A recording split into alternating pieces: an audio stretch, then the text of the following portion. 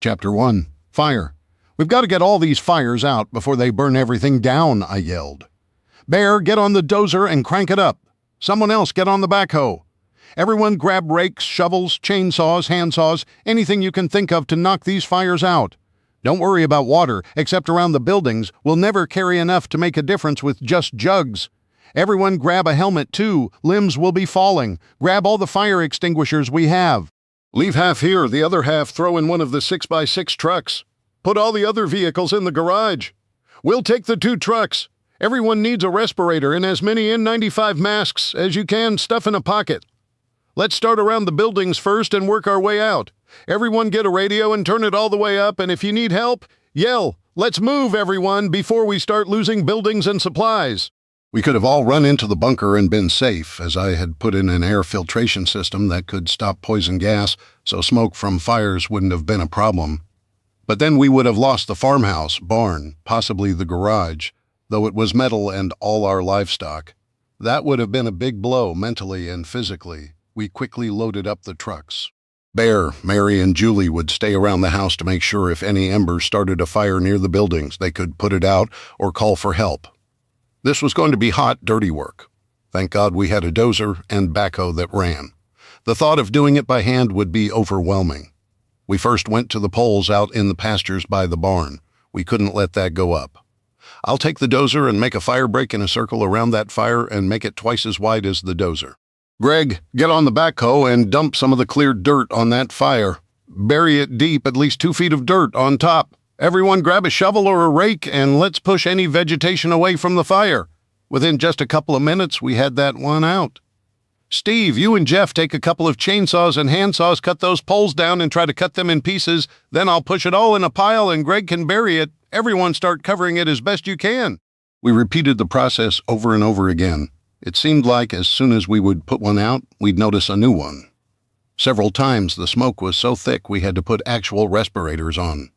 When we came to our first transformer, I held everyone up. Nobody goes near it without a full respirator on. No exceptions. They're full of oil, which is toxic. Use a couple of extinguishers and see if they'll put out the fire. I'm going to try running them over to flatten them down and Greg can come back and bury them. It took us a while and we emptied 2 fire extinguishers on them, but we finally got the fire and the transformer out. That was tougher than I thought it would be. But we've learned some valuable lessons, including don't assume it won't flare up again. Unless it's buried under a few feet of solid dirt, we keep piling more dirt on it. Several areas required us to bulldoze massive fire breaks.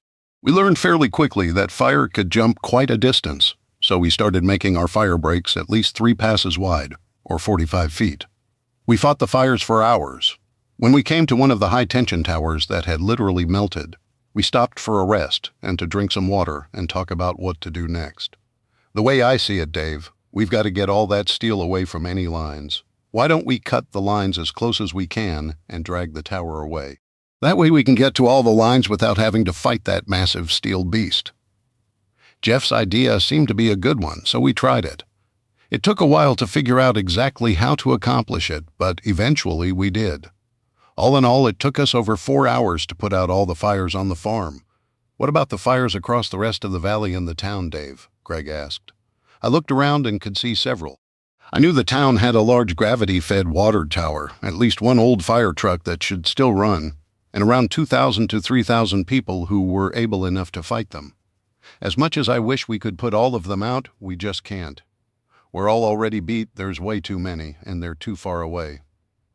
We'll need to keep people on watch to make sure no other fires break out that threaten us here. We need to protect what we have first. Our farm could be burning down while we're 10 miles away putting out a fire. No, let's head back. Hopefully that's the last time Dave's fire department will have to respond. We all headed back to the farm, tired, hot, dirty, and very hungry. As we got to the farmhouse, we all just had an adrenaline and energy crash. Some sat in chairs, some on the porch, and a few just laid on the grass. As soon as Mary saw us, she shook her head. "Lord, you all look plumb tuckered out. Let me get everyone some water and food after we all ate and drank lots of ice-cold water." I asked Mike what was next. "First, I want to stress that just because we got hit, it doesn't mean the risk is over and we can dig everything out and go on. There may be multiple waves of CMEs, and we could get hit again over the next couple of days. So anything that gets broken out of containment could be fried if we're not careful. Many people will assume it's over if they've protected their equipment, only to have it destroyed by a subsequent wave. I would say to be totally safe, we need to wait a minimum of 72 hours before we can assume it's all clear. Now, the bad news is that even then we may still get hit next month or next year. Nobody knows, because it's all speculation since it's never happened in the modern age, at least since the 1850s. So, for the next 3 days, only what we absolutely can risk can get pulled out, some of the cheap GMRS radios and those old Gen 2 night vision goggles.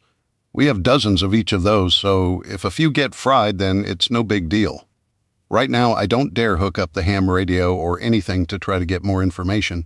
It's possible some satellites, especially military ones, survived, but again, I don't dare try to contact them. That's all I have so far. Greg, Doug, and Steve, since I've been out of contact, so to speak, what's the status of security? That brought some laughter and chuckles, but no jokes or comments, which was surprising, knowing the group. Greg started, "Well, we've been going on the standard rotation, 2 on watch, 1 on camera, and 1 on horseback as a roving patrol for the past 3 days since we learned the CME was heading our way. Nothing there has changed. We think we should consider opening one of the off-site observation posts at the least, the one on the road heading toward town being the most obvious. It will probably be days before anyone from Knoxville can get this far if they even try yet. Assuming the average person isn't trained for walking, then they can walk about 6 to 8 miles a day on average. Figure 10 miles as a safety.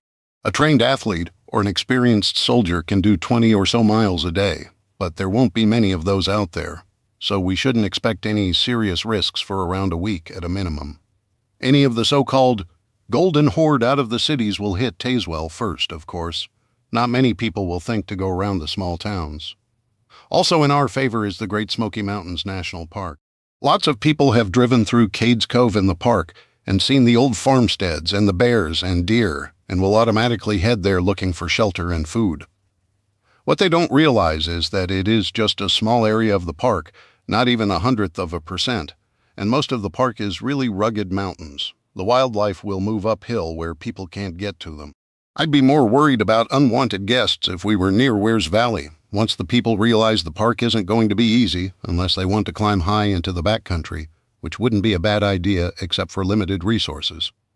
They'll head up that nice wide valley which has a lot of clear ground. So that will draw a lot of people away from us, though, come winter, when the bears hibernate and the deer go to ground. There are going to be a lot of people starving and dying from exposure. Hope they like rabbit and squirrel and know how to fix them. There's a lot of ground between here and Knoxville, though, and that's good. A lot of people won't be happy to see them coming. They'll be like locusts consuming everything in their path. I'm sure some of the good old boys living between us and Knoxville won't take kindly to people coming to take their food, and I'm sure more than a few food thieves will get put into shallow graves. A murmur of agreement went around as everyone sympathized. People arriving here to take what we had worked so hard to build for our little community would meet a similar fate. Unfortunately, the people with kids are going to be the first to go. If they do have anything, somebody's going to try to take it. If the kids don't get killed, many will die from illness, exposure, or starvation. A person with a small child, say under 12 or so, will be lucky to make 5 miles a day. Most will never survive getting out of Knoxville. It's horrible, but that's the facts. The government's own projections say about 90% of Americans will die in the first 12 months, and that's with the U.S. government and foreign governments providing assistance, which isn't coming yet. The U.S. government, if it still even exists, will be forced to concentrate on just the largest of the big cities and areas around military bases and important government resources, maybe around nuclear plants and so on. But mostly the northeast and west coasts. The rest of America will be considered disposable. Foreign governments will have the same problem. Hate to say it, but there it is. He took a deep breath. You could tell he had been up a lot of hours thinking and worrying about this. What sickened me was remembering Jeff's story of the University of Tennessee students cheering the news of the CME going to hit and calling it the Great Reset, and of the Antifa and gangbangers talking about it being their time. My mind was spinning as I tried to cover all the angles and think of everything we needed to plan for our survival. Guys, we may have underestimated one thing, the workload we're now going to have. We have to look at taking care of livestock, planting, tending, and harvesting crops. Learning how to do things the old-fashioned way, and all of this while trying to maintain an increased security position. Let's face it, with 12 people here and 4 people on watch at all times, that means each and every one of us has to take a watch shift every single day, with no downtime at all. That's in addition to everything else that needs to be done. There is no way we can keep that schedule up. We'll be so burned out.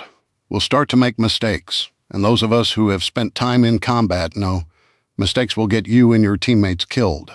If it was just a couple of people, we could have disappeared into the mountains somewhere and stayed off the path and the grid.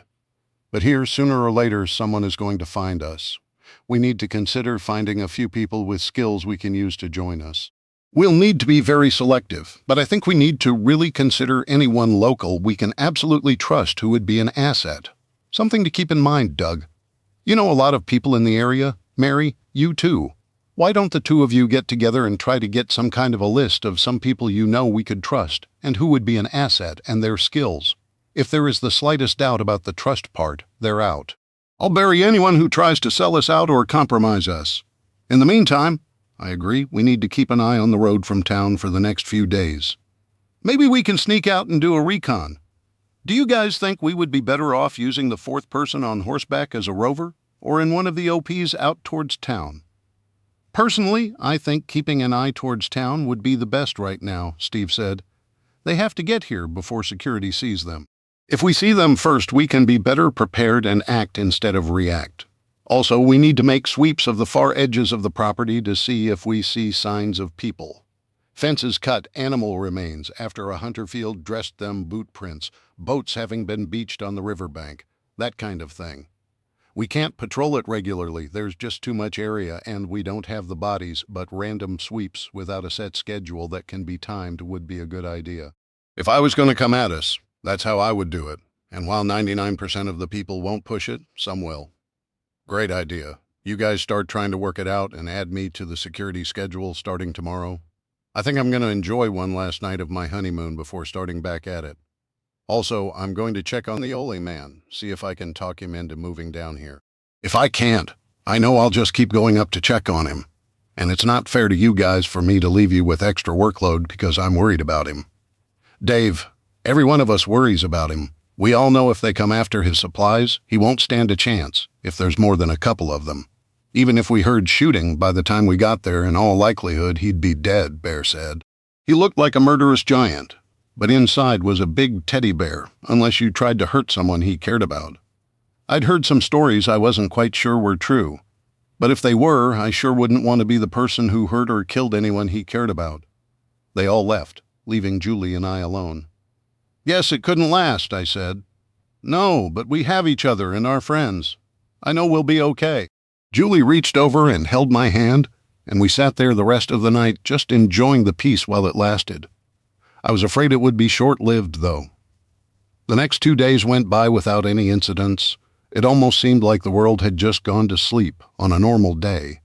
Even out here, we would sometimes see a small airplane fly over and occasionally see a jet thousands of feet in the air heading somewhere. But there was none of that now. No ringing cell phones or notifications of spam or a text message. Nothing. It was hard to get used to, quite frankly. It was peaceful but definitely different. It amazed me how much noise had become a normal part of everyday life. The 3rd day after the CME was the day we would start to break out all the protected gear and work on getting power and comms put back together, the hydroelectric plant put back in place, and maybe see if we could pick something up on the ham radio or a satellite if any had survived. It would be good to not have to rely on Coleman lanterns for light. Of course, light discipline would be crucial. We didn't want to advertise we still had electricity. You could tell where a big city was from almost 100 miles away by the yellow glow in the sky. Just one simple night light outside, like we're commonly attached to barns around here, would show up as a yellow glow in the sky miles away and be like lighting up a big billboard saying, "Come see all that I have that you don't." The jackals and vultures would be circling within hours. I wanted to check on the old man and couldn't just call him now, so I got a horse and rode up to his place. I wondered how I was going to get through his gate without power. We had a back way in and out, but I didn't know of any back way into his place, and there were steep mountain cliffs on both sides. Actually, his place was more defensible than ours, except, of course, for the bunker. Going around the gate would involve climbing a very steep, almost vertical mountain, and that I couldn't do with a horse. As I sat there, contemplating what to do, a voice came over the speaker. "You just going to stand there, or you going to come on up?" The old man's voice bellowed, surprised. I pushed the button. "I didn't think your gate would work with no electricity." "Well, I'm old, but I ain't stupid. I shut everything off and put it in the sheds. You people helped me set up. Figured I'd give it a day, then start hooking things back up. Got a generator going, and just got the gate set up a few hours ago. Come on up." He buzzed the gate open, and I rode up his driveway.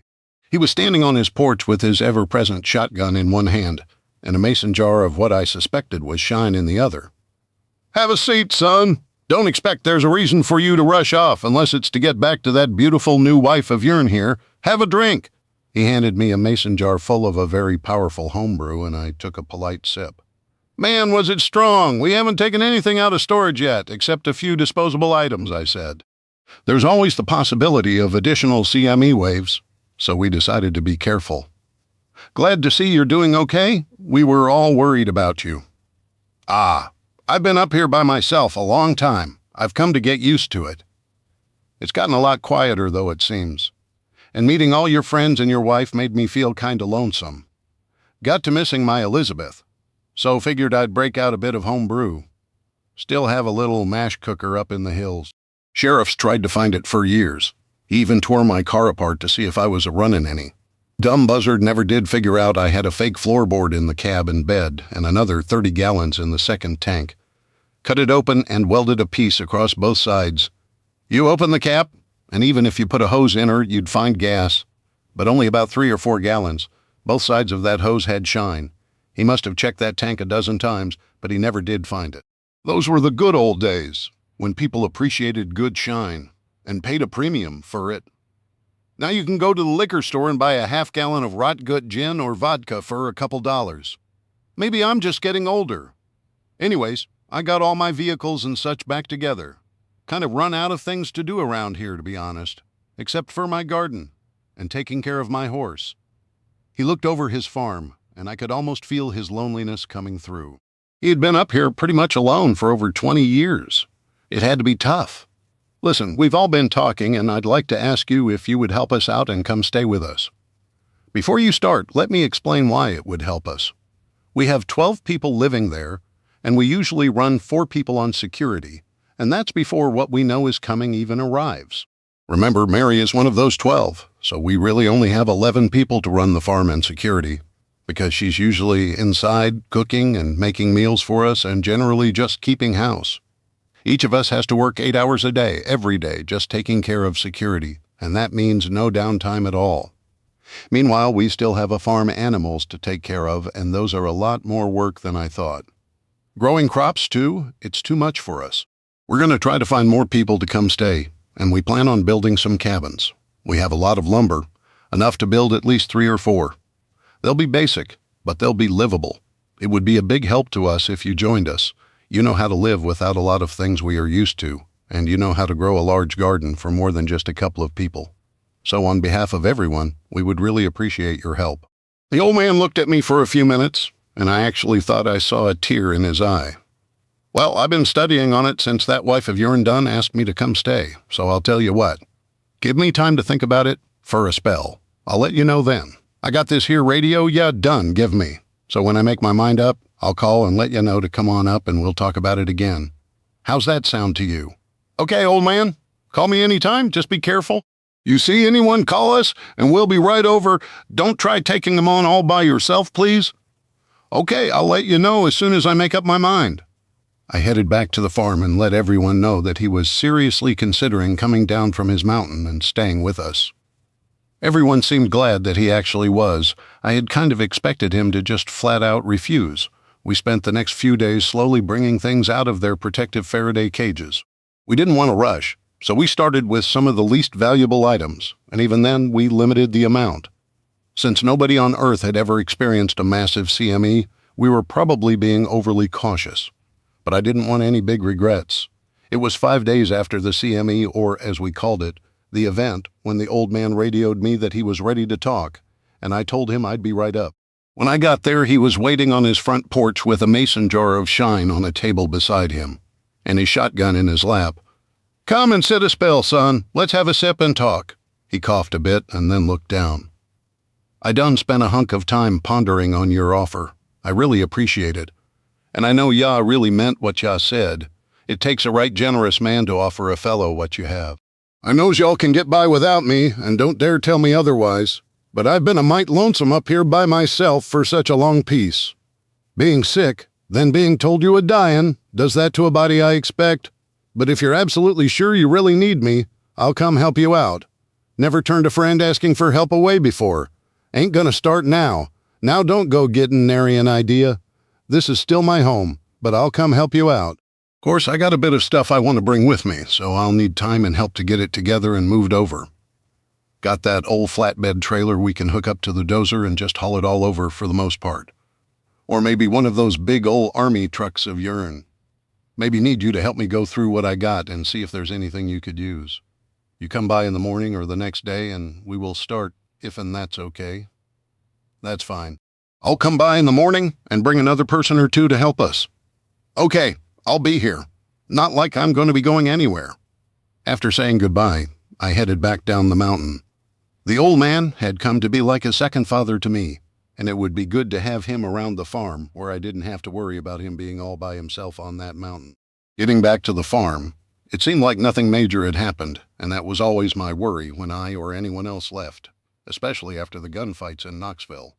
After putting the horse and gear up in the stables, I walked into the house to be greeted by a surprisingly happy Julie who grabbed me and gave me a big hug. "Boy, if this is the greeting I get after being gone up the mountain a little bit, I'm going to have to go out more often," I told her. Sadie had her babies. "You have to come see them. They are so adorable." I followed her into the living room where Julie and Robin had made Sadie a bed.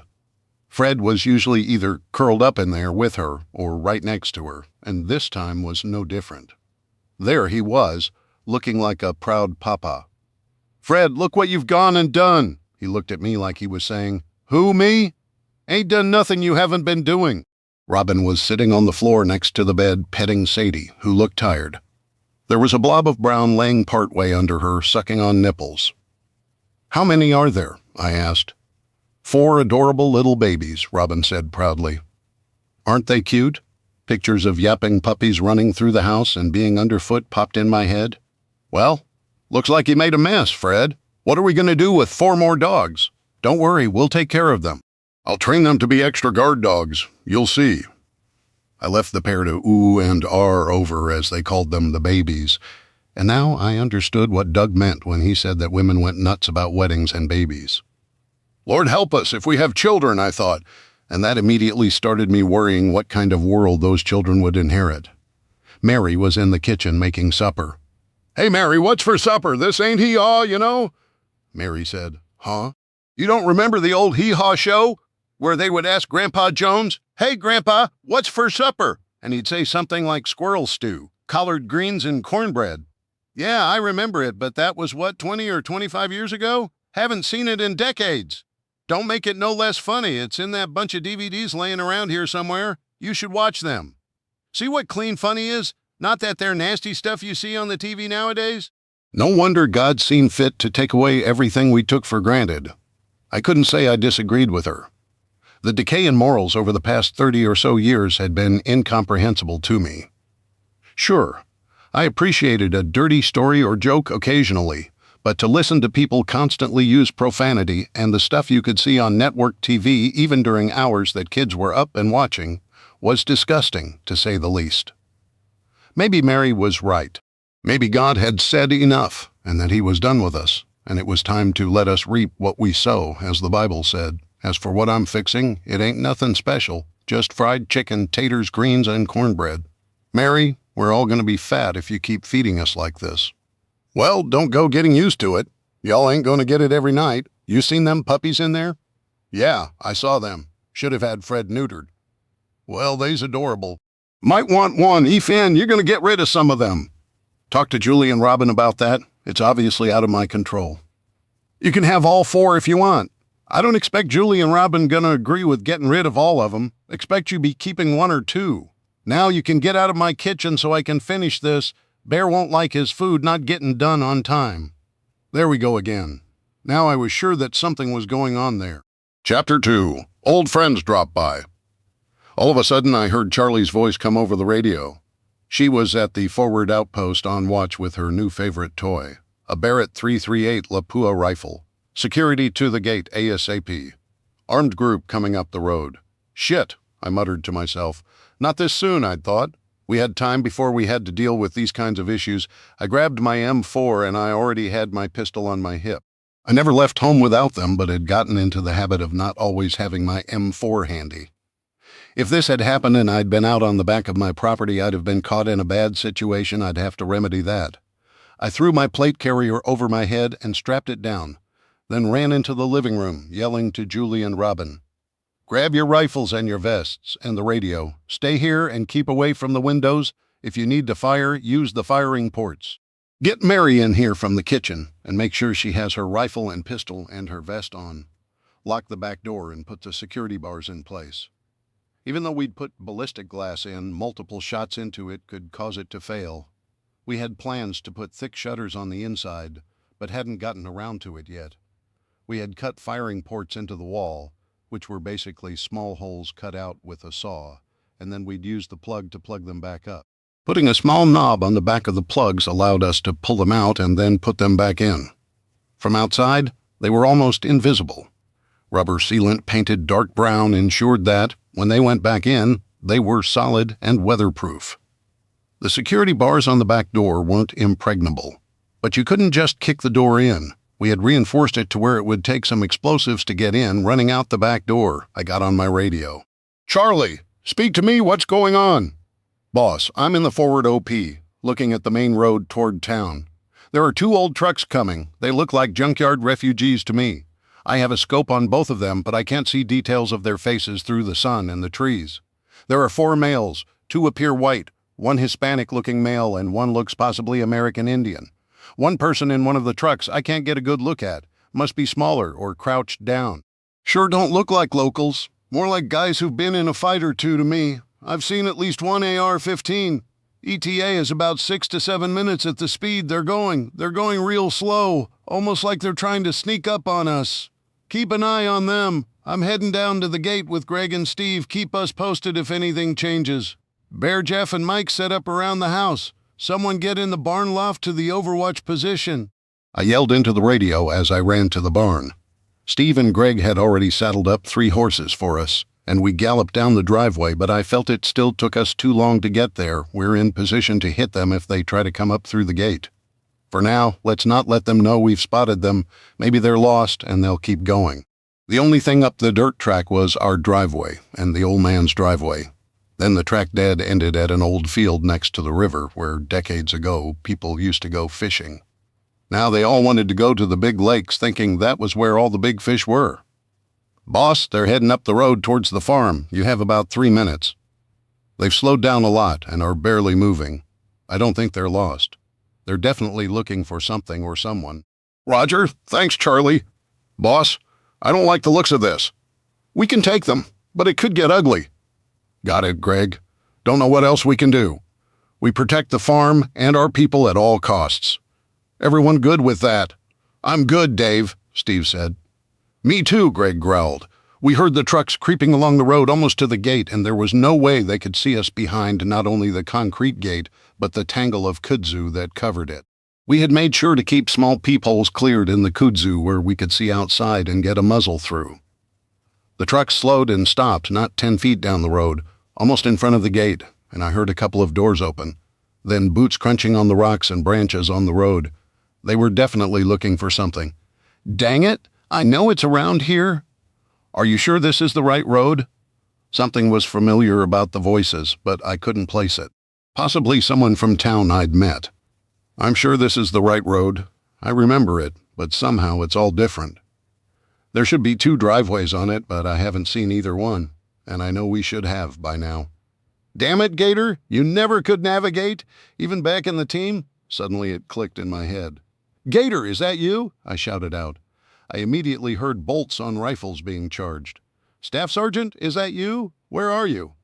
Who all's with you? I called. Ghost, Cracker, Medusa, and the Apache. Laughing, I got on the radio. Everyone can stand down. Charlie, we're good here. Bring it on in. We know these clowns. They're good. Opening the gate, I saw the 5 of them looking at it like Aladdin had just said, "Open sesame. Gator, you old warhorse. How did you get all the way out here? Last I heard from you, you were somewhere up around NY City hooked up with some Broadway dancer," I said. I was amazed to see almost all of my old teammates, at least almost all of those that were still alive, were here. I had served a lot of years with those guys in some major hellholes, and it really was good to see them. "Nah," Gator said. "We broke up about 3 months ago. She went all woke on me, started trashing the country, the police, the military, so I walked. Last I heard, she was marching in some protests up around NY and Boston. Greg, Steve, come on out, we're golden." The pair walked out of the gate with big smiles plastered all over their faces. They knew every one of them and had served with them for more than a few years. Even Steve had worked with most, if not all of them. "Apache, my brother, figured you'd head to the reservation and keep your head down," Greg said. "Greg, you know me better than that. I was staying in NY actually with Gator and Ghost when we heard about the CME going to hit us.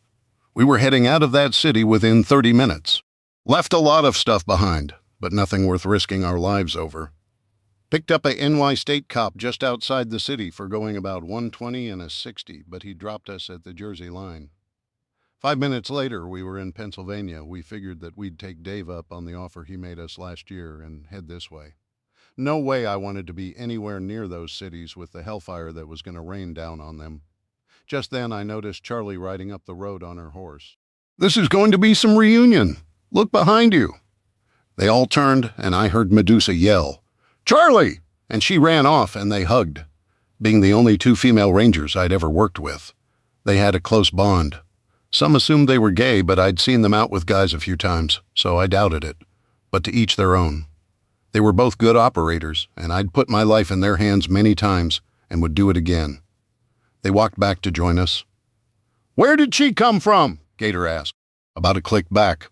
"We have a forward OP set up. You went right by her." "She had eyes on your trucks at least 10 minutes ago," I told him.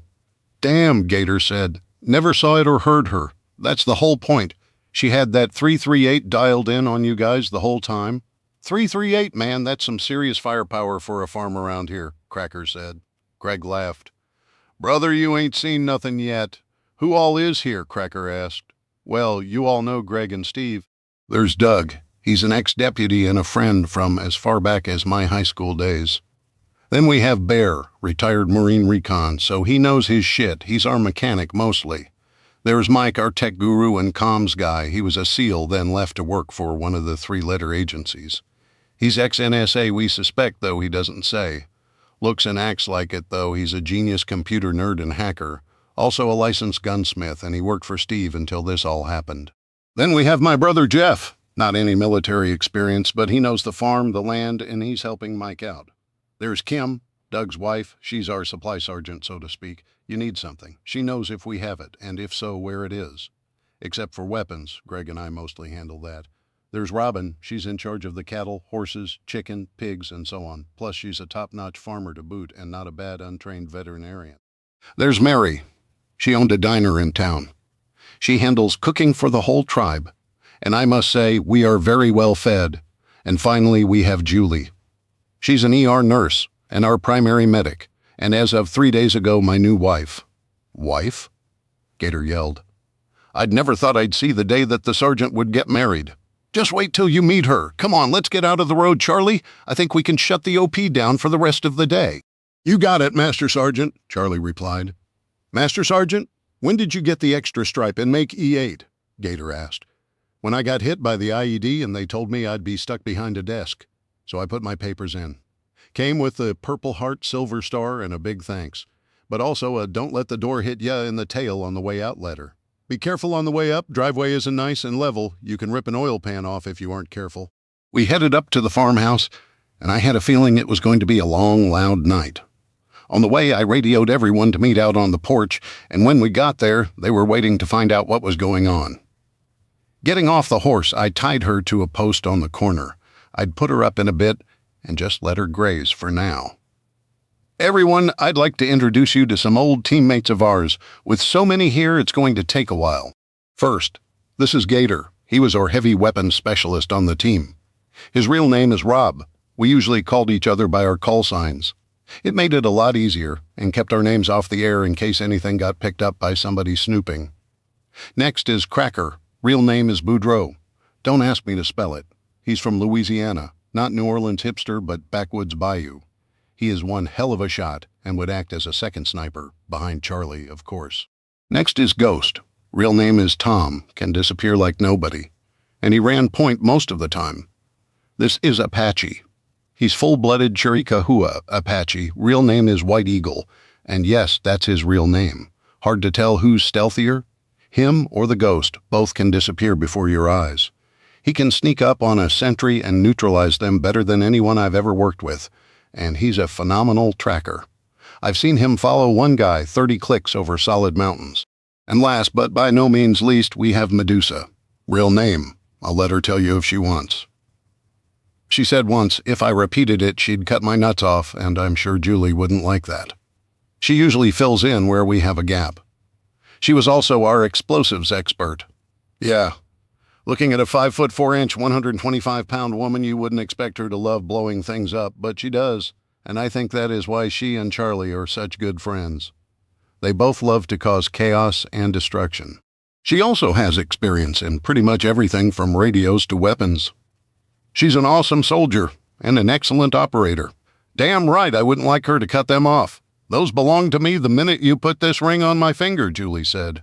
I'll let you take them out every once in a while. But if anybody's going to cut them off, it will be me, mister, she jokingly added, and everyone laughed. Dang girl, let me see that bling, Medusa asked, and Julie proudly showed her. Sarge, you did real good. Who'd you have to kill to get the dough to afford that rock? I was sure Julie would explain that to her soon enough.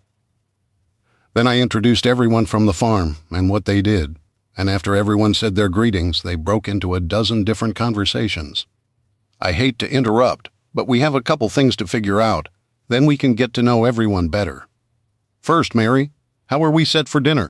I'm sure you didn't expect 5 more people to suddenly show up. Hey, Dave, Gator interrupted. Listen, we didn't expect to come and put people out. We have MREs in the trucks and we can chow down on those.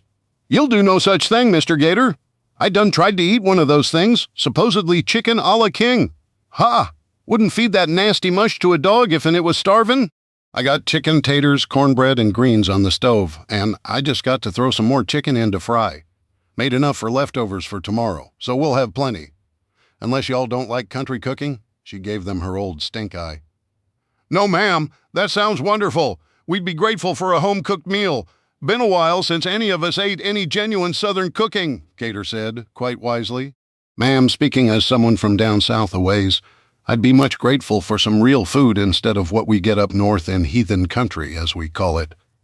Cracker was proud of his southern roots, and I'd seen him fight more than one person who'd called people from the South traitors because of the Civil War or insinuated that they were stupid, lazy, or inbred. He still carried an old Kabar knife his grandfather had brought back from the Marines during World War II. It was sharp as a razor, and more than a few of our enemies had had their throats slit by him without even knowing it. Well, I'll just get back to my kitchen, and supper should be ready in about 15 minutes.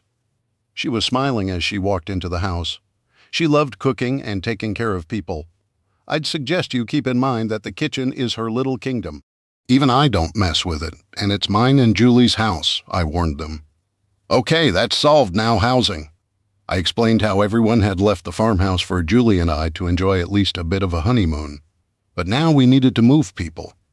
So we have 4 bedrooms in the house and 4 trailers with 3 bedrooms in each. Julie and I have my room in the house, and Mary, being in the kitchen most of the time, also has a room there. That leaves 2 rooms. The only couples here are Doug and his wife Kim and Greg and Robin. Medusa butted in. Greg, did you go and get married too? No, we aren't married, Greg replied yet. Charlie piped up, though they seemed to have put the honeymoon before the ceremony, so to speak. Everyone laughed, especially when they noticed how red Robin got when she blushed. Greg just glared at Charlie. Well, Greg, you two do seem to be enjoying your teenage years all over again, I added.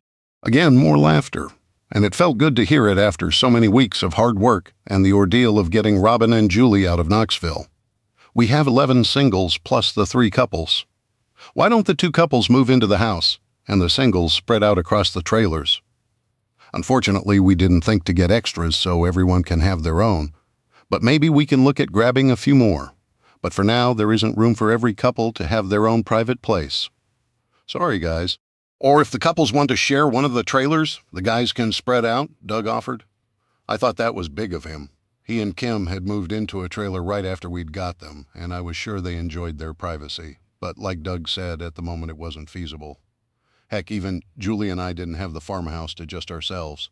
Well, we bought enough supplies to build 4 cabins. We have lumber, plumbing, electric, furniture, and roofing. We just have to build them. We've got the manpower to do it. It'll just take some time. Okay, for the couples, what do you guys think?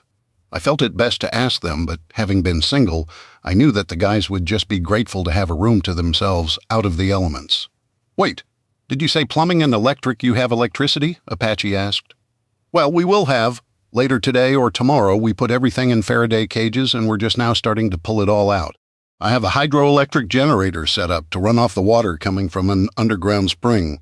Well, it's more like a creek or a small river. It's been supplying this farm for over 200 years with spring water without fail. Also have an underground well just in case, you know that old saying? 2 is 1, 1 is none, they all repeated back. Am I that predictable? I asked, laughing. I guess I did say it quite often. Greg had been talking with the others, and he stepped forward. Dave, we've talked it over, and we think that the easiest thing would be either we move into the farmhouse or share one of the trailers, and if a single person wants to move in there, we have no problem with it. But I think the farmhouse is best. It keeps the couples together. I doubt you'll be up all night drinking beer like some of these heathens are known to do. Beer? You have beer? Cracker asked. We have a little thought it might be useful for trading in the future.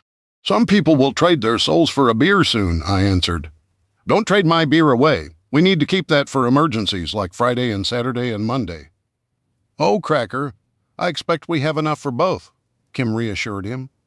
She hadn't really said much yet. She was always kind of shy around new people, especially when she felt intimidated, which I was sure she did, seeing 5 new meat-eaters pop in. Just how much you got? I can drink an awful lot sometimes. Brother, you ain't seen nothing yet. Wait till you see what's behind the secret door. Steve laughed. I don't rightly know how much we have, off the top of my head. Kim is our supply sergeant, Kim. About how much do we have? I never really paid attention to it. I just told you to order some and some hard liquor, I asked. Last time I checked the inventory, unless Greg's been getting into it and not letting me know, again, we had a little over 1,200 cases of assorted beers and about 750 cases of hard liquor. That doesn't include Robin and Dave's Great Northern Australian beer. They can keep track of that if they want to. It's not like we can import that or even find more of it, even if you could find a liquor store that wasn't smashed and cleaned out. I had to order it straight from Australia, and it wasn't exactly legal to import. So we had to use one of Steve's contacts to get it here. No, ma'am, I wouldn't dare. I learned my lesson last time. Guys, let me warn you. 2 things you do not mess with: Mary's kitchen and Kim's inventory. You take something, there's a pad to write it down on, and if she finds you took something without writing it down or telling her, there will be hell to pay, Greg said. He'd been caught once, and after the public ass chewing that the normally mild-mannered Kim had given him, I'd bet he'd never do it again. Did you say 1,200 cases of beer? I've done died and gone to heaven, Cracker said with a huge smile. Listen up, Cracker. I find you drunk on watch. Ain't nobody going to be able to save your ass from me. Got it? Greg had a look on his face that said, you better not mess with me. As my number 2 on the team, Greg usually handled minor disciplinary issues. While he could be a guy's best buddy, he didn't tolerate anyone jeopardizing the team or our security by doing something stupid or by breaking a rule they knew better than to break. Read you loud and clear, Sarge. Just didn't expect cold beer, electricity, running water, and home-cooked food. Hell, we're loaded up with tents and all the MREs we could shove in those trucks, Cracker said. Great. Just what we need, more MREs, Bear said with a scowl from the stories I'd heard. Many times he would go out and trap a squirrel or a rabbit when out on a mission. If he could cook it before he'd be forced to eat an MRE. I take it you have a few stored around here? Gator asked. Oh, you could say that. How many MREs did you guys bring? I asked, trying hard to keep a smile off my face. Probably have over 400 left. So should last even this many people for a little while, at least until we can get in these woods and start hunting deer and wild game. Gator said. Kim, give him the bad news. Kim smiled at Gator. Well, we have about 18,000 here, give or take, plus another stockpile off-site that I'll let Dave explain to you when he wants. I think we can feed everyone. Plus, we have additional freeze-dried and shelf-stabilized food. We also have meat, frozen and fresh. Vegetables, again frozen and fresh. But I'll let Dave explain the supply situation. I'm just the one who counts it and keeps track. I will be able to keep my inventory straight, won't I? You mess it up and you'll be counting everything by yourself, down to pencils and paper clips. Again that stare that said, Don't mess with my turf. Gangbangers could take lessons from her.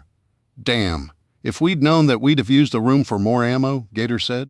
Everyone except the new arrivals just looked at each other and started laughing. What's so funny? Ghost asked. Later, brother, later, I answered. There definitely were some surprises in store for them. Sounds like the living quarters situation is pretty much settled. You single guys are all adults, so you can manage to figure out who goes where. Just then, Mary appeared at the door. Supper's ready. I could use some help carrying everything out back to the picnic tables, if someone doesn't mind. Robin and I will help, Mary, Julie offered. Thank you, girls. It's much appreciated. Miss Mary, I'll help carry it out there for you, if and you want, Bear offered. Why, thank you, Bear. Just for that, I'll give you an extra piece of the wedding cake we have left. Greg and I looked at each other and smiled knowingly, and Gator frowned as if wondering what was going on. We'd fill him in when they weren't listening. As we headed around back, I thought we had better find a place to eat other than just picnic tables in the open. Usually when it rained, we would spread out around the kitchen and living room and eat inside. But now with 17, that wasn't going to work. Then I remembered there weren't going to be 17 of us. There were going to be 18. I had forgotten about the old man coming down. We hadn't figured on him when we were discussing the living situation either. As I sat down, Julie noticed the look on my face. What's wrong? She asked. I know that look. Something is bothering you. What is it? The old man with everything going on? I completely forgot about him. We didn't figure out where he would stay, and I'm supposed to go get him tomorrow. Who's the old man? Ghost asked. I explained the history and story of the old man and how we'd agreed to ask him to come for his safety and because, quite frankly, I couldn't leave him up there all alone. Hey, it's okay, my brother chimed in. He can move into the trailer where I am. Mike and I are there, but there's an empty bedroom. I've known him my whole life, so he might like being around someone he knows. It will be good. And if things get crowded or people start feeling the need to have some space, we can start building some cabins or dig up some trailers. There's a whole Clayton lot less than, 8 miles from here? Doubt they're going to be selling any. And even if they are, we sure got that covered. Brother, you worry too much and try to do too much yourself and put too much on your shoulders. Look around. There are plenty of people here who can help you. Just gotta let them. I think we're all just more than thankful that we're here. We're relatively safe, and we have food, heat, and a roof. You can't recreate civilization by yourself, and that's what you're trying to do. No matter how much you do, it isn't going to be like it was last week. As Papaw used to say, let go and let God. You believe in him, so let him accomplish his will in his time. I didn't think I'd heard my brother say that much at one time in years. His ex-wife Karen had kept him so beat down, trying to keep up with the Joneses and pretending to be oppressed, suffering, and a victim while living in a $500,000 apartment, driving a $100,000 car, and buying 30,000 Fendi handbags. I wondered what she was doing right now with a car that didn't run, in a city that was a dangerous pit even before everything broke down. I wondered if her fellow warriors were keeping her safe. Frankly, I doubted she'd survive a couple of weeks. Her entitled attitude was sure to piss off the wrong people. Man, you're right. I guess as the old team leader, I just expect myself to take it on, but I know better. I'd never have done this on a mission. Hell, I'd have been the first person up an officer's butt if they tried the same crap on me or my team. Next time I do it, turn me around and have Bear put one of his size 15 boots up my ass. That brought out the laughter, and that also happened to be when Bear brought out the massive platter of crispy golden brown fried chicken. I swear I saw a cracker in the Apache drooling, and it really did look that good.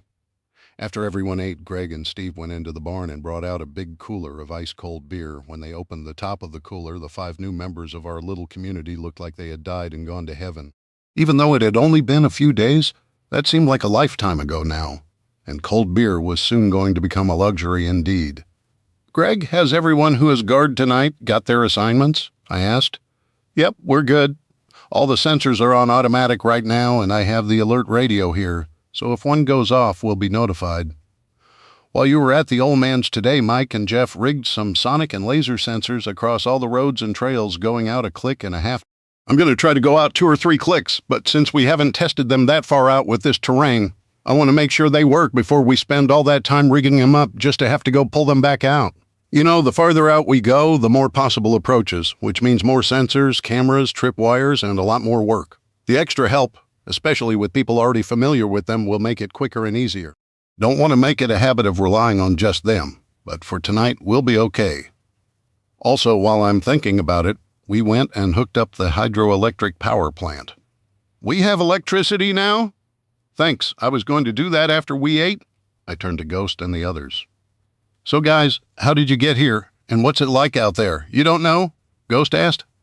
"Not really. Farthest we've gone out since word of the CME hit is Knoxville. That's about 60 or so miles from here. We got lucky that Mike had a friend with the NSA who gave us a little early heads up, about an hour and a half, maybe 2, before the news broke. Julie and Robin had gone to Nashville to shop for her wedding dress and were on their way back when I called and told them the news and to get back immediately. They had to stop and get gas in Knoxville right before we got there to meet them and escort them back, and they got stopped by some Antifa punks. Robin had to shoot one. We got there and busted them out of a construction trailer they were hiding in. Ended up having to put down their leader, and you'll never guess his name, Comrade Commander Viper. Even had a trash can lid he had painted black, and if you can believe it, a Hi-Point 9mm that he actually tried to shoot rap video style sideways. Didn't end well for Comrade Viper. He's busy taking a dirt nap now. Then, just as we were leaving, we got hit by 5 wannabe gangsters packing AKs. I think they were Crips. Had the blue bandanas, but I don't keep up with gang colors and signs. Had to put 3 of them down. Other than that, the only trouble we had was when we went into Tazewell to get Mary and her belongings and stock from her diner, and we got met by the local welcome wagon. Man, let me tell this part. I tell it so much better than you do, Greg interjected. Knock yourself out. You aren't going to believe this. We were just finishing up when Charlie let us know that 3 people were coming to meet us. We had parked around back to not be so conspicuous, but heck, we had an up-armored Hummer with a turret and a 6x6. We weren't exactly stealthy. So anyway, up walks these 3 people. Dave recognizes the police chief, but not the other 2. Mary did, though. One turned out to be Larry, the new county attorney, appointed by the leftist politicians in Nashville. Greg, remember his name as Lawrence? I reminded him. Yeah, right. Anyway, Larry and the woman? What was her name? Gloria. Charlie spat out. Oh, right, Gloria. She was a city councilman. Oh, excuse me, councilperson, or as she'd rather be called, Her Royal Highness. She, along with George the city police chief, and Larry had decided among the 3 of them that they were declaring martial law and seizing all food, gas, and supplies. They were also banning and confiscating all guns and ammo. They told Mary we could take her supplies to the commissioner's building, where she would be allotted 1,000 calories a day of food. Also, they told Dave they would be coming out to inventory his farm. Once he told them where it was and seizing everything, including the cattle, pigs, chickens, and horses. And get this. They were seizing our vehicles right then, and we would have to walk the 20 miles back to the farm. And they were taking our M4s, pistols, and ammo. If our guns weren't legal, then Gloria had appointed herself judge and jury, and we would each get 10 years in jail. Everyone was listening incredulously, but Greg wasn't done. Here comes the really funny part. Then Gloria demands the chief arrest us with 1 Glock 17 holstered against 5 trained operators with full auto M4s pointed at him. Excuse me, Greg, Charlie interrupted. I didn't have an M4. I had one of my new babies. The Tavor, remember? Oh, yeah.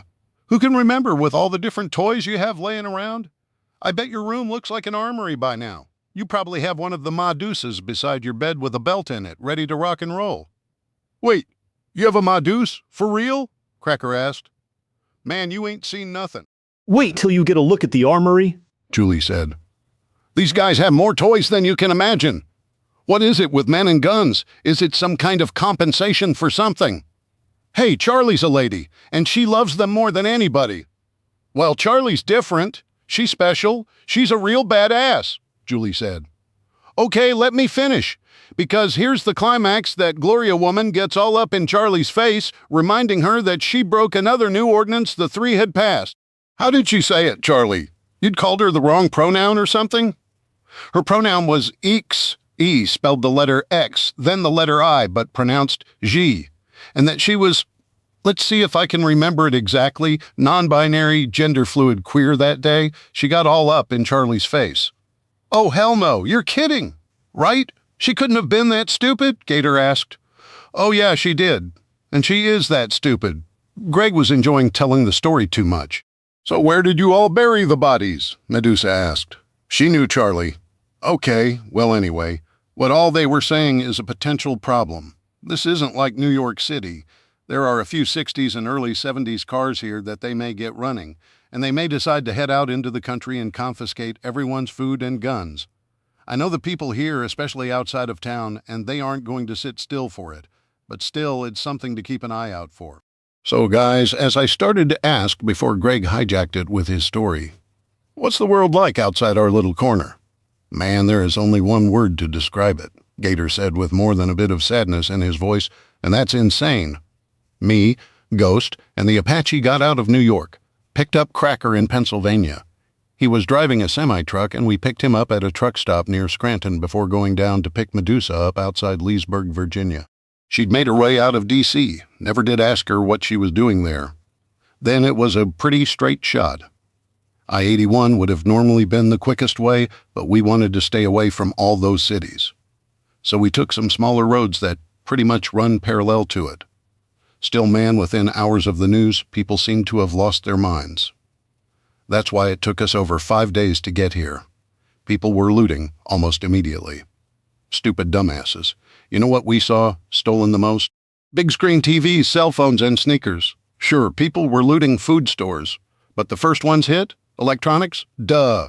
Hey, idiots, in 3 days you're not going to have power, but they're all like, hey man, I got an idea, let's go risk getting shot to steal some awesome TVs and phones. Besides the looting, we saw a lot of rioting. Most of it we couldn't figure out what they were fighting about. Looked like people either settling old grudges or trying to get back at somebody. You know, like, hey, let's go burn the white neighborhoods down and it's all this group's fault for whatever, so now we can make them pay. It was bad. People tried to jack us, even the first couple of days when new cars still worked. After the CME hit, we rarely saw anyone on the roads.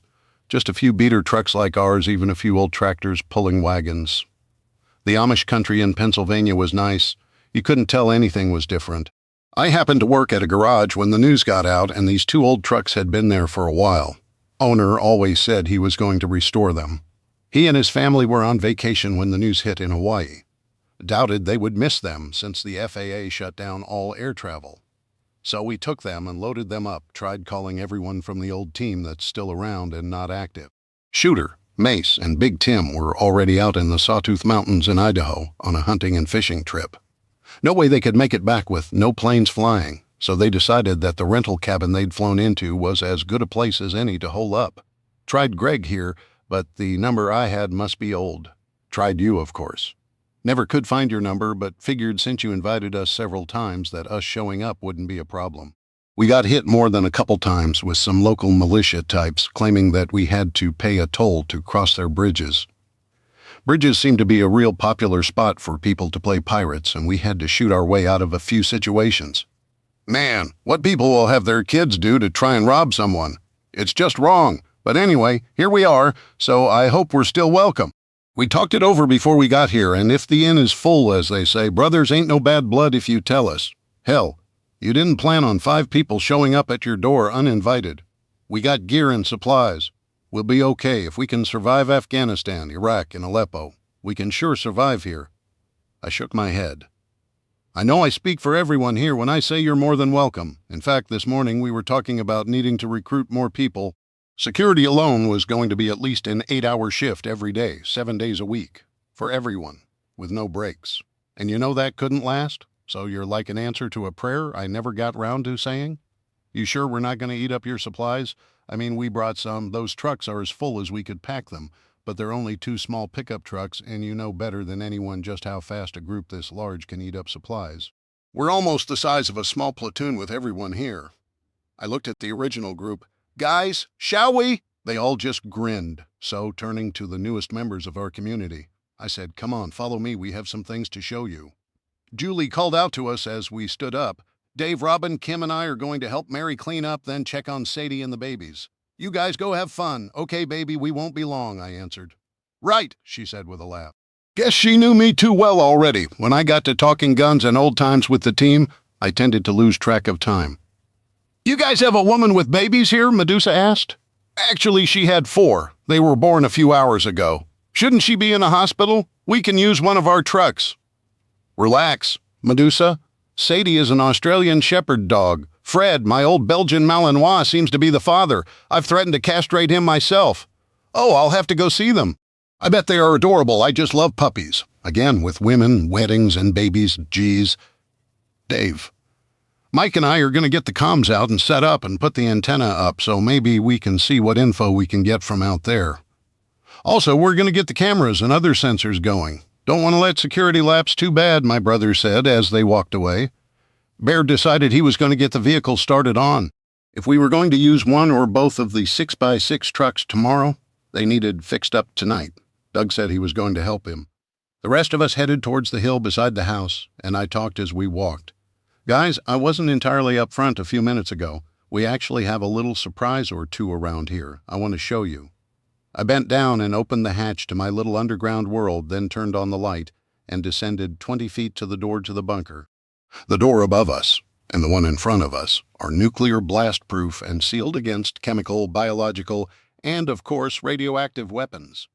12 inches thick of solid titanium with 6 and 12 bolts embedded at least 2 feet into the bedrock. A bunker buster bomb would get through the roof, of course. It's just 2 feet of concrete with a solid lead sheeting and reinforced with 1-inch steel rods and 20 feet of dirt on top. But I doubt there are any B-52s flying around Tennessee. Where in the world did you get nuclear blast-proof doors? Gator asked. You'd be surprised what you can find at a government surplus auction. Cost me a whole 35 cents a pound. Of course, they weigh over 1,200 pounds, so it was a little over $800 for the pair. Shipping cost more than the doors. The lights came on immediately when I opened the door, and what they saw must have been quite a shock. No wonder you said our stock of MREs weren't needed. Man, this looks more like a Sam's Club than a storeroom, Ghost said. Greg and Charlie looked at each other and just smiled. There's enough food in here to feed 20 people, 3 meals a day, for 3 years. That's a little over 43,000 meals. And no, it's not only MREs. There's enough seed stored in here to feed another approximately 100 people. At least with vegetables, grain for flour, plus sugar, salt, spices, tea, and of course coffee. We have cattle, pigs, and chickens too, plus horses.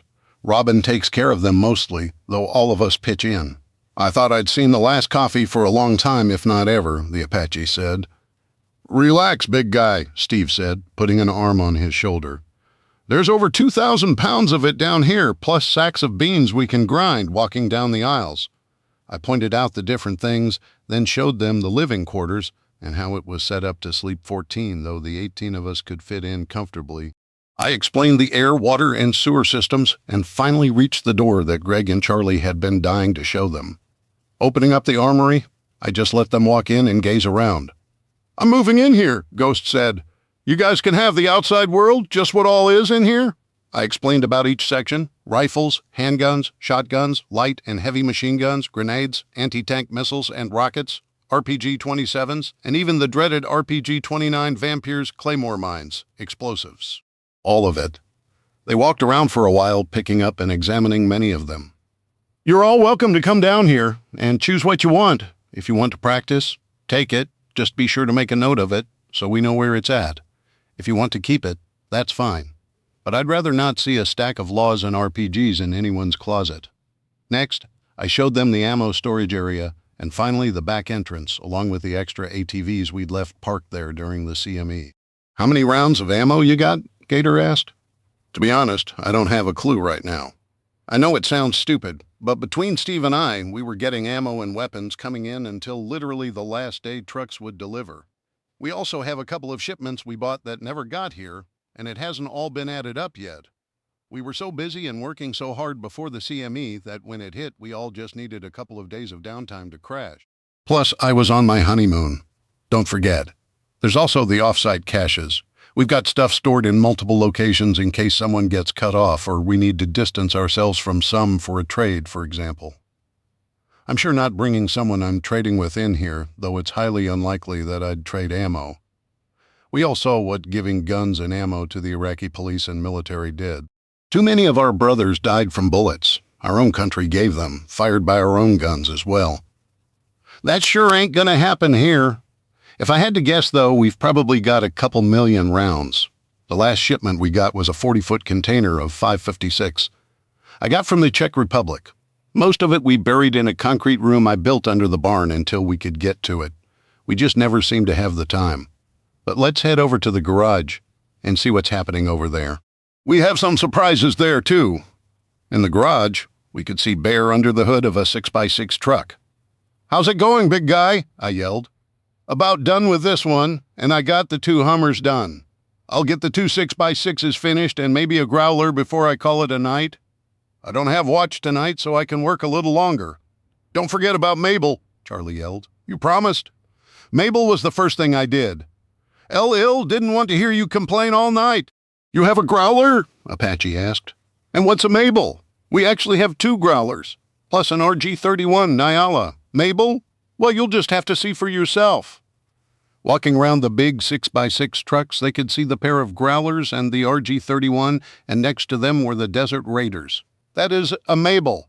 Well, more specifically, the first one is Mabel. Charlie actually stole her from me. Don't ever try to ride it without her telling you that you can. Trust me, it isn't worth the grief. "What is it?" Cracker asked. "I've seen a lot of army vehicles and been in a lot of countries, but I've never seen that before. Ever been to Israel?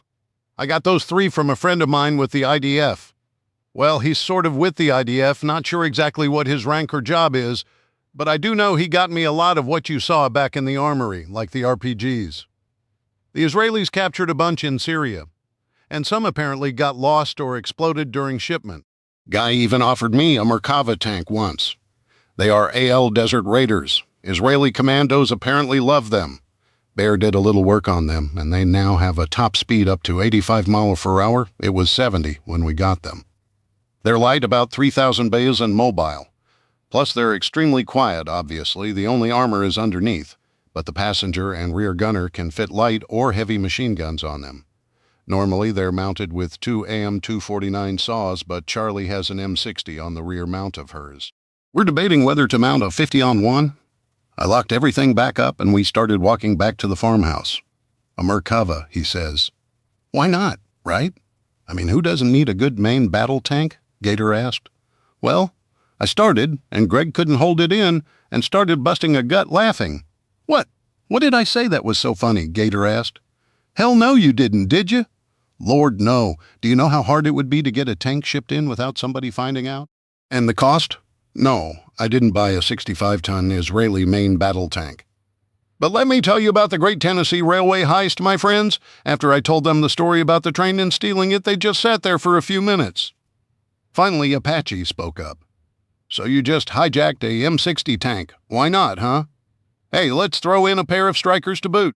Well, can you imagine if some gang moved in and found it and had someone or found someone with some military experience who knew how to operate that tank or those strikers or figured them out?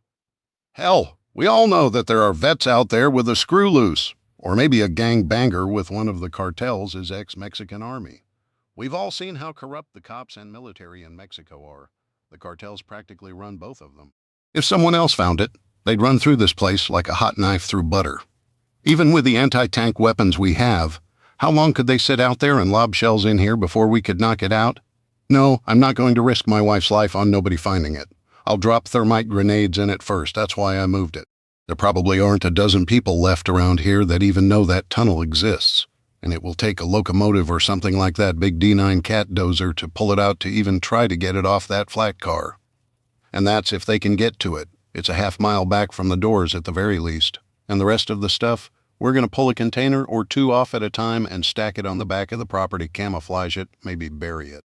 At least one container has weapons, including 81 and 90 millimeters mortars, something else I won't let someone use against us. Another container is full of ammo, lots of it. There's another container full of artillery shells, like 105 millimeters and 155 millimeters, but we don't have any artillery guns, so we have no use for them. We have a list, but I haven't gone through it. Heck, there's stuff sitting in that bunker over there that's never even been unpacked and gone through. We even have just plain old rifles that haven't been touched, and you can imagine if these gun nuts haven't done it yet. It's not because they haven't wanted to. Charlie has been breathing down my neck to let her get into it, but we just haven't had the time and manpower. When the CME hit, everyone was so exhausted that they needed the downtime more than we needed the work done. So there you have it, everything we've got. What do you guys think? I, for one, am impressed as heck, Master Sergeant. Just one question. How in the world did you afford all this? I know your military pension wasn't that much. I then had to explain what I'd done the year after I left the Rangers working for the Israelis and the money I'd made from that $300 million. I'm sorry, but that has to suck to have that much and to not be able to live the dream life. Oh, man. Here's my dream. This is my home, my family's home. Since before the U.S. was the U.S. I love it here. I met my wife here. My friends are all here. If I can't be happy with this, then I'd never be happy anywhere. Still, all that money is just no better than toilet paper now.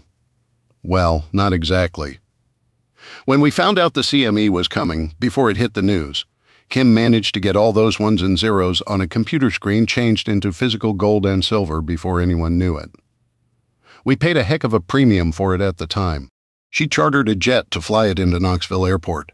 Then 2 Brinks armored cars picked it up and brought it to town where we loaded it up. Cost us around $600,000 to do it, but it sure beats what it would be worth now if we hadn't. It's in part of a secured container in the garage for now? You mean there's $300 million worth of gold and silver just sitting in that little building behind us?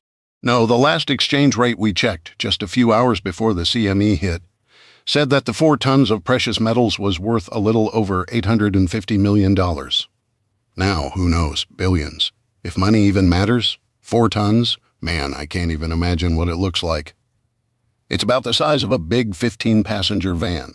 We've got to figure out what to do with it. I sure don't want to leave it just sitting in there. Anyways, I'm going to need some help tomorrow. Up at the old man's place, helping him go through his stuff, deciding what to bring, and moving some or all of it. Who's up for helping out?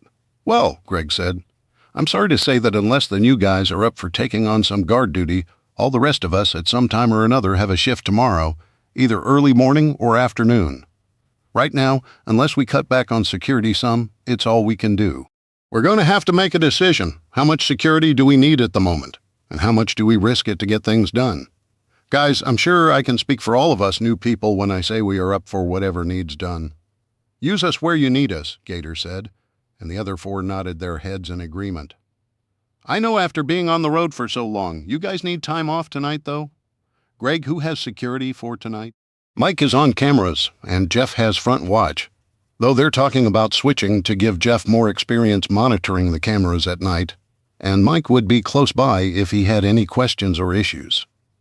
Doug has rear watch. We've totally cut night horseback patrol out to try to free up some time, and of course we haven't run an OP at night.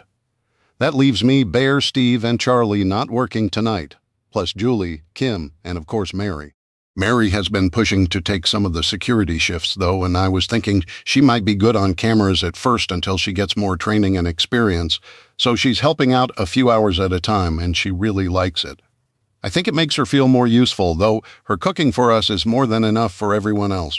She may be used to being on her feet for long periods of time, but the focus required for standing watch outside isn't there at the moment. And she knows and understands that it may never be.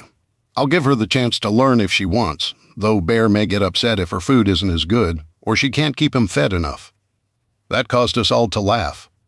Mary didn't understand just how much we valued and appreciated all her hard work. Nobody could accuse her of being a slacker. Okay, Medusa and Ghost. Do you guys mind taking 2 of the day shifts in the morning? No problem, Sarge, Ghost said. Do either of you know how to ride a horse? I do, boss, Medusa said. Can you take the forward OP then, until we get the ATVs totally checked out? It's our transportation to the OP. I don't want anyone going out without a quick way back. Sure, Greg, plug Ghost in where you want him. Along with Julie and say Steve, everyone else meet at the porch at 7 tomorrow morning, and I'll talk to Mary about having a simple early breakfast ready. Hopefully we can get to the old man's and get what's critical done by noon. Greg, I hate to ask yet again, but you know what this all means. Yeah, I know. Change the security schedule again. I'm beginning to think my schedules are like OP plans. Just a list of things you know won't happen the way you want. Greg, after years as my second, knew that all schedules never lasted long. Something always came along to mess them up or make them need to be changed. But he would always gripe. It's what soldiers do. And, above all, Greg would always be a soldier. Chapter 3. Pop joins the group. The next morning I got up around 6:30 to the smell of food cooking and fresh coffee brewing. I had asked Mary the following night if she could have some eggs and toast ready for the guys. I got all my gear together and headed to the kitchen, stopping to leave my M4 against the front door. Bear, Gator, Robin, and Charlie were already there, and I was surprised to see Mary's now typical country breakfast sitting on the table. Eggs, bacon, fresh biscuits, sausage gravy, and even country fried steaks. Mary, I just asked you to make something small and simple. You shouldn't have done all this. Now I wasn't going to let these people's first breakfast here not be something filling. They got to be welcomed all proper like... Besides, Bear looked a little hungry, and I knew he was going to be a-working hard today. Oh, man, is this good? I think I'm going to need a nap after this, Gator said. See, done told you, Mary said, turning back to her stove smiling. When she was feeding someone, she was happy. Just means I'll have to work them all that much harder. I joked. You leave them be? Miss Medusa and Mr. Ghost done ate, along with Miss Julie and Mr. Steve about 45 minutes ago. They's around here somewhere, a-workin'. Yeah, they had morning watch. Do you know where Julie is? She's watching cameras. She loves it. Says it's like watching videos on the internet. Apparently there are a lot of animals running around. They saw a bear the other day, Mary said. A bear? I hadn't seen a black bear around here in I couldn't remember how long. I'd heard about sightings of them every so often, but hadn't seen one myself. While the Smokies were only about 80 miles away, and they were common there, we usually didn't see them up here, while normally shy and avoiding humans, a mama with cubs or a male during mating season can be dangerous as hell. I'd have to have a talk with Greg to pass along the warning. Thanks, Mary. The food, as always, was delicious. Yes, Miss Mary. You feed us real good, Bear added. Dave Gator chimed in. How are you guys not as big as houses with this food? We sure never had Army cooks feed us like this. Ain't that the truth, brother? We used to joke that the swill they fed us was so bad that starving Somalians wouldn't eat it. It was an exaggeration, of course, but not by much. The sad thing is, Mary can take just eggs, bacon, flour, a little milk, and a piece of beef and make it taste incredible. They would take the same ingredients and make it into unrecognizable garbage. Bed officer messes sure didn't have the same cooks. It had been a barely kept secret that the officers would make sure any good cooks ended up feeding them. And the enlisted would usually get someone the Army had to find something to do with. Someone who'd washed out of infantry training would suddenly find themselves reassigned to the kitchen or motor pool. Bear and Charlie, would you guys go round everyone up and give them a push to get some food, and then meet us at the garage? Bear, when everyone has been nudged to get a move on, can you get both 6x6 sorted then? Charlie, grab comm units for each vehicle. Don't need one for every individual, but one for each vehicle should be good for today. Sure thing, boss, Charlie said. Robin, can you go to the garage and load up a couple of stacks of plastic totes and lids and put them in the back of one of the trucks? Sure, no problem, Robin answered. Bear, let's take one of the growlers and a Desert Raider too. Don't need them, but I'd like for everyone to get some time on them on a short, fairly safe mission, Charlie. Just to let you know, if you decide you want to take Mabel, I'll respect your commandeering it for now, but I'll be letting other people drive whichever we take to get practice driving them. Got it? Oh, damn. I'll have to think about it. We may want to take one of the others just to make sure they have no problems. Uh-huh. That's what I thought. Don't worry. You'll get driving time with the growler today. I knew Charlie would have a hard time turning Mabel over to someone else. But reality sucked, and we only had so many vehicles. So sooner or later, someone would end up driving Mabel. It was just the way it was. Getting up, I headed to where our security cameras were located. Hey, honey, how are you this morning? Sorry I didn't feel you get up. I would have gotten up and ate breakfast with you. While I was normally a light sleeper, Julie was so quiet she would oftentimes get out of bed without me even knowing it. Hey, Dave, it's okay. You guys were up pretty late talking. I'm sure after you showed them around they had a lot to say. You could say that? Listen, Mary told me you guys have been seeing bears sometimes. Exactly. What have you seen and where? Well, I'm pretty sure there are at least 2 different adults.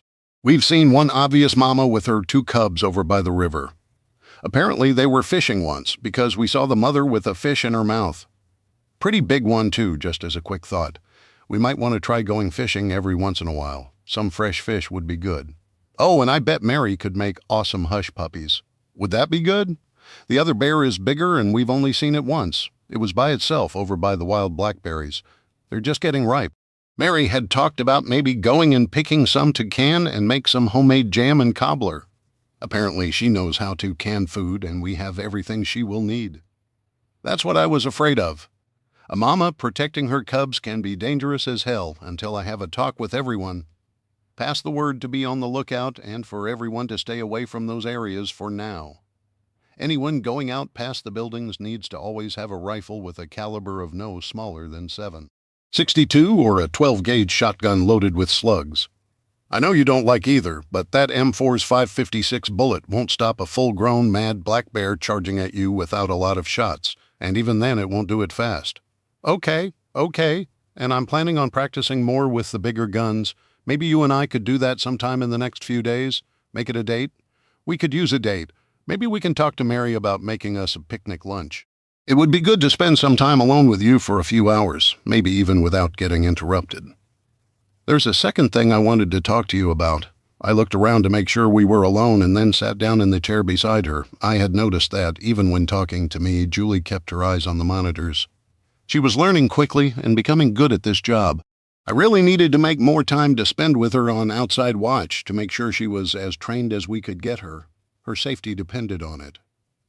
Do you mind talking to Mary about Bear? I asked. Just poke around quietly. I think she might be embarrassed or something if she thought we knew something was going on between them. I mean, it's been obvious for a while, everyone knows, and it's not like it's a secret, but she apparently wants to keep it that way for some reason. Julie smiled. I was already going to. Robin and I have talked about it, and we're pretty sure she's been sneaking out at night sometimes. She seems to get up late at night and hang around the kitchen for a while. Then we hear the back door quietly open and close. Maybe she's waiting for whoever is on security out back to go check an area out of sight. I know we haven't seen her on the cameras going anywhere, but I've noticed there are some areas on the back side where we can't see what's going on. Mary has been working cameras too sometimes now, so she may have noticed them as well. I'm pretty sure you can get from the kitchen to the trailers unseen. What? That wasn't good at all. If you could go from here to there, then somebody could get from there to here. And we hadn't been locking the back door because people had been coming and going into the kitchen at all hours, especially whoever was on security for the back side was using the bathroom or getting coffee. Have you talked to Mike about those blind spots? No, should I have? Nobody mentioned anything about that. I just assumed everyone else knew, and it was no big deal, is it? Yeah, kind of a really big deal. But it's not your fault or anyone else's watching the cameras. It's not even Mike's. He knows the electronics, but training is mine and Greg's responsibility, and we've obviously missed some steps. I'll talk to Greg and Mike and then everyone else about it. Would you kind of draw out a map of exactly where these blind spots are? Ask Mary and Robin what they may have noticed too, and if there are other blind spots, can you mark where they are too if you don't mind? We can fix it, but it's best to do it now before we have to do it after something bad happens. If you see Mike when he gets up, tell him to find me. No need to wake him and don't tell him why. I don't want him thinking we're trying to just point fingers, but we do need to fix it. Okay, babe, and I'll find a way to bring Bear up with Mary. You're right, I get that she may feel a little embarrassed, but I don't know why. We'd all be happy for them. But I just have that feeling. You know how both of them are? Maybe it's a generational thing? They both come from a time when people were a little more reserved. I hope we can work it out, though. Bear's become like a big brother to the guys. I know he's only just a few years older than us, but 10 years can make a huge difference, considering how much the world has changed in just the past few years. Remember when they were growing up, most people didn't have cell phones, and Facebook, TikTok, and Tinder were unheard of. Yeah, sometimes when I think of the life Mary has had, it seems like she suffered a whole lot of misery in such a short time. I mean, married to such an abusive man, then widowed so young. Having to deal with him getting killed in a car crash and then being single and not even dating for so long? A person shouldn't have that happen to them in an entire lifetime, let alone in just a couple of decades. Listen, I've got to go. The quicker we get there, the quicker we can get back. I love you, Mrs. Dave. I sometimes called her that when we were alone. She loved it, and always looked at her ring when I did. This time was no different. Love you too, Mr. Julie. Be careful. I know it isn't far, but you never know when a crazy might pop up. As I walked away, I thought how true that was. One of my biggest fears was the loner passing through our area. A group was fairly easy to spot. Even an experienced team like the Rangers could be detected. Not easily, but if you knew where to look and what to look for, they could be spotted. However, a single person or even two could penetrate almost any security with enough skill and patience. I'd once crawled a half a mile over 8 hours on my stomach with Charlie on a sniper mission, one painful inch at a time. Our knees and hands were bloody messes by the time we were done, even with gloves and knee pads. Everyone was already at the garage waiting when we got there. Sarge, the trucks and buggy are all good to go and warming up. We aren't taking Mabel. Charlie wanted to take a different one. She put 2 of the M249 saws on it for us, plus a saw on the growler. I looked at Charlie, and she just smiled at me. I should have told Bear to get Mabel ready and taken her. Charlie scowled and pulled her knife and pretended to clean under a nail with it, which made the old crew all laugh, while the new people looked around like, "What the heck?" Greg explained. "Like Mary's kitchen and Kim's inventory? You don't want to mess with Charlie's Mabel. She threatened to cut my nuts off if she caught me driving it. Robin has made real sure I don't even try." Everyone laughed. Even Charlie, we'd learned many years ago that you had to keep a sense of humor and laugh sometimes at seemingly stupid things, or you would eventually start to lose your mind or get overwhelmed. Especially having gone through and seen what we had, a buddy blown up by an IED, a mass grave filled with women and children, or killing someone. It had taken a toll on all of us. We all had nightmares from time to time, reliving some of what we had seen and done. More than once, in just the short time Julie and I had been together, she'd held me when I'd woken up from a bad nightmare, sometimes yelling. "Okay, everyone ready to go?" Everyone nodded, except Gator. "Dave, I hope this doesn't sound shitty, but can I just get a look at what 4 tons of gold and silver look like?" "Just curious," Gator asked. "Sure. If Greg's got his key to it, I left mine in the house. Let me say one thing to you newbies. We made an agreement when we started this. Everyone here is an equal partner in everything, no exceptions. Doesn't matter if all you brought was the clothes on your back. Yes, most of the money came from me, but everyone here not only put treasure, as they say, into this. More importantly, you all put in time and work, so what's in there belongs to each of you as well as me and Julie or any of the original crew. We've added people along the way, Mike, Bear, Mary, Robin, and my brother Jeff, but they are as equal as I am. Yes, we have a bit of a structure, a toe, but ask anyone. They voted to make me leader. Greg is my second, also by their vote. You all know the score. You have to have defined roles and responsibilities. You can only have one leader who is ultimately responsible. If I fail at being that leader, I'll step aside. Nobody got assigned a job. They either volunteered, got asked, and accepted, or in some cases just took it on. The only thing we require is that everyone work, no exceptions. Now, some do work harder than others, and to some of you it may seem that Mary, for example, has it real easy. But let me tell you, that woman probably works more hours than almost anyone. Breakfast this morning, for example.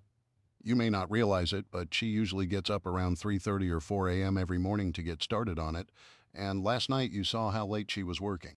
The person we're going to get today and bring down is an old family friend. We call him Old Man Cole, or usually just Old Man. He has a first name, and if he wants you to know it and call him by it, he'll let you know. Right now, the only person he told to call him by it is Julie. I don't call him by it, and I've known him my whole life. Heck, I didn't even know it until he told Julie to call him by it a week or so ago. He's 69 years old, an old coal miner, a Vietnam vet, a bootlegger, moonshiner, and a hell of a mechanic. Obviously, he isn't going to put in 16-hour days, hump a pack 20 miles, or stand an 8-hour watch, but I've seen that man work harder than many 30 and 40-year-olds. He will be an equal member of our community, and you will respect him. You all know me and know I'm serious. I will come down on you hard if I think otherwise. And one final thing while I'm on my soapbox, and I hate to bring this up, but it's only fair to everyone. Each of you new people are here by your own choice, and you're equally free to go at any time you want. This isn't a gulag or even the military. But when you entered that gate and said you wanted to be here and promised not to share what's going on up here, I took you at your word. In the end, as we see now, that's really all any of us have. If you leave, I expect you to keep your word, and I won't try to stop you from leaving. But if you do, and you shoot your mouth off, even during a drunk, I will hunt you down and you won't do it again. I will end you. My wife is here, my friends, and my family's legacy. I will not let anyone jeopardize that. If you have questions about it, or anything else, come talk to me, or if you'd rather, you can talk to Greg. If you can't live with anything I've said, then no hard feelings. I suggest if you do want to leave, then the quicker you decide and pack your stuff and go, the better. We'll give you enough provisions to live on for a little while. Obviously, while here you're an equal partner, but if you decide to leave, there will be no, I want my fair share, I can't have someone load up a 6x6 with weapons and what they consider their share of what's in that container and drive off into the sunset. Because there's too much of a risk it will lead right back here. Have I made myself clear? Everyone nodded in agreement. Any questions? Nobody said anything. Greg, do you have your key to the container? Yeah, here. I unlocked the door and swung it open to reveal the pallets of wooden boxes. We had kept them fairly small to minimize weight and make them easier to move. Going over to 2 crates that I knew were open because we wanted to have quick access to both a crate of gold and of silver, I lifted the lids to show them the stacks of gold and silver coins. I expected big gold bars like you see on TV. You know, like in the old James Bond movie? Goldfinger Gator said. There are some of those. We tried to get as few as possible, but we took whatever we could get immediately. The simple reason is, if I want an ounce of gold for some reason, it's a lot easier to pick up a 1-ounce coin than to cut off a 1-ounce piece of gold from a 25-pound bar. Plus, if you think about it, when you cut off an ounce, the thickness of the blade is either going to get lost or the shavings collected then melted when we had enough. And I really don't want to have to make 400 cuts on a bunch of bars. There are coins from just about every country you can imagine. Canadian maple leaves, South African Krugerrands, U.S. eagles. Another benefit of the coins is they are marked, and most people recognize them. If you hand them a chunk of shiny metal, most people would have no idea how to double-check it. The bars are marked, but a chunk wouldn't be. Everyone seen enough? They all nodded, and I grinned. Why doesn't everyone grab a gold and a silver 1-ounce coin? Consider it payday. I strongly suggest not just keeping it in a pocket, and if you're going off-site, I insist you don't. If, heaven forbid, something were to happen, anyone who found it would going to want to know where you got an ounce of gold, and if there may be more, where it came from. Greg, grab some of each and run them into Mary or Julie and tell them to pass them out to everyone who isn't here. Say it's from Santa, and Merry Christmas. After everyone took one of each, I locked the container back up and went to the running vehicles. Okay, people, we're wasting daylight. Let's load up. Charlie, you drive the Growler. I know you've driven one before, Gator and Apache. You guys think you can handle the 6x6s? Sure, Sarge, Apache said, and Gator nodded. Okay, we'll switch drivers on the way back. I want everyone to get experience driving everything we've got. Never know when you may have to. Greg and I will take the Desert Raider for now. I've been wanting to drive one since we got them, but I kept them kind of hidden before so we didn't draw too much attention. Now anything moving is going to draw attention, so we might as well go hard. Since Charlie loaded up the weapons, I'm sure she checked them and they're ready to rock and roll. I saw Charlie nod, even though it's only 5 miles, we've got them just in case. Though knowing Charlie, I'm surprised that there aren't laws and RPGs loaded up in here. Out of the corner of my eye, I saw Charlie grin. Charlie, you didn't? Well, she started, still grinning. Let's just say that if you want to ride in the back of the Growler, just be careful where you put your feet, and just what might be back there to be worried about. Maybe a pair of RPG-29s, Dave? she said very quietly as she looked at the floor. What the heck would we need a pair of thermobaric RPGs for on a 5-mile trip on a deserted back road to move an old man and his belongings? Gator asked. You're lucky she didn't want to bring the M60 tank. You know Charlie and weapons. The more the merrier, the bigger the better, Steve said, and everyone started laughing. Just then Greg trotted back and looking around he asked, What did I miss? Charlie decided that 3 saws weren't enough. She decided to toss a couple of RPG-29s into the growler. Greg just shook his head. We really need to change that code to the armory. Don't you dare, Charlie yelled. Let's try to get going, please, I asked, laughing. Greg, ride with me in the Desert Raider. I have a couple of things to talk to you about. Everyone piled into vehicles, but I noticed nobody attempted to get in the back of the growler. Grabbing the radio, I let Julie and security know we were finally leaving and checked that Medusa could hear us. I would check again when we got to the old man's house with Base and Medusa to start figuring out where we had radio coverage and where the dead spots were. Unlike the cheap GMRS and even the Baofeng radios, these were secure and our conversations couldn't be listened into by anyone with a scanner or similar radio. On the way to the old man's, Greg and I talked about my concerns with the bears that had been seen, along with the concerns I had with the security issues, the fact that the bear sightings hadn't been communicated, and that we had blind spots in the camera coverage, and those hadn't been communicated either. Damn, Greg said. It's my fault as the one in charge of security. I let you down. Sorry, brother. It's everyone's fault. Everyone has a stake in security. Obviously, we fell down in training, so I'll give both of us a fail on that. I didn't want to treat this like a military base. I wanted it to be just a normal farm, where we could be left alone to live our lives in relative comfort and safety. But as dangerous as it looks like it's going to be, we're going to have to treat it differently. I tried to minimize the impact, and that's my fault. Enough blaming and finger-pointing, though. We need to deal with it and get better. It's probably not the last issue we'll have first. The bears. I'll talk to everyone and explain as best I can how bears act and react. We don't need to be afraid, but we do need to respect them. I think everyone who isn't fully experienced and competent with larger caliber weapons needs more training and shooting time. A 5.6 M4 and a 9mm aren't going to cut it against a charging bear. Also, we need to see where they have been active. The river and berry bushes we know and are obvious, but bears love nuts. So acorns, walnuts, chestnuts. They're all areas that we will find them, especially later in the year as they fatten up for winter hibernation. We need to see what we have and how many of the large caliber handguns we have, like 44 Magnums, and see who can handle them. We have a few 12-gauge shotguns I got from Steve that are specially designed to minimize recoil. He said they have less recoil than a 20-gauge, so we'll get some of them out. I know Julie hated the 12-gauge the last time she shot one, so maybe that would work for her. Possibly Mary and Kim as well, but Mary has been carrying that old 12-gauge shotgun of hers for as long as I can remember. Sounds good. I've never been around bears, so I know nothing about dealing with them or where they are likely to be, Greg said.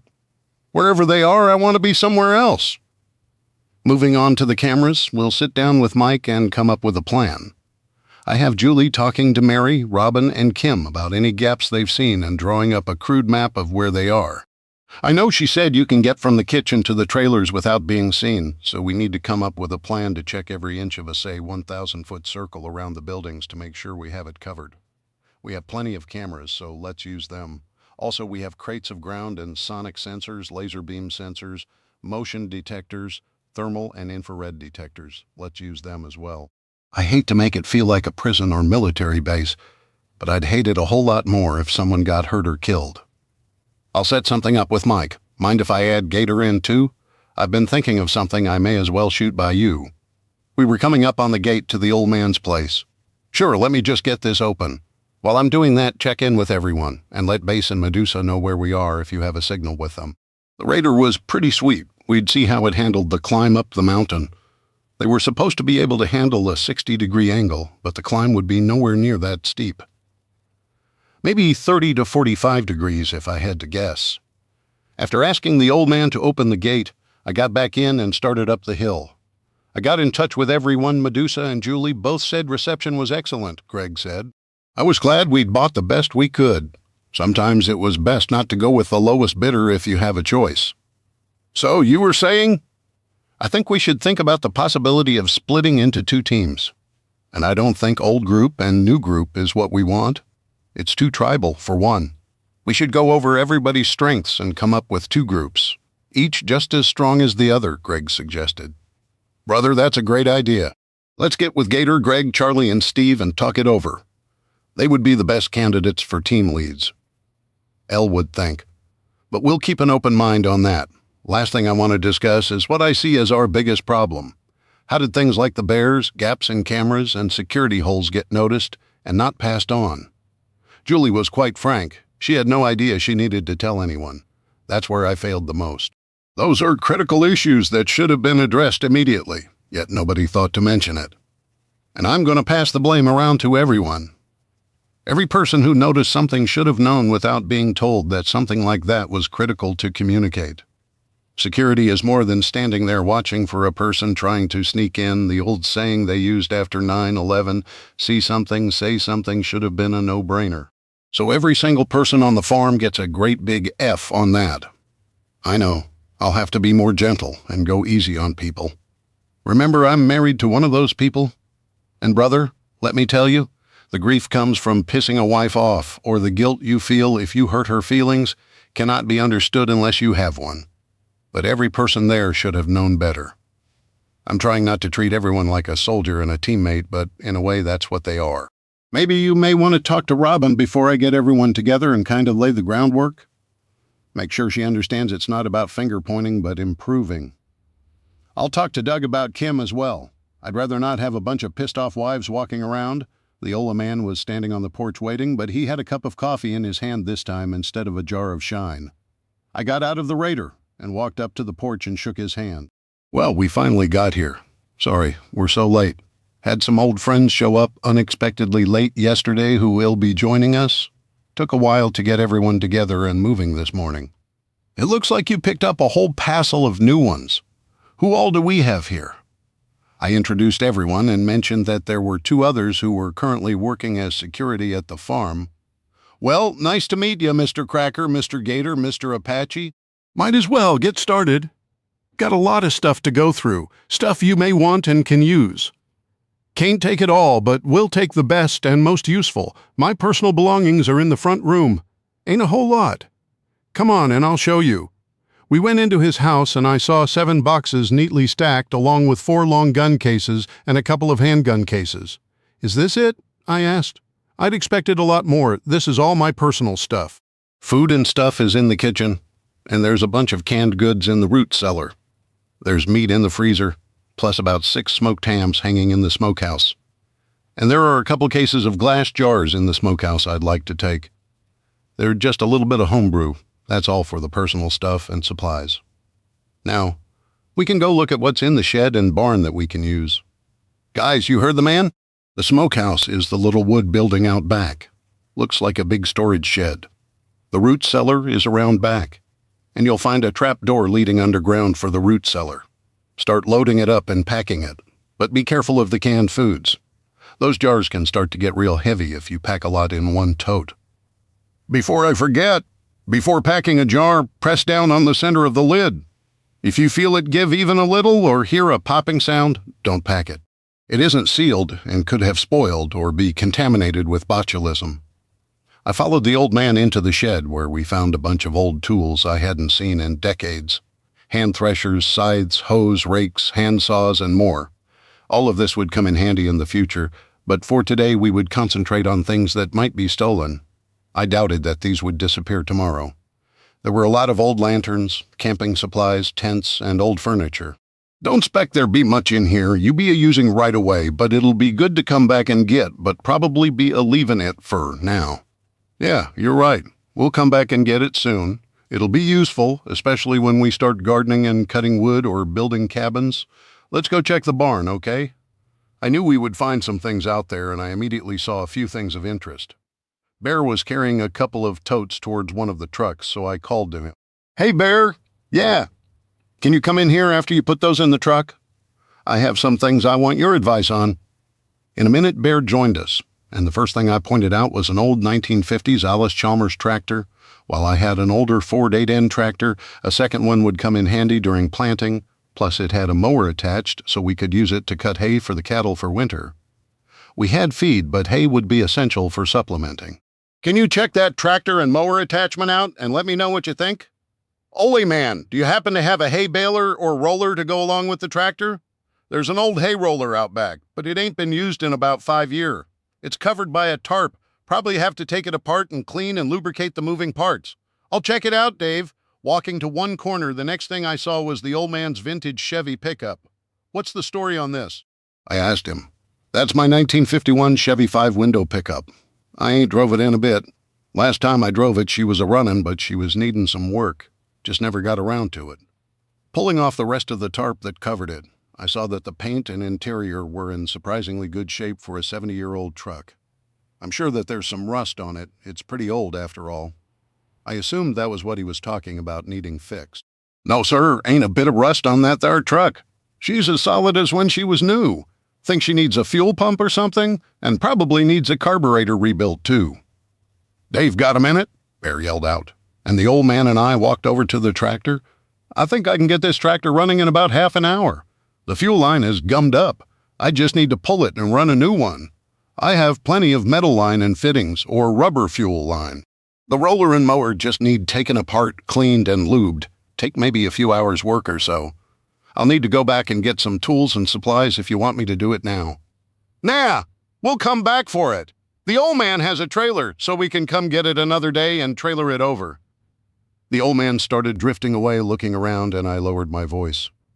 Bear, there's an old 51 Chevy pickup over there that's kind of his baby. Says it's in excellent shape, but thinks it needs a fuel pump and maybe the carb rebuilt. When we come back for his tractor and other stuff, if I can arrange for a distraction and keep him on the farm for a while, can we load it up and sneak it to the garage? Maybe fix it and get it running when we can, as kind of a surprise for him. Let me think about it. Anything man-built can be rebuilt. All it takes is time, money, parts, and the desire to do it. Money don't mean squat now, so mostly it's going to come down to parts. What we don't have, maybe we can find or modify something we have or can get. If we can distract him enough, we can keep it hid under a tarp. I'd have to see his trailer first and see if we can get it on there without tearing the bottom out of it. Thanks, we'll talk when he's not around, I said, walking back to the old man. I saw him looking at a pile of odds and ends machinery. What all you have here? This is mostly what's left of an old sawmill I bought a long time ago. Picked it up from a feller that fell on hard times and needed some money. There is the saw itself and the feeder belt, conveyors, water wheel that powers it, and there's even a bandsaw and lathe in here somewhere. It's water-powered? Yep. He'd set it up next to logging operations back in the day, and instead of trucking those big, heavy logs to his lot and using a whole bunch of diesel and taking a lot of time, he just saw the logs where they'd stack them after cutting near a creek or river, set him up the water wheel, and the saw would cut the logs into planks that he'd stack and just haul away, all powered by that belt. Save a lot of time and money not having to drag them big logs 2 or 3 at a time. Some were so big he had a hard time hauling even one course. That was when the old timber was all over, and you could cut a lot of oak and walnut trees that was 7 or 8 feet across. I done seen a few 10 and 12 feet wide. No way you could haul them all. Legal-like? Not many of them left anymore that size, if and there's any, was going to play around with setting it up. But after Elizabeth died, just never seemed to get around to it. Seemed like a lot of things just slipped out of my head after she passed. You could tell he missed his wife real bad, and I hadn't realized just how lonely he must have been up here, totally by himself for over 20 years. We've talked about how we could possibly make lumber in the future, and we can either set up the water wheel or rig an electric motor to power it. This will definitely come in handy. We can come back and get it too. Is there anything else you think we could possibly use? Well, there's all kinds of things like oil, grease, hand tools, a few power tools and such. Some electric motors, electrical and car parts might come in handy on those shelves and cabinets over again that whole wall, if you want to check. Bear, go check on everyone's progress and see how much room we have left. Then come back and start checking that whole wall. See if there's anything you want right away. If it looks like we'll still have room, mark it so we can pack it up. If we need to come back for it, mark it so that we know to load it another time, I yelled on it. Dave turning, I saw the old man looking at his old Galaxy convertible. I already had thought of it. and if there was any way possible, we would come back and get his father's car. Trying to distract him, I asked, "You said you have a flatbed trailer? Can we go look at it, see what it looks like?" "Sure, son, come on." "It's just around back." There were actually two trailers, one a lot bigger than the other. The big trailer looked like it was about 24 feet long and was the typical flatbed used to haul tractors and farm equipment. It even had ramps and a manual winch, so hauling anything would be easy with it, but getting things up my driveway would be a little more difficult.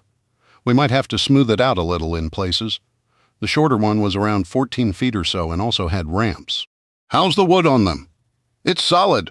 Any board gets rotten. I've always replaced them. Tires need some air, though, and axles could probably use some grease. Other than that, they's ready to go. Bear came over to us. 'Dave, they're finished with everything, except in here, and I have them loading stuff now. We'll keep at it until we run out of room, which is going to be pretty soon. We didn't want to stack those jars too high or put much on top of them and risk breaking them." "Yeah. Always do buy too much canned food from down at the vegetable stand come fall when people start selling their produce. I always check it after a year, even though it's actually good for 3 or 4, except for honey and molasses. Honey never goes bad. It'll be just as good in 10 years. Bear, these are the trailers. What do you think? Think these can be pulled by the 6x6? Yeah, and your Jeep and Robin's dually can pull them too." I'd have to weld up a drop hitch for the 6x6s, since they're a lot taller, but that isn't a problem. Probably better to do that. Yours and Robin's trucks might have some trouble getting them up that hill with a full load, especially with your driveway and some of the ruts and boulders. Hate to tell you, Dave, but as low as these are to get them up that hill, we will probably have to grade and fill your driveway in. I think we just need to use that big old dozer parked out back and go ahead and smooth it out. Then come back and get the trailers and stuff when we do. Let's not forget his generator as well." Sighing, I realized Bear was right. It just seemed like I was giving in a little to admit it to myself. "How long do you think it would take to smooth that driveway?" "Give me someone on that backhoe and we can have it done in less than a day," the old man said. "That D9 will make real short work of it. Use the backhoe to fill in holes quicker and also to make some drainage ditches on the sides. If you don't do that, you'll have to do it all over every time it rains. And then since we ain't got nary gravel, it'll wash out any time we get a gully washer." "Okay, let's plan on that. How about we call it a day here then? We can plan on trips to come back and get stuff." "One question, old man. How do we get back in after we leave?" "You can't keep that generator running the whole time?" "I guess someone could walk up here and start it, but I bet you wouldn't get many volunteers." "Oh, that's not that hard. I done thought of that, and there's a way to disconnect the motor, and then 3 or 4 men can push the barriers aside, but it'd be a lot easier to hook a truck up to an eye bolt on each piece and pull it sideways. Can't see the eye bolts for the kudzu. But be careful of snakes. Copperheads are known to lay in kudzu. I always take myself a big long stick and poke around before I get into it. A copperhead be in there. He's a-gonna latch onto that stick every time. They's mean rascals. Snakes? Did he just snakes?" Bear sounded terrified. "Yeah, copperheads and rattlesnakes are the 2 poisonous ones around these parts. Copperheads don't make nary a sound. They sneaky and mean as can be. Rattlesnakes you usually hear, but not always. I've known a few people get bit and they made nary a sound. Gotta be careful around them things, as Dave well knows. They like things like old wood piles, that machinery over there. And under these here trailers, any place they can hide out of the heat of the sun. They's a huntin' at night. Just gotta learn to live with them and respect them, and of course how to treat a bite when it happens." "Yeah, I ain't got nary anti-venom, do you? I swear I saw Bear take a couple of steps back from the trailers. You aren't afraid of snakes, are you, Bear?" "I hate snakes." Was on a recon mission with the Marines in South Asia once, was laying low and looked down, and a snake was right next to my hand. Had that thing sit there for over an hour? Ever since then, I hate them. Only good snake is a dead one, Bear said, the old man, and I laughed. "No, holy man, we don't have any anti-venom. I never thought of it. Well, just have to learn to spot them and where you're likely to see them and when. Most snakes actually are good to have around. Keep the rats and other pests down. You'll be okay, big guy." "Looks like we're done for the day here. Let's head back." Greg and the rest were hanging around the trucks. "We're full up," Greg yelled. "What the heck are these things?" the oldie man asked, looking at the vehicles. The trucks are the Army 6x6 that replaced the old deuce and a halfs from your days in Nam. The Jeep-looking thing is called a growler. Actually, it was made to be hauled in a plane called an Osprey. The dune buggy-looking thing is called a Desert Raider. I got it from the Israelis. It's great off-road. They use them for sneaking special forces in and out. They're fast. That little thing can do over 80. Don't expect I could drive one of them, could I? He asked. How could I say no, after all he'd done for me?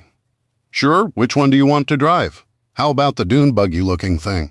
Can't believe you put 2 machine guns on it? You boys make sure you go out with enough firepower to get out of trouble? If'n it finds you, don't you? That was actually Charlie who put the machine guns on. She believes that the more and bigger guns you have, the better. Can't say as I blame her why I always carry this.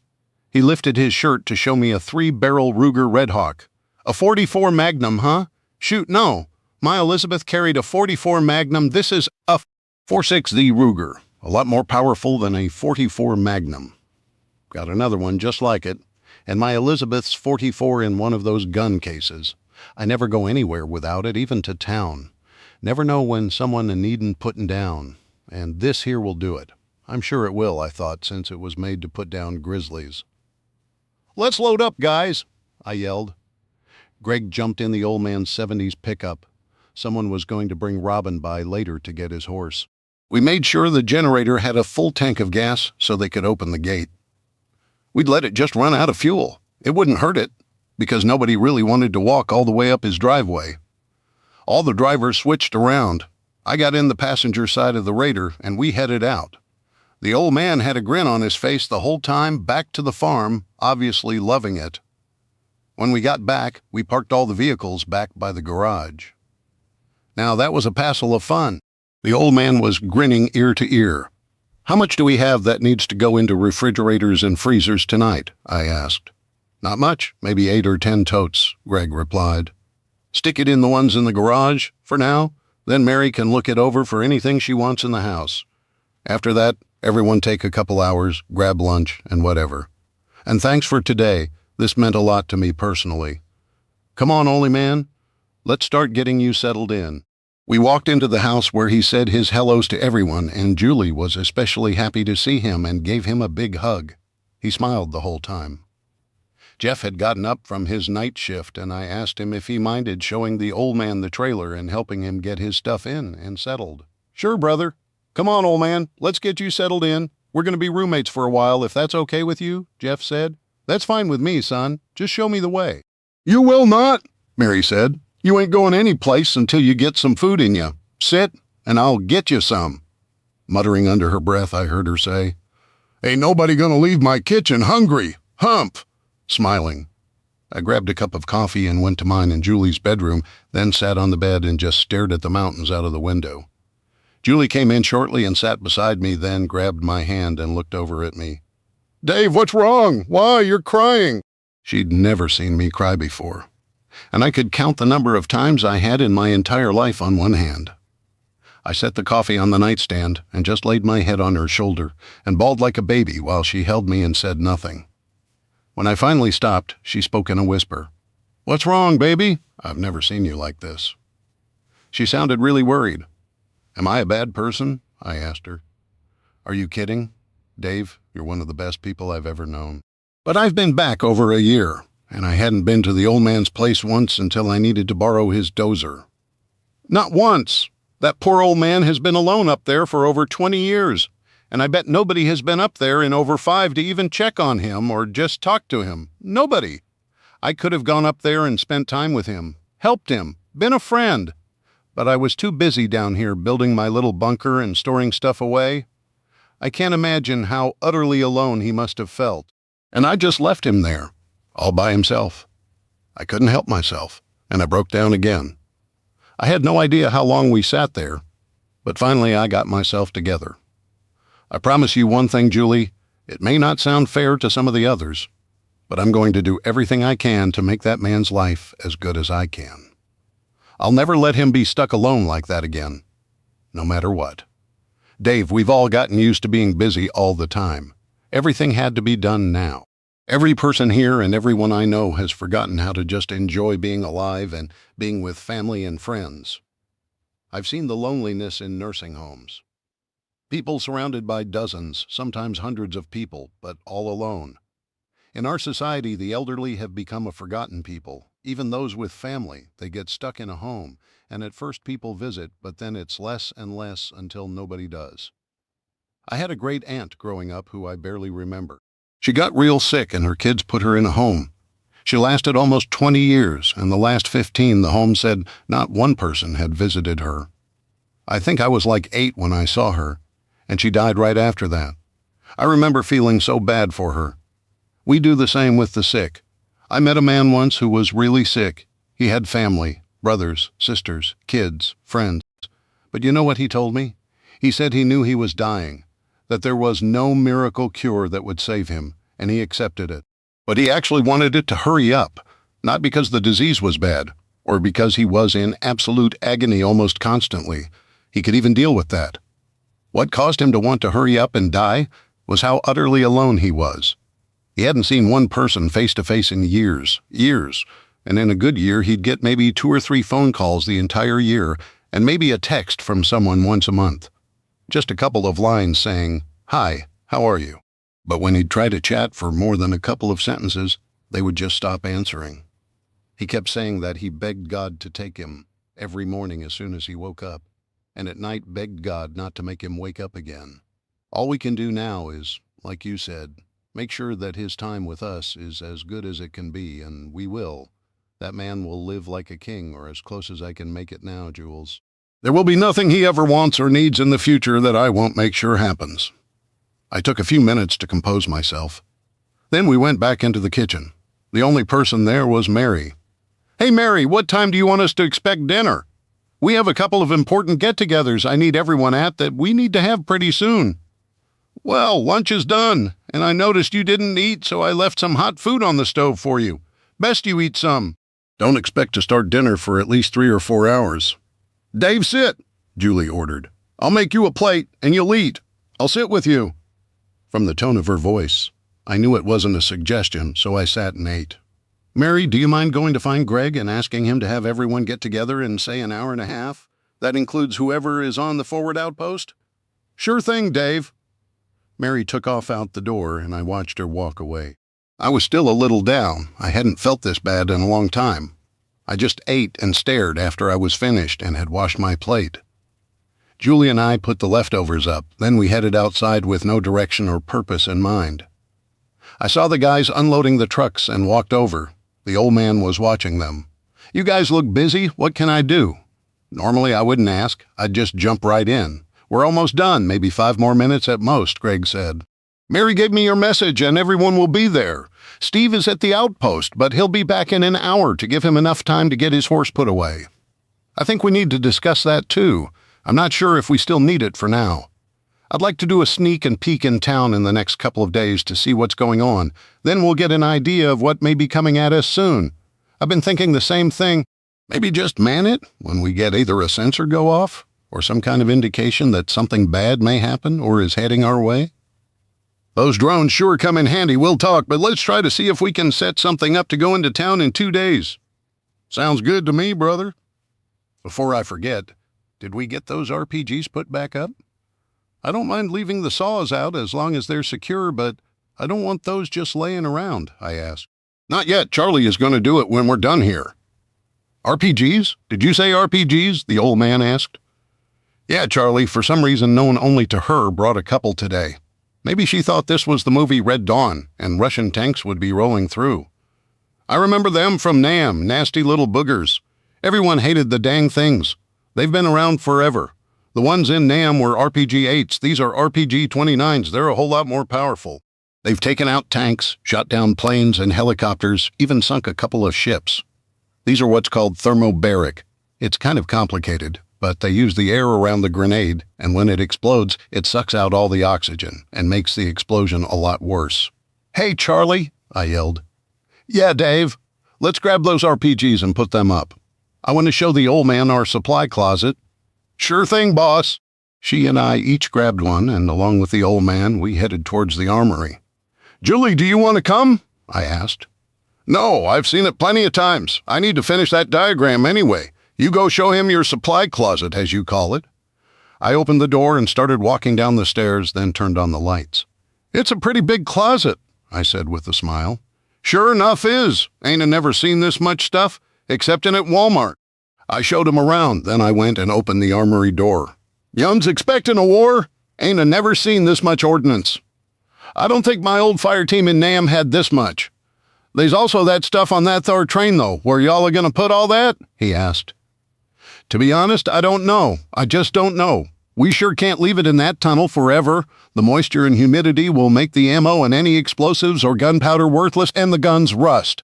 Guess it's another project to add to my list. Now, y'all listen to me, son.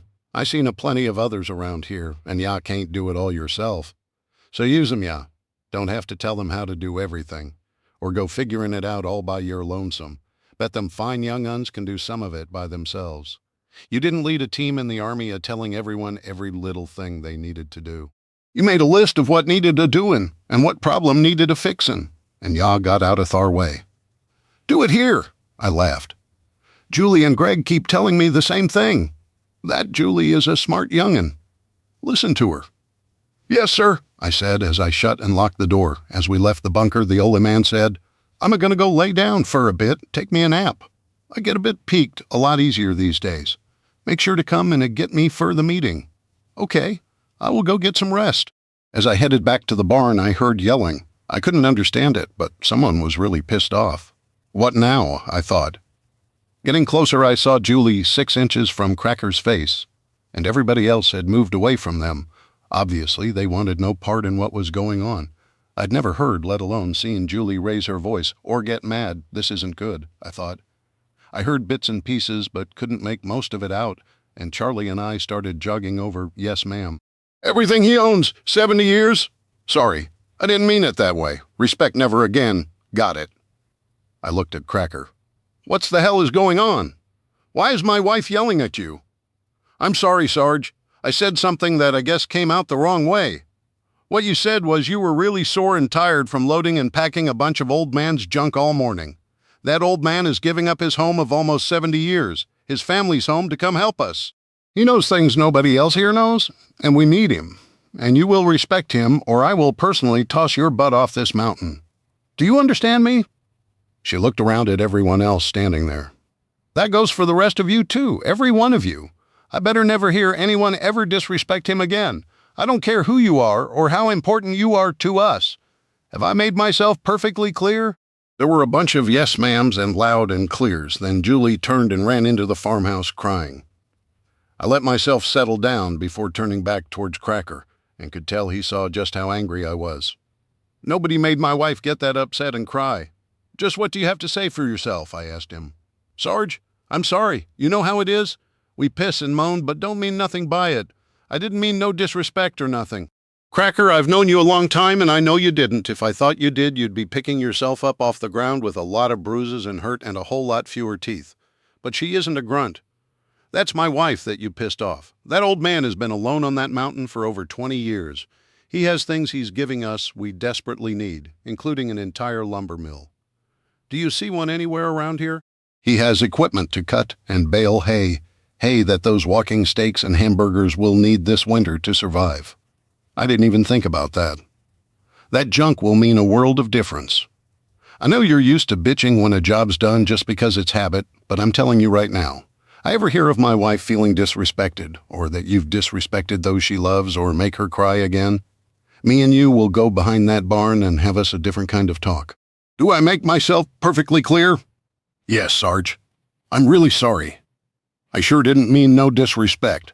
What can I do to fix it? First, I suggest you let her calm down for a while. Then go apologize to her. And you better mean it, because if you're just saying this to calm me and her down, this discussion will be far from over. But don't try to go talk to her right now. You'll regret it, no matter how sorry you really are. I turned and walked towards the house. I could use a stiff drink right now, I thought. Chapter 4. After grabbing a cold beer, I sat on the porch and just looked at the mountains again. Part of me wished it was just Julie and I alone. Nobody, no problems, no worries. In a way, Greg, Gator, and the others were right. It may have been nice to have had the money and been able to just take it and live a life of luxury and peace, maybe aboard a yacht somewhere. Then the thought of Somali, Chinese, and other pirates popped in my head. So maybe an island somewhere. Then I thought of hurricanes, bandits, and problems finding food and water. Guess nowhere would have been idyllic. I knew that ever since Adam and Eve got kicked out of the Garden of Eden, there was never and would never be such a place again this side of heaven. They sure did mess a good thing up. And while I knew I would end up there along with my parents, grandparents, brother, and Julie, I wasn't in any actual hurry to get there, not without Julie. I couldn't stand the thought of leaving her here alone. The picture of her alone like the old man for decades flooded into my mind, squeezing my heart tight with darkness and fear. I heard the door close and Julie came out and sat beside me. I'm sorry, Dave. I shouldn't have lost it like that. I know Cracker didn't mean anything disrespectful by it. He was just griping like any soldier would. It's just that I love that old man. He's like my grandpa, and I miss my grandpa a lot. We were really close. He took care of me after my parents died in a car crash and put me through college. It's only been 2 years, but sometimes it feels like a lot more. And after you were so upset because he had been so alone, I just lost it. I really need to apologize to him and everyone who was there. He and I had a talk. I'll admit I was really pissed off. I told him I knew it came out badly and he didn't mean anything disrespectful by it. But I made it clear to him and everyone there that the old man was to be treated with respect at all times, and so were you. If I thought he had disrespected you or the old man intentionally, I'd have taken him out back and settled it differently. I think the stress of the past few weeks has gotten to all of us, and we need to figure out a way to release it. Something enjoyable, and not rushed. Even our wedding had to be rushed because of this damn CME. That wasn't how I pictured it, or our honeymoon. I'd actually thought about suggesting either one of those houses in Bora Bora that sits in the water, or renting an Irish or Swiss castle for a month or so. Your family being Irish, and mine coming from Switzerland. Maybe even do both. It sounded like she actually purred. That would have been so nice. Maybe we could have done all three. Guess we can still dream. Greg came around the corner and stopped short when he saw us talking. Dave, Julie? Dave, do you still want to have that meeting? We can always do it tomorrow. No, we may as well have it now, if everyone is ready. It's pretty important. Julie and I got up and started walking to the back.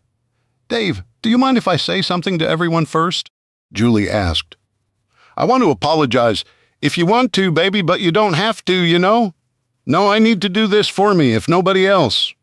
I took her hand. I really did love this woman. Okay, Jules. Everyone was sitting around in the backyard, and it was a somber-looking group. Usually there would be a bunch of storytelling and grab-assing going on. Thanks, everyone, for coming. Before I begin, Julie wants to say something. I knew this was going to be hard for her. It would be hell for anyone. Public apologies are never easy. I need to apologize to Cracker and everyone else who was there when I lost my temper. I took something he said in a way he didn't mean it, and thought he had disrespected someone I truly love and care about. I don't usually get mad easily, but I'm really protective of those I love. Cracker, I'm sorry. I hope you can please forgive me. Cracker got up and went to Julie and gave her a big hug. There's nothing to forgive. I'm sorry for what I said. I should have realized just how it sounded before I said it. Can you forgive me? They hugged again for a couple of minutes, and I saw a lot of smiles creep up on people's faces. Cracker then turned to the older man. Sir, I said something earlier that sounded disrespectful to you. I didn't mean it that way and would never knowingly disrespect you. I'm sorry to you as well. He walked over and held his hand out to him to shake, and the old man stood and shook his hand. Son, we're all good. Takes a big man to ask for forgiveness in front of others. Don't know what you said. Don't need to know. Sarge, I'm sorry if I disrespected your wife. He then held his hand out to me, and I shook it and nodded. Between us, it was enough. We'd walked a lot of miles and spilled a lot of blood together. We were good. Everyone but me sat, and I could feel that the tension was gone. That was a relief. I hoped this next part could end as well. I was afraid somebody would end up with hurt feelings or feeling that people were pointing fingers and blaming them. I guess you're all wondering why I asked everyone, even those on security, to be here? Let me start off by saying this isn't playing the blame game or finger pointing, but we do have a couple of items that came up, both of which uncovered some things far more serious. First, I learned that 2 adult bears and 2 cubs have been picked up on the cameras. One adult male around the blackberry bushes along the fence line. He was seen only once. Then a female with 2 cubs was seen down by the river a couple of times. A mother protecting her cubs is one of the most dangerous animals out there. While black bears are normally very timid and will run away, a mother will charge you in a split second. Hopefully they will move on, but just in case, avoid those areas. And anywhere you notice nuts, look out for bear prints and signs they've been digging for grubs and insects. Anyone going out past the buildings must have a rifle with no smaller than 7.62 caliber, 5.56, even on full auto, will need a lot of hits to down a charging bear. You may kill it, but probably not before she gets to you. Her claws are razor sharp and about 6 long or more, and there's a lot of power behind those paws. Do not leave any food or scraps out. We've always fed the dogs outside, but that stops immediately. It will just attract them to the house. Bears almost always stay far away from humans, but it only takes once. Once they associate people with food, the only way to stay safe is to kill them.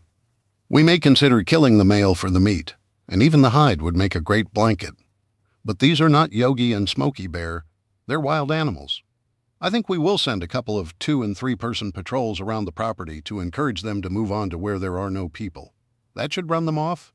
Any questions? No. Okay, if you do have. Any come talk to me or the Ole man. Dave, before you say anything else, can I say something to everyone? The Ole man asked. Sure, go ahead. Dave, Doug, and Jeff are the only ones who knew me before all this mess started, and to them I've always been the Ole man.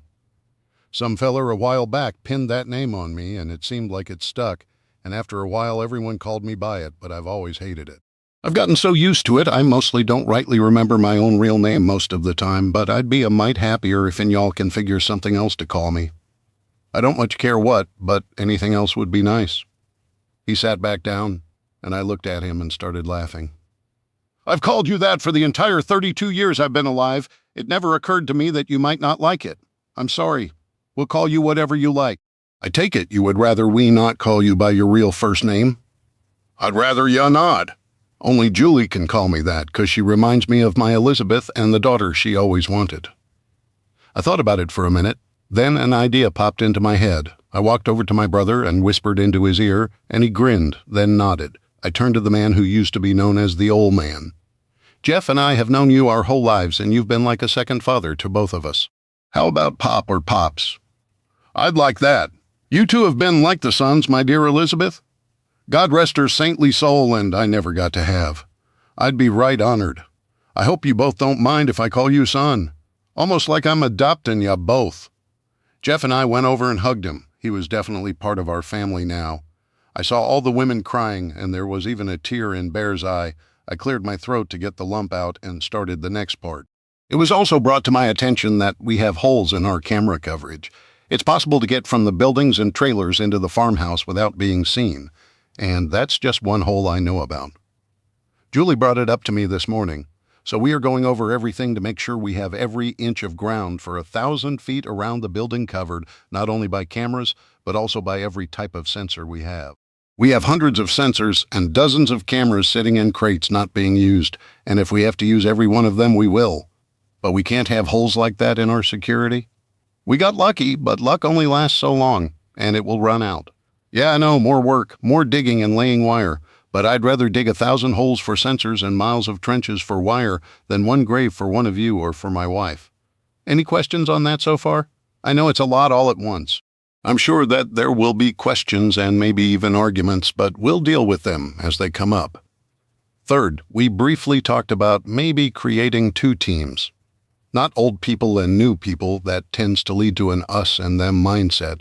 We're thinking more Team 1, Team 2, or a Team B team. Both will be equal and, as best we can, be equal in terms of skills and talent. Each will have a person who is good with comms and a person who can sneak into a convent and steal a nun's panties while she's wearing them in her sleep and get out without getting caught. Set it up like that. So everyone think of who you think would be the best team leader.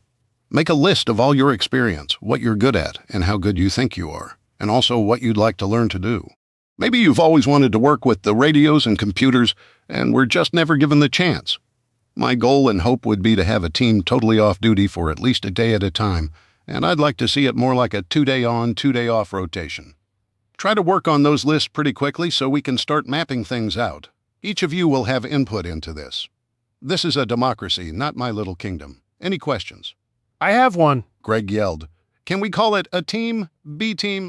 I want to be on A team and be Hannibal Smith. Almost everyone started laughing uproariously except Julie. Robin and Kim obviously didn't get it, I explained. The A-Team was a TV series in the late 80s. Hannibal Smith was the name of the character played by George Peppard. He was the leader of 3 other ex-Green Berets who were mercenaries running from the government. We used to watch it on Armed Forces TV. After a while, we'd watch anything. It was stupid and cheesy and hilarious. We would always laugh that they would shoot hundreds and even thousands of rounds from fully automatic M16s, Ruger Mini 14s and 30s, and AK-47s, and get shot at constantly. Yet in the 4 seasons that the show ran, not one person ever got shot. They were such good shots, they could hit a gas tank in a speeding car and blow it up with 1 bullet, but not one person ever died in those explosions. They looked at me like seriously, and I shrugged. It's a guy thing. Like Hogan's Heroes and the Three Stooges again, the blank looks, which gave me a great idea for the final thing I wanted to mention today. Okay, guys, let's try to get this finished. I still have a couple of things I want to mention now for the rough part. I've been dreading this all day, as Greg well knows, and he has as well. It has to do with both things I mentioned before. Anybody care to think what it might be? Nobody offered anything, so I went on. What both incidents I mentioned have in common is, in both of them someone knew there was a problem. In fact, more than one person in both cases, and nobody mentioned it again, before anybody gets angry or their feelings hurt. This is not about pointing fingers or blaming people, but I'm giving a big fat F to everyone who was here. F. Not only for failure, but also for fatal. I'm starting with me, with Greg, and with Mike. We were responsible for training everyone here, and we missed emphasizing it. However, I'm not letting anybody off the hook, and remember that includes my wife, and I'm risking nights spent on a cold, hard couch. Everyone who saw a problem should have immediately known to report it up the chain. Security isn't just about looking for a thief trying to sneak in. It's about keeping your eyes, ears, and most importantly, your mind open to potential threats. If someone had walked down to the river to go fishing and surprised that mama bear, that 9mm pistol would have just pissed her off even more. Julie mentioned that Mary had said she wanted to go pick some blackberries to make us a cobbler, which I know every one of us would have enjoyed, and some homemade jam. She normally carries a small 9mm or 38 special pistol, but she might as well have had nothing against a 500-pound male charging at her. I'm as guilty as anyone. I found myself leaving my rifle leaning against the bedroom door while I just run out to the garage for a while. Then I get there and say to myself that I've got to remember to keep it with me. What if I did that? And then heard Mary screaming and ran to help. Most days I carry a .45 caliber, but I've also carried 9mm and 40 caliber pistols. All I could do, even if I got there in time, would be keep pulling the trigger, hoping I got lucky before she was dead. Everybody needs to think of everything you do with our safety in mind. And when you see where we miss things, or could do things better, but that also goes to everything we do around here. Everything can be improved. If you think of a way we can do it quicker, faster, using fewer resources or fewer people, write it down. Everybody knows who is generally responsible for what areas. But if you're not sure, talk to me or Greg. Heck, we may not even know. We're not infallible or perfect, and maybe it's something none of us ever even thought of. Like today, while up at Pop's place, I saw a hay cutter and baler. I saw Pop smile that I'd remembered. Those would be worth their weight in that gold, Robin. I'm not a cattle person. But if I remember, cows can't be fed just feed, right? No. They can survive on hay alone, but you can't feed them just grain. Causes a lot of problems, if you do. Plus, come winter, they'll eat a lot to stay warm. We have a bunch of feed, but it won't last forever. That hay will stretch it a lot further. Be honest, did you think about the hay? Again, not finger pointing. It's just an example that happened today. Honestly? No. I brought hay when I brought the cattle, but hadn't thought about getting more. Been so busy working on getting this place finished, then the CME, that it just slipped my mind. When winter came, we'd have lost most, if not all of our stock. That's the point I'm trying to make. If that hay cutter hadn't been sitting there, I wouldn't have thought of it either. And I grew up on a farm and should know better. Everyone needs to look at everything you do and see where we've missed things. It would have been a big problem come winter if we'd realized then that those walking hamburgers and steaks were going to starve because none of us had thought about something as simple as hay. I'm sorry if I hurt anyone's feelings or make you angry. I just want to make sure nothing tragic happens because none of us thought about it or thought to mention something. But enough of beating that dead horse. Now the final thing, and I know, thank God, right? We're all tired, hungry, and sick of hearing my voice. But I had an idea today at Pop's place. We were looking at the meat he had stored and getting ready to load it, and I noticed he had 2 sides of beef and a bunch of big old country hams. What about having a BBQ in 3 days? Shut everything down, all of it. We've got 2 brand new grills, or we could put some meat on a spit and maybe fry up some fish and hush puppies. Break out some cold beer, maybe even turn up some music. You know, the good stuff, Eagles, Journey, Bob Seger. We could kick back, and for one day, just enjoy being alive. Thank God for us being a lot safer than most people. What does everyone think? Hell yeah, yelled Gator. Man, that's a great idea, Dave. We all sure could use it, Greg agreed. I may have a case, or 10 of Shine I could add to the shindig, Pop added. Guys, let me warn you, Pop's Shine is not for the faint of heart. It has kicked my ass before, and I didn't even drink a quarter of a quart jar, just warning you, it's liquid dynamite. What proof is it, Pop? This batch ain't too strong, about 160 or so. 160 proof, Bear asked. You could run a car on that. I also have some peach brandy for the ladies if and they like. I hear tell the lady folk love it. Sounds like everybody's in agreement then. Okay, one final thing before we leave. I turned to Mary. Mary! The guys are going to fix the meat, and I've been told I make a really good Southern-style BBQ sauce. Everyone here will pitch in. As appreciation for all you do and all the wonderful food you fixed us for some of us years and even decades, you're excused from cooking, doing dishes, anything that day. I'm sure everyone will go along and agree that you well deserve a rest. Well, I don't know if I can turn my kitchen over to just anybody, Mary said. Mary, I'll take charge of the kitchen and make sure it's well taken care of. I know where you keep your big wooden spoon, Julie said. Everyone, including Mary, started laughing. Mary always seemed to have the same long wooden spoon in her hand, regardless of what she was fixing, and she would crack your knuckles if she caught you trying to sample something she had sitting to the side, or caught someone peeking into a pot. Well, I guess, Mary conceded. Okay, guys, that's it from me. Anybody else have something to say? Let's eat, Greg said. I was sure Bear agreed with him. I was sitting outside in the porch swing, enjoying the peace and quiet, when Julie came out with 2 mugs. To my surprise, they were not filled with coffee, but homemade hot chocolate.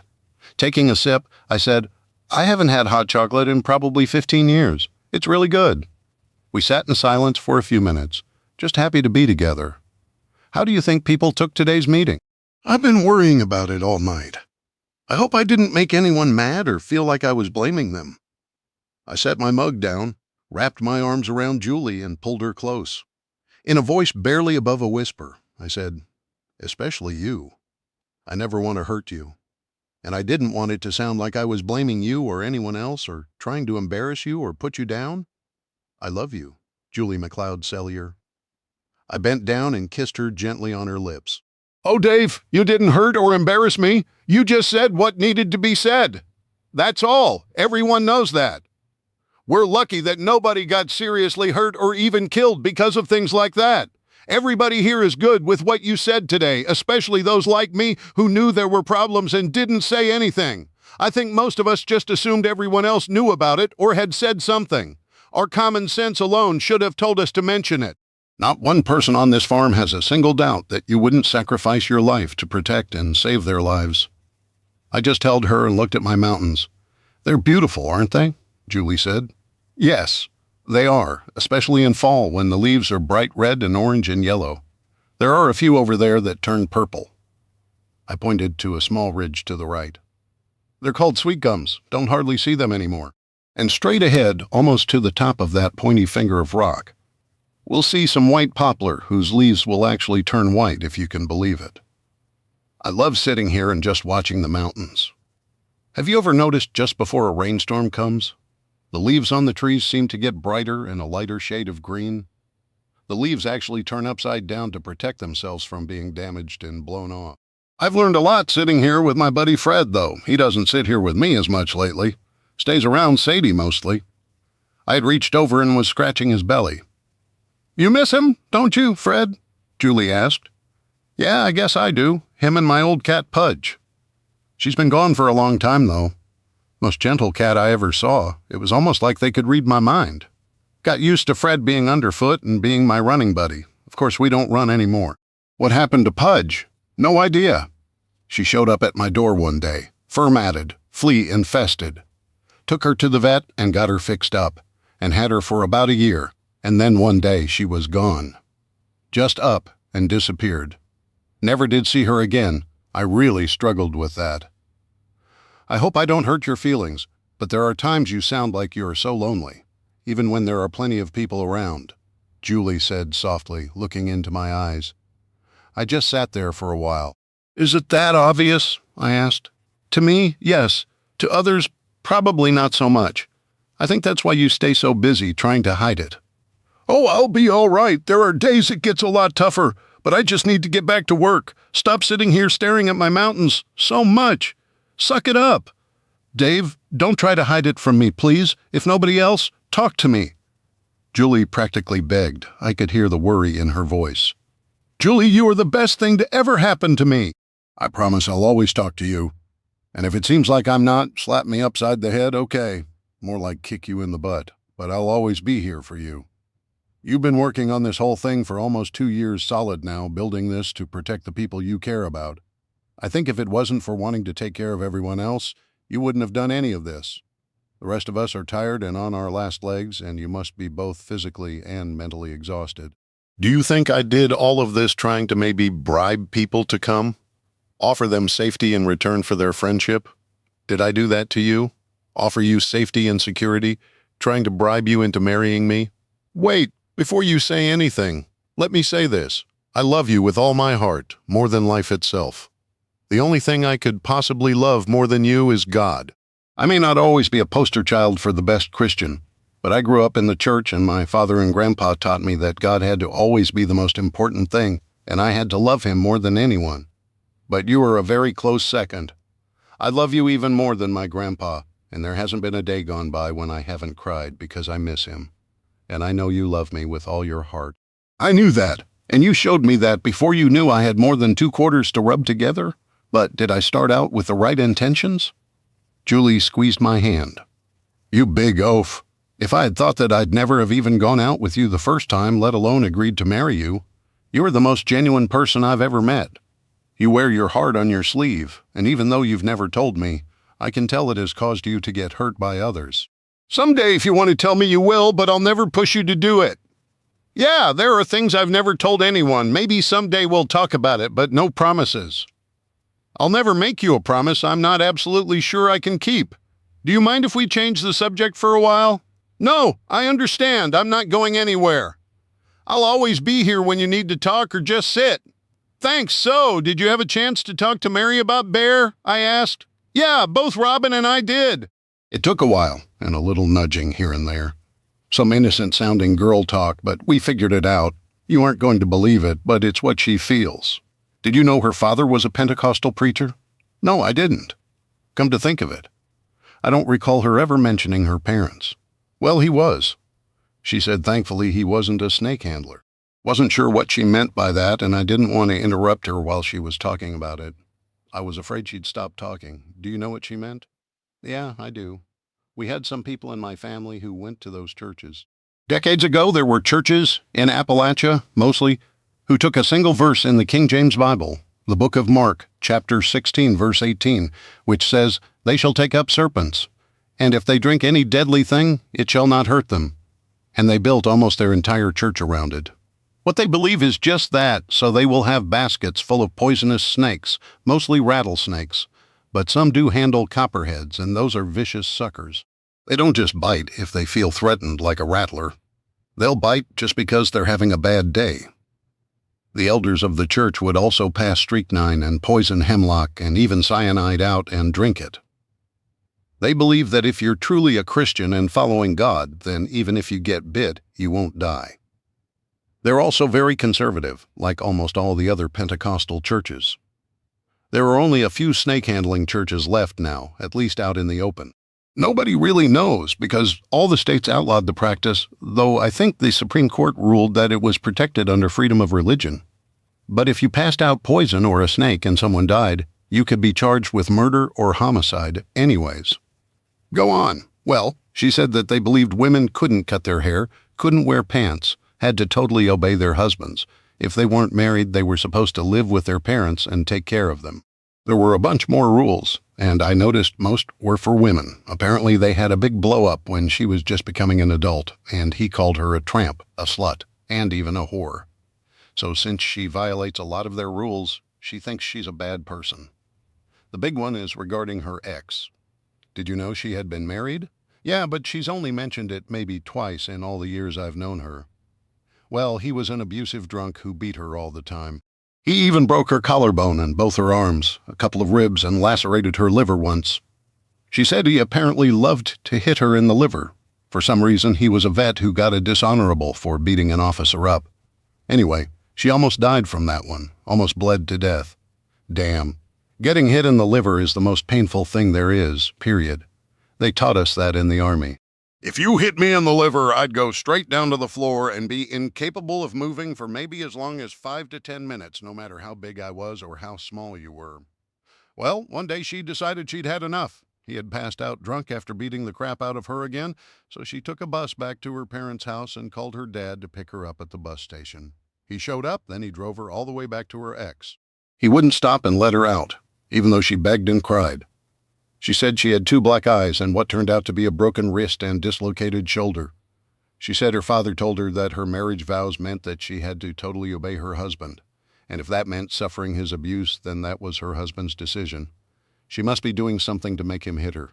He said the Bible forbids divorce, and she had to stay married to him and couldn't leave. When she got home, her ex was waiting for her and beat her up again in front of her father. Her father told her it was God's punishment for something she did. According to her father, she was married to him forever, and since she couldn't divorce him if she even dated someone, she would be an adulterer and a whore. The neighbors called an ambulance and the police arrested her ex. Her father told her she had to make sure they let her husband out and not charge him. So while he was in jail, she got out of the hospital, cleaned out the bank account, and disappeared. Hasn't seen her family since. So she's afraid that if people find out she is seeing Bear, they'll think she's a whore, even though legally she's divorced and he isn't even alive. Not long after she left him, he got himself killed driving drunk.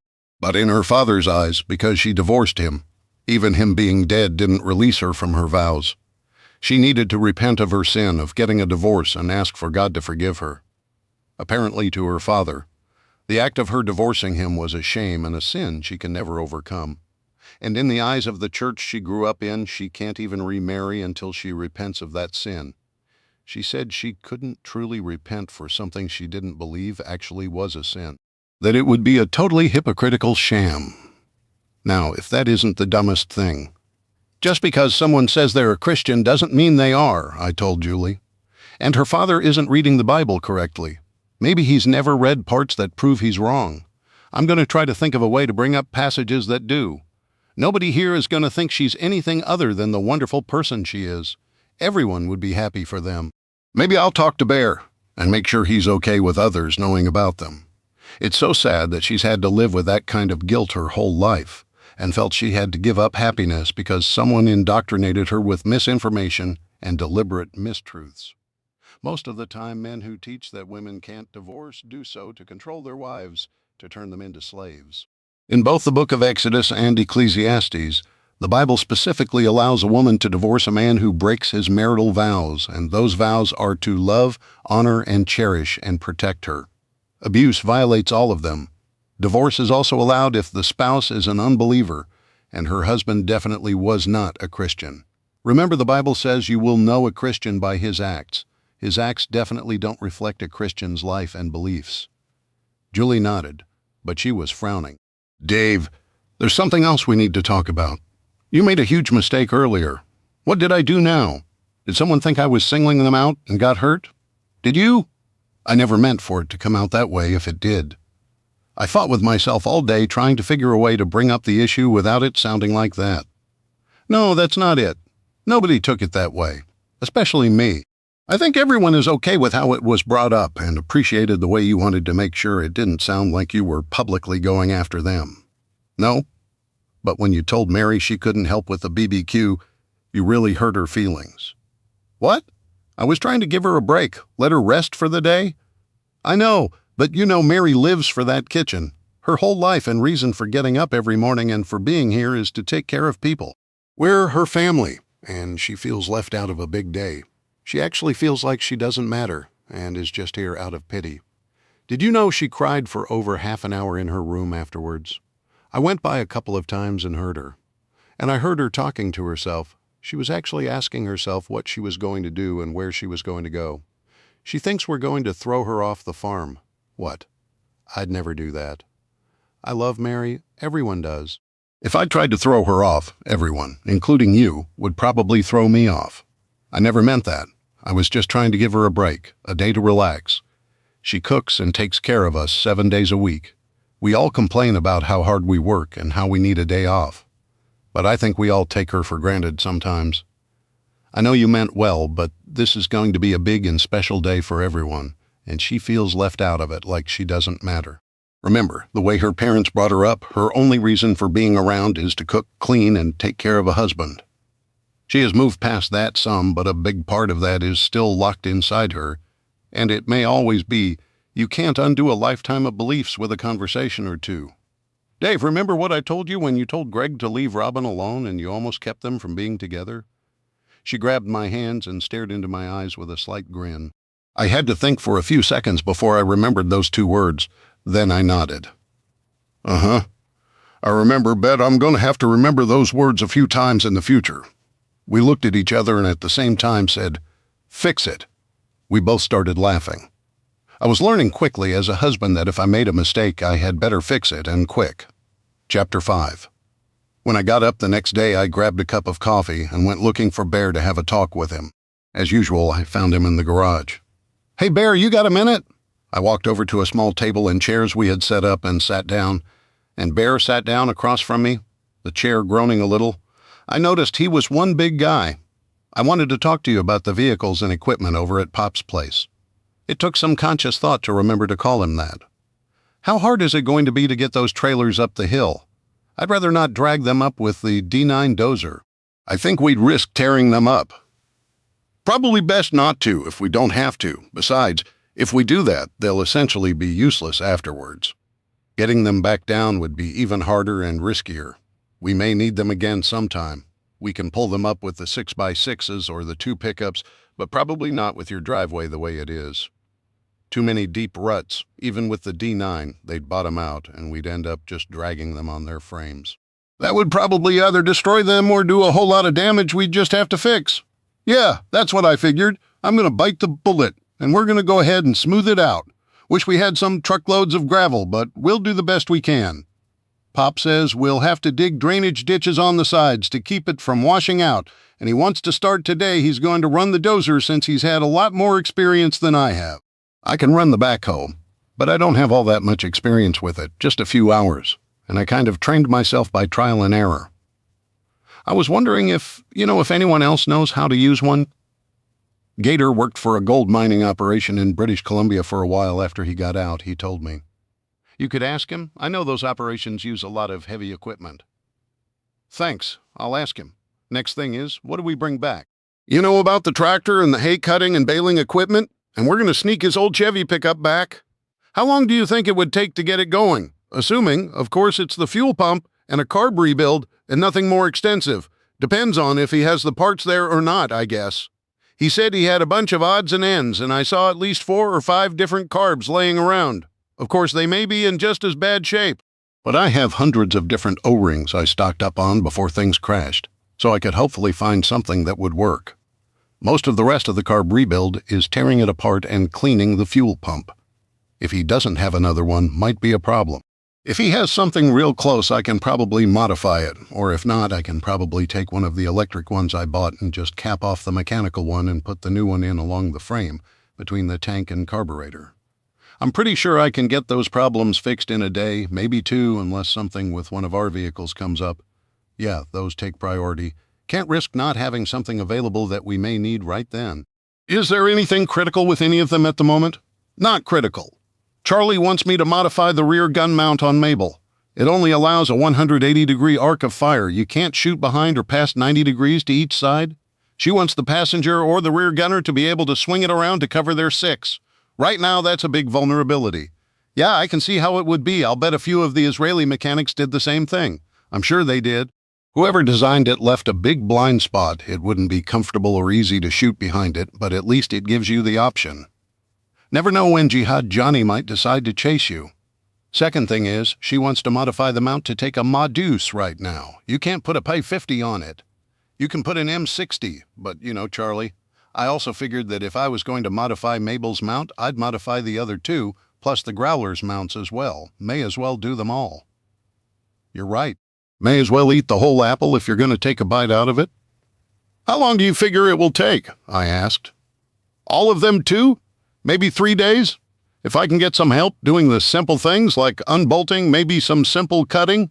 A day, day and a half, I'd guess, Bear replied. How long to get the vehicles over? Once you get that dang goat track fixed? Maybe a half day or so, Bear said, laughing. But if I don't have to help fix the driveway and can get another pair of hands, I can get those mounts done while the driveway is being fixed. I had the thought that Pop could help you with the mounts, but he would be real useful on the dozer. I'll wrangle up some help so you can get that done. Also in Pop's barn there is something else under a tarp I want you to bring. I don't know if you noticed another vehicle covered up in the back. Yeah, I saw it, but since nobody mentioned it, I figured it wasn't anything important and we were going to leave it. It's Pop's classic Ford convertible muscle car. It was his dad's. He kept looking at it and touching it while we were there, and I think he felt it would be an imposition to ask us to try and bring it over. He just finished restoring it, and it's absolutely gorgeous. I want it to be another surprise. You don't have to do a thing to it. He just rebuilt everything. Wait until you see it? So I'd like you to plan on bringing it also. It runs, so after we did the driveway, we probably could drive it up. But I'd rather not. The only people who've ever driven it are Pop and his father, and I don't want to take that from him if we can help it. Sure, no problem. Just how are we going to hide them from him, though?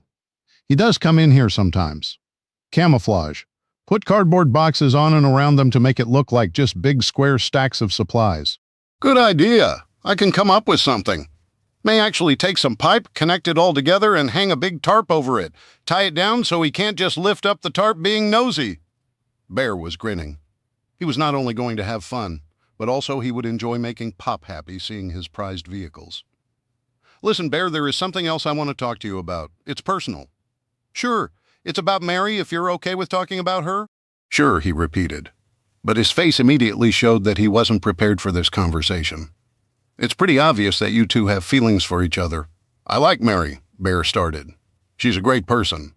Yes, she is. One of the best people I know, but it's obvious to us that the feelings you two have for each other go way beyond that.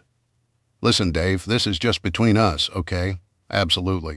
We've tried to keep things pretty much hidden. Mary has concerns about what people might think.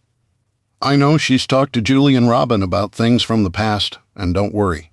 None of that will be mentioned by anyone to anybody else. If Mary wants them to know, she'll tell them. But you and I both know nobody will think anything bad about her. Everybody loves her like a big sister, and we just want her to be happy. But she has to be miserable and worrying about not only hiding it, but trying to sneak around, especially after hearing about us fixing the gaps in the camera coverage. She has to be worried about how she's going to keep sneaking out to keep it hidden. I don't want her to think she has to stop seeing you because she might get caught. I know, we talked about it last night for a little bit. She is really worried, but she's trying not to let anyone know it. I've told her nobody will think she's a tramp or anything, but her old man really messed her up inside. I don't know what to do. Bear, I'm not a preacher by any means, but I do know a few things about the Bible, and I know some verses that will show her that it was okay to divorce that piece of crap ex of hers. I'm going to talk to her about it, and I hope I can convince her that she was justified in leaving him and that it's okay for you two to see each other. I hope you can, Dave. I really do. I'd marry her in a minute if I could, but she keeps going back to the whole "I'm still married" thing. I'm not a Christian like she is and like you are, but if I was, I'd be praying that she would change her mind. I really do love her. I know, Bear, and I can tell she loves you too. We all can, and God does as well. Everyone here just wants you two to be happy. God wouldn't want her to be alone, sad and miserable the rest of her life. He wants her to be as happy as possible. You and she are like everyone's older brother and sister. Not a person here doesn't just want you two to be happy. Listen, I'll get you some help, and we'll get everything worked out with the stuff coming from Pop's place as well as with Mary. Dave? Yeah, Bear, thanks, brother. This means more to me than you know. I know any time, brother. Then I surprised both of us by giving the gentle giant a brotherly hug.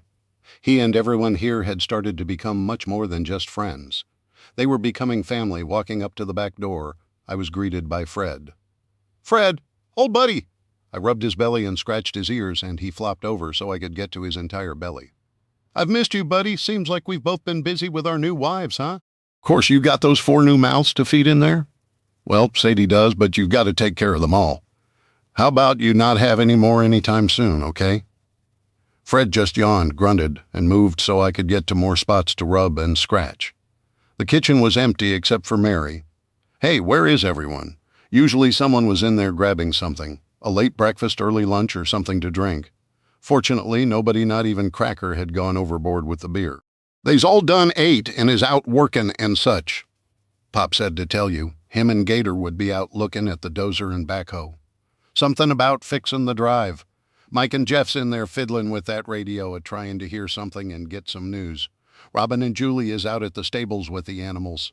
I done told them to bring me the eggs. Tonight I'm a-gonna fix some of that country ham Pop brought that will make a really good meal.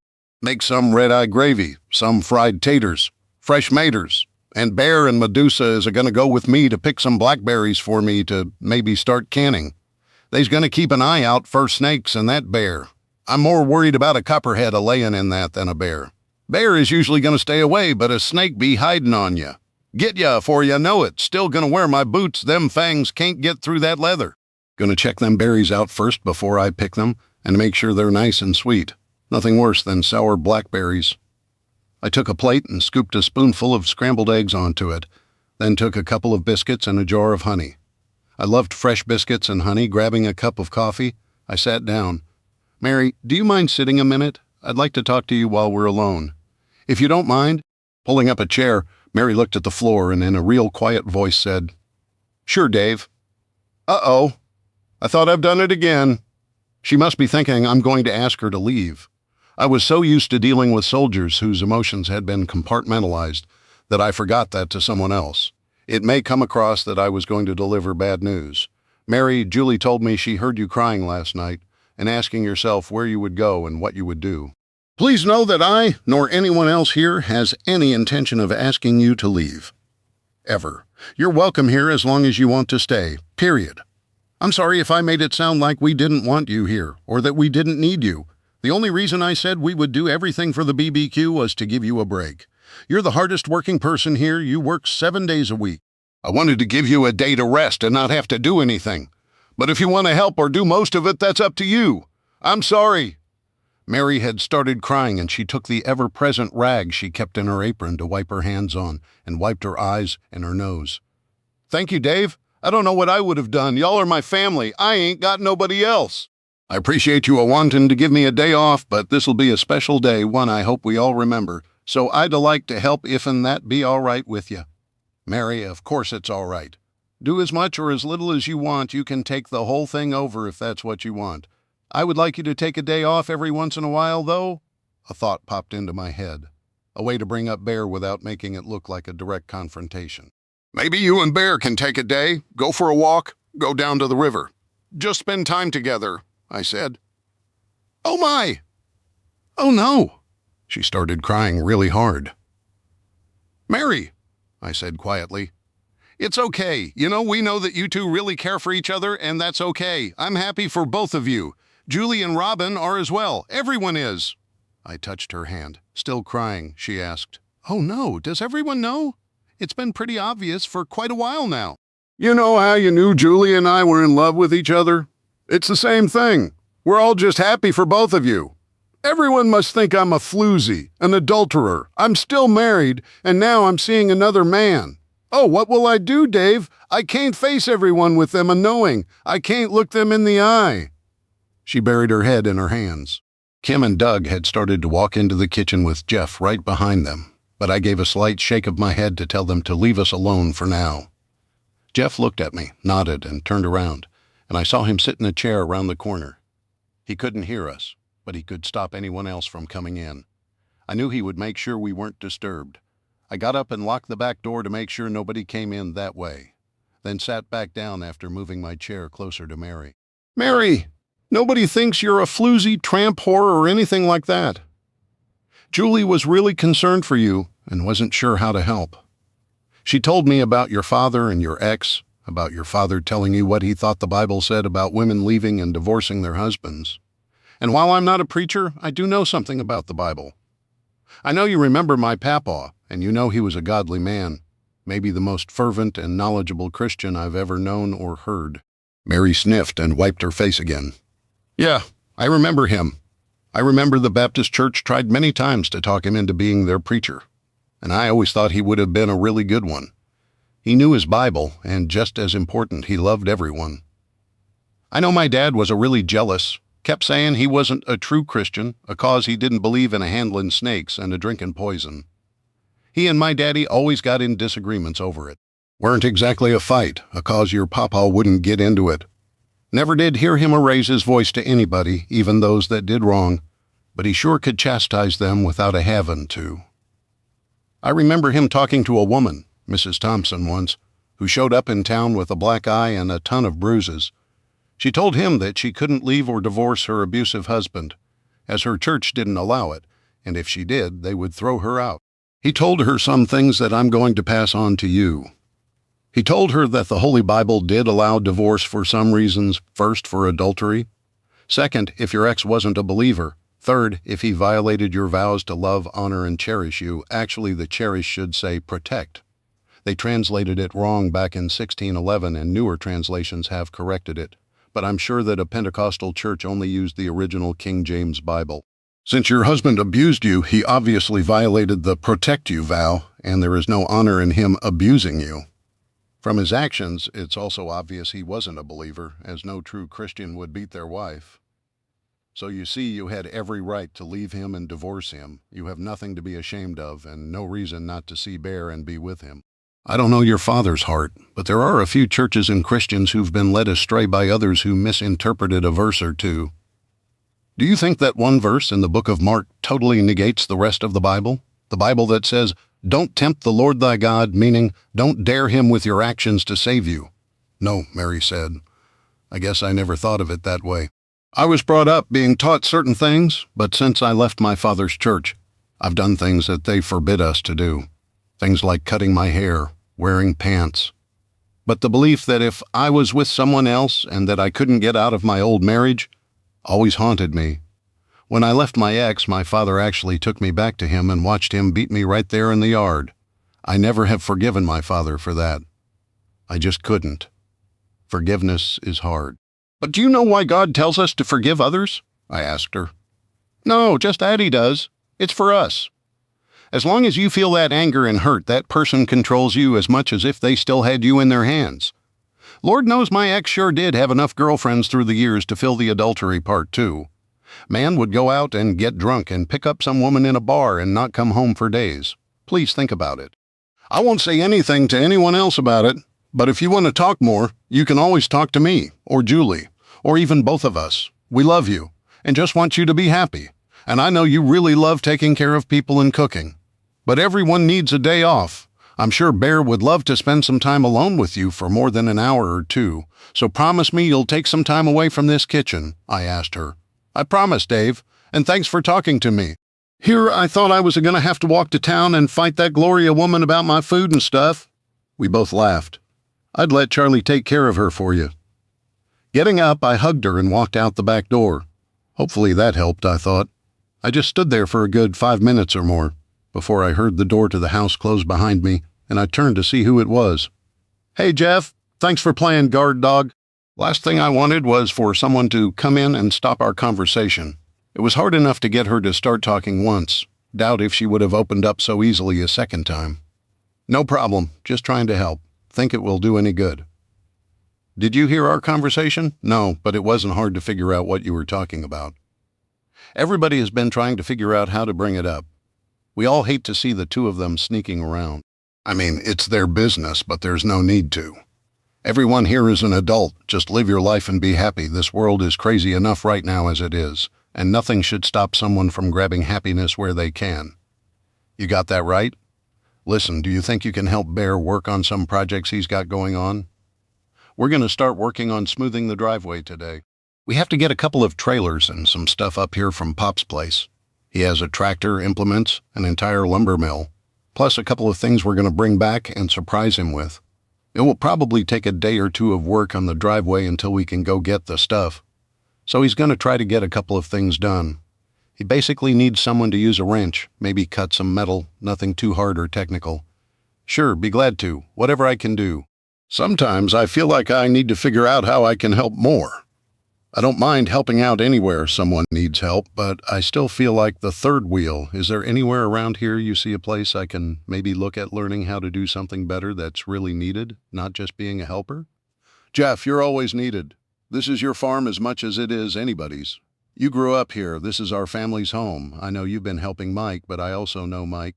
He likes having someone as a bit of a backup, but he will keep wanting to give you something to do, then end up taking it over. That's the way he is. Obviously, you could start working with the guys on training to be better at security and improving your shooting and fighting skills. We're going to start working on teaching combat and small unit tactics and maneuvers to everyone, and learning how to ride the perimeter and scouting. You could work with Apache and Ghost on that.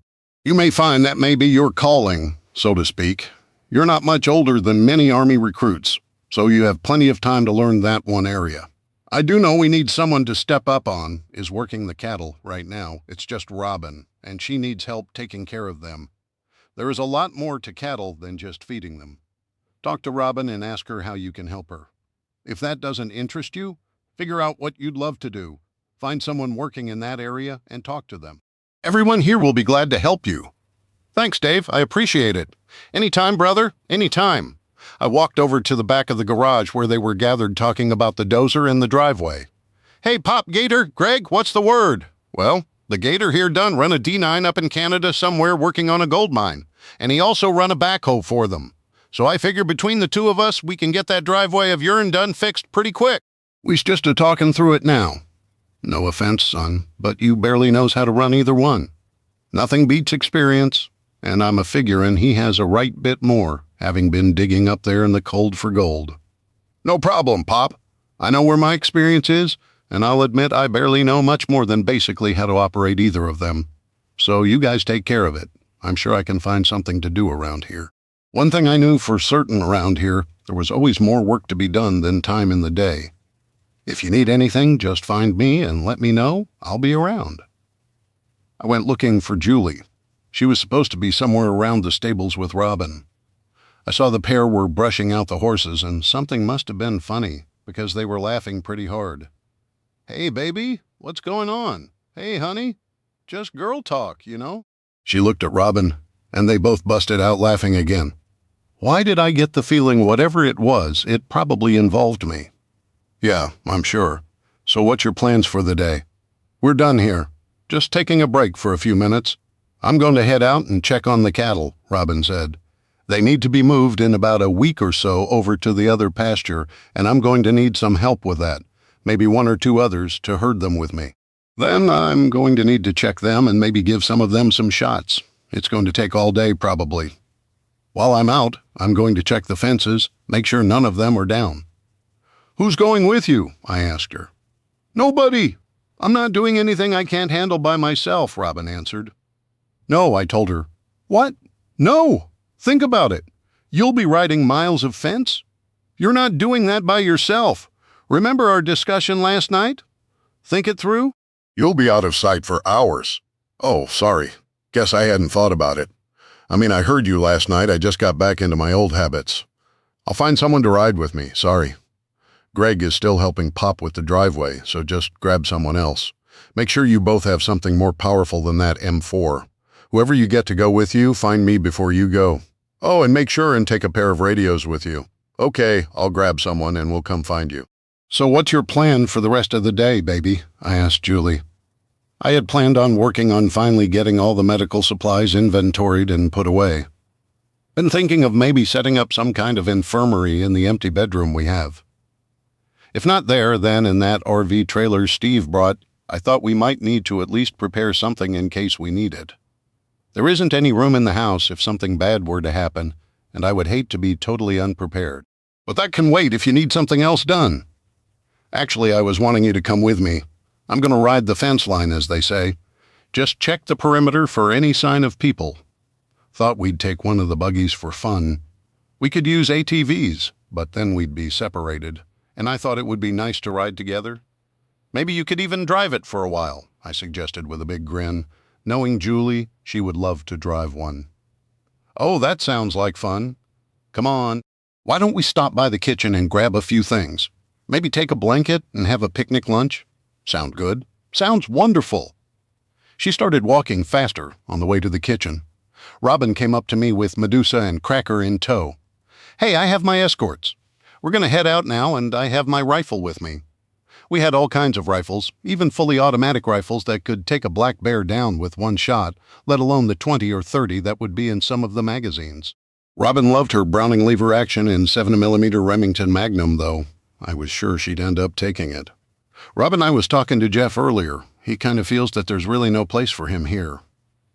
You mentioned needing help with the cattle, so why don't you ask him to help? See if he's good at it? I know he'd love to find a spot he could feel useful. Sure, I'll start asking him quietly. I know, man, I need to make him feel like it's his idea. Julie went to get us food while I went into our room for our vests. I grabbed an AR-15 and .450 Bushmaster, just in case we came across the bear, and a HK FP6 12-gauge shotgun loaded with slugs for Julie. While she hated shooting the Benelli M4 12-gauge shotguns and the Ivy Tavor TS-12 because of the recoil. The reduced felt recoil of the HK-FP6 made it feel less than a 20-gauge.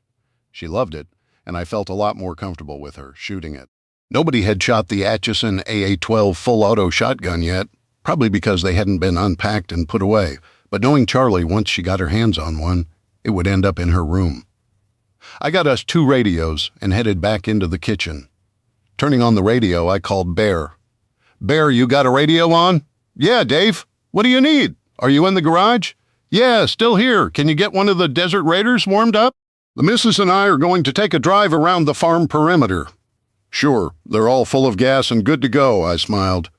Why don't you get Mabel ready? Since she's already loaded up and ready, we'll just take her. Charlie isn't using it at the moment. I winked at Julie. Dave! Julie yelled. You wouldn't dare! Charlie broke in on the radio. Dave, remember what I told Greg? My knife is even sharper now. I don't think Julie would appreciate me making you a eunuch, do you? I tried really hard, but I couldn't stop myself. I busted out laughing across the radio. I heard a few people across the farm laughing. Julie was giggling. Dave, are you sure you want to take Mabel? I think he was terrified of what Charlie would do to him if he let me take Mabel out, especially since I didn't really have to. Never mind, Bear. Get another one ready. Okay, and thanks, that woman scares me sometimes. Bear sounded really relieved. Greg, are you there? Yeah, Dave. Figure, you heard all that. Julie and I will probably be gone for a couple hours, but we'll have a radio on if you or anyone else needs anything. Roger, have fun and be careful, Greg replied. Julie and I walked to the garage where Bear had a Raider ready to go. There weren't any machine guns mounted on this one yet, but I didn't think we needed one just for a somewhat routine fence check. You gave me a heart attack, Dave. Charlie and that knife really do scare me. She can be, what's the word? Intense? That? She can be glad she's on our side, though. I, for one, would hate to get on her really bad side. I have seen her mad, and you don't want to make her really mad, trust me. Julie hadn't been in a Raider before, and she actually hadn't been much of anywhere except the immediate farm in the last couple of weeks. Not since our trip on the houseboat, and then the trip to Nashville when we'd had to rescue her and Robin. She was smiling as she climbed in. Putting our gear in the back, I stowed my AR-15 in a rifle rack beside my seat where I could reach it right away, and put Julie's shotgun in her rifle rack. I then put the Raider in gear and took off. Julie was enjoying every minute. A few times on nice flat ground, I opened it up to see how she handled at high speed, and I had it up to 65 miles per hour at one stretch. With Julie giggling like a little schoolgirl, I'd have to let her drive some. I slowed down as we got to the fence line and started paying attention to our surroundings. After all, the purpose of our trip was to check the fence and look for signs of people or problems. When we came to the river, I parked the Raider and shut it off. The only noise was the sound of the river and the wind blowing through the trees. We both got out and, holding hands, walked to the river bank. It was a peaceful and idyllic place, and if I didn't know better, I'd never have suspected that the world had totally changed over the past few weeks. Laying the blanket out, we sat down and just watched the river flow by. Near the other bank, I saw a base jump, snatching a bug off of the top of the water. Julie was right. We really did need to come here and catch some fish. Fresh fish would be a great idea for a change to our menu. Not that we were eating bad by any means, far from it. But sometimes something different, even if simple, just tastes amazing. I told Julie about talking to Bear and Mary, and we were both hoping that Mary would start to feel that she could be open about their relationship. We talked about quite a few things, and the upcoming BBQ was a big one, and the conversation I'd had with Mary. You know, Dave, this may sound crazy, but even with the end of the world as we know it, I've never been happier in my life. If I died right now, I'd be okay. I leaned down to kiss her, and suddenly the food, the farm, even the people were just a minor thought. We were lost in each other. A half hour later, we were laying there holding each other. This wasn't why I'd brought her out here, but it sure wasn't a bad way to spend some time. I guess we'd better go soon. I told everyone we'd be gone a couple hours, and we still have most of the fence to check. I guess so, though I could stay here for days. Me too, come on, Mrs. Dave, I said as I pulled her to her feet. Putting the food and blanket back in the Raider, I climbed into the passenger seat. Julie looked at me for a second, then, grinning, she jumped into the driver's seat. Now be careful, this thing can get away from you.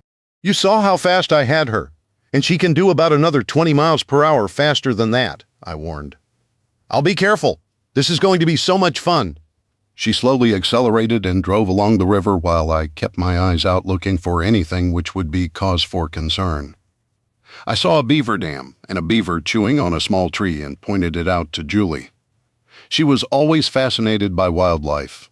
I was really hoping not to run into one of the bears. I had the guns to protect us if I had to, but I'd rather not shoot one unless I had no choice. Maybe we'd end up shooting one for the meat, but I wasn't hunting today.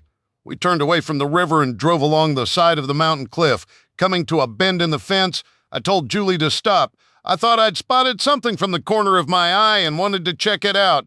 Getting out, I pointed out where a bear had been digging for grubs and other insects.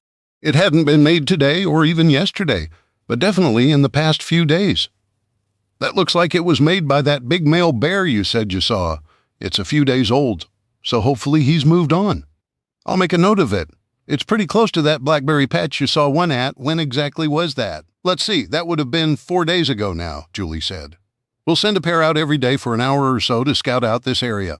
Definitely anyone coming out this way needs to be in pairs and, as the old saying goes, loaded for bear. So you're a comedian now, huh? I try, baby. We saw a couple of white-tailed deer as we drove, but they didn't seem to pay any attention to us. Circling the farm, Julie pulled the Raider in front of the garage and shut it off. This is Dave and Julie. We're back and everything is okay, I said over the radio. I'm going to head down the hill and see how the driveway is coming along. Want to come with me?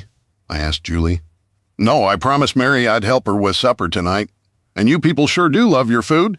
I'll see you in a bit. Don't worry about the equipment. I'll take care of it when I get back. Okay, I had a great time. I'll see you later. We would definitely make sure we did things like that more often.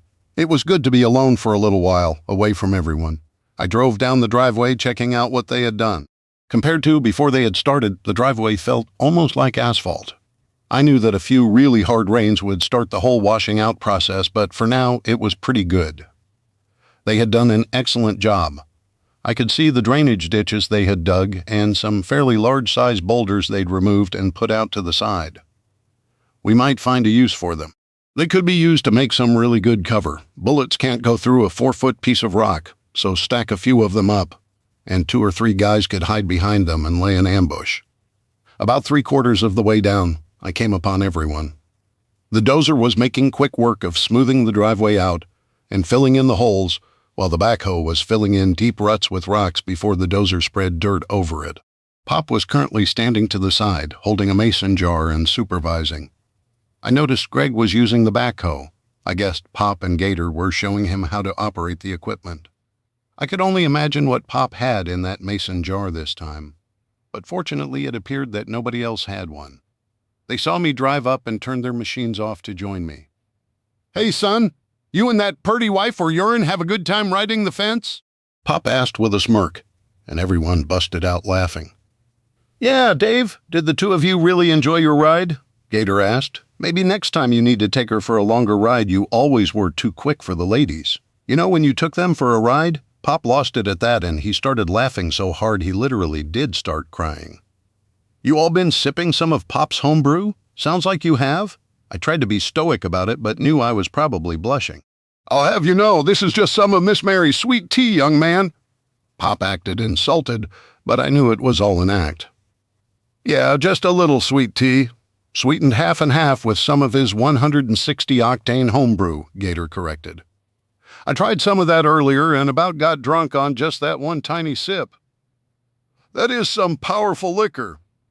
That reminds me one of these days I'd like to get my little cooker. You never know when a body might run out. Or when y'all might need some fur to run your pickups. Stuff makes for a dang good substitute, fur gas," Pop said. "Sure, Pop, let's plan for it. Looks like you guys got an awful lot done so far. How much longer do you think it will be?" I asked. "Is ya in a big hurry or something?" "Got someplace ya just got to get to?" Pop asked. "No, but Bear needs to know when to plan to go get your stuff." "Day after tomorrow is when we're planning on having the barbecue, and I'd hope not to have anyone working at all that day. Just a day to relax. Well, kinda got things running good now. Took some work of figuring out just what we needed to and how, but we done it. If and I'd had a guess, maybe another hour or hour and a half, and we'll be finished," Pop said, looking down the driveway. "Wow, you guys did a lot better than I expected. Great job." I was proud of what they had accomplished, and from the look on Pop's face, I could tell he was too, and was happy to hear me say it. We saw more bear signs over by where the fence turns from the riverbank and goes along the base of the mountain. About 4 or 5 days old if I was to guess, but I'm no tracker. In the next couple of days, I'm going to show the Apache where I saw it. See if he can pick up a trail or any other sign. If it's out there, he will find it. I've never met anybody who could track as well as he can. If anybody mentions going out there, I'll emphasize again how careful they need to be," Greg said. Robin went out to check the cattle, and I made her take a couple of people along with her as a security detail. I knew if he found out she had gone out, he'd be worried. Who went with her? "Medusa and Cracker. She's in good hands, Greg." "I know, but I'm sure you'd worry just as much about Julie." "Yeah, I know a kicker, huh? Who'd have ever known we'd be settled down as the world ends? Kind of ironic, huh? Okay, I'll get out of your hair and let you guys get back to it. See you back at the house." I got back in the Raider and headed back up the hill. Part of me wanted to gun it and leave a big rooster tail of dirt in the air, but I thought I'd better not. There were 3 of them after all. By the time I got back to the garage, got mine and Julie's gear cleaned and put away, and the Raider rinsed off, filled back up and parked. It was getting close to supper. Soon Greg, Gator, and Pop came trundling up the driveway, looking dirty and tired. They parked the dozer and backhoe, then headed their separate ways. I was sure they went to find showers. Julie came out of the kitchen carrying a couple of bowls, and I followed her back in and grabbed a cooler with drinks in it. There was a big platter with pot roast, potatoes, and carrots on it. This would go over real well, I thought. I carried the cooler outside. Julie walked up beside me and leaned close. "Wait till you see what's about to happen. Don't stare, but just keep your eyes open, whatever you do. Don't stare, though." I was a little confused, but figured I'd know soon enough. I noticed Julie, Robin, and Kim going around to everyone and whispering to them, and I assumed they were telling them all the same thing. Mary came out with 2 big loaves of fresh bread she had baked, followed by Bear carrying the pot roasts, and it smelled delicious. Bear sat down, and to everyone's surprise, Mary sat beside him. I looked at Julie and she winked. Everyone had a big smile on their face, even Charlie and the Apache, and they almost never smiled. Nobody said a word, though. Just as everyone finished, Bear stood up, swallowed hard, and in his quiet voice began to speak. Everyone, some of you may not know, and others may have figured it out by yourself. Miss Mary and I have been seeing each other for a while now. We've kept it quiet for personal reasons, but we have decided to let everyone know. It was hard for her to tell everyone because she's a very private person. He then reached down and took her hand, looked her in the eye, and continued, I love this fantastic woman more than anything, more than my own life. He then did the most unexpected thing any of us could imagine, and right there in front of every one of us, he dropped to one knee. Miss Mary, would you do me the great honor of being my wife? You could have heard a pin drop. Everyone just looked around at each other.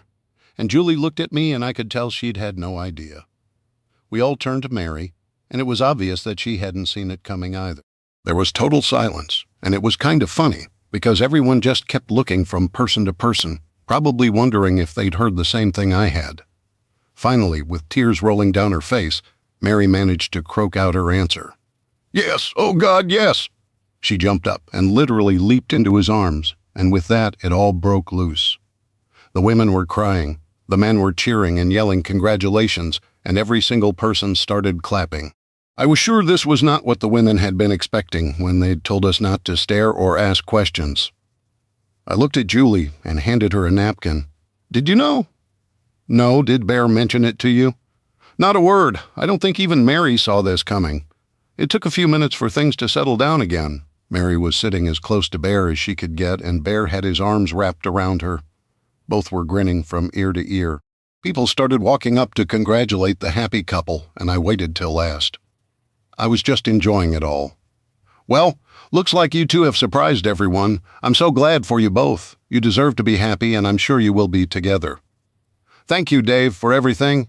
If you hadn't talked to both of us earlier, this may never have happened. We owe you a lot. You owe me nothing. Just be happy.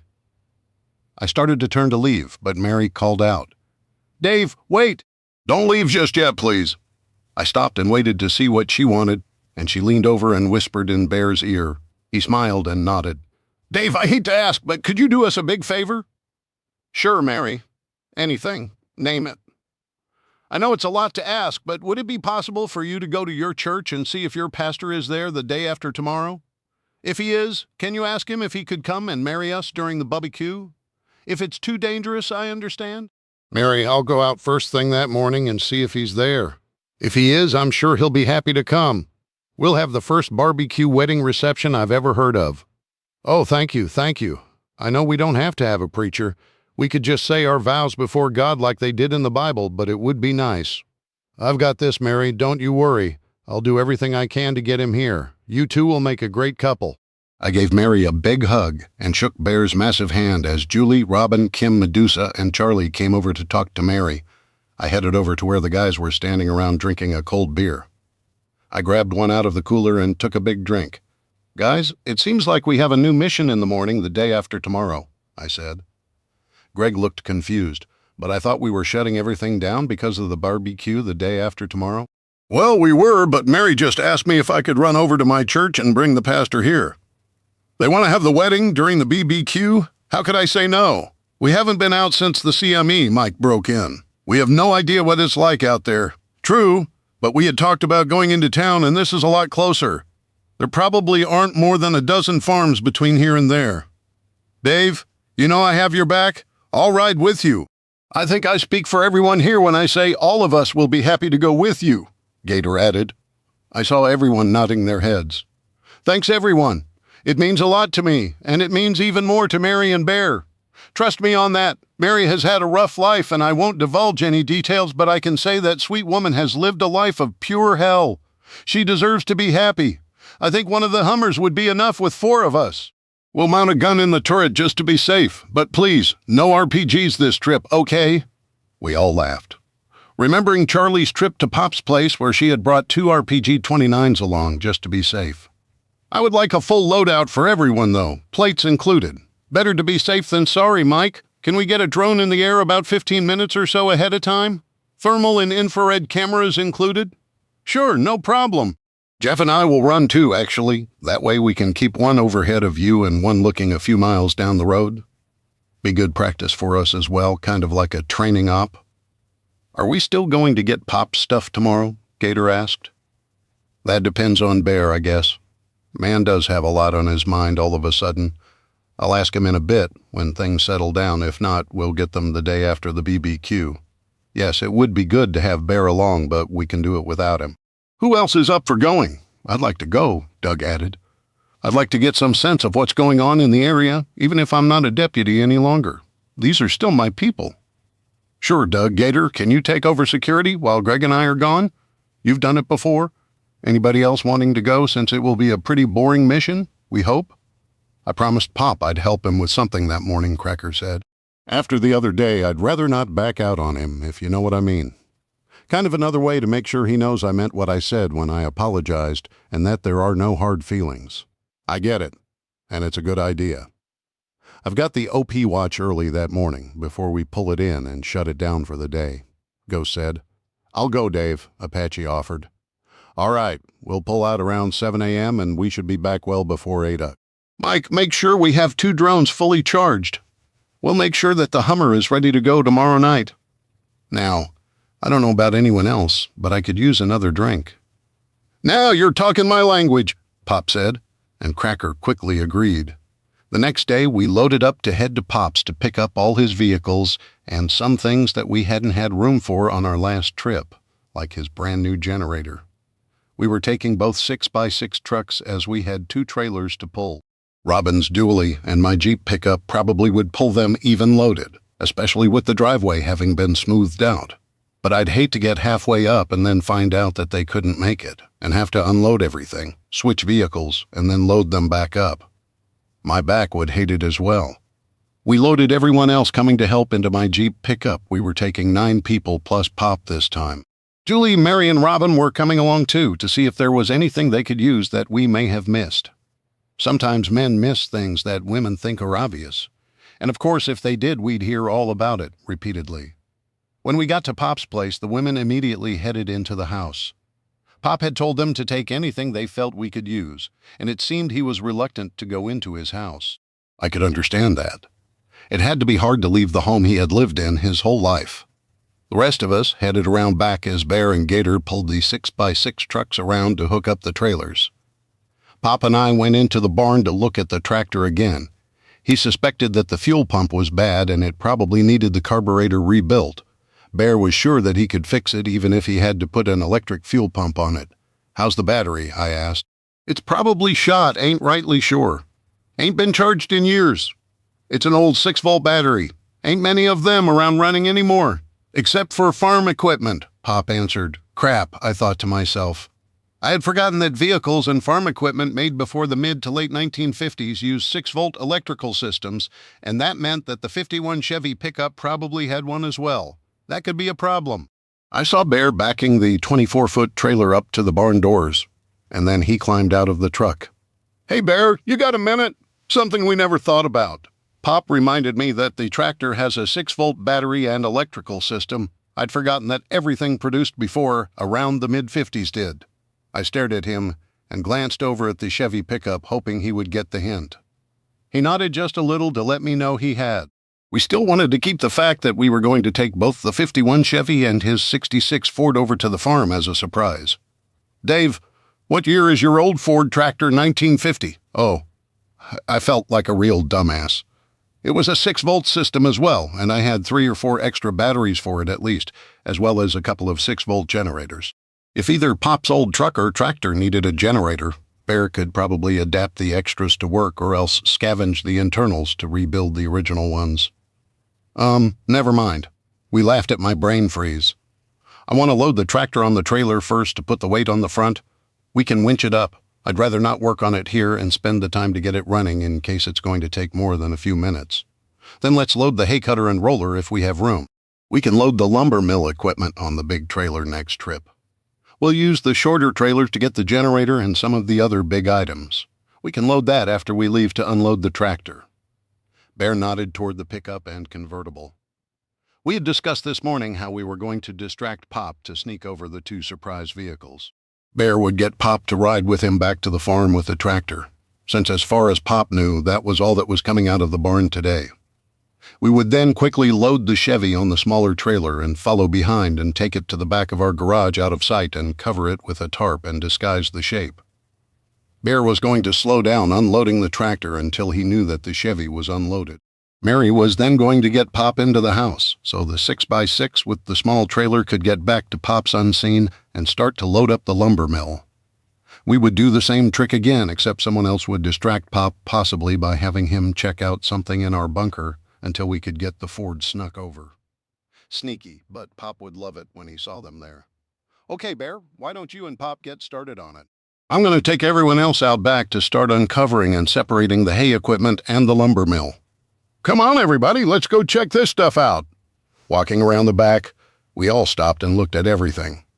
This was going to be a lot of hard, sweaty work. There were a lot of heavy, large cast iron parts.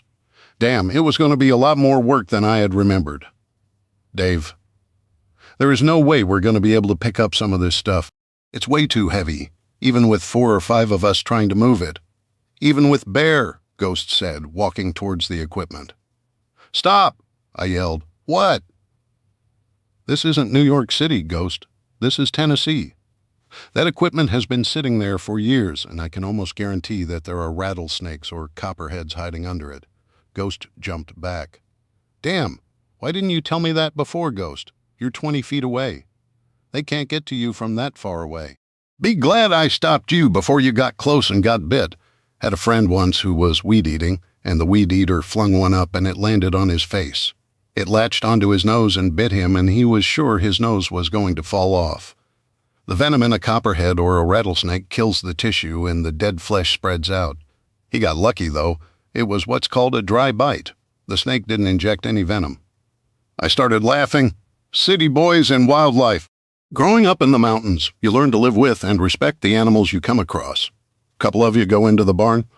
I'll bet there are some long poles, shovel handles, or something like that in there. I went over to my Jeep and picked up my little 4-1-10 lever-action shotgun from behind the cab. It was the perfect snake gun, Charlie and Gator. Since you brought shotguns, you guys stand beside me. When they start poking around, if there are any snakes under there, they're going to come out and take off. Be careful of what you shoot. There could be raccoons or something else living in there, too. If they start heading towards us, well, use your imagination. The rest of you stand behind us. Dave, Bear yelled. Did you remember to bring that small air compressor? The tires on the tractor are flat. Pop has a big compressor, but we'd have to fill up the generator, prime it, and then when we're done, drain it again. Sure, Bear. It's in the bed of my Jeep. Way over there by the snakes? He asked. Bear, it's a good 30 or 40 feet from the Jeep to that equipment. A snake can't strike anywhere near that far away. Man, was he really terrified of snakes. Bear grabbed the air compressor and went back into the barn, and I heard it chugging away. Pop was standing beside us looking at the pile of equipment. Ain't no way we's gonna lift that thar lumber mill with just manpower. We need something to lift it. Yeah, I just figured that out, Pop. Any ideas? Yep, we can use the backhoe. Probably take less than an hour to load it all instead of trying to muscle it up and probably getting someone hurt. If not, we'll be plumb tuckered out. Pop, you're a genius. Why didn't I think about that? Been a-telling people that for years. Son, there are a lot of people who could have thought of it as well. I should have thought of it myself a long time ago. He turned and went back to help Bear load the tractor. Well, someone can run over there and grab it and bring it back. Gator, you've run it before, you mind? No problem. He passed Apache and handed him the shotgun he'd brought. He really didn't like snakes either, and had picked up the Atchison A12 fully automatic shotgun with a 20-round magazine. At least he'd taken out the slugs and buckshot and loaded it with birdshot. Why don't I get Bear? Once he's loaded up the tractor to load up one of the vehicles, you can keep Pop distracted out here while we load it up and sneak it out. Great idea. Bear can get someone there to help him unload it while you head back with the backhoe. As slow as it is, he'll probably catch up with you. Make sure you have an M4 and a radio when you start back. Sure thing. He headed into the barn, and a few minutes later, Pop came out. That Gator feller said you wanted me to help you deal with any snakes out here? Pop said. Well, that was one way to get Pop distracted. He would have fun shooting snakes. About that time, the others showed up with various poles and sticks. and started poking into the equipment very tentatively. City slickers, they a doing it like washwomen, as my pappy used to say, bunch of scared little boys. A scared of snakes so bad probably need to check these drawers. Pop laughed. Give me one of them thar sticks. He walked up and started poking aggressively. If'n you don't make them a-scared, they ain't always a-gonna come out. Sure enough, a few moments later, we saw a copperhead come out pretty fast.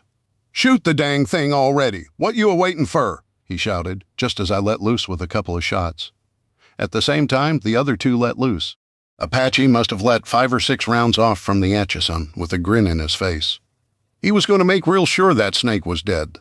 That poor copperhead didn't stand a chance. Hey, Apache, Greg yelled, mind handing me that Atchison so I can try it out? Get your own, white man. This is too much fun, Apache told him. Pop handed his stick to one of the others and picked up his shotgun, and for the next couple of minutes it was all yelling and cheering and shotgun blasts. By the time we stopped, there were 2 dead copperheads and 5 dead rattlesnakes among the hay equipment and the lumber mill. I bet between them they'd hit them at least a dozen times each, if not more. I had heard the 6x6 leave a few minutes earlier. We hadn't heard them load up whichever vehicle that they had snuck out with. While they were gone to get the backhoe, Pop and I headed into the house to check on what Julie and the others had found useful, if anything. Hey guys, where are you at? I yelled. In here, Dave, Julie yelled from the kitchen. Walking in, I saw a stack of items on the counters and tables. What was all that shooting going on? Sounded like a war out there. Scared us all.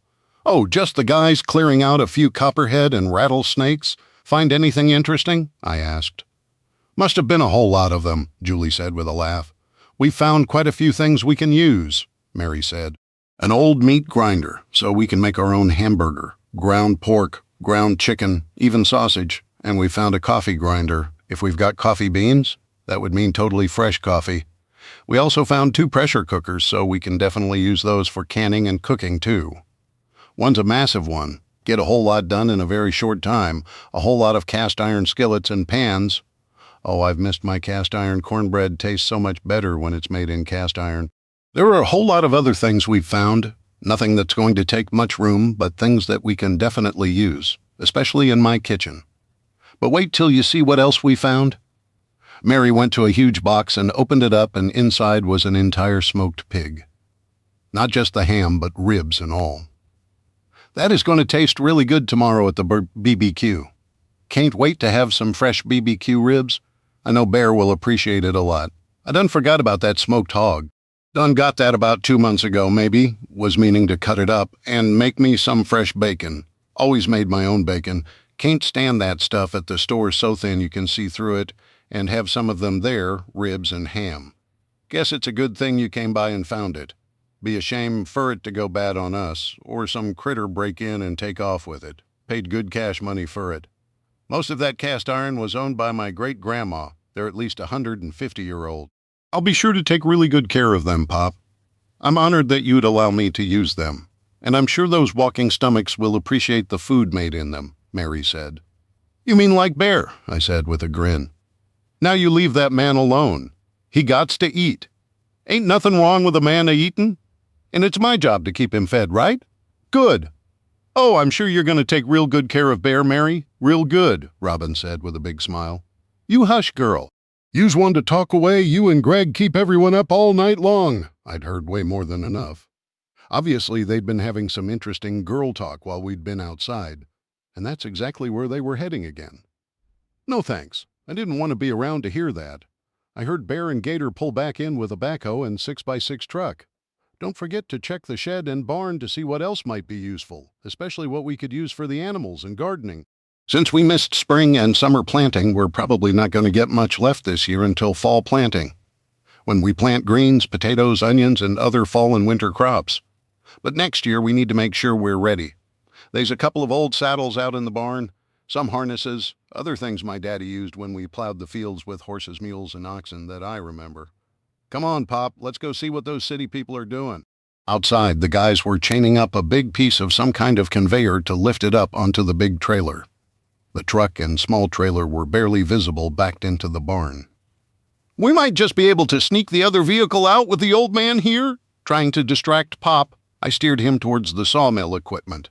"How's it going, guys?" I asked. "Going pretty good," Greg said. "This is a whole lot easier than muscling that heavy iron up on that trailer." "We'll probably be done here in a few minutes, actually. I'd say another 20. And unless there's something else we need to load, that will be it. Bear's loading the generator on the other trailer now, then he'll be done." He gave me a little wink, letting me know that the generator included the other vehicle. We would make sure that Bear could leave with the surprise vehicle before the rest of us left. Everything went surprisingly fast, and when we heard Bear head down the mountain, everyone seemed to speed up and get everything done faster. We headed to the house and barn to load what the girls had found. It was a lot of small stuff from the kitchen and a whole lot of stuff for the horses, plus 8 full rolls of barbed wire, metal fence stakes, a wire stretcher, and even animal traps and cages. I was surprised I hadn't noticed those myself.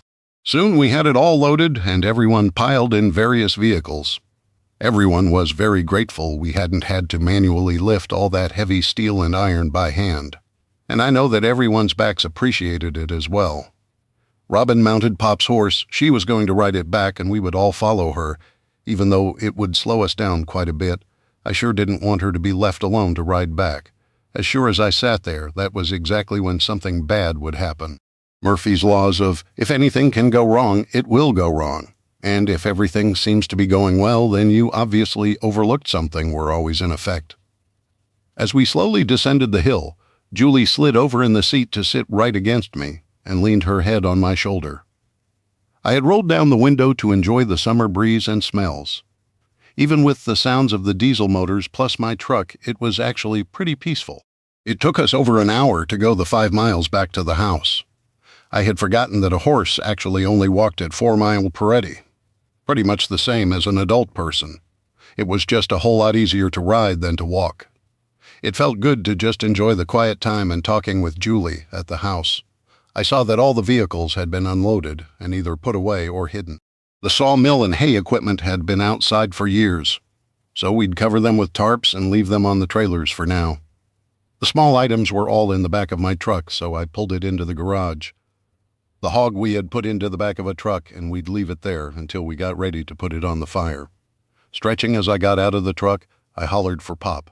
"Hey, Pop, got a minute?" "Sure, son. What you need?" "I take it you've fixed a hog before, but I haven't."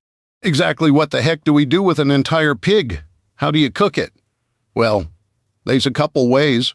Best way is to make you a fire pit and put it on a spit. Get you some good wood. Hickory, oak, and cherry makes the best. Not just one, a mixture of 'em, 'cause they burn in different ways and they smells different and gives it different tastes. Get you some big rocks and make you a circle. Big rocks trap the heat and even the cooking of the meat. Also funnels the smoke towards the meat and gives the meat that smoky smell and taste.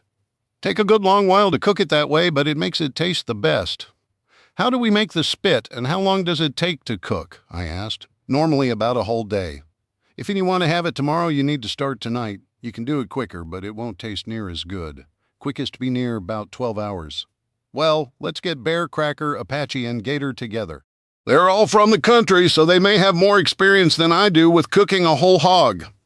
I grabbed my radio off my web belt.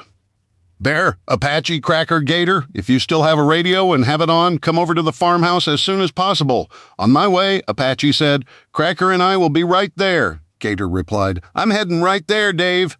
Bear said within a few minutes they'd all shown up. I told them all about the cooking process, the rocks we would need, and the time it would take. "I have no experience with cooking a hog," Apache said.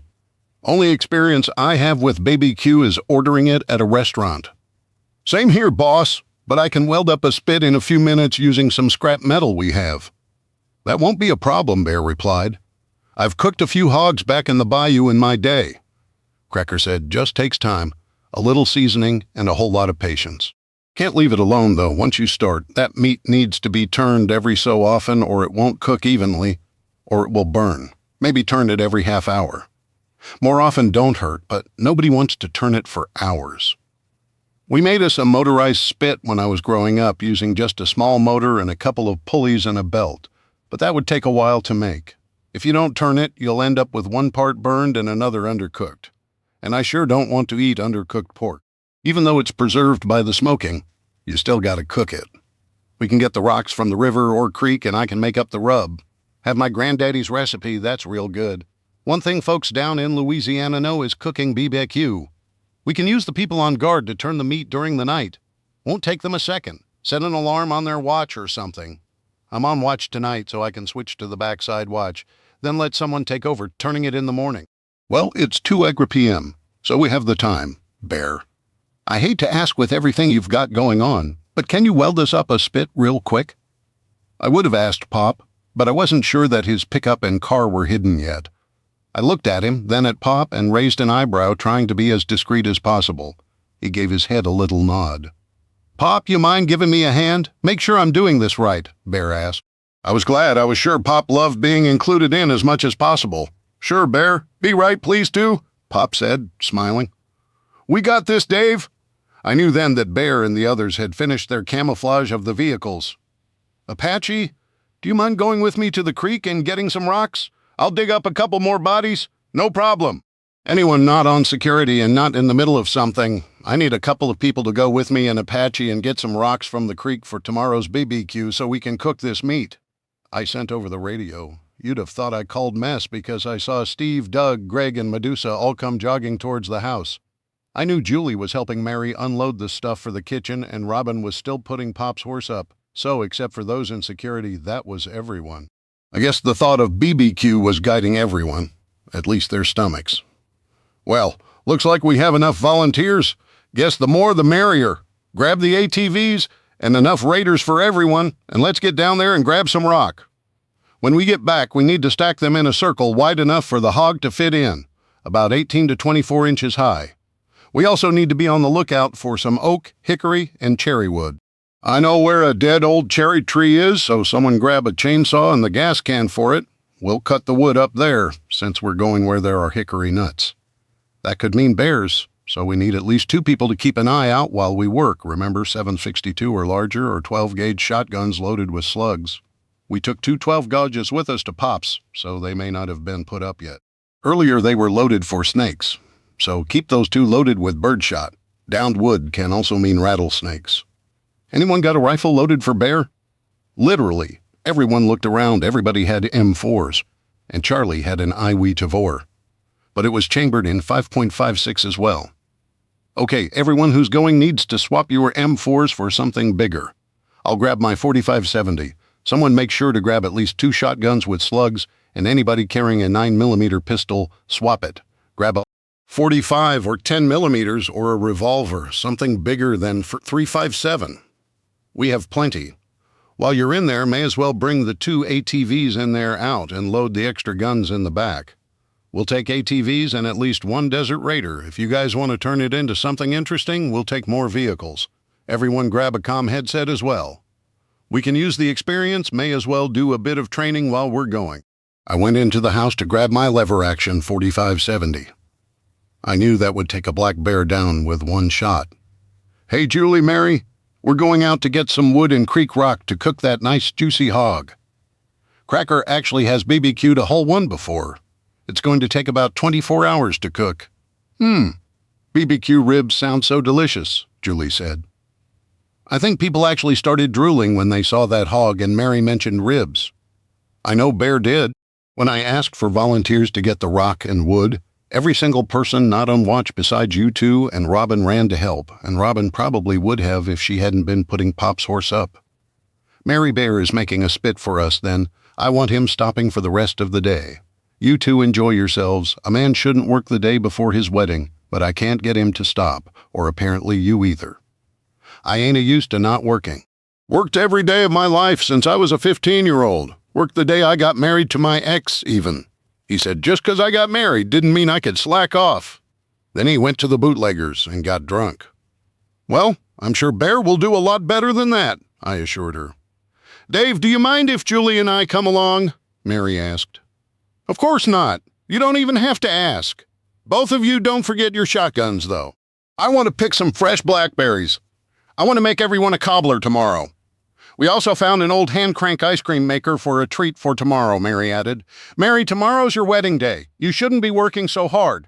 Now you hush. I want to do this. It's a special day for everyone, and it will be for me and Bear as well. I still can't believe that big old loaf done gone and asked me to marry him. Lord, I'll be a mess. And the tears were back again. Julie wrapped an arm around her. Come on, let's get our stuff and a couple of baskets to put the berries in.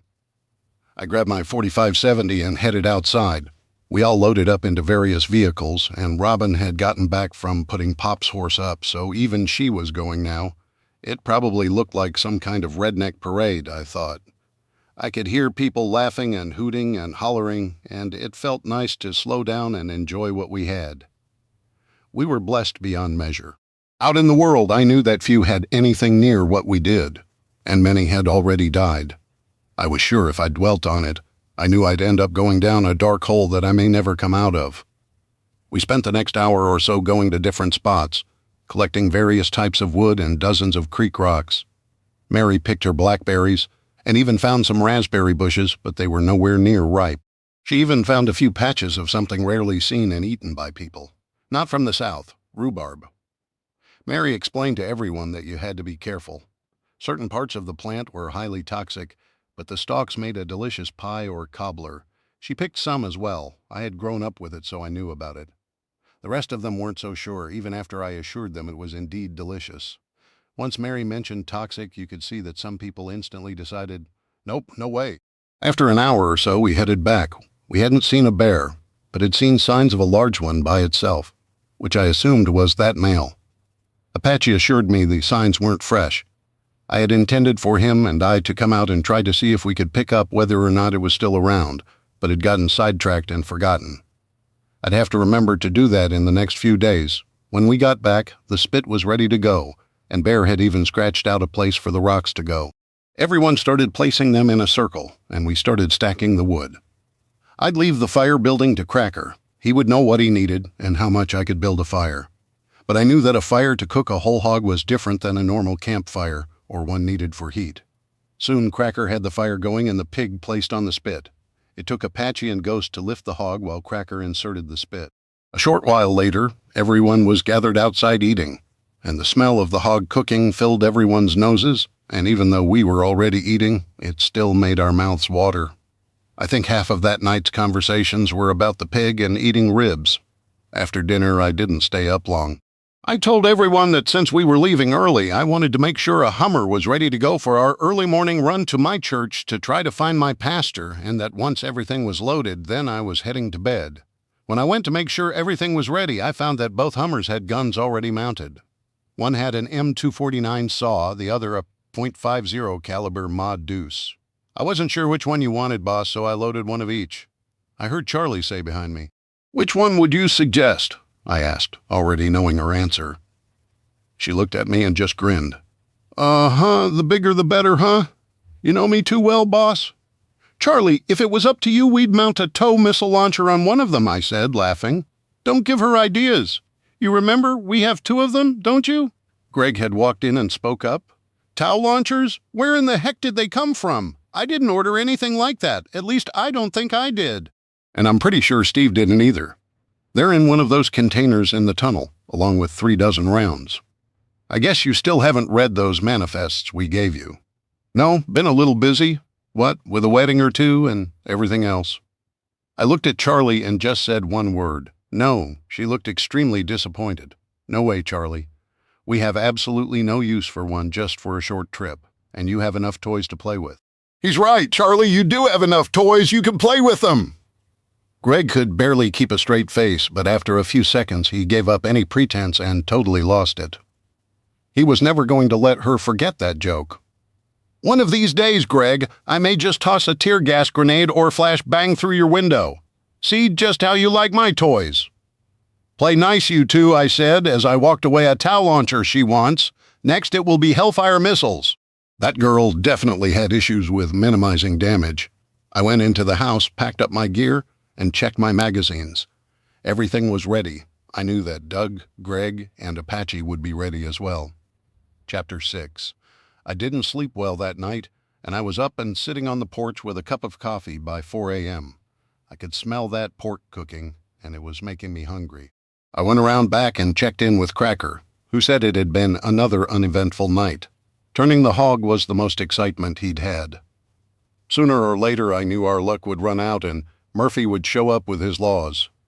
Greg joined me shortly after, and we sat there and talked about past times and teammates, too many of whom had died way too early. Around 5:30, I heard Mike and Jeff in the security room going over the drones and their batteries. We would be using two this morning. One would circle over us, and the other would stay about 5 miles ahead to check for any surprises. It would barely be daylight by the time we left, so the visibility wouldn't be great, and the thermal imaging would come in handy. Ambushes can never be underestimated. When Greg and I went in to check on them, we found Apache and Doug in the kitchen with coffee and leftover biscuits. For the first time, Mary wasn't up and fixing breakfast, as I had made her promise to not get up early. Everyone could make their own. I bet a few of them were really going to miss her cooking over the next couple of days. I told everyone that the first person I heard ask her what was for breakfast or supper, I'd knock out, and they knew I meant it. Mike, Jeff, everything looking okay? I asked. Yeah, looking good. We have plenty of batteries for both of them, but we shouldn't need them with a 70-mile range. Have a third drone prepped as a backup? Be awful nice if we had some Hellfire missiles on them too, Mike said. Not you two. You'd think we were back in the sandbox or Afghanistan. This isn't Kabul. I told them the story of Charlie and the tow missiles. That is one dangerous girl, Jeff said. Brother, you have no idea. I once saw her stay in an Overwatch hide for 2 solid days, sniping at Taliban and ISIS convoys. They never did find her. Can you guess one main reason why? She never moved for those 2 days. Not even to go to the bathroom at night? She had a thermal blanket and stayed under it. It had to be 110 degrees, Greg told them. But how did she? Jeff asked. Go to the bathroom? She didn't. Well, she did, but she laid in it for 2 days. I can't even imagine what that must have been like. Don't ever underestimate that girl. She's one of the toughest rangers I've ever known or even heard of. Anyways, if we're all good to go, we'll probably leave a little early, rather get there and back before it's too light out. Keeps the odds of meeting crazies as low as possible. Going into the kitchen, it looked like Doug and Apache were finished. You guys ready? Good to go, Doug replied. Mike, Jeff, we're loading up. Get the drones up and let us know when you're ready for us to take off. I wanted to give them plenty of time to get the drones in position. No need to rush. After waiting in the Hummer for about 10 minutes, Mike got on the comm units. We were using the headsets. The cheap units were okay when we were worried about the CME or were close to the house. But being out that far, I wanted to use the best we had. Also, I wanted to use something someone couldn't pick up on a scanner. Around here, everyone seemed to have one, and I didn't want to risk one not being fried. Greg was driving, and I was riding shotgun, with Doug behind Greg. That way we had someone on either side who knew the area and people to keep an eye out. Dave, want me in the turret on the 50, Apache asked. Greg had decided to take the one with the heavy machine gun instead of the saw, and his reasoning was the same as Charlie's. If you have it, why not use it? And besides, most people wouldn't know the difference unless they had been in the military. While both would obviously kill a person, a hit anywhere with that 50 caliber round meant you were losing entire body parts. Not right now, Apache. Maybe when we get to the main road, depending on what we see. We'll play it by ear until then. Roger. He sounded disappointed. We drove slowly along the dirt road past Pop's place, and nothing seemed any different than yesterday. There was no sign of anybody anywhere, and that was good. As we came up to where the dirt road met the pavement, I told Greg to stop about 100 feet short. Apache, get on the 50. We're going to get out here and just check the road, see if we see anything. None of us had been out since the 3rd day after the CME, and I hadn't been out here since the day before the CME hit, when we'd come to get the pastor to marry Julie and I. Greg moved to my left, Doug to my right. Since I shot left-handed, I always preferred my most experienced teammates on my left side, and since I was one of the few left-handed shooters, they liked having me on their right. Creeping up to the road, we stayed inside the tree line and looked both ways, but we saw nothing at all. No evidence even of people having gone by. Returning to the Hummer, we turned left towards the church. Greg, keep your speed down no more than 30. Everyone, I know you know it, but keep your eyes peeled.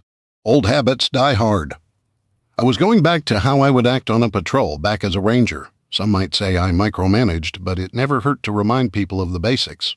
We crept along, passing a house every once in a while, but we saw nobody. It was creepy as heck. I knew that some of the farms had people that had been living there, and granted, houses were far between, but usually I'd have seen someone out by now. Maybe they had left before the CME, but where would they have gone? Rural Tennessee was pretty much as far off the beaten path as anything this side of the Mississippi River, unless you went deep into the mountains of Kentucky and West Virginia. I knew of places a lot more remote, but living there would be difficult at best, and it wasn't like anyone who didn't live there was aware that those places even existed. About 10 miles along the road, I saw my first people, an older couple tending a small garden way off in the distance. I had to use binoculars to see them clearly, and I didn't think they noticed us. They were a good 3 or 4 miles off the road. About 2 miles from the church, I heard gunfire, about a half dozen shots. It was at least 2 different guns, because one was the deeper sound of a larger caliber rifle or possibly a shotgun. We all tensed up, and Apache stood up and pointed the .50 in the direction the gunfire had come from. I didn't see anything, and the shots had been at least a few miles away. Greg slowed even more, but we didn't hear any more or see anything. As we got near the church, I told Greg to stop and pull onto an old logging and ATV road. "Mike, you read me?" "Loud and clear, Dave," he replied. "You see anything at all on the drones? Picking anything up on thermal or infrared?" "Negative." "Saw what looked like 2 people a few miles back, quite a distance from the road." "But that's the only sign of people so far," Mike answered. "We heard some gunfire a few minutes ago, some distance away towards town." "Do either of the drones have enough battery to do a very high-level pass over the edge of town? Kind of get an angled camera shot? Nothing where it can be seen, of course?" "We have the battery power left. I can spend maybe 10 minutes over town at that high a distance." "I'll take one over and let Jeff keep the other over you and on watch." "Thanks, Dave. Out, Doug. Come with me. Let's go the rest of the way on foot. We'll keep to the trees, Greg. Keep that engine running. And if you hear anything, come highballing it in. Apache, stay on that gun. You know what to do if things go sideways, guys? We'll hunker down and wait for the cavalry." Doug and I quietly approached the pastor's residence, which was actually attached to the church. Since the church was full of mostly the poor and elderly, it was part of the pastor's compensation. I had been secretly giving anonymous donations to the church since I'd been back, and they'd actually started to pay him a decent salary, but the pastor still stayed there. I walked up to the door while Doug covered me, and knocked. After a few minutes, I heard the pastor ask through the door, "Who is it?" "It's Dave, Pastor Tim." The pastor opened the door. "Brother Dave, it's good to see you." "Come in! Come in! Brother Doug, good to see you too. I haven't seen either of you since this all started, and I wondered what happened to you and some of the other people. As you can imagine, not many people have made it to church lately. What brings you all the way out here? That's a long walk." "We didn't walk. We still have running vehicles," I told him. "But how? I thought cars were all dead." "Not exactly. There were ways to protect them, and we happened to get lucky." "Well, don't let that out. I expect there are quite a few who will try to take them from you. Pull it around back. We don't want it to get seen. You either. It isn't safe around here. You may find people aren't going to want to be seen talking to you." "Greg, Apache, park around back and keep an eye out. We may have trouble heading our way." "Roger, Dave." "We'll set up out here and keep an eye out." I got on the radio back to the farm. "Mike, keep a sharp eye out. You see anyone within a mile of us, let me know ASAP." Walking into the pastor's house, I noticed just how quiet it was with no power, and no hum of the refrigerator. Also how quiet it was with no other people around. I wondered if he ever saw anybody anymore. We haven't been out since before everything died. The last time we went anywhere was when they announced the CME was going to hit, and we had to go to Knoxville and rescue Julie, which you know. We had some friends come a couple of days after it hit that are staying at the farm, old military buddies, guys from my team back in the Rangers. They said it had started getting bad out there, but other than that, we've heard nothing. Mike is trying to get news on the ham radio, and he's also trying to pick up any satellites, but again, no luck. How are things around here? Why would people not want to be seen with me? Trouble. Well, you could say that. Had a few people come through from Knoxville, not many though. It seems like most headed into the mountains and the Smokies to the southeast. At least those that have made it out. Apparently there have been a lot of problems between the gangs, the people around the university, those kids who were always rioting, and a couple of groups who decided they were warlords. From what we gather, It's been a real battleground. Thankfully, we are as far away as we are. Somebody took over the Highway 33 bridge across the lake and is stopping pretty much anyone from getting across. They blocked it with some semi-trailers that they managed to drag onto it. Apparently, they found an ancient semi-truck from the 50s in someone's old car collection and are using it. Around here, I've heard that there have been quite a few break-ins, and some people have even been killed and their food taken. You know, out here, almost everyone has a root cellar and cans their own food. Well, apparently the thieves have figured it out as well. I've heard just gossip, mind you, that more than a couple of people who got caught stealing suddenly left town. Nobody's really talking about it, especially around me. But nobody knows where those people who leave go. They just up and disappear. I have my suspicions, but don't know anything for a fact. I looked at Doug. We both suspected that those thieves would never steal anything again. As for you, while I'm not sure of the whole story, the gossip is that people are hunting for you and others you've been seen with. Nobody really talks about it, at least out this far. But there's a rumor that there may be a price on your head since I haven't been anywhere. I'm not privy to the details, I just know what I've been told, and people are trying really hard to find out where your farm is. I'm doing okay. I have a fair bit of food left. I'm surprised that some of the thieves haven't come here. I thought they would figure I was an easy target. I've got my pistol, shotgun, and rifle, though. The Holy Word says to help your fellow man, not roll over and not defend yourself. Pastor Tim liked to hunt and could shoot. Pastors in this area weren't like those in the city. They would defend themselves and their flocks against the wolves at the door, as the old Bible verse says. A shepherd was there to keep the wolves from devouring the sheep, not to watch as they did so. Pastor Tim shrugged sadly. I don't really see anyone anymore.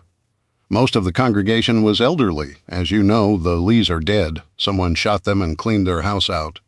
The Millers went to their daughter's place over in North Carolina before the cars quit. The Thompsons. Well, they just seemed to disappear one day. One of the Jackson boys rode by on a horse about 4 or 5 days after the lights went out and said Mrs. Thompson apparently took a lot of pills and died. Mr. Thompson had a really bad heart and his pacemaker stopped. I guess he died and she didn't want to go on without him. That's happened to a few others. Knowing they can't get their medicine, more than a couple of them decided to go home to be with the Lord. I'm sure God forgave them. Without their medicine, they would have already passed away years ago. Most of the elderly around here are diabetic, and without refrigeration, their insulin would have gone bad if they even had any.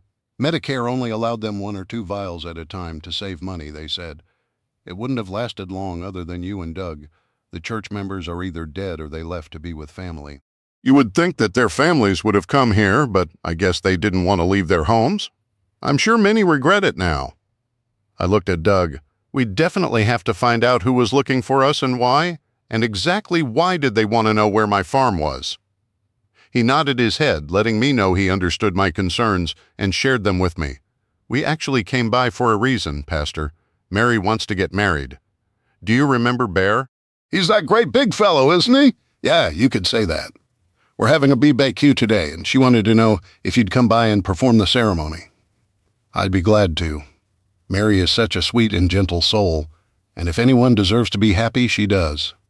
I'm sure not doing anything here. I haven't seen a soul in days, and I doubt I will again, at least for a while. This church has been here forever. I hope this isn't the death of it.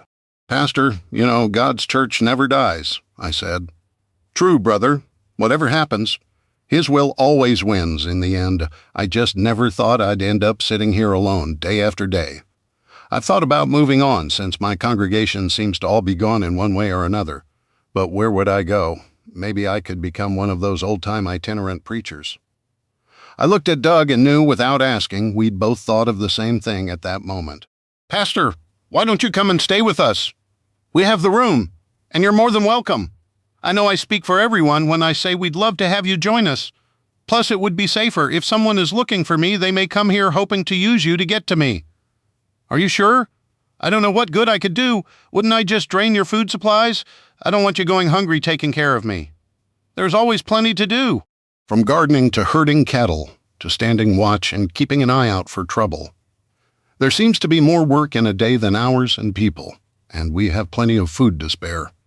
Mary keeps us well fed, as you can imagine. Amen to that, Doug added. That woman sure can cook, that's for sure. Yes, I would love to join you. Would it be okay if I brought a few things? Sure, we have room, and if we need to, we can come back for the rest of it. I could see the genuine relief on his face after being alone all this time. It must have been weighing on him. He was used to visiting the sick and homebound and preparing sermons, not just sitting around doing nothing except tending his little garden. I suspected he had read a lot of his Bible again for the 100th time. Doug, go open up the back of the Hummer and let them know we'll be loading the pastor's stuff. Come on, Pastor. Let's go get you packed up. It only took us about 10 minutes to get his stuff gathered and loaded. He had a little bit of food left, but we decided to leave it since it wouldn't make a difference to our supplies, and it might keep someone else from starving. He did grab a couple quarts of orange blossom honey he had. Since it came from Florida, we obviously weren't going to get any more anytime soon. He said it was a big weakness of his on hot biscuits. We were on the road in less than 15 minutes, and we kept our eyes peeled on the way back, except for the pastor. He was fascinated by the Hummer and the machine gun on the roof. I thought it would be fun to let him shoot it sometime. I could hear him and Pop now in my head. The ride back was happily uneventful. When we got close to the farm, I got on the radio and let everyone know we were back and okay. When we passed the observation post, we stopped and I pointed it out to the pastor. It took him a while to finally see it, even after I told him where it was. You've hidden that real good. Nobody would ever notice it unless they just happened to be walking in the woods and literally stepped on it. That's the whole point. We see them and they don't see us. We had a lot of experience with hiding in plain sight in Afghanistan, Iraq, and Syria. When your life literally depends on it, you become quite good at it, or you become quite dead. I never thought how tough you boys must have had it over there. When people think of war, their mind always thinks it's like old World War II movies, but it's nowhere near that cut and dried. Those movies make it sound almost, what's the word I'm searching for, clean? Yeah, they do, but it is anything but that. I don't know of a single person who was there who saw actual combat who doesn't have nightmares. My grandpa was in Korea in the 50s, and he never once talked about it. I couldn't understand why. But after knowing you, and from what little you've told me over the years, I understand why now. The only thing my grandpa would say was that after he came back, he would never eat rice again, the pastor told us. I've heard that a lot from guys who fought in the Pacific against the Japanese during WW2 and in Korea. That and coconuts. Guess they went months with almost nothing else. As we opened the gate, the pastor marveled at my hidden entrance. I see you finally went and fixed this driveway. Leave it to you to wait until the end of the world to finally fix that rutted trail. At the farmhouse, Mary, Julie, and a few others came out to meet us, and Julie ran up to give me a huge hug and a big kiss. I realized that the trip to get Pastor Tim had been the first time I had gone past Pop's place since we'd been married. Pastor, I'm so glad you came, Mary said, giving him a big hug. You have no idea how much this means to me. Mary, I'll be honored to marry you. I'm happy you finally found a good man. Apparently, the pastor knew a lot more than the rest of us had. Where is the groom? I'd like to meet him and get to know him better. Last time I was here for another wedding. Coincidentally, he didn't talk much, if I recall correctly. He never does, but he's the best man in the world. Mary was practically gushing. If this was what Julie had been like on our wedding day, then Robin must have had her hands full. Come on, we'll go find him. Before we do, what is that delicious smell? My stomach is growling, just smelling it. I've smelled it since we started coming up the driveway. That's a whole hog roasting out back. The wedding reception is going to feature barbecue pork, courtesy of one of the new guys. His name is Boudreaux, but we call him Cracker. He's from the Louisiana Bayou country. He sure does know how to cook a hog, Mary told him. If I'd known that was here cooking, I'd have walked here. That made everyone laugh. Mary was obviously in a hurry to introduce Bear as she practically pulled the pastor along. Do you think she's in a hurry to get things going? Or is she in a hurry to get the honeymoon started? Apache asked. Looking around, I made sure that Julie, Robin, and Kim weren't where they could hear me. They had all either followed Mary or returned to the house. Listen, guys, go easy on the comments like that today. Mary had an abusive ex, and her father really messed her mind up with a bunch of women obey their husband and take a beating without complaining crap. She's still worried about what people will think if she gets remarried, that everyone here will think she's a tramp. So please keep the jokes and crude remarks down for me, if not for her. Sorry, Dave. I didn't know. And I just never thought about it. Kind of has become second nature to us, Apache apologized.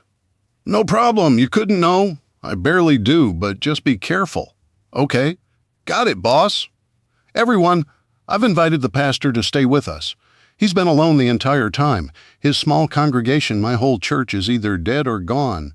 I'm not sure what skills he may have other than preaching, though. That may be a nice reason to have him around you heathens. Everyone laughed at the reference to what were, in every case, lives that could use some godly influence. We've learned a couple of things we need to talk about, but it can wait till after the wedding. Now let's grab a cold beer and go see how that pig is coming along, I said. Heck yeah. Gator sounded like he was going to start on it even if it wasn't done completely. Walking around back, it seemed like everyone was gathered around the spit watching Cracker turn that hog. How's it going, Cracker? I asked. For the 100th time today, it's still cooking. I must get asked that every 5 minutes. Hey, you can't blame 'em. That thing smells wonderful. It really did. My stomach was growling just as much as everyone else's. Pop here keeps sneaking pieces off to test them. I bet he's already ate a pound or two. Well, someone's gotta. I gotta make sure you ain't overcooking it. Like I just told this mob not even 5 minutes ago, it will be ready in about an hour. If someone wants to tell everyone that so they can start getting things ready, that's fine. But remember, the food comes after the wedding, not before. I heard more than one audible groan, and I almost laughed. But to be honest, I kind of wanted the food as soon as possible myself, before or after the ceremony. Then I remembered my own wedding, and I wouldn't have wanted people concentrating more on the food than my wedding. Well, probably more that Julie wouldn't have.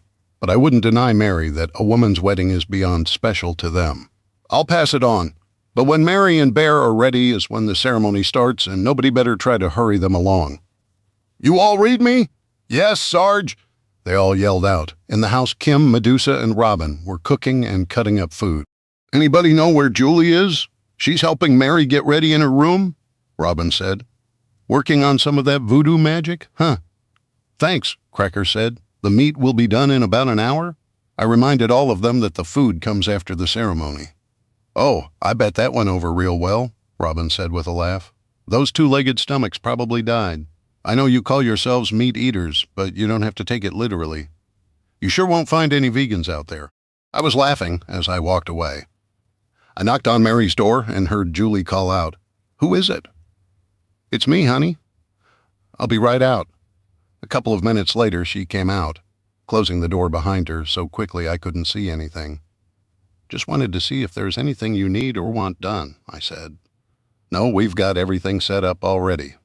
Pastor Tim is talking to Bear. We're working on Mary's hair. She asked if she could use my wedding dress since she had nothing here but jeans and a couple of old skirts. I hope you don't mind that. I told her yes. Of course it was okay. Sure, we got our use out of it. I got to see you walk down the aisle in it, got to marry you in it. We definitely won't be using it again then, with a big grin I added. And I got to help you out of it afterwards. Dave, you hush. We both busted out laughing. Mary wants to start as soon as possible, so it will probably be about a half hour. Can you tell the girls in the kitchen that they all know what to do? Sure, baby. I love you. Love you too, Dave. Now go on and get. I have things to finish in here. Kissing her, I left for the kitchen. As I passed the radio room, Mike called out, Dave, got a minute? Sure, just give me a second. I went to the kitchen first to pass on Julie's message to the girls. Gator was in there grabbing a beer, so I asked him to pass the word to everyone else, too, especially Bear and the pastor. Then went back towards the radio room after telling Mike about starting soon. I asked him what he needed. Something's not right in that town, Dave. If I remember, you said that the population was around 5,000 or so? Well, there are two towns side by side, Tazewell and New Tazewell, though it's impossible to tell where one starts and the other ends. Combined, their population was a little over 5,300 at the last census. I think never really changes much. Why?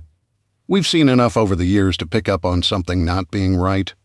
A town that size should have some signs of people, but I saw only a few outside of what I figured was the courthouse, and the few people I did see away from the courthouse or city hall, whatever it is, sure looked like they were trying real hard not to be seen. Maybe it was people looking to loot or steal. The pastor said that there had been some of that going on. That's what I thought at first, but I'm not so sure. When have you seen a person with a cane who's hobbling loot, or somebody with 2 little kids? These people would go a few feet, dart into a building, wait a few minutes, and then dart to another building. I followed one person I assumed was old, but was definitely barely walking and with a limp from the back of one house to what looked like the basement entrance to some kind of old store. Then there was the courthouse. Saw quite a few people loitering there, all with long guns, mostly ARs, but a couple of hunting rifles, some shotguns, and someone has some kind of armored vehicle parked out front, possibly a Buffalo, but definitely appeared to be some kind of MIRAP. Could be the cities. The police got one from the army. You remember when they gave the local police all those old MIRAPs, though? Why they would think this town needed it? I'll never know. I've only known it to be out on the streets a couple of times, either for a parade or to go to some kind of training. Well, they're using it now. Guess it was one of the EMP-hardened ones, because they moved it a couple of blocks and about 6 guys got out and rushed an old brick building. Couldn't tell what the building was from the angle I was at. I had to bring the drone back before I could see them come out. Do me a favor. Sure. Keep this between us for now. You have video saved, I'm sure? Of course. He almost looked hurt that I'd felt I needed to ask. I'll look at it later. I want to study it some, see what we can figure out if something's wrong there. Eventually it will probably find its way here. Got it. I hope you're wrong, though. I'm getting to kind of like it here. I hope I'm wrong, too. Walking away, I thought how I really wanted to be wrong, but my gut was telling me that was more likely wishful thinking. Going outside, I couldn't get my mind off of that conversation. For now, I would keep everything to myself. There was no need to ruin everyone's day with worry that may be unnecessary. I saw that everyone had gathered around where chairs had been set up, and somehow, someone had created an arch and placed wildflowers all over it. Bear and the pastor were standing together talking, and Bear looked as nervous as a cat in a room full of rocking chairs. Soon Julie came out and walked over to Pastor Tim, and I headed over to join them. Mary was like a sister to me, and I felt I owed it to her to make this the best wedding we could. Dave, I was just telling the pastor and Bear that Mary is ready, and we can start any time. Thanks, Julie, the pastor said. You ready for this, big guy? He asked Bear. Yes, sir. Okay, Julie. I'll get everyone seated, and when I do, that will be your signal to start the music. Okay. Julie turned and went back into the house. Everyone, we're ready to start. Please take your seats. Surprisingly, everyone got settled right away. Part of me wondered if the knowledge that they couldn't start on that BBQ until after the wedding drove them to sit. The music started, and Mary came walking out. She looked beautiful, and I saw Bear start crying at the sight of her. Julie looked up at me as Mary walked down the aisle towards Bear in Julie's dress, and we smiled at each other. She slid her hand into mine, and I squeezed it, remembering the beautiful ceremony and day we had shared as we became husband and wife. Bear was watching Mary come towards him, and he couldn't take his eyes off her. Mary was glowing, and her whole face was lit from within with love and happiness. I hadn't realized just how in love they were, and it made me happy for them that they had found the same kind of thing together that Julie and I had. The ceremony, as they usually are, was fairly quick, and as soon as the congratulations were all given and a toast shared, everyone started carrying the food out. Crackers started carving hunks of pork off the bones and laying ribs on plates, and that hog was devoured really quick, it seemed. It really was delicious. Cracker had made his own rub and sauce, even though we had plenty of both in storage, but his was far better. I ate till I couldn't eat any more, and then dessert came. Oh, my aching stomach, I thought. Julie had made Mary a wedding cake, because she had told Mary in no uncertain terms that she would not allow her to make her own wedding cake. It was good. Maybe not as good as what Mary made, but I sure wasn't about to say that. Mary had added her own touches to the dinner, though. She had made a huge blackberry cobbler and a rhubarb cobbler, and had talked Jeff into cranking that old ice cream maker, and they had made some fresh vanilla ice cream to go on top. It was delicious, and neither one had a single spoonful left after we tore through it. When I grabbed the first piece off that rhubarb cobbler, since it was one of my favorite desserts, I got plenty of curious stares. Exactly what is that? When Mary showed it to us, it looked pretty much like a weed. How do you make dessert out of a weed? Greg asked. Around here, this has always been a favorite. Remember, this is Appalachia. People here learn to use what God and nature provided. Everyone loves sweets. Flour was a luxury until fairly recently. Cornmeal was what most bread was made with. Berries were abundant, But you only have edible berries for a week or two a year. Even sugar was a big luxury, and you probably don't know this, but sugar was actually physically locked up for centuries to keep it from being eaten or stolen. This weed, a little sugar and a little bit of flour and some lard, which is actually rendered down animal fat, would make a dessert which would feed a lot of people. The cost of this whole thing is maybe 50 cents. Where can you feed a dozen people dessert for about a nickel a person? I don't know. Greg still sounded skeptical. She mentioned that it could be toxic. Oh yeah, she's right. You know how we eat greens, spinach, kale, etc.? Well, here in the South, people also eat greens Yankees have probably never thought of. Turnip greens, even dandelion greens, which are simply the leaves. Remember that we're talking about poor people living on pennies a day? We used what nature provided. The greens or leaves of rhubarb are really toxic. They can even totally shut down your kidneys, requiring a transplant. And after the temperature gets cold enough to cause a frost, that toxic chemical moves into the stalks, which is what this dessert is made from. That's why you can't eat the stalks after the first frost. Trust me, it is delicious, though. Take a bite. I guarantee you will love it. Greg thought about it for a minute. Okay, I'll take the chance, but if I die, you get to deal with Robin. And then you'll probably wish we could trade places. Very slowly, he reached over and took a small piece off a corner of my plate. He held it and stared at it for a while, then took a bite, and his face lit up. Man, Dave, this is absolutely delicious. No wonder it's your favorite dessert. He got up and went and got him a piece, and one for Robin, too. Hey, everyone, you have got to try this other cobbler Mary made. It's awesome. Come on, you got to try it. Then the festivities turned up a notch. Pop brought out a dozen quart jars of his high-octane home brew, along with some peach brandy he had made. I vowed to stay at least sober. I wanted everyone to have a good time, but somebody needed to keep a level head.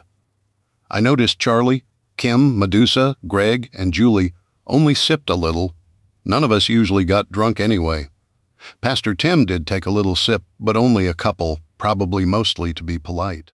We cranked up the music, and people danced, told stories and off-color jokes, and genuinely had a really good time.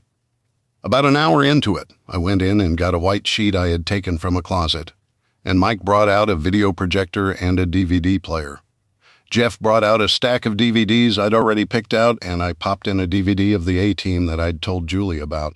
So we sat and watched stupid videos as well. Old hee-haw shows, The Three Stooges, Hogan's Heroes, the old Combat and Rat Patrol series.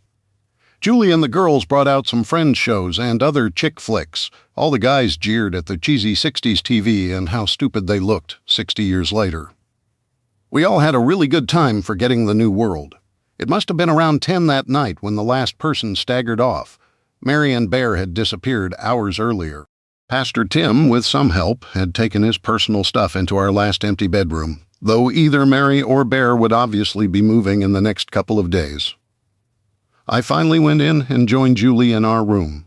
That was such a wonderful day, Dave. Thank you.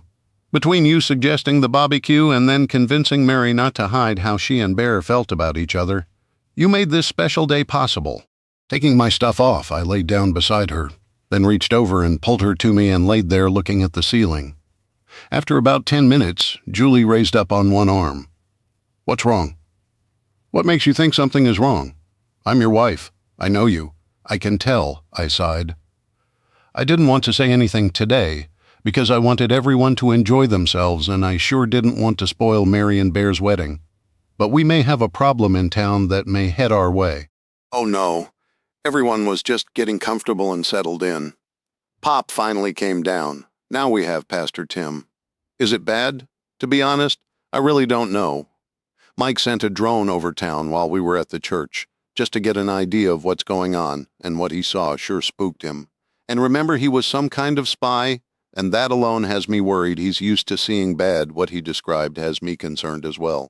We can't tell for sure what is going on, or what the problem is, but things seem really off. He said that he saw almost nobody, and the few people he saw out were obviously trying to stay hidden. Everyone at the courthouse was heavily armed, and they even have an armored vehicle of some sort. Could have just been the one the police had, but they apparently are using it. A town that size would have almost no reason to use an armored vehicle that I can think of, at least no reason that wouldn't mean trouble of some kind. Also, Pastor Tim said the word around town is that somebody is looking for me and for this farm. Julie was ashen. What are you going to do? In the morning when everyone is up and hopefully sober, I'll get Greg, Gator, Mike, and Doug together and we'll go over the video we saved. We're used to analyzing things and figuring out what's going on. It's what I did for 12 years. We may have to sneak into town or close to it to know for certain. Oh, Dave, please be careful. I don't know what I would do without you. I have no plans on not coming back to you, honey.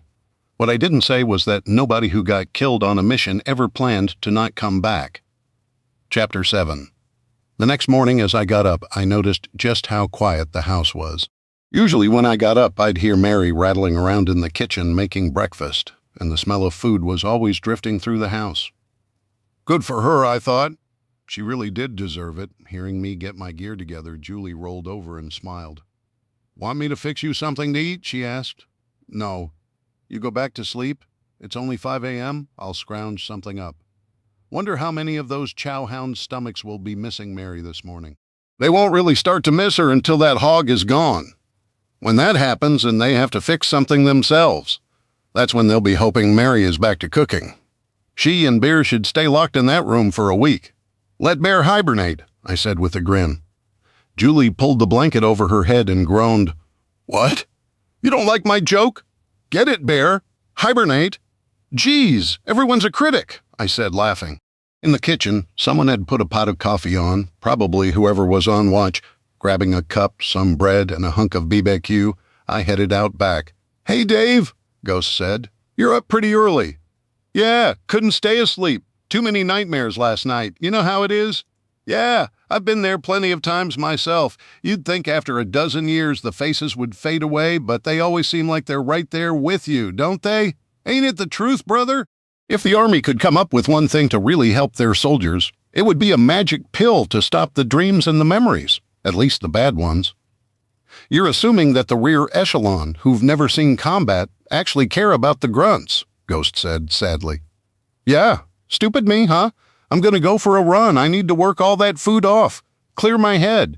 If you see Greg, Mike, and Doug this morning before you go off duty, tell them I want to meet at 9 o'clock. Don't go looking for them, and if you don't see them, just pass the word on to whoever relieves you. Tell them we'll meet in the garage. I want to use the table in there. No problem. What's up? Anything to be concerned about? Ghost asked. Could be, brother. Not sure. I really hope not, but could be. With that, I took off running. I was carrying my M4, so I'd stay fairly close. Usually, I ran further out, but I didn't want to violate my own rules about carrying heavier firepower. As I ran, my mind drifted between good thoughts of Julie, the wedding yesterday, the farm, and worry about town and what was going on there. Usually, when I ran, I thought of almost nothing. It was like I could shut my mind down, for at least a while. Not today, though, and it was frustrating. One thing I did notice was how out of shape I had become in such a short time. We really hadn't trained since I had started inviting everyone to join me here. I used to be able to run 10 miles loaded down with a 35-pound rucksack, even after I'd left the Rangers. Now I had barely 15 or 20 pounds of gear on me, and I could feel my body getting tired a lot quicker, and I hadn't even run 4 miles yet. I'd definitely have to talk to everyone about it. We all needed to be in peak shape, especially considering how old some of us were getting. We relied on each other to keep those less experienced alive, like Julie. My priorities had definitely changed. Now, almost everything I did, I had her safety in the back of my mind. When I was finished, I walked back into the house, totally gassed. A hot shower was going to feel real good.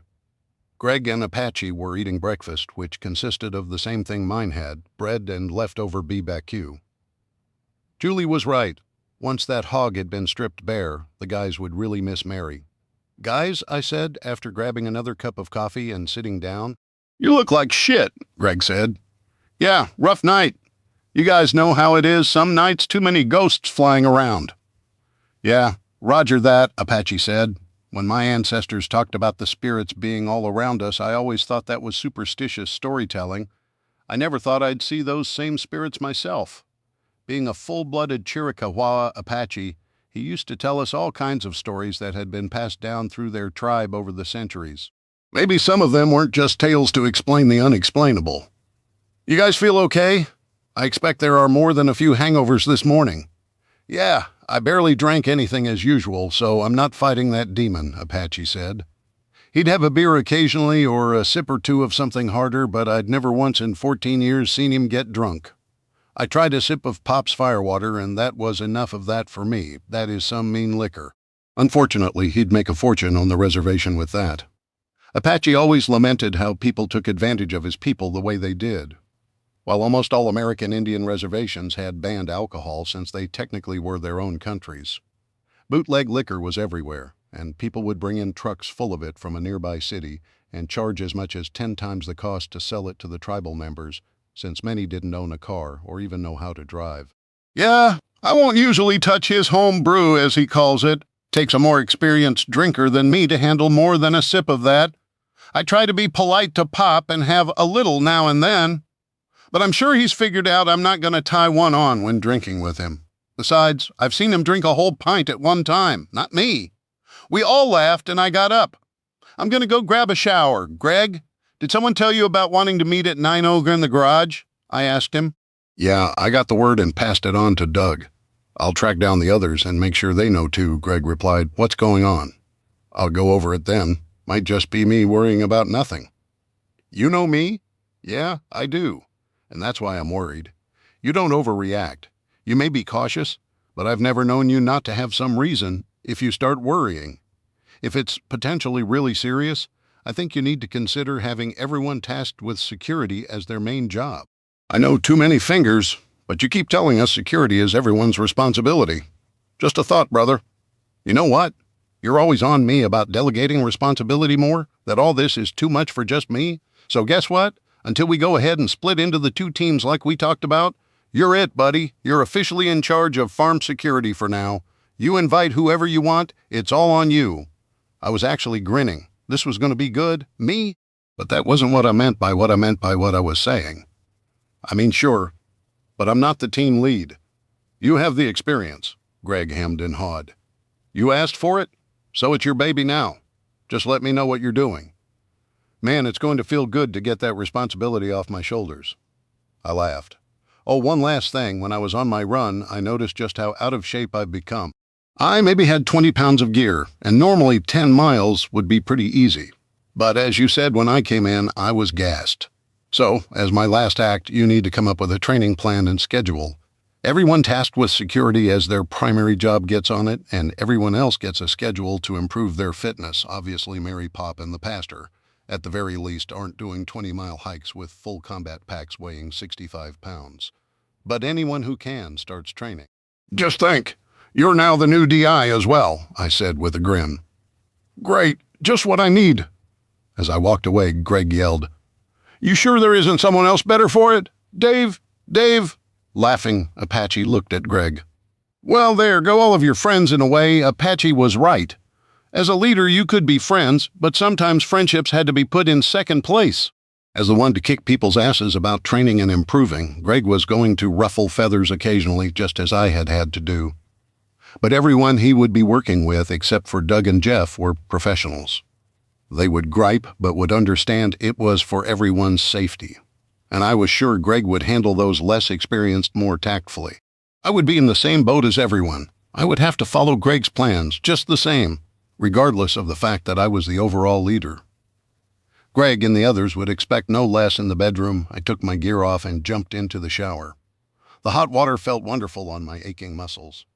I felt a breeze on my back, and turning, I saw Julie peeking in.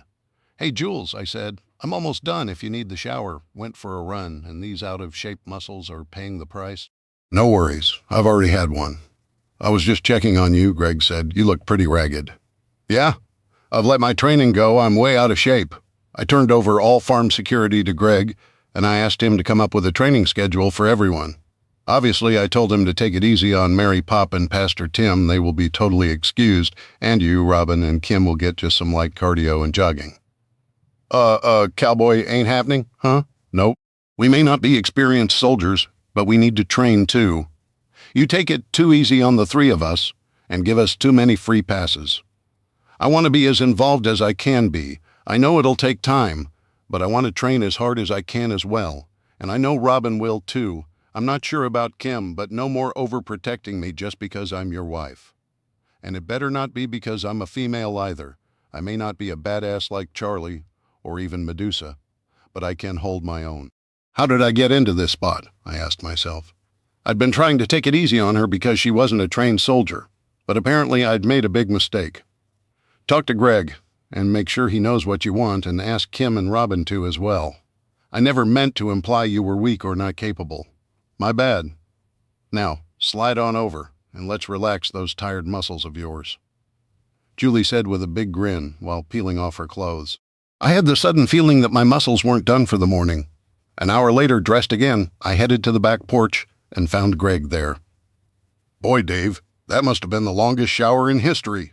Bet those muscles are nice and relaxed now? Greg asked. I just looked at him, grinned, and we fist bumped. Enough said. Did everyone you want at the meeting get the word? I asked him.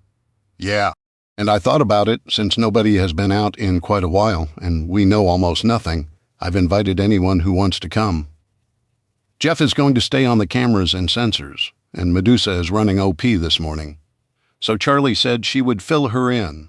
I expect pretty much everyone else is going to show up, since there were only the 2 fold-up tables and about 6 chairs in there. I have Apache and Charlie setting more chairs up, just in case. Everyone won't be able to sit at the table, but they really don't have to. You still haven't told me what it's all about? Do you know where Mike is? He was in the radio room about 5 minutes ago. Looking at my watch, I saw that we had about 30 minutes before the meeting. Come with me, Mr. Security. Oh, too funny, ha-ha. Mike was sitting in the radio room writing on a notepad. Mike, do you have that video ready? I asked. Yeah, it's all ready. Can you get the big screen TV in the garage hooked up to your laptop so we can all see it? Sure. Only take a minute or two. Do you think printing pictures off of it would help any? I asked. Don't think we need to right now. If we decide on something more involved, it would probably be a good idea. You thinking of making a sand table if we do that as well? Mike asked. Ask my security officer here, I said. Nope, no way, Dave. I'll take the farm on, but off-site stays your responsibility. You know it's for the best. This is your town and your people. You know them.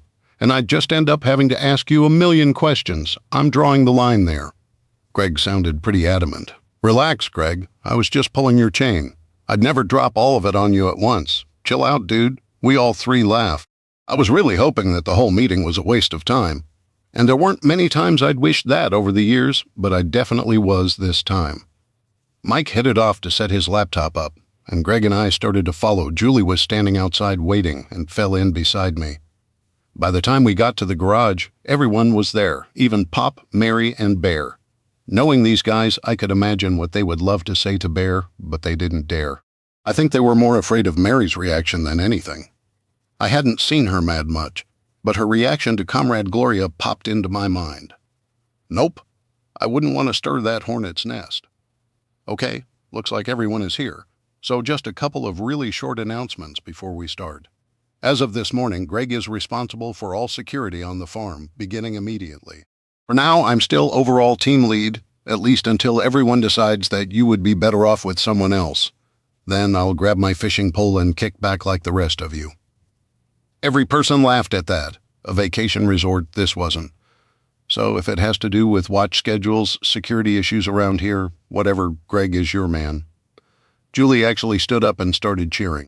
She had sacrificed a lot since our marriage, and many times I wouldn't see her all day due to having to deal with a myriad of issues. About time. It'll be nice to have my husband back for a little bit. Next, I was running this morning and noticed just how out of shape I've gotten. My last act before turning the security over to Greg was to ask him to come up with a training plan and schedule for everyone. Mary, Pop, and Pastor Tim, you 3 are obviously excluded from this. Kim and Robin. I asked Greg to come up with some kind of basic training for you, and I had asked him to do the same for Julie, but I was quickly put in my place. If you want a more intense training regimen than that, talk to Greg. Obviously, he will tailor training to each person's ability and experience, but that will be your decision. For those who are on my teams, and with military experience, I expect you to act like the professionals you are. Do not come to me complaining. You have a problem? See, Greg, you have questions. See, Greg, you have issues with anything.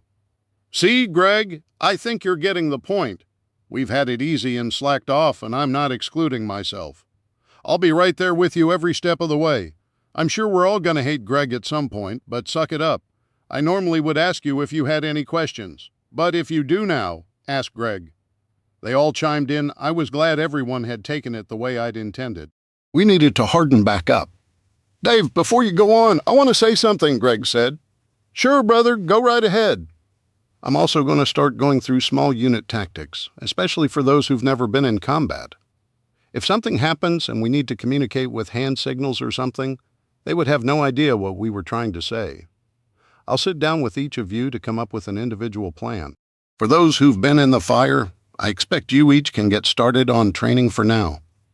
I'll still talk to each of you individually, but I don't need to babysit you. That's all, Dave. Mary raised her hand to catch my attention. Dave, speaking just for myself, I don't want you guys to take it easy on me. I may be older than almost anyone, and don't ask a lady's age, but I want to train with the rest of you. This big old bear of mine needs me to be able to help him out. I don't want him to be so scared about me that he gets himself hurt by accident. I can shoot pretty dang good fur an old broad." Bear was smiling at her, and I was sure he was pretty proud of her. I was as well. "Dave, I may be a pastor, but I feel the same way as Mary. I want to be pushed. I need to be able to protect my flock, and each person here is now part of my flock." "I feel the same way," Robin agreed. "You and Greg both know I can shoot damn good, and I need to keep everyone here as safe as I can and be ready to help out at any time." I saw Kim nodding as well. "Well, I ain't a-gonna lie," Pop chimed in. "These old bones is a-tired, and I know 'tain't no way I can walk 10 mile, let alone run it, but I ain't a-gonna be a drain on you, and I want to help as much as I can. Maybe I can ride a horse around, keeping an eye on things, but I'll do my best." While I appreciated everyone's apparent enthusiasm for training, I felt like the meeting was getting sidetracked. Looking at Greg, I saw that he agreed. "Thanks, everyone. I'll start working on a plan. But we need to get back to why Dave wanted to have this meeting to begin with." "Dave, go ahead. Thanks, Greg." I appreciated his attempt to get things back on track. Yesterday, when we went to get Pastor Tim, Mike sent a drone to town to get an eye on things. He kept it high enough that it would have been almost impossible for anyone to see it unless they knew exactly where to look. The video he saved has me more than a little worried. We're going to watch it first, then talk about it. If we need to, we can go through specific areas. Please don't interrupt the first playback with any questions. Wait till we're done. Mike, start the video. Everybody turned to the 85 big screen TV, and Mike started the recording. We all watched intently. It was 10 minutes long, and except for a little murmuring, no one made a sound. When it was done, everyone just sat there and said nothing. But they all now looked as concerned as I felt. "First impressions?" I asked. "We've all seen enough bad shit around the world to know that something is seriously wrong there." Charlie finally said, "It reminds me of how people acted when ISIS and the Taliban were running roughshod over everyone and slaughtering people. We have to figure out what is going on and stop it. I can't let that happen. Not here, not in our homeland, not on my watch. I think we have to do a sneak and peek to find out exactly what's going on. You and Doug know the town. It's your home. You know who you can trust, and just as importantly, who we can't trust.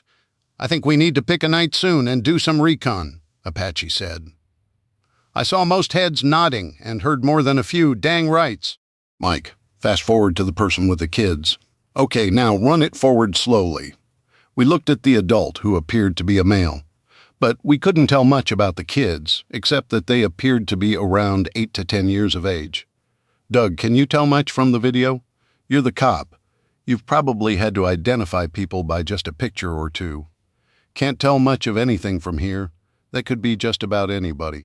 And we can't tell where they're heading, except that they appear to be heading north, maybe northeast. Sorry. No problem. I wasn't doing any better. Mike, keep going.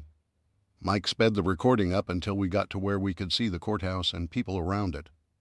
Okay, stop it there for a minute. Everyone look hard at everything. Mary, Julie, you know people in town. So see if you recognize anyone at all. Can someone try and count how many different people there are around there? I asked. I'll do that, Kim said. One thing I can do is count.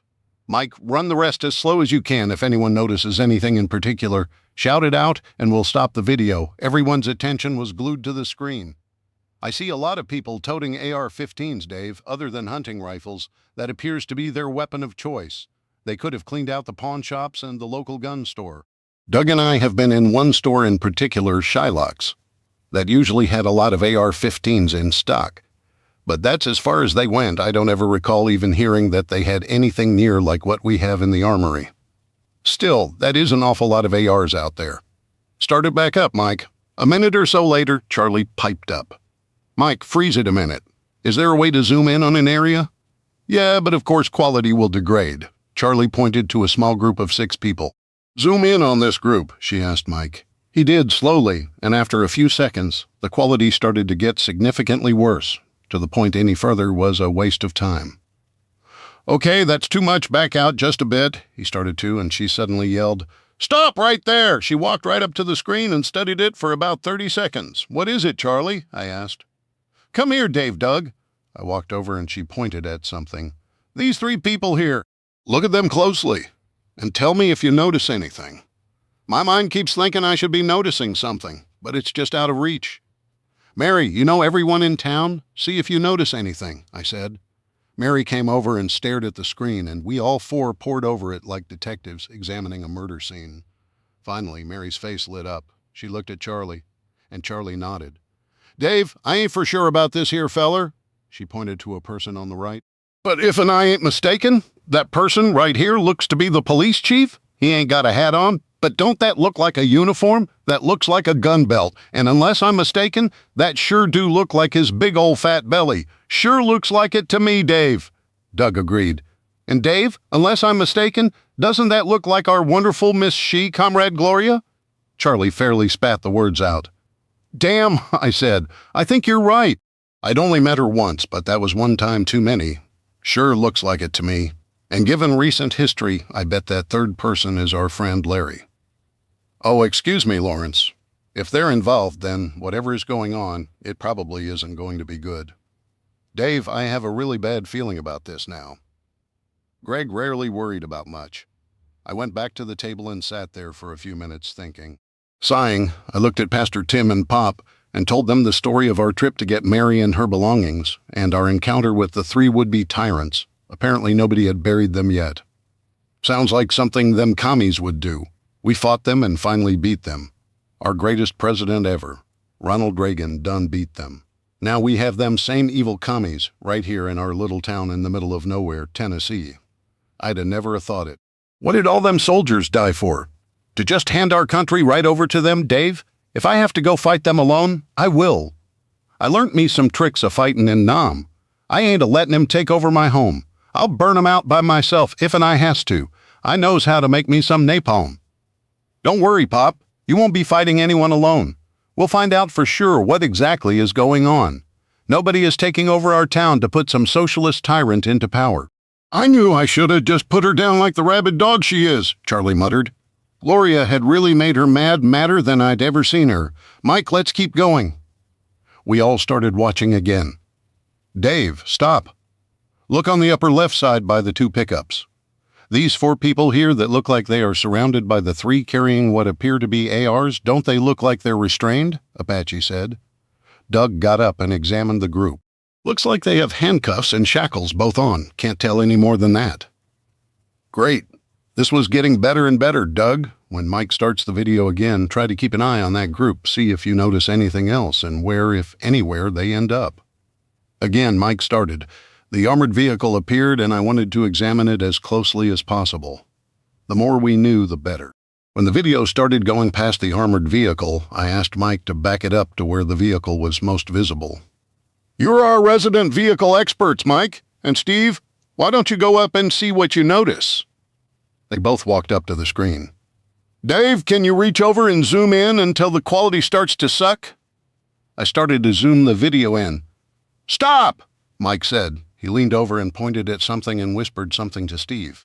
Steve nodded, and they turned around and walked back to the table. They both looked shell-shocked. What is it? I asked. Neither said anything. They just sat there. Now that had me worried. Guys? I asked. Dave, that isn't a buffalo, Steve said eventually.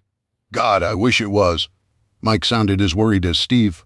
Well, what is it then? I asked. Dave, that has a crow's on it, Mike said. Oh shit, Gator said. Damn, Charlie echoed. All of my old teammates understood and felt the same way. It's hard to tell exactly what it is from this angle. It's just too far away from the drone. But to me, it looks like it might be a wolfhound, maybe a mastiff. Thankfully, it isn't a striker, Steve said. That changed a whole of things. We definitely needed to think things through and move extremely cautiously. What's a crow's? Julie asked. And what's a wolfhound and a mastiff? A crow's is a remote-operated turret. It allows the operator inside to use the weapons without exposing themselves. There are a number of possibilities as to what weapons may be on it. It definitely would have one or more machine guns. It may have 40mm grenade launchers, a chain gun, which would be a machine gun that could shoot thousands of rounds a minute. It may even have Hellfire and Javelin anti-tank missiles, I told Julie. Wolfhounds and Mastiffs are heavily armored vehicles. They're designed to destroy our best tanks. They can't stand toe-to-toe with an Abrams, but I've seen them knock one out. They also have external cameras that people inside can check, which can see all around it, day or night, and they can see the heat from a body or a weapon. That information is about the worst news we could get. At least they can't see through buildings. Cracker tried to cut the tension. Where in the world would they get their hands on one? Doug asked. I mean, I can understand the Buffalo. A few police departments have those. But that's to protect officers. This is to go into battle to attack people in armor.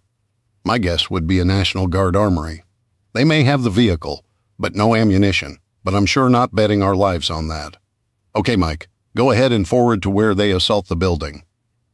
As Mike was queuing up the video, Doug asked, how many people can fit in that thing? Well, it depends on what weapons are on it and exactly what it is. Anywhere from 4 to 8 in the back, plus the driver and passenger. We watched the guys get out of the armored vehicle and run into the building. It looked like just a private house, but many times old houses got converted into businesses around here. They were obviously not acting like normal law enforcement. No knocking to see who's home, no presentation of a warrant. They just stormed through the door. That was the end of it. Okay, floor's open, everybody, I said. Charlie spoke first. Before, I would have recommended that Doug go in and recon based on him knowing the town and people better than anyone. But no offense, Doug, we are going to have to treat this like a military mission. Even if it's just a recon, that armored fighting vehicle changes everything. It's a potential nightmare. Think of the movie Black Hawk Down, possibly that bad. While she wasn't wrong, I wished she hadn't said that in front of Julie, Mary, and some of the others. No offense taken, Charlie. Trust me, I know when I'm in over my head, and that thing scares the heck out of me. Okay, guys, let's keep it in perspective. Yes, that IFV infantry fighting vehicle is a formidable weapon, but let's not make it into some scary boogeyman. We have the weapons to take it out if we have to, and we will if that's what's needed. Right now, let's keep it manageable, though. First, a few of us need to start looking at options. It will take some time, so let's break up for now. We all have other things to do. Those who need to be involved in developing a plan will meet again around 4 p.m. just before supper. I know right now I, for one, need a break, I said. And a drink, Cracker said. That cut the tension just a little, but at the moment I'd take it. Mike, why don't you pull up our saved satellite images we downloaded just before everything crashed, and we'll check to see if anything on the video is different. Buildings built or torn down and so on. Let's try to identify where those prisoners went on it. Kim, any idea or even a good guess as to how many separate individuals may be hanging around? Best I could tell, about 50. It's hard to be sure. Looks like they mostly try to dress the same. Other than a couple in what looked like police uniforms, it seemed like black tactical pants like Doug used to wear at work sometimes, and either black t-shirts or polo shirts are their uniform of choice. Almost like an upscale Antifa. Great. Makes sense, though, given comrades Gloria and Larry's socialist background and ambitions. Thanks. I'm almost to the point of using Crackers saying that I could use a drink. Almost. But I definitely need a couple of aspirin.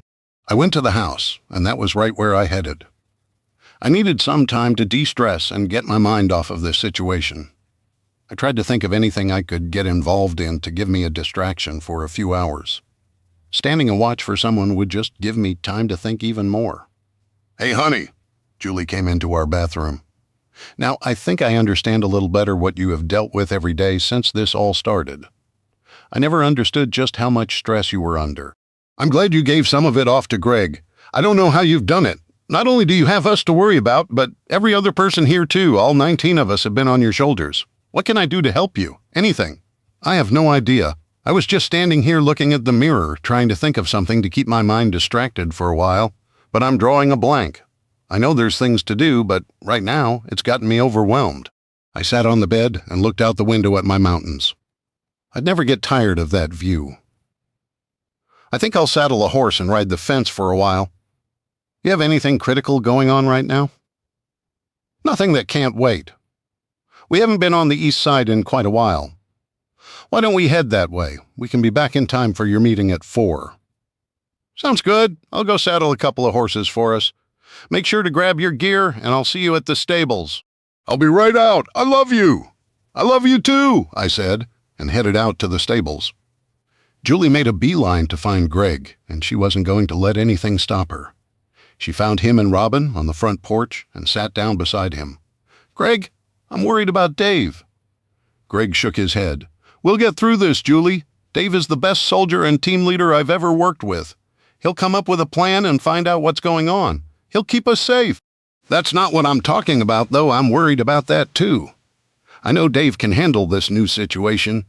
Yes, it probably will be dangerous, but I have every confidence that Dave can take on those ignorant pieces of garbage. No, I'm worried about him. Have you noticed how utterly mentally exhausted he is? He's starting to forget things he never would have before, and he's constantly worried about dozens upon dozens of problems. Not only his problems, but my problems, the farm's problems, and 17 other people's problems as well. Think about it. You tell him about an issue, now it's your problem and his problem. 5 minutes later, Mike shows up telling him about one of his problems, and now he has mine, the farm's, yours, and Mike's problems. I've started noticing that things that he thought were vitally important, he suddenly has totally forgotten about it.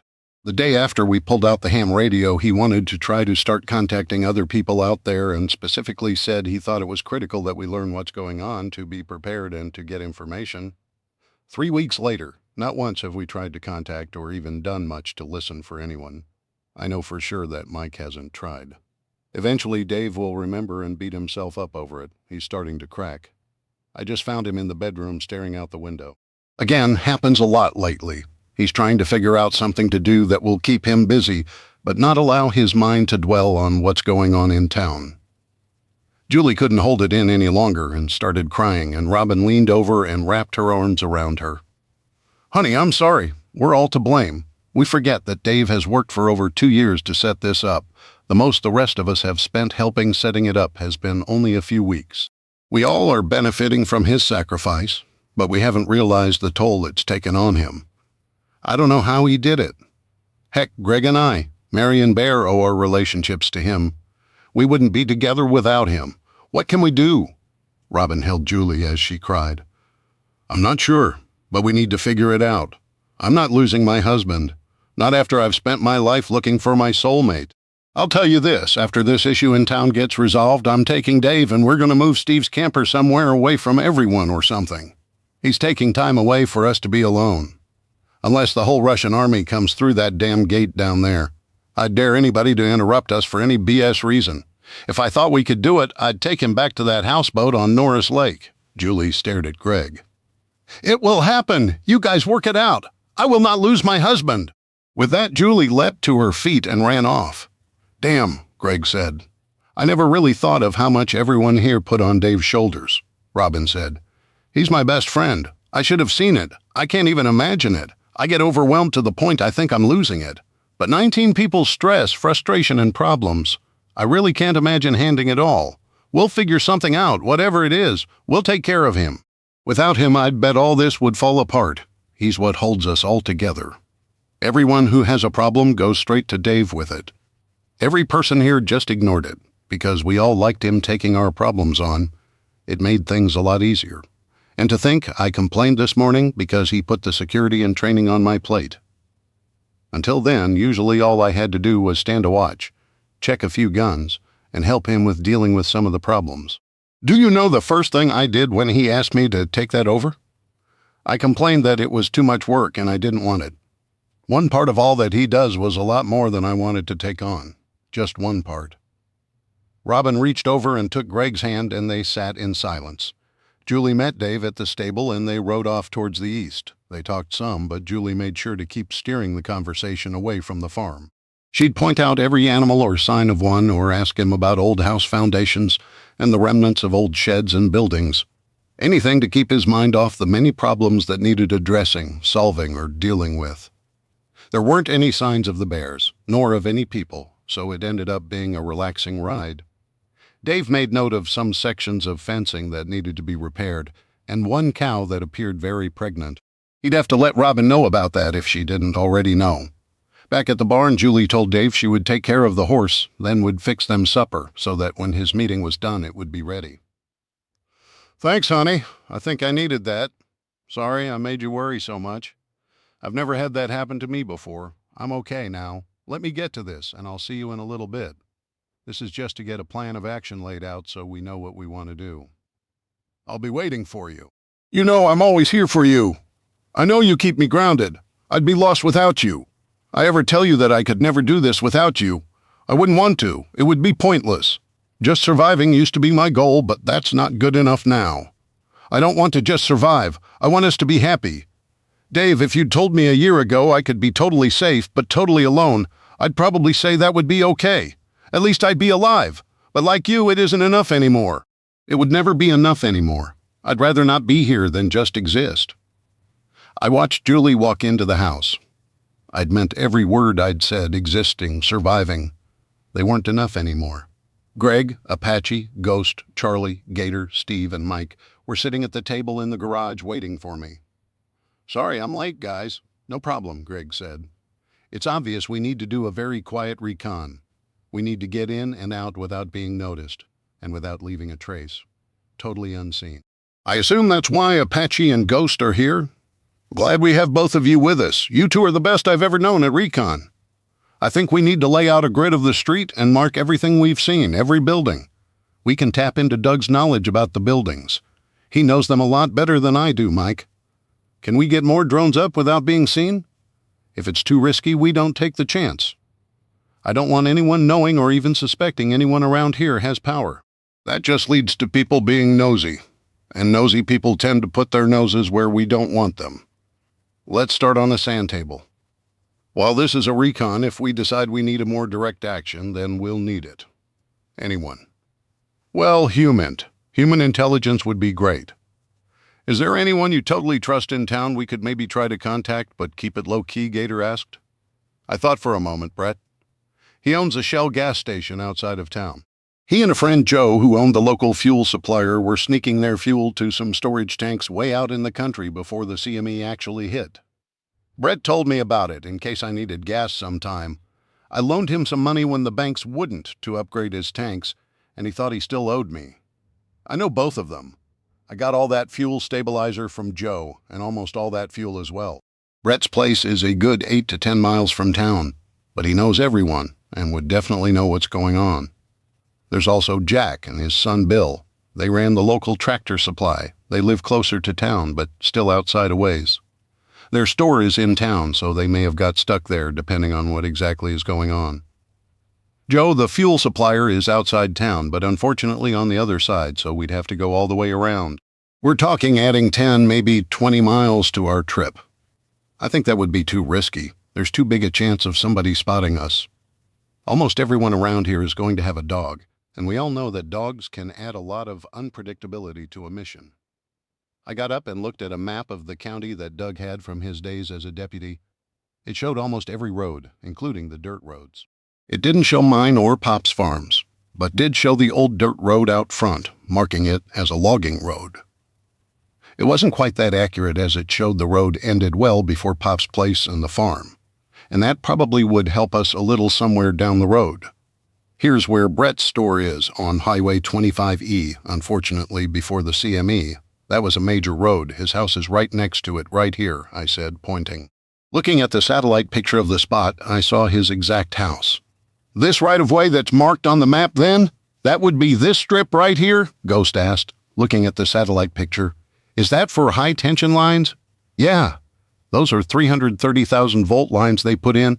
They keep about a 20-foot wide strip clear around them for their big four-wheel drive power line trucks to access. They have a dirt two-lane track surrounded by short brush, probably 2 or 3 feet tall at most. A lot of patches of brush. Things like blackberry bushes and briar thickets. Lots of concealment, not so much cover, I said. Look here, Charlie broke in. We can get to a lot of places using those access right-of-ways. They crisscross the whole county.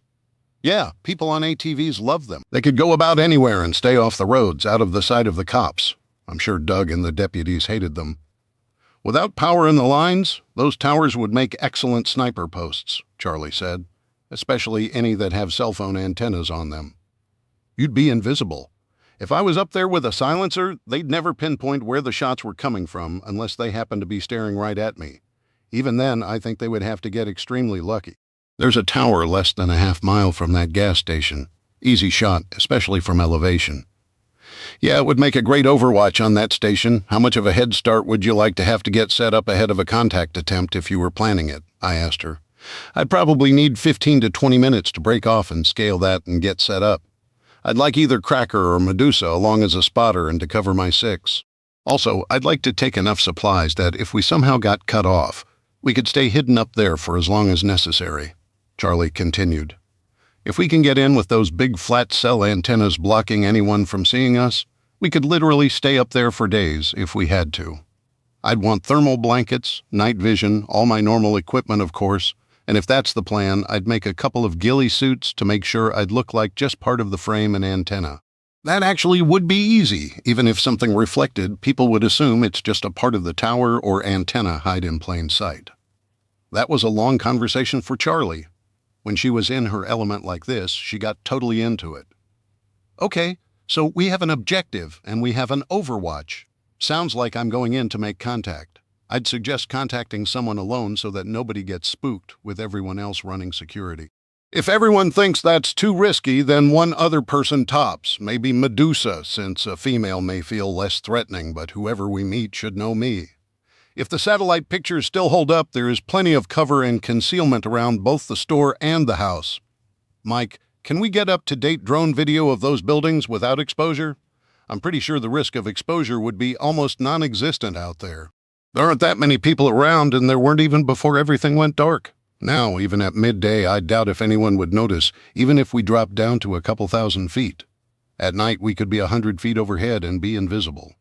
For our first encounter, I'd like to move at night and make contact just at daylight. Of course, we'd have to play it by ear. If things are sketchy, we move on to Joe's fuel storage. Looking at the county map again, I pointed to a spot. That's it, here off Cave Springs Road. Good thing is that there's a lot of forest around it. What we have to be careful of is this area here to the south. That is all one big farm, and it was all planted with crops before the CME, of course, now. Who knows the status? But you can expect that it's still flat and totally open. There are a couple of small patches of trees, but they're surrounded by open fields as well. You get driven into that area, and you're going to be found if they look hard enough. So let's plan on staying away from it. But as far out of town as that area is, I doubt if we'd see anyone. It's just too far. Besides the distance, that river is right there, and it's not only wide, it gets pretty swift as well. Anything else? Anyone? At least about the scouting mission?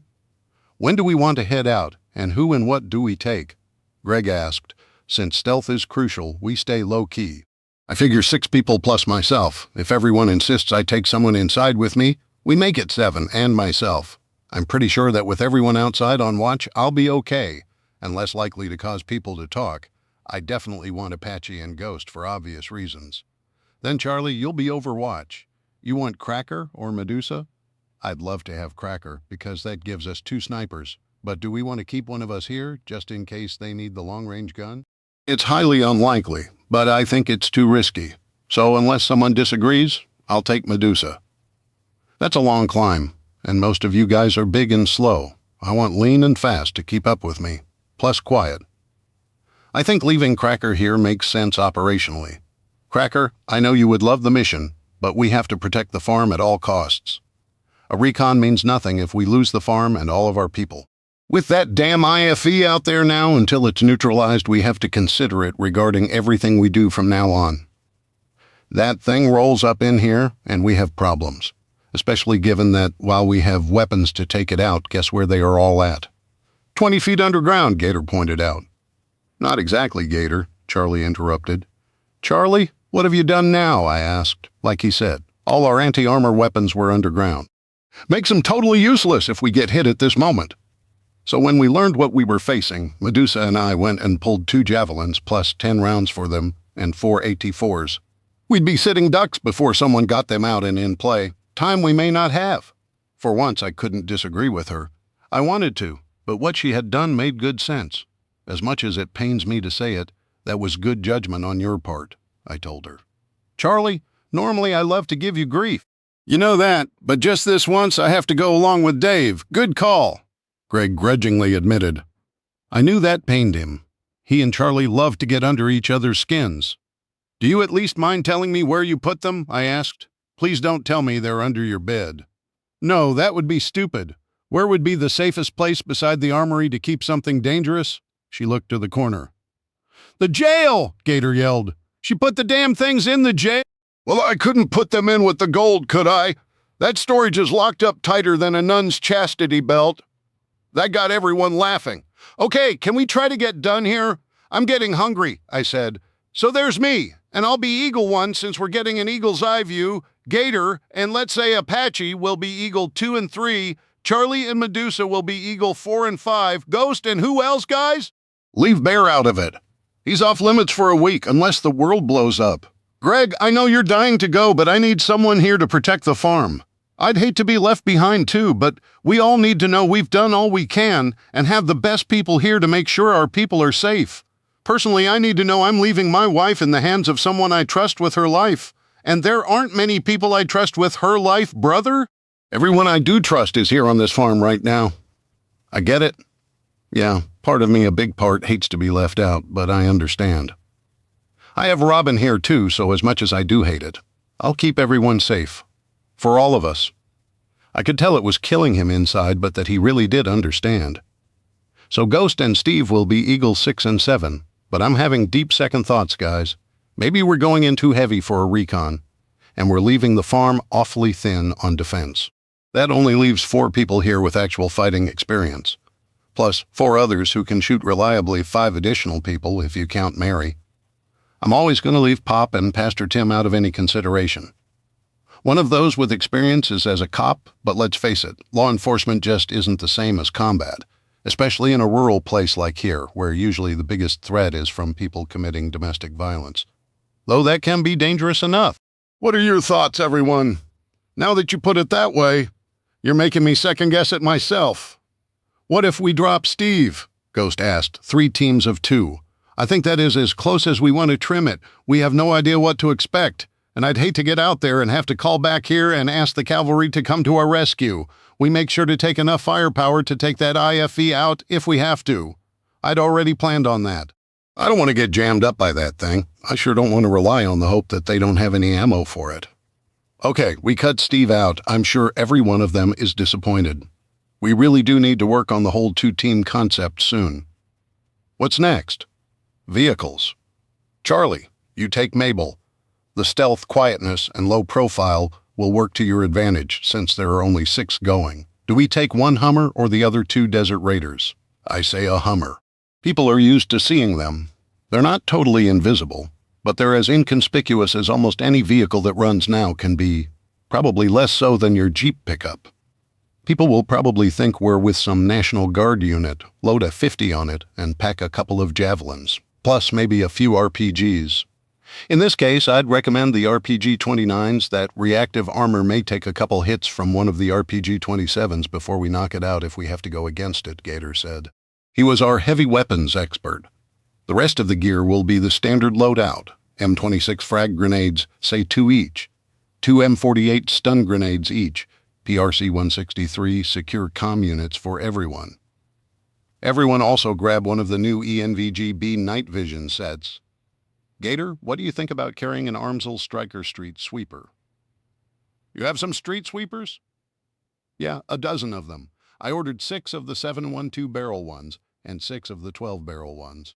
And coincidentally, the barrel length also happens to be the capacity of each weapon. If you want, I have some HK MP5 and MP7 submachine guns you could take as well, and about 24 AR-15 pistols that are fully automatic. Just to give you a backup without overloading you. Sweet.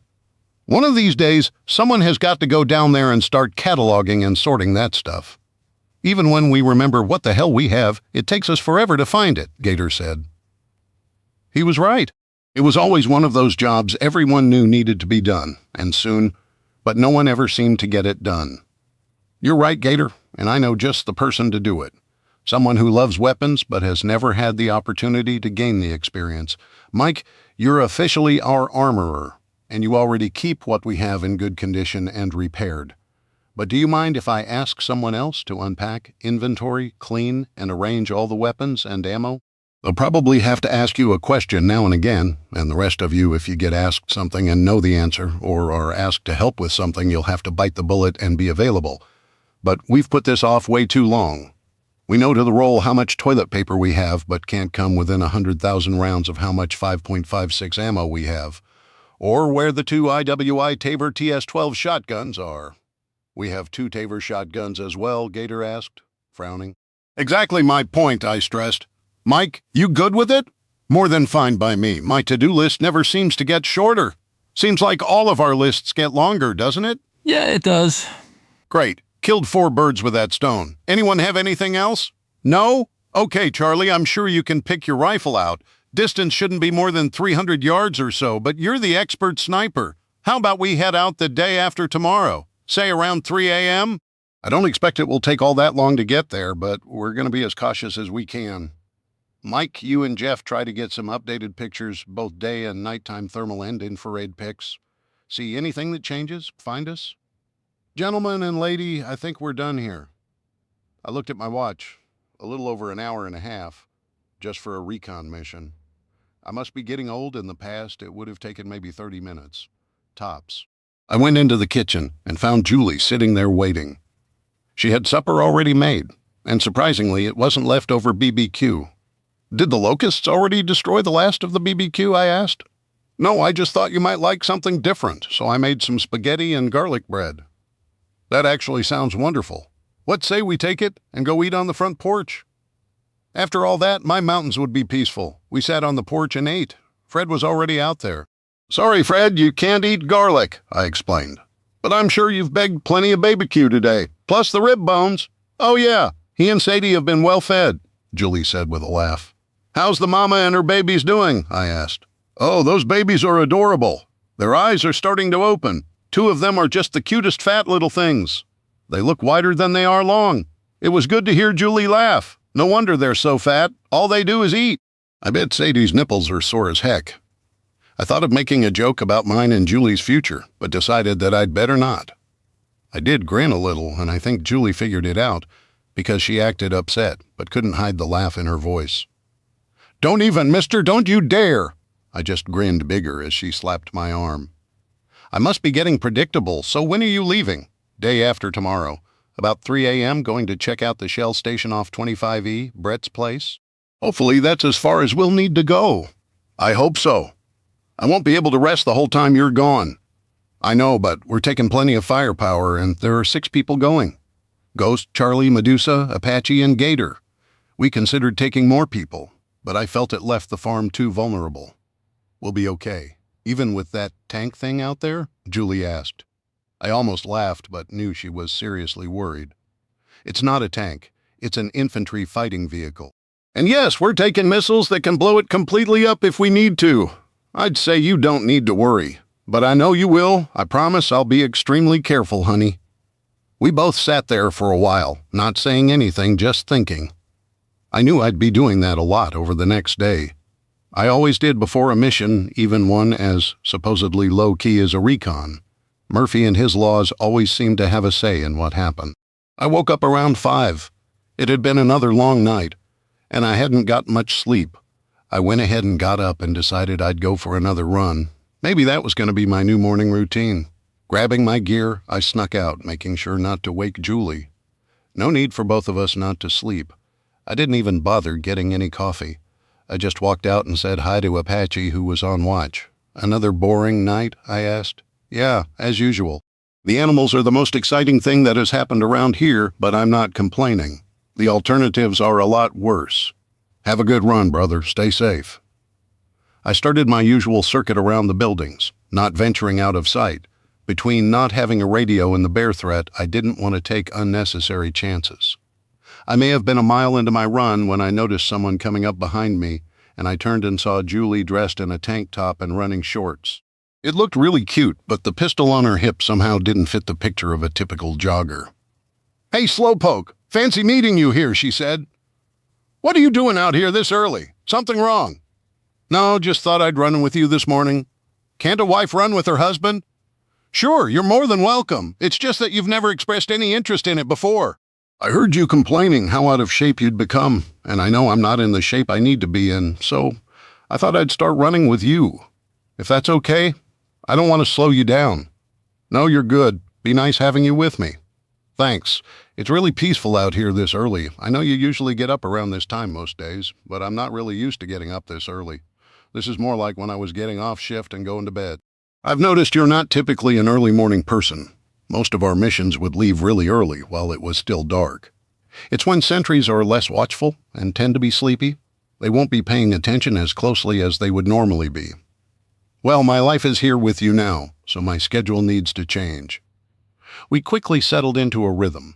I slowed down a little so she could keep up, but she wasn't too bad. About 5 miles into our run, I saw Ghost and Charlie come jogging up. "This is getting to be a crowded place." I looked around, but I didn't see anyone else coming. We decided to just get a start back on training.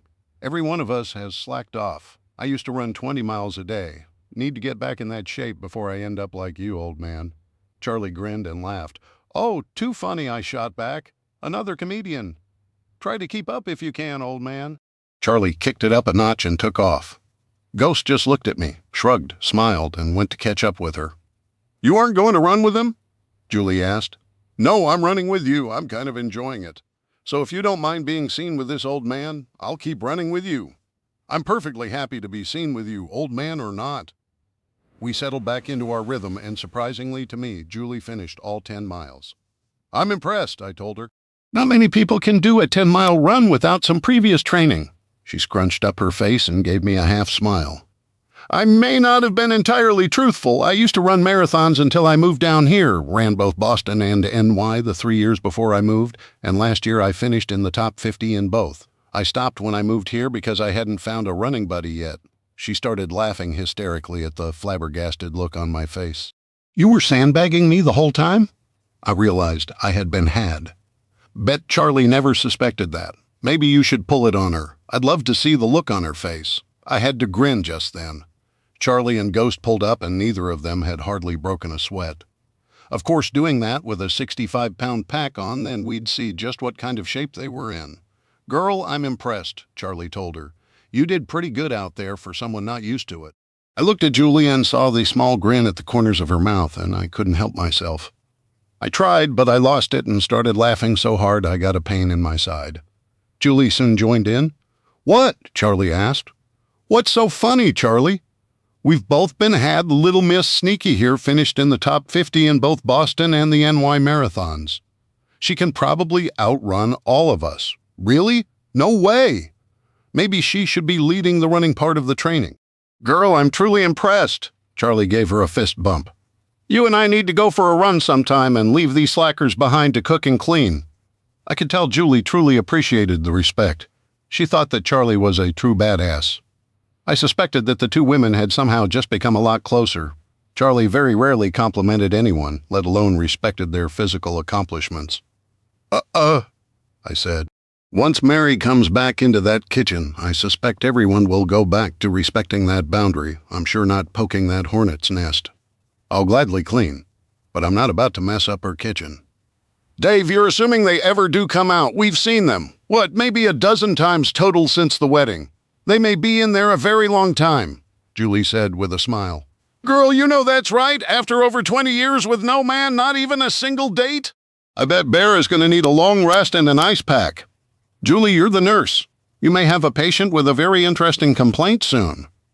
Julie and Charlie started giggling and laughing. Apparently, not only men had colorful conversations. TMI. TMI Ghost walked away, shaking his head. Yeah, I think I'll head in for a shower. Leave you guys to your girl talk. I took my gear off, turned the shower on as hot as I could get it, and stepped in.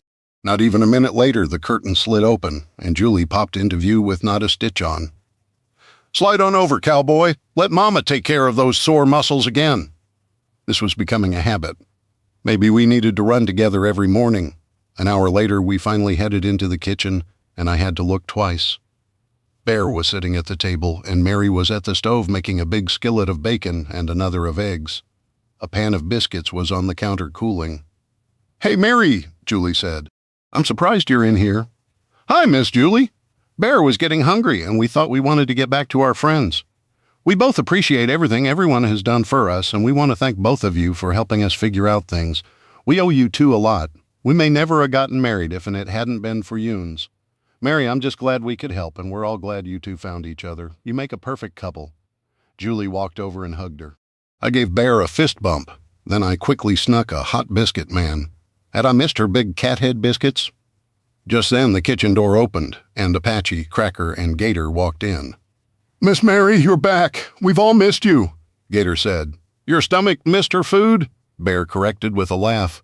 Bear, I'm shocked. Shocked, I tell you. That you would think that I would be so selfish as to wish Mary was back just so I could eat one, well, maybe two, of these wonderfully delicious biscuits of hers. Shocked. He kept a perfectly straight face as he tried to be sneaky and grabbed two big old biscuits. I knew there would be a whole lot of people who would walk into that kitchen and be glad to see and smell Mary's cooking again.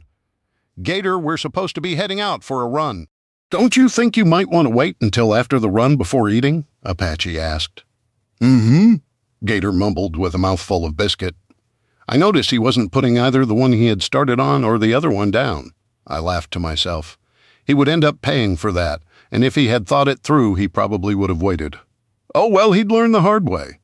Apache shook his head, and the three headed out. Seemed a few people had been challenged by mine and Greg's statement to get in better physical shape, and that was a good thing. I had been afraid it would be a hard sell. I should have known better. These guys were the ultimate pros. After Julie, Bear, and I ate, we headed out. I heard Mary whistling in the kitchen as we left. Bear, what's on your plate for the day? I didn't have a clue since we hadn't expected to see them for a few more days at least.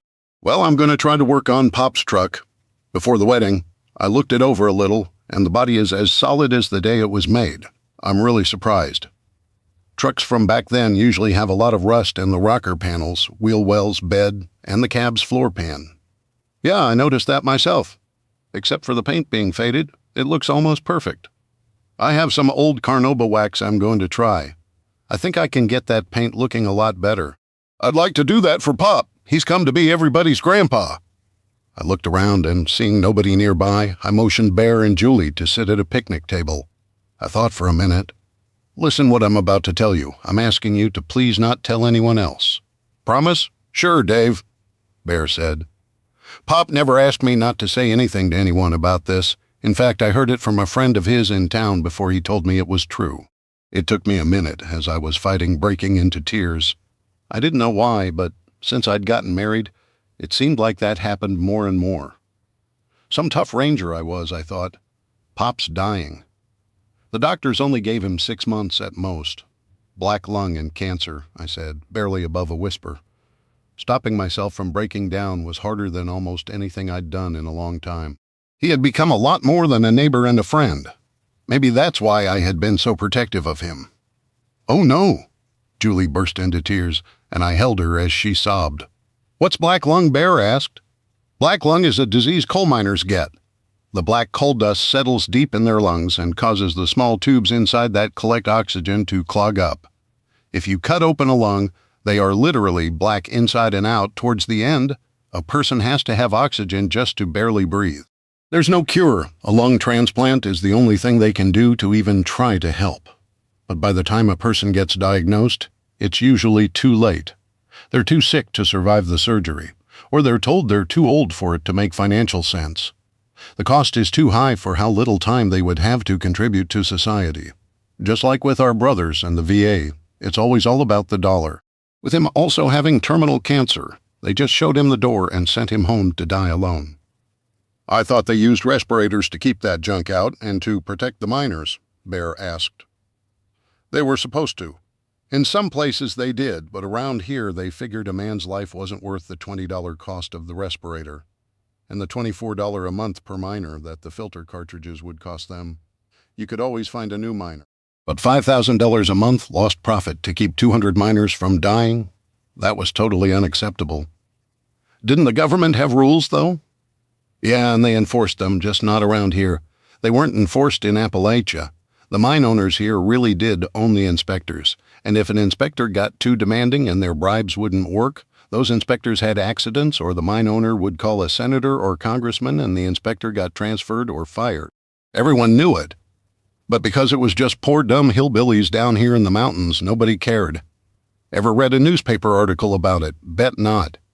Even though anyone walking down the street would have told you, and would even point out the inspectors in their new Cadillacs. Just a couple of years ago, a paper in Cincinnati printed an article proving that the inspectors would call the mine owners a few days before a surprise inspection. The owner would issue new respirators and other safety equipment. Then, as soon as the inspector left, the owner would have the foreman take the respirators back and box them up to be stored until the next time. The coal dust reading logs they had to keep. One mine owner had 10 mines with 3,000 employees, and every mine's dust readings were exactly identical. Levels, date, and time. Huge coincidence. And you know how the logs were kept. A mine foreman or company-employed inspector entered them by hand. No verification, no machine recording that could be double-checked or verified. Just a handwritten number on a logbook sheet. Nothing ever happened after that article was published, except the reporter and editor were both fired. That poor old man, Julie, was totally distraught. Pop had told her she was the daughter his late wife Elizabeth had always wanted, but had been unable to have. She was the only person Pop had told could call him by his first name, Herman. No wonder you want to make sure he has a good rest of his life. I'm going to make sure that truck looks as good as I can, even if I have to stay up all night every night. Do you mind if I tell Mary? She would want to make sure she did everything she could for him, Bear said. No, but I know that Pop would think everyone was pitying him if they knew, and he would never want anyone to pity him. He's pretty prideful, like I said. He never told me that he didn't want anyone else to know. I just feel that he wouldn't want everyone to know. I'm glad you told me, Dave. I can't believe he's going to be leaving us, and we just met him. But it feels like he's my grandpa, and... She started crying again. I hated seeing her hurt, but I felt she not only wanted, but needed to know. As our nurse, everyone's health was her concern. If something happened and I wasn't here, she wouldn't have had a clue what was wrong with him. Dave, do you think we should try to find some way to get him oxygen? If not, when it starts getting worse, he's not going to be able to breathe? Julie asked. I asked him that once because I had thought of buying the equipment before the CME, but he told me he didn't want it. He actually made me promise that he said he didn't want to spend his last days tied to some darn machine, as he said. I suspect that when it gets that bad, his plan is just to end things. He saw his wife spend the last months of her life tied to machines and slipping further and further away, and she begged him to help her go to pull the plug on the machine so she could go. The doctors actually got a court order to stop him being allowed to be alone with her because they were afraid he would turn her machines off. He spent the last couple months of her life only being able to see her a few minutes a day, and never alone. That's why he despises doctors. He had good insurance, but he believes the only reason they kept her alive was to get the money from the insurance company. Bear stood up. Let's go look at that truck, Dave. Okay. But you can't let on that, you know? At least let me talk to him first, but I'd rather leave it up to him to feel he told you. Act as upbeat as you can around him. He's happier now than at any time I've ever known him. I barely remember his wife. She was sick when I was growing up, always in and out of the hospital now. He has a family to be with and help and take care of and to be taken care of by. We got up and went to the back where the truck was covered up. Bear had built a frame out of pipe and covered it with a big tarp to hide it from Pop. He went around to the back and pulled up a section for us to walk under. I had to put some heavy cinder blocks around the edges. Pop comes in here and he's a nosy son of a gun. Bear couldn't keep from smiling, though. He showed me an area he had put some wax on and buffed, and it looked really good. How long did that little space take? I asked. I did it by hand, so it took a good 5 minutes. I'll use an electric buffer to do the rest of it, and it will probably take me a couple of hours.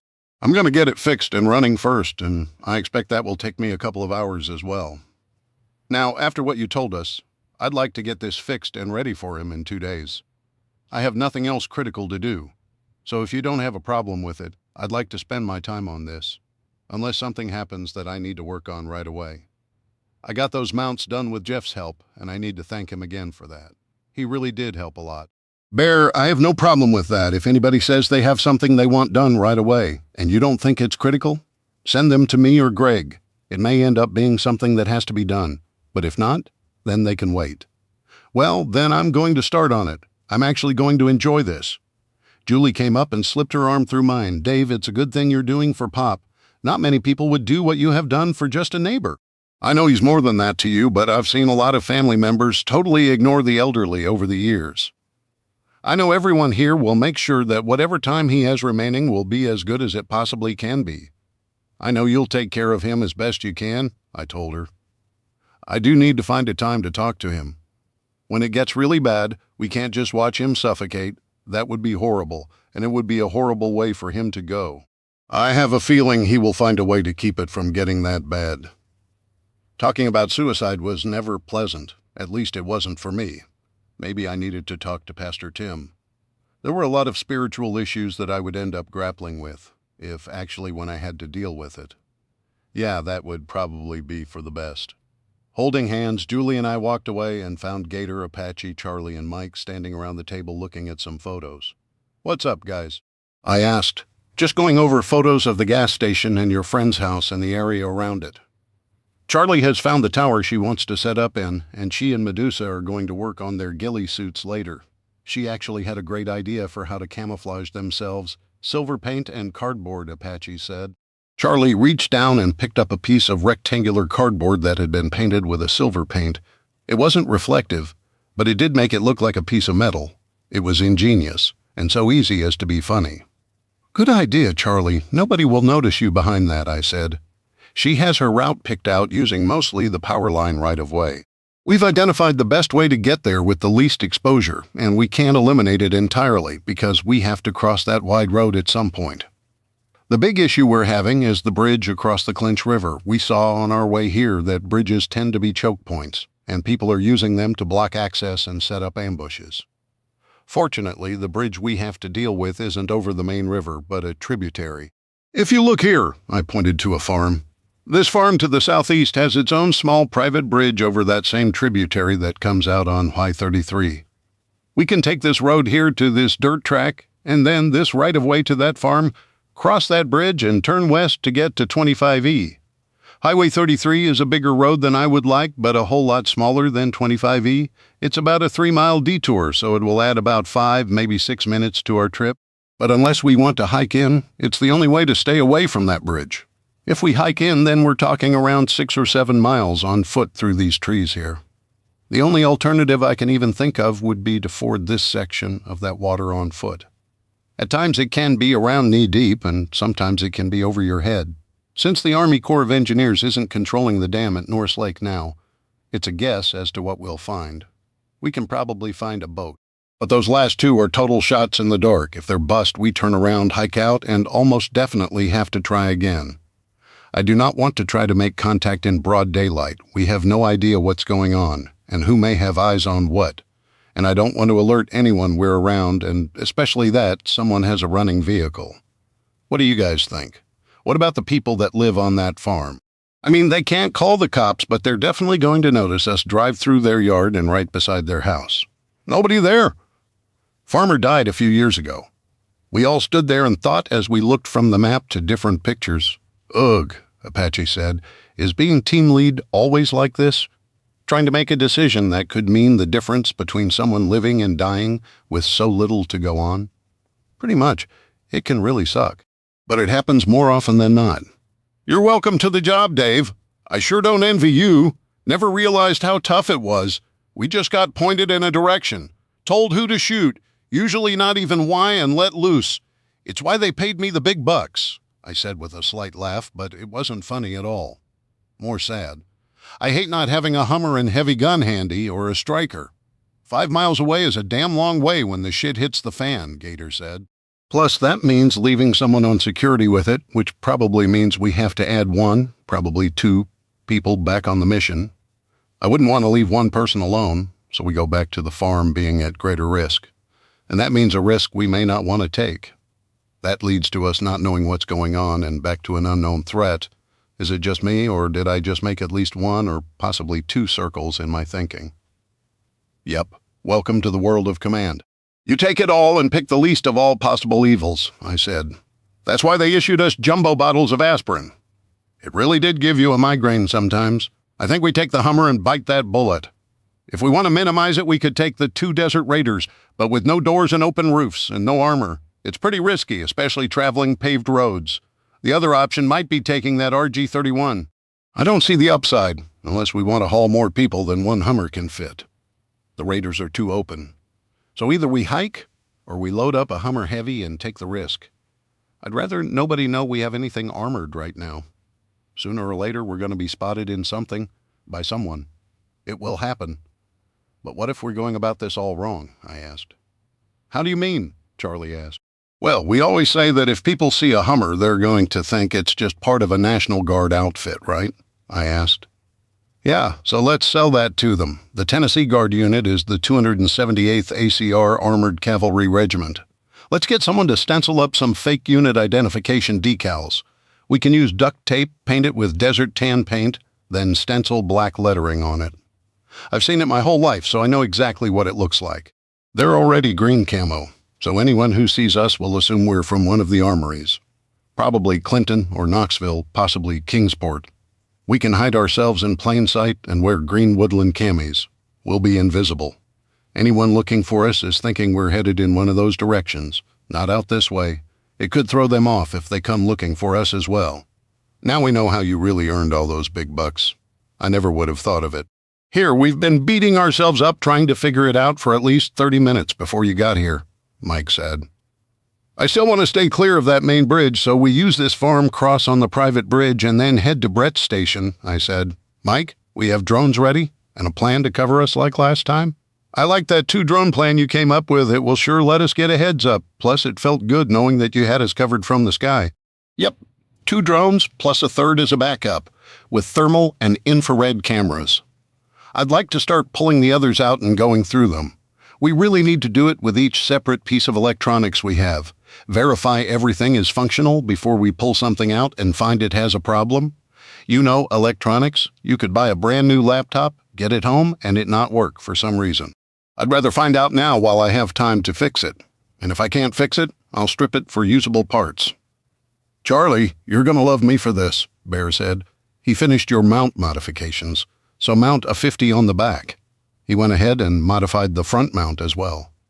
I had a thought about the front, and the 50 is a big weapon to put there, but we have a couple of FN 7.62mm minimes Steve brought with him. What do you think about that? Outrageous. Medusa will love it. Great. Now you're really going to love me. I have no idea where the linked 7.62 ammo is, but I do know we have some, so you'll need to find it if you still want to mount it, or you and Medusa will have to start linking rounds. I'm sure you could dig up some help. Pop may actually love to help. I'm sure he did his fair share in NAM. Make him feel useful. Grr. I really hate linking belts, Dave. We've really got to get on getting that stuff gone through and put away. Sooner or later it will bite us if we don't, Charlie complained. I know. And I'm thinking of just the perfect people to do it. Jeff and Pop both feel left out and both love weapons, so it's a perfect combo. Jeff likes helping Mike, but we've all tried that ourselves. Looking directly at Mike, I said, he always tries to take over and run us off. I know, and, I'm a perfectionist, and I like everything done a certain way, Mike said. Yep, your way is the only way. Guilty as charged, I'll admit it, but I'm trying to do better. The other thing you actually will like, pull another couple of Javelins or AT-4s and load them up. We're taking 2 in the Hummer. Also grab a couple RPGs as well. I want to run heavy since we're blind. Last, how long do you figure it will take you to get to that tower, hide Mabel, climb up, and get set to cover us? I want you up there and set before first light. I figure I need around an hour and a half to be totally safe. I'd like to, Charlie answered. Sunrise tomorrow is around 5:30, so we need to leave here by 3:30 a.m. We need around an hour ourselves, but I'd rather set up and keep eyes on for an hour or so before I try to make contact. Add in 30 minutes to cover anything unforeseen happening. We all know Mr. Murphy and his laws. I'd rather give us plenty of time. A little extra waiting isn't going to hurt, so we leave at 3 a.m. Everyone load up what you can tonight. We'll make sure to lock the garage tonight. Sometimes I've noticed we've failed to do that, which is something else I've meant to address. But it's Greg's area now, so I'll drop it on him. We'll meet around 2:30 a.m. in the kitchen then. Nobody mention it to Mary. As you've all obviously noticed, her and Bear have emerged. Everyone laughed at that. I don't want her getting up just to make us breakfast. Anyone have any questions or concerns? I have one, Charlie jumped in. Yes, I was very hesitant knowing Charlie. You're sure we don't have time to get into that train and grab that towel launcher and mount it today? Charlie was totally serious. I just groaned and shook my head. Apache busted a gut laughing. Thanks, guys. Make sure to call it an early night. We can't afford anyone being groggy tomorrow. There's too much riding on this one. With that, we broke up. Hey, Dave, Mike yelled. I stopped and turned towards him. Yeah? Want us to get started on a sand table of the town, just in case? Can't hurt. Ask around, find whoever has any kind of artistic talent. The guys from the team know it isn't me. It was a well-known fact and a big joke that my attempts looked like a first grader let loose with a barrel of modeling clay, dull scissors, and tongue depressors. I could blow the stuff up, but making models of it, definitely not my strongest talent. Chapter 8. The rest of the day I spent working on helping people with various jobs and actually took the late afternoon watch at the OP. I had stood my share of watches the same as everyone, but this was my first actual turn at watch in our forward post. As I sat there scanning the horizon and listening for anything unusual, I noticed that deer and other wildlife seemed a lot more abundant than I remembered them ever being. Were they being driven this far out by increased hunting towards town? I knew that had to be at least part of it. Maybe I was just noticing it more. Also, every so often I'd hear gunfire far off in the distance. Nothing close, maybe as much as 20 miles away, but it could be closer. It definitely wasn't in our backyard, but it was still something to keep in mind. Could simply be someone hunting. Hunting season was when you were hungry now. The mountains can make sound travel and echo for long distances. Other than that, the day was uneventful. And uneventful on watch was always good. Once I'd heard branches snapping on the hill beside me, close enough to get my attention, and it had turned out to be a family of skunks. They and raccoons could make a lot of noise. Since we didn't operate the forward post past sunset, I started packing my stuff around 6:30. Sunset was around 7:30 now that we no longer changed the clocks for daylight savings time. By the time I got back to the house, I was tired, but in a good way, and starving. Julie and Mary were waiting for me with a hot plate of food.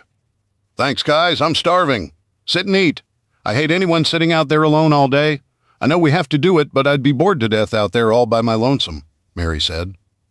Julie grabbed a plate and sat with me. You didn't wait for me to get back to eat supper, did you? Of course I did. You're my husband. When else would I eat? I'm not going to starve to death if I have to wait a couple of hours. Now hush and eat. You have an early day and are going to bed early, mister, and I mean to sleep. None of that messing around stuff.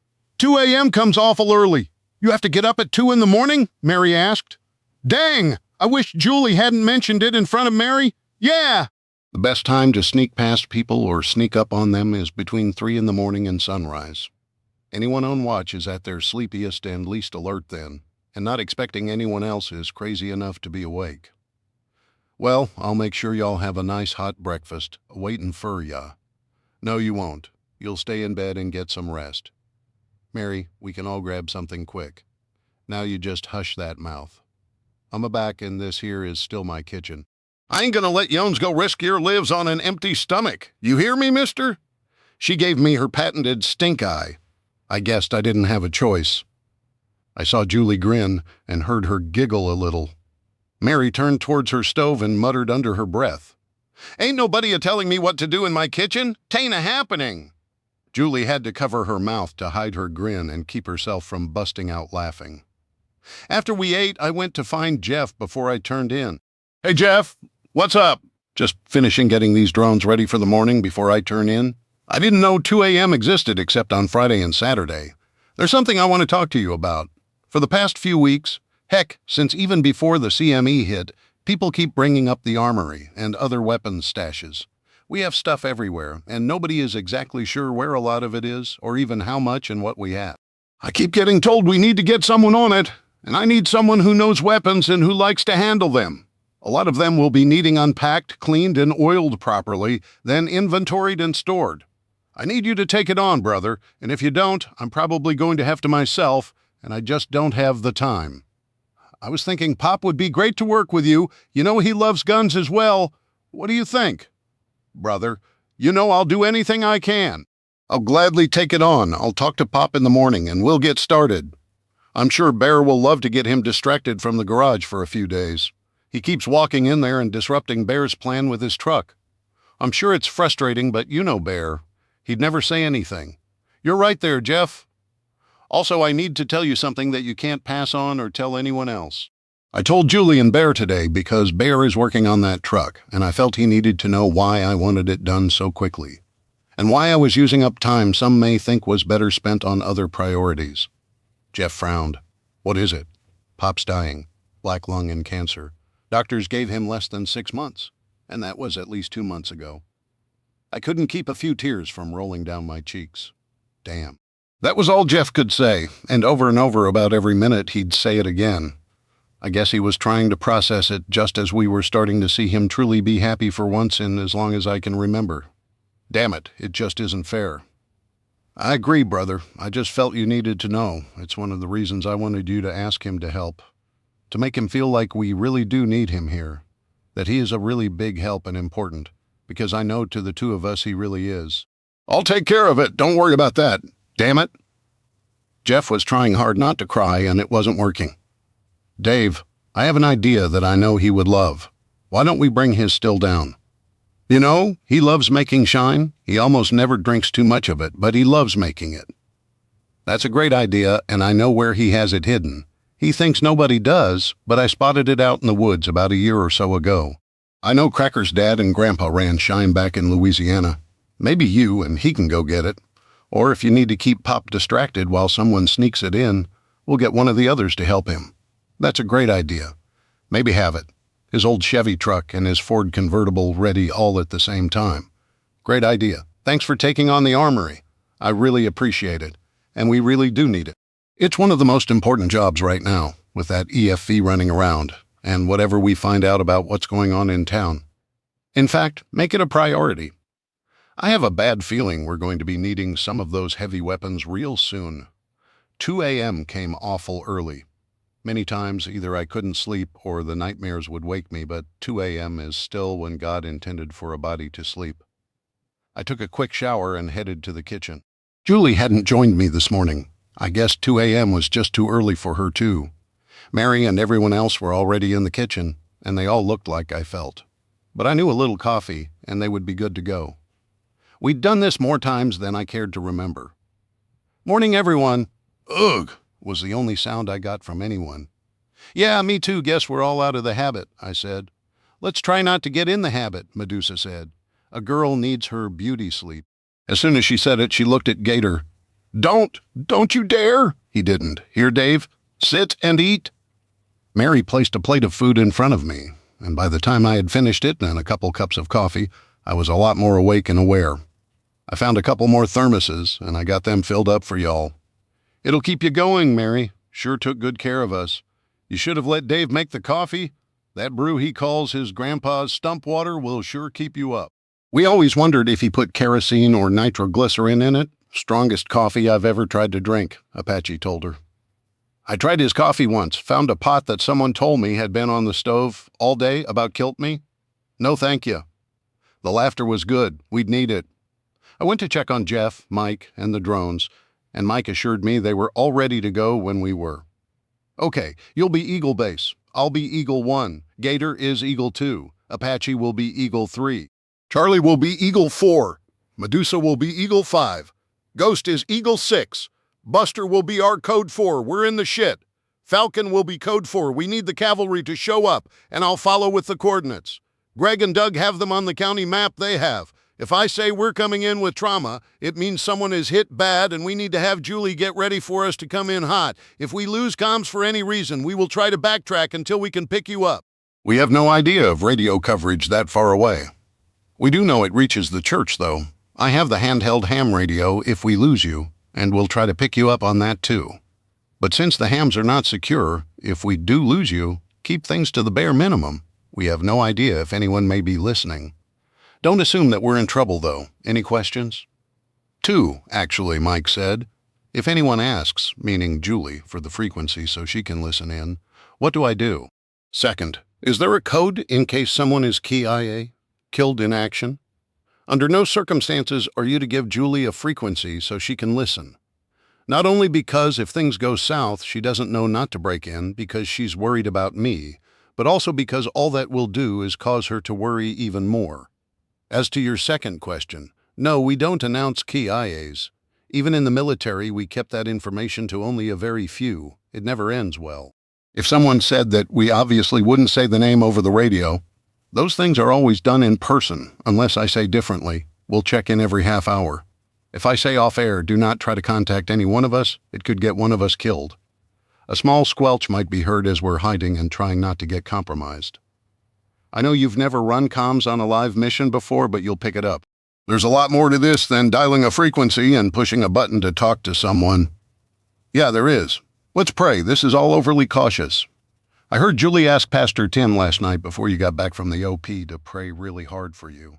He told her he was planning to stay up all night doing something called a prayer vigil until you all returned. I'll have to thank him for that. I'll explain it to you sometime after we get back. I'll let you know when we pull out. It should be less than 10 minutes. Be safe, brother, Jeff said. I'll be praying for you all. Everyone had gone outside, and it looked like Mary had gone back to bed. In the garage, I heard both of our vehicles running and Bear was cleaning tools. Bear, what are you doing up? I got up with Mary, went over the Raider and Hummer again and warmed them up for you. Double-checked all the heavy weapons as well. Triple-checked that each vehicle has 2 Javelins and 8 rounds, 1 AT-4, 2 RPG-29s, plus a dozen rounds, and 2 full cases of belted ammo for both 50s and the Mini-Me. I didn't feel one was enough. You may also find an extra half case of M26 frags under both passenger seats. My man, Charlie gave Bear a fist bump. I'd planned on going heavy, but not this heavy. It had gotten out of hand, probably because it was our first trip other than the few miles to the pastor's church, and everyone was really worried, too late to do anything. Now, besides, Bear had meant well. I suspected that Mary and Julie had had a little to do with it. Okay, guys, mount up, Charlie. I'll lead. I'll let you know when we get to where you need to break off. You sure you're good on how to get where you're going? Got it, Mother Hen. Medusa and I both have 3038s with thermal and infrared scopes. We'll have you guys well covered. Relax. Let's roll out. We kept our speed to a sedate 30 miles per hour and drove blacked out using our latest generation night vision goggles. They truly did make a world of difference, and at $10,000 each. They should have. I had bought 3 dozen of them, and that check had been a hard one to write, but at the moment they were well worth it. And after all, what was money worth now? We crept along with Gator, driving, and me, Apache, and Ghost, keeping their eyes on everything around us. Eagle Base, Eagle 1 radio check. Eagle 1, Eagle Base, read you 5x5, picking nothing up in the area. We decided not to use the word drone over the air to be safe. I know, paranoia. Roger, Eagle 1 out. The next few miles were quiet, though. Mike picked up a couple thermal images around a few farmhouses well away from us and our route. We got to the right-of-way Charlie was going to use to get to the tower to get set up, and instead of using the radio, I got out and went over to her. That's your direction, Charlie. Medusa, you guys be safe. You run into any trouble at all, call us and we'll come to you. Don't try to handle it on your own, Charlie. I know you, Dave. We can handle ourselves. Charlie was very independent, I know, but I'm the one that has to explain it to Julie afterwards. You know how much she thinks of you two? Roger, you guys keep your heads on straight. We'll have you covered. Keep me updated. We were taking off in different directions, and I couldn't help but worry. I'd done it as a ranger team leader, and I'd probably always do it. To say the rest of the trip was uneventful would be an understatement. We saw nobody. No lights. Nothing. If Mike hadn't seen a thermal image in the distance every so often, you'd think we were the last people on Earth. We crossed the small river and drove up Highway 33 towards Brett's station, and about 3 miles away. I had Gator pull over onto an old logging road and make sure we were out of sight. We would wait here until we heard that Charlie and Medusa were set up and ready. We still had around 2 hours before the sky would start to get lighter. An hour later, we finally heard from Charlie, Eagle 1 from Eagle 4. Eagle 4, Eagle 1, go. Eagle 1, we're set up and in position. Eyes on target. Nothing visible. Faint thermal. Possibly one person partially visible through what appears to be a window. Could be a child or dog. Nothing else at subject location. That wasn't good. Brett had 3 adult sons and a wife, Teresa. None of the sons were little, and he had a dog, but it was almost always outside except during the coldest parts of winter. I definitely expected to see more evidence of them than that. Roger. Subject had no small children. 3 adult sons plus wife. Outside dog, Roger. I'll keep you updated. Eagle 4 out. That don't sound good, boss, Apache said. No, it doesn't. I sat and thought for a few moments. Guys, I'm calling an audible. Eagle Base. Eagle 1. Eagle 1, Eagle Base. Go, Eagle Base. Change of plans. Moving timetable up. Moving to staging area. We'll head in. We'll make contact in approximately 10 minutes. Situation extremely fluid. That was my code for saying something was off big time, and I didn't feel comfortable waiting until our planned kickoff time. Gator started the Hummer and began moving to the spot we'd chosen, about 1,000 yards from Brett's house. Eagle 1 from base, moving to cover target. Secondary on 2-mile pattern. Will keep advised negative contacts at present. Eagle Base send to a 1-mile pattern. Secondary to primary objective.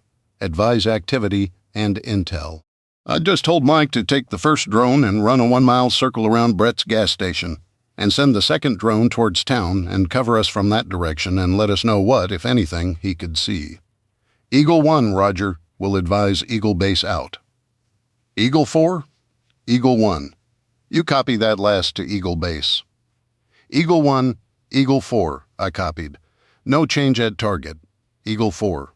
Roger, we'll be at staging area in approximately 06 minutes. We'll initiate contact in 10 minutes. Eagle 1, copy. We'll keep you advised and watch your 6. Eagle 4 out. The guys all started double-checking weapons and pulled back the charging handles on their M4s. I heard Gator charge his HK-MP7 and check his Armcell Striker Street Sweeper. We arrived at the staging area and quietly got out of the Hummer, being careful not to slam doors. I let both Mike and Charlie know we were moving towards the house. Moving through the trees, we kept our eyes peeled. With the night vision binoculars, we could see everything. We got to the side of the house, and we hadn't been exposed for more than 30 seconds the entire time. Eagle 4 from Eagle 1 in position. Any change? Eagle 1 from Eagle 4. No change. Have eyes on you, thermal shows. They should be in the second window to your left. Eagle 4, Eagle 1. Roger, Eagle 1 out. Eagle Base, Eagle 1 in position. Any new info? Eagle 1 from Eagle Base. Hold position. Say again. Hold position. Wait 1. Something had Mike spooked. After a couple of very long minutes, he got back on the air. Eagle 1 from Eagle Base. 2 possible tangos, far side of small building. Possible shed, directly opposite you. Appears both came out to pee and light a cigarette. No further details at the moment, dropping down to 250 feet for closer look at 70 degrees. Eagle Base, Eagle 1. Roger?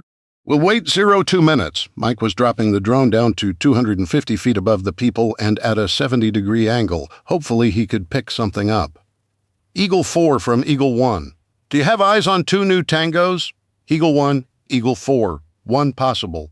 Limited line of sight. Looks like carrying AR over right shoulder. Negative on second. Tango appears to be smoking. Eagle 4. Roger. Eagle 4 and Eagle Base. Be advised subject and family have negative history on smoking. I just told them neither Brett or his wife Teresa, nor any of their 3 sons, smoked. Both of Brett's parents had died from lung cancer, and he despised it. His boys would never have started out of respect for their father, if nothing else. Eagle 1, Eagle Base. First target, probably the one visible to Eagle 4, is stationary. Second Tango headed around, building on your left flank. You'll be within his sight in 05 minutes at current pace. Suggest you make contact with subject in-house ASAP in case tangos are not friendly. Damn, Murphy and his laws. Eagle Base, Roger. Keep regular progress report. Eagle 4. Can you take Tango 1 out if needed? Eagle 1, Roger. I can drop him in a second. All Eagles from Eagle 1, I'm going in. Eagle 2 will be main contact. If I say drop 'em, put all tangos down as quietly as possible. Eagle 1 out. Gator, I'm going to make contact. Apache, cover that left flank. Ghost, cover the right. Let's try to do this silently. Damn! I should have brought a couple of 22s with silencers. I headed to the window. Charlie had seen a partial thermal at, and, crouching down, I slowly lifted my eyes above the windowsill. The window was open, probably to cool the house with no AC. I barely made out a single body laying alone on a bed. It was Brett's wife, Teresa. I took off my night vision binoculars. If she woke up suddenly and saw me, she'd scream. I slowly climbed through the window, and I hated to do it this way, but time was running out. I put my hand just above her mouth about an inch away and gently shook her. She woke up, and as soon as she did, I put my hand over her mouth so she couldn't scream. The fear in her eyes was instantaneous. Teresa, it's okay. It's Dave Sellier, Brett's friend. Don't be afraid. I could feel her relax a little, but only a little. She was still terrified. I'm not going to hurt you. I just need you not to scream. Can you do that? There are people outside. She nodded, and I took my hand away. The two people outside? Are those two of your sons? No, those are the men from the town sent to keep me prisoner here. They stay in the old smokehouse at night drinking, she whispered. I held up a finger to stop her real quick and pushed the button to my radio mic. This is Eagle 1. Drop 'em. Within 10 seconds, I heard a couple of grunts, and Charlie's suppressed rifle shot. I could barely hear it at the distance I was from her, so I knew the likelihood of someone other than us hearing it was almost zero. You don't have to worry about them anymore. Teresa, what's going on? We were going to go into town to see what was happening there, but then we saw some things that concerned us. Don't go into town, Teresa practically shouted. You don't want to get anywhere near that place. She started crying. Now was when having Julie along would have come in handy. What's going on in town? Nothing good, that's for sure. The police chief, that new county attorney, and that new councilman Gloria have taken over. They have run over everyone and taken everything they can find. Food, guns, gas, even jewelry. They even took over the 3 nicest homes in town and moved in. Some people got a heads up before them, and their murdering thugs attacked them and broke into their homes and stores, and they hid their food and guns. If they didn't give them what they demanded, those 3, along with a couple of the police officers and some of the men who always caused trouble, went and took it. They've locked it up in the city council building. If you want something, you have to ask, even if it was yours to begin with. They give everyone 1 meal a day as long as you work for them. If you won't work for them, you starve. They make them either go door to door searching for food, guns, and valuables, or work in the city garden they've started planting. Some people, after they came through the first time, got their food and guns out of hiding and they came back again. Everyone has to work. It doesn't matter if you're 100 years old or 5, they've even emptied the nursing home and hospital. If you don't work for them, you don't eat. Husbands and wives both, and if they have kids, then they either have to leave them by themselves or take them with them, and they make the kids work too. Those 3 sit in that building all day and just tell everyone what to do. You never see them working in the garden or hauling water. I can't believe people put up with that around here. Didn't they fight them? I asked. Well, at first the chief would show up in the middle of the night, usually around 2 or 3 in the morning, with a small group of men, and break the doors down. They targeted anyone people knew had a few guns first, then the farmers. They always had a warrant for their arrest, usually for looting and stealing. By the time people started realizing that those people were innocent and it was all made up, most of the guns in town had been taken, at least from those who would fight back. Then they just drove around and started taking everything, block by block. And Tazewell is a pretty small town, so the city itself was taken over in just a few days. Now they're using that big old truck they got from someone who had stolen it from the National Guard Armory in Knoxville, plus the one the Army gave them, If people don't open their doors, they just drive through the front door or the walls. Surely some people fought back, I asked. This was my town that was being held hostage. Some did, and there were a few big gun battles, but bullets just bounced off those armored trucks they have. Especially that new one. I don't know much about guns, but I've seen it shoot bullets so fast it sounds like a swarm of killer bees. And they have something on the top that makes a thumping sound and shoots something out, and then everything blows up. Brett called it a grenade launcher. They've used it a couple times.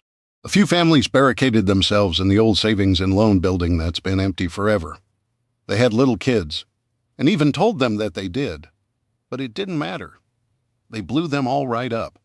That Gloria is a monster. She stood there and watched it. You resist them, you'll be dead or just disappear. More than a few have just vanished, and they drive through or over anyone who tries to stop them. Some people who they knew would be trouble got arrested before they even started. You know Jack and his son Bill that ran the tractor supply? They got arrested the second day. My Brett and our 3 boys, they tried to fight and hid out for almost a week, but those 3 put a bounty on them of 10 meals for each one, and someone turned them in. There are a few who've turned people in, and everyone has learned who they are and stay clear of them. A couple of the snitches turned up with their throats slit, and 2 of them were found hung with signs around their necks calling them traitors. Gloria didn't like that. She arrests 10 people every time, just random people, and calls them her guarantees that we'll all cooperate. Of course, some of them have died since they were arrested anyway. They found Brett and our boys and arrested them too, and they're all in the county jail along with a few others. Apparently they've been beating Brett and our 3 boys up pretty bad, wanting to know where his gas went. He keeps telling them he ran out, but they think he has it hidden somewhere. They're looking for Joe, who owns the fuel company, but they haven't found him yet. It gets even worse, though, if you can believe it. A few of the young girls have disappeared, mostly the pretty ones. Any girl under 30 or so stays hidden. The rumor is they're selling them to the gangs in Knoxville, and they say that's how they got that big truck. Traded 10 young girls for it, some as young as 11 and 12. She was rambling so fast I didn't dare try to stop her to ask questions.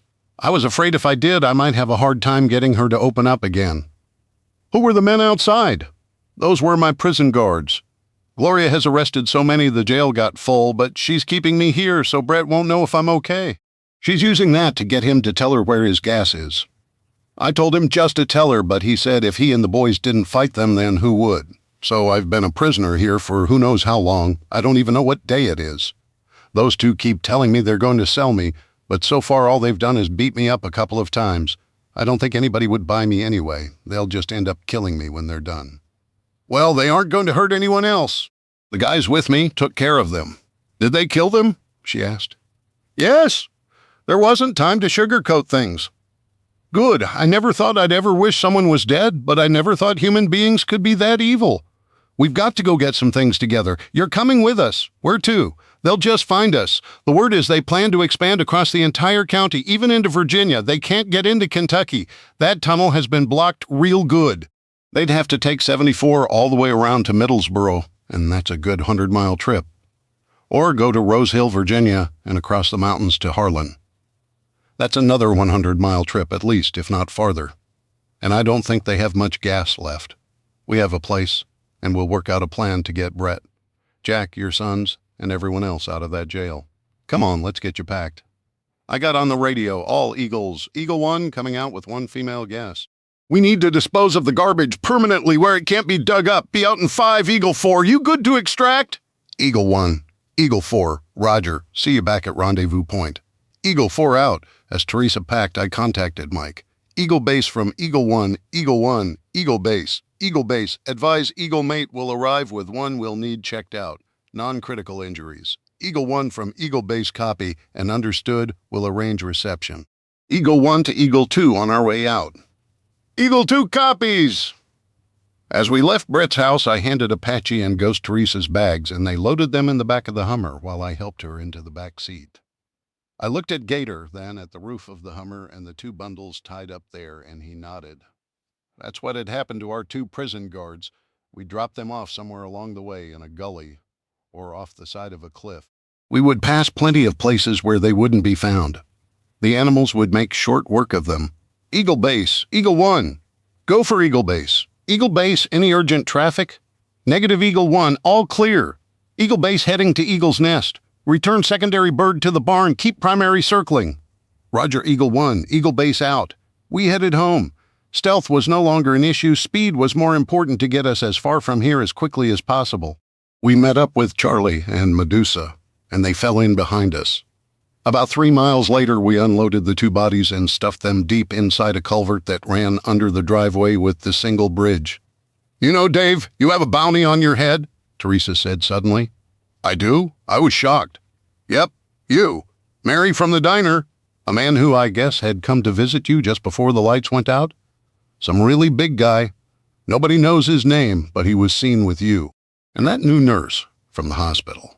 I guess you've been seeing, I don't remember her name, but they have it. Her friend Robin. Oh, and some woman who nobody knows, but they call her the Dyke. You all have a big reward on your heads? The biggest of anybody. 100 free meals for each of you, plus the choice of any girl or woman, even if they're married or underage, or a man if you prefer dead or alive. Gloria put it on you. She said you were terrorists. They're planning on coming out into the county to find you. They know the general area you live in towards the southeast. They're going to send out the 2 big army trucks.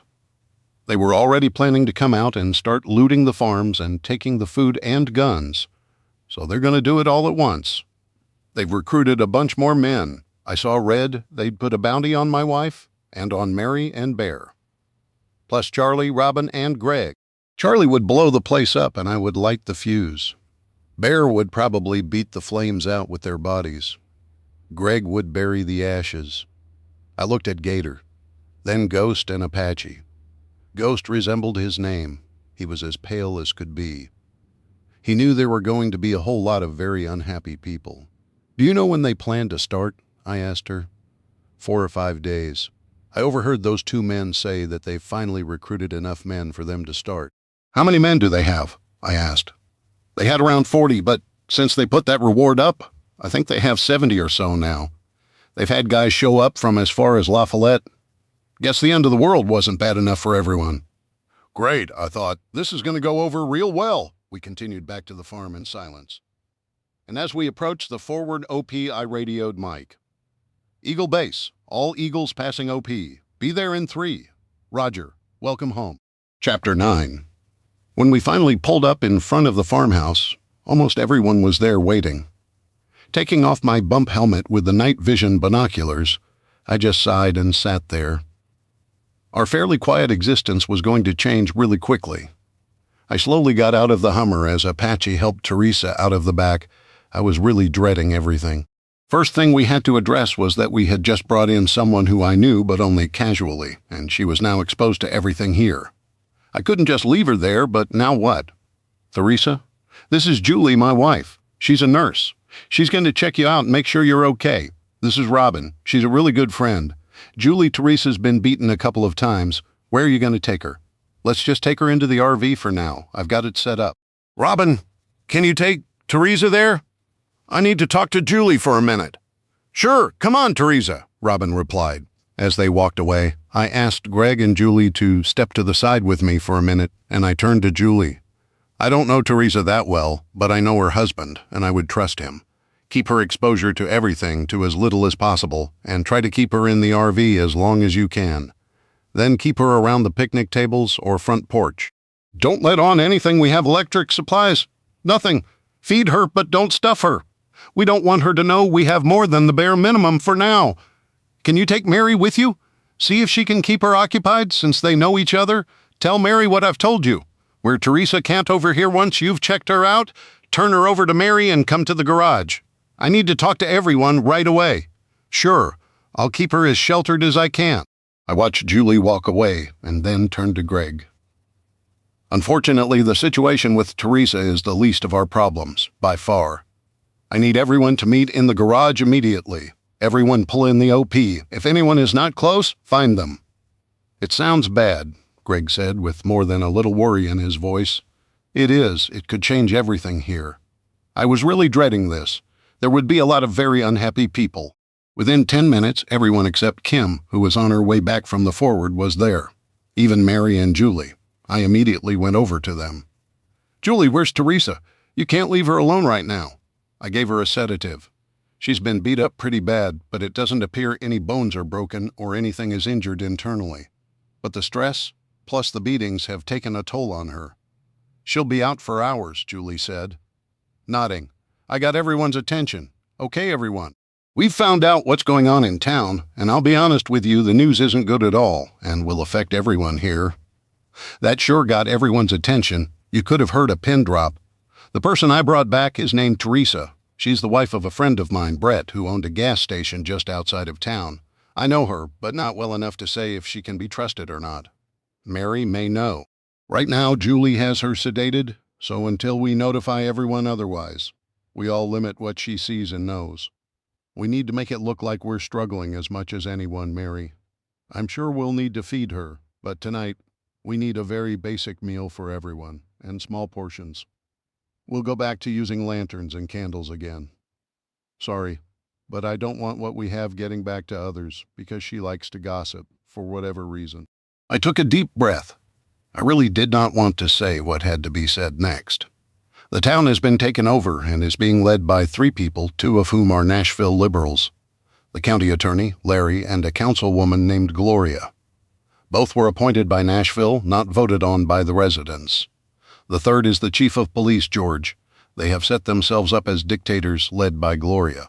You've all probably heard the story of our encounter with the 3 of them just before the CME hit. They have confiscated all the food, weapons, and gas. Everyone is being used for slave labor, or else are involved with enforcing their orders. People are allowed 1 meal a day, doled out by the 3. You don't work, you don't eat, but it doesn't matter, because they will either imprison you or kill you if you refuse to follow their orders.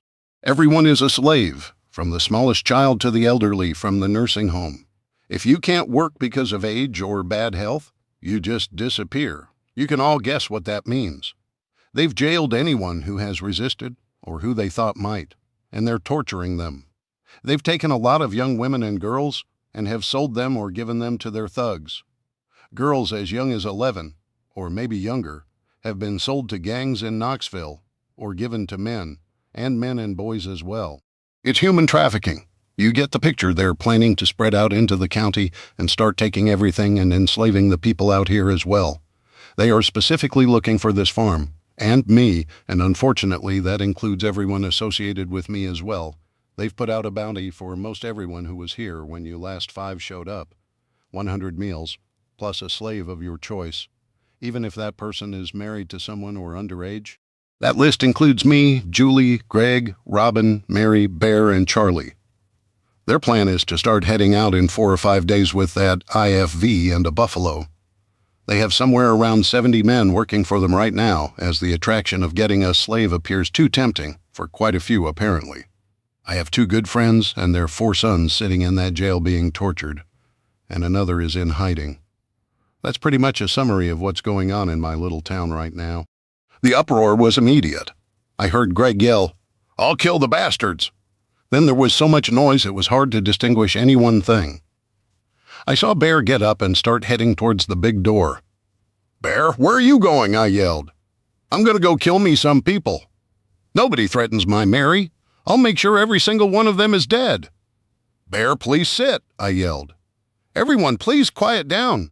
It took a while, but eventually everyone settled down to just looking like they were ready to follow Bear. "Look, my wife has been threatened too, and my family's home, my friends. I get it. But taking off with hot heads and no plan is just going to get a lot of our people killed. Let's be smart. First, for anyone not on that bounty list I mentioned, they don't know you. They don't know that you know me or that you're here. You could all leave and not risk this fight. If you choose to do that, I understand, and there won't be any hard feelings from me."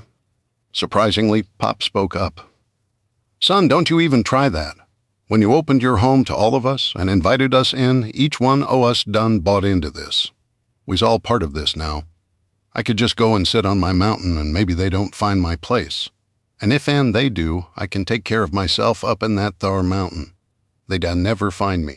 Most of you don't know this, but I'm a-dyin' of the cancer and black lung. I'm sure I can stay a hid from 'em till I'm gone to be with my Elizabeth, but I ain't gonna do it. I'll stand with you and fight them commies, just like I fight them in Nam. I done seen what they do. They kill anyone done get in their way. Now, hush up, son, and tell us your plan." Most people looked so shocked by his angry outburst that they didn't realize that he'd told them he was dying. I knew he had to be really serious to have admitted that. "I don't have a plan yet, but we will. If we're going to fight, we'll fight and we'll win.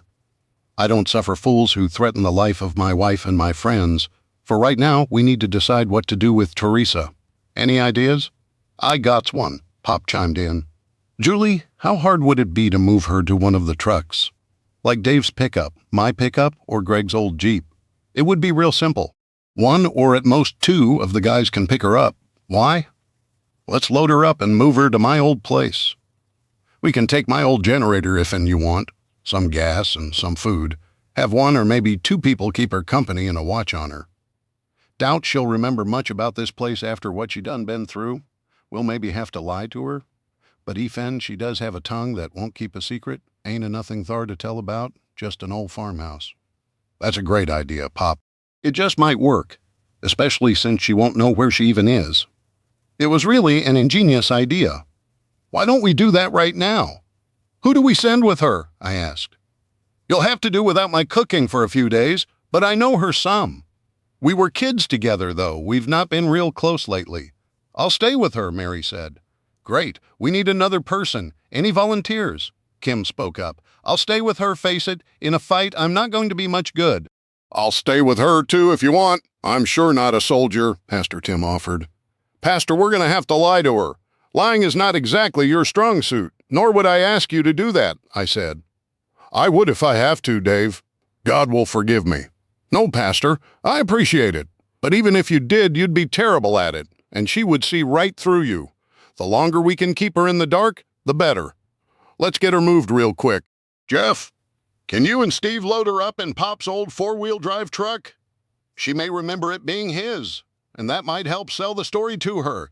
Kim and Mary, if she asks, tell her I was with some National Guard soldiers who helped rescue her, and that I'll be back. That will explain the Hummer and the camo uniforms that she'll remember. Then the four of you head out, take two vehicles. My pickup has the keys in it, leave Pop's truck, and then come right back. We'll still be in here, I'm sure." "Mary, be sure to take plenty of food. Take some fresh vegetables. Plus, Pop still has some in his garden we haven't picked. Maybe a little meat, but mostly canned and boxed food. Make it look like we're scrounging. Sorry, Mary. I know you hate prepackaged food, but you'll make it delicious anyway. Check with Julie in case we need to send any medical supplies as well. You can tell Teresa that Julie and I will be over in a day or two to check on her and that we're working on getting her husband and their boys free. Stall her as best you can." I watched as the four of them headed off. "Well, we were going to get a sand table of town built, but guess that isn't going to happen," I started Dave. Mike broke in. Robin and Kim both said they have artistic talent. "I can work with Robin tonight to get something finished. Probably not going to be as good as the intelligence weenies in the Army would put together, but should be good enough. Robin, do you mind helping Mike out? May sound stupid, but trust me when I say that visualizing the town makes planning a whole lot better. And the better the plan, the better our odds of none of us getting hurt or killed." "Sure, Dave. I'll be glad to help," Robin said.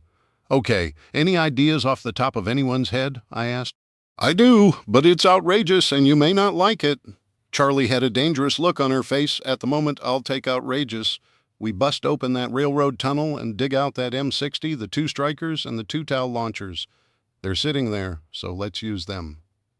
Plus grab some of those 105 and 155 shells. We all know what kind of IEDs those bastards can be turned into. We lost enough brothers to them, then we launch an ambush." Everyone fell silent. It was outrageous, but would definitely be unexpected. I turned the idea over in my head, trying to analyze all the issues involved. Okay, let's look at that idea first. We have to get the train moved out of the tunnel. Second, we have to get the tank unloaded and moving. Third, we have to find the ammo for the tank and see what spare parts are with it in case we need to fix anything. Fourth, we have to unload the strikers and get them back here. Fifth, we have to dig out the TODO launchers and ammo. Sixth, we have to mount the TODO launchers on the Hummers, or a Hummer and that RG-31. Seventh, pick out an ambush spot. Eighth, rig up IEDs. Ninth is, of course, the most complicated, planning the ambush. That's the highest level list of tasks. So everyone grab a seat. I need someone to keep notes, a to-do list, and a list of assignments. Volunteers, Robin, and I can do it. I managed enough hospital schedules over the years. Plus, if I have any questions, I have a pretty good relationship with the person in charge. Julie walked over and grabbed a couple of yellow legal pads and pens and passed one to Robin. They leaned together, whispering about task division, I guessed. That brought laughter, and it was good to cut the tension everyone felt, though I knew that there was a lot of anger inside everyone about the position we were suddenly in, and knowing we would be fighting the lowest scum on earth. Fighting a soldier you at least respected because they were fighting for something they believed in was one thing. But tyrants and human traffickers? The deader, the better. Nobody would show them an ounce of mercy. There would be no prisoners. Thanks, Julie. Pastor Tim, if you want, we would all understand if you don't want to be here. I know this isn't what you expected when you came. Dave, each person here is a member of my flock now. My place is right here among you. You know, if I have an issue on the morality of something, I'll speak up, but in the end, the safety of everyone here is your responsibility, and I'll respect that. I can't say I know what you all deal with, but just as an Army chaplain, my job is to comfort, support, and guide every one of you. Fair enough, Pastor. Okay, first item, obviously we will need the D9 to pull those train cars out and put them back in. Bear, is the D9 ready to go?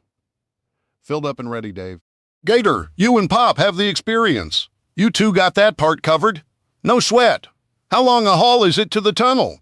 Around 2 hours. You know just how slow that thing is. Fortunately, there is an access road along the tracks we can use. The tracks are about 1.5 miles away. If it's that close to here and you can get the D9 there, why not just drag the train car as close as we can? We can maybe cut out the container with the ammo and parts for the tank and pull those 2 cars as close as we can.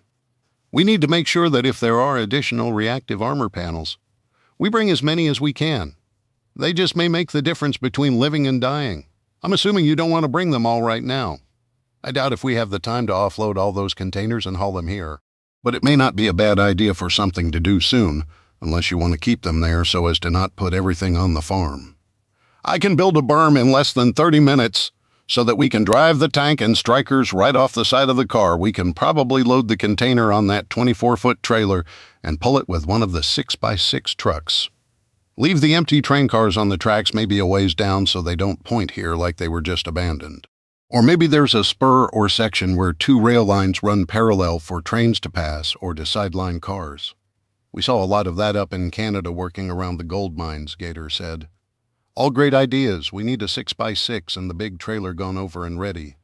Bear, pick someone to help you so we have the tank, strikers, and a container or 2 out and back here. Do we rig up IEDs, Medusa? They're not difficult. Wasn't like the Taliban and ISIS were a bunch of geniuses. Between my experience and Mike helping with the electronics, it shouldn't be an issue, she replied. You're right there. Blowing yourself up isn't a very sustainable business model, Greg said with a big laugh. The ultimate watch this, guys. We all laughed at that. Good. You and Mike have that task then?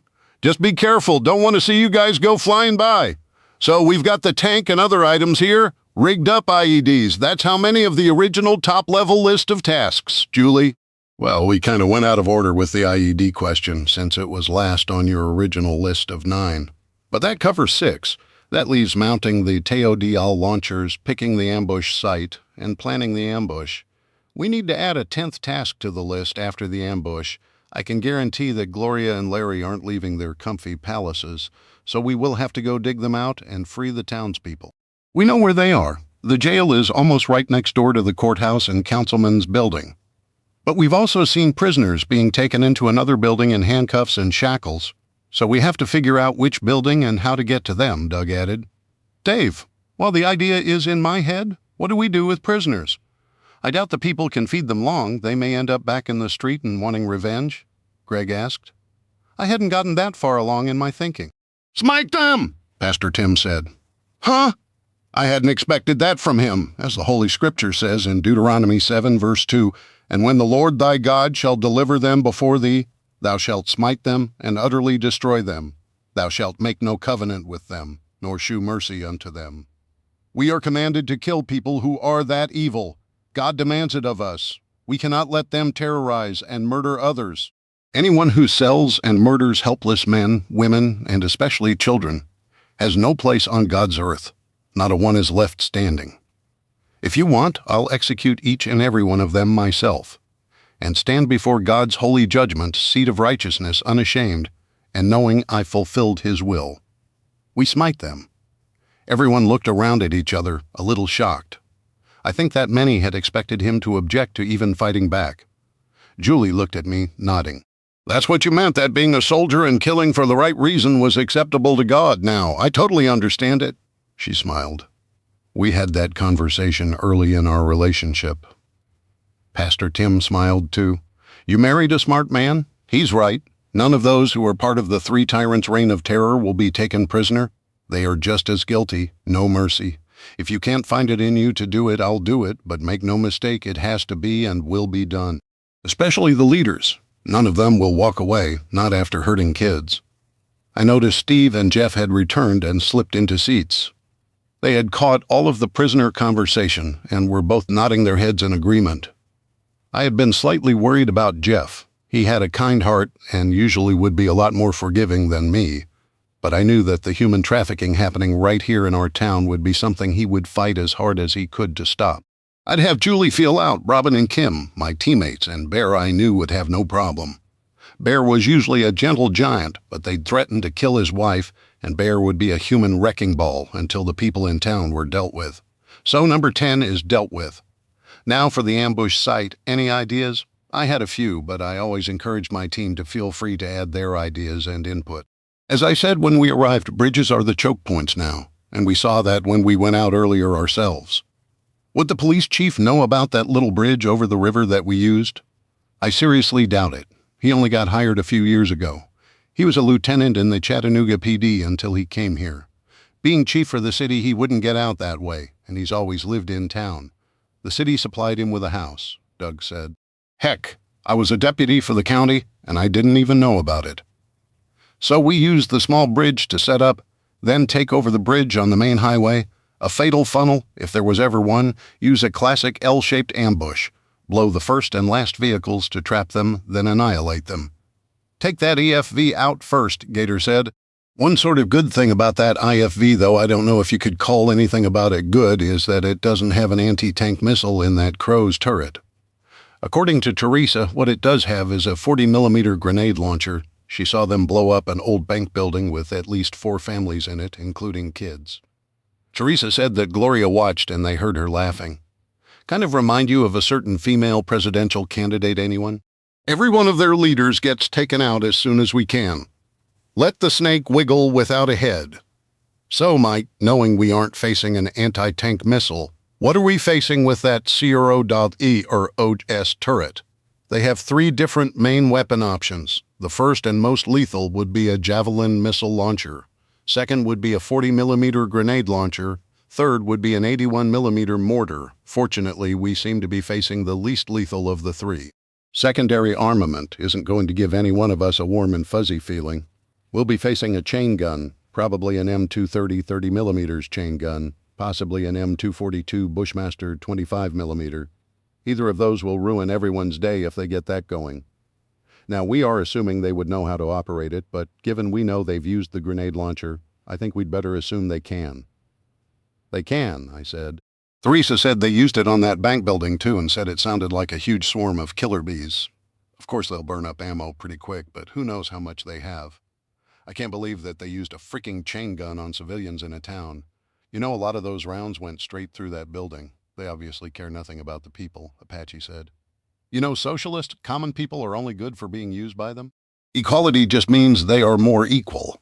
And people wondered why those who supported the Second Amendment kept pointing out that the anti-gun people all seemed to want to disarm everyone but themselves and their fellow wannabe overlords. Well, this time they're not rioting in Seattle or beating up old people in Portland. I'll drop an M14 thermite grenade in their shorts or maybe an M34 Willie Pete. Greg, like Bear and myself, was more pissed at our women being threatened than by the threats to ourselves. Okay, so let's tentatively plan on the Y-33 bridge. They have to cross it to come this way, unless they go hundreds of miles around, and those big IFVs are lucky to get between 3 and 4 miles a gallon. I looked it up in my copy of Jane's Fighting Vehicles. From what I gather, they're running short on gas. Brett and Joe hid all of theirs. Most of the other stations ran out between the time the news hit that the CME was coming and it actually getting here, and that's why they're torturing Brett. They obviously don't know what they're doing, because they haven't broken them yet, and we all know even the hardest of us will eventually break. Brett was sitting on almost 20,000 gallons of diesel and 30,000 gallons of gas, and Joe had a lot more, but I have no idea how much. I'll blow every bit of that gas before I allow them to get their hands on it. So now we're left with the specifics of the ambush. On our way to Brett's earlier, we used Highway 33. This road just before the intersection with 25E, this is Long Hollow Road. To the northeast is a good elevated hill, and where Long Hollow and 33 meet, it's a straight shot to the bridge. There's a line of small trees blocking the view of Long Hollow from the bridge right here. On the other side of those trees is a small cove off the river. But if you're against those trees, you can see them, and they can't see you. The reverse slope means you're pretty much blocked from thermal and infrared detection. We have large thermal camouflage nets that can ensure we're pretty much invisible. To the right of the bridge is a hill, and I didn't pay much attention to it earlier, but if it's clear, we can maybe use it to get a nice elevated position. The other option is here. I pointed to a road on the very north side of the bridge. Clinch River Road runs under the bridge and immediately turns south and parallels the river. We could sit over there with the river between us and fire at them protected by that river to our front.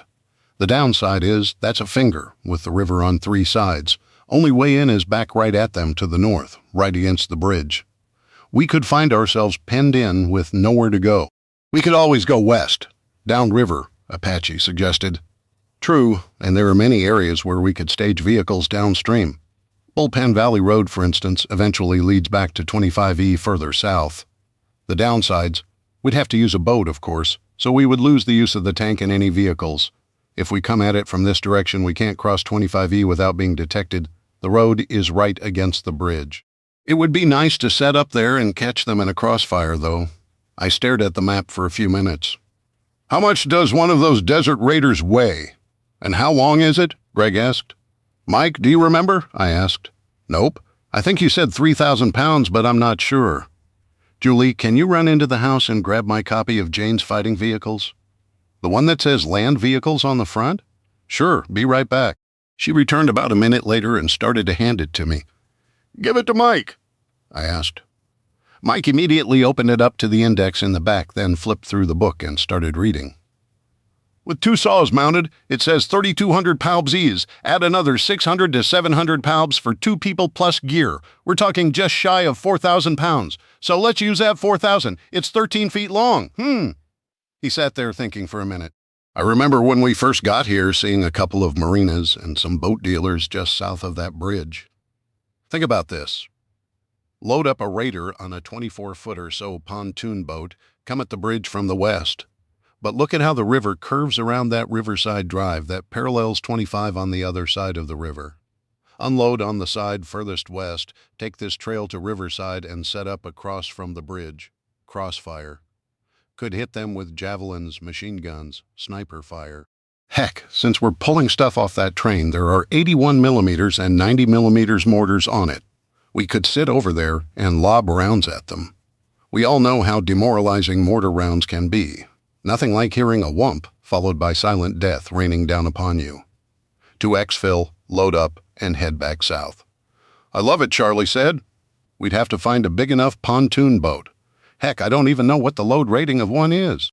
That isn't impossible, but how would we know they would run after the EMP?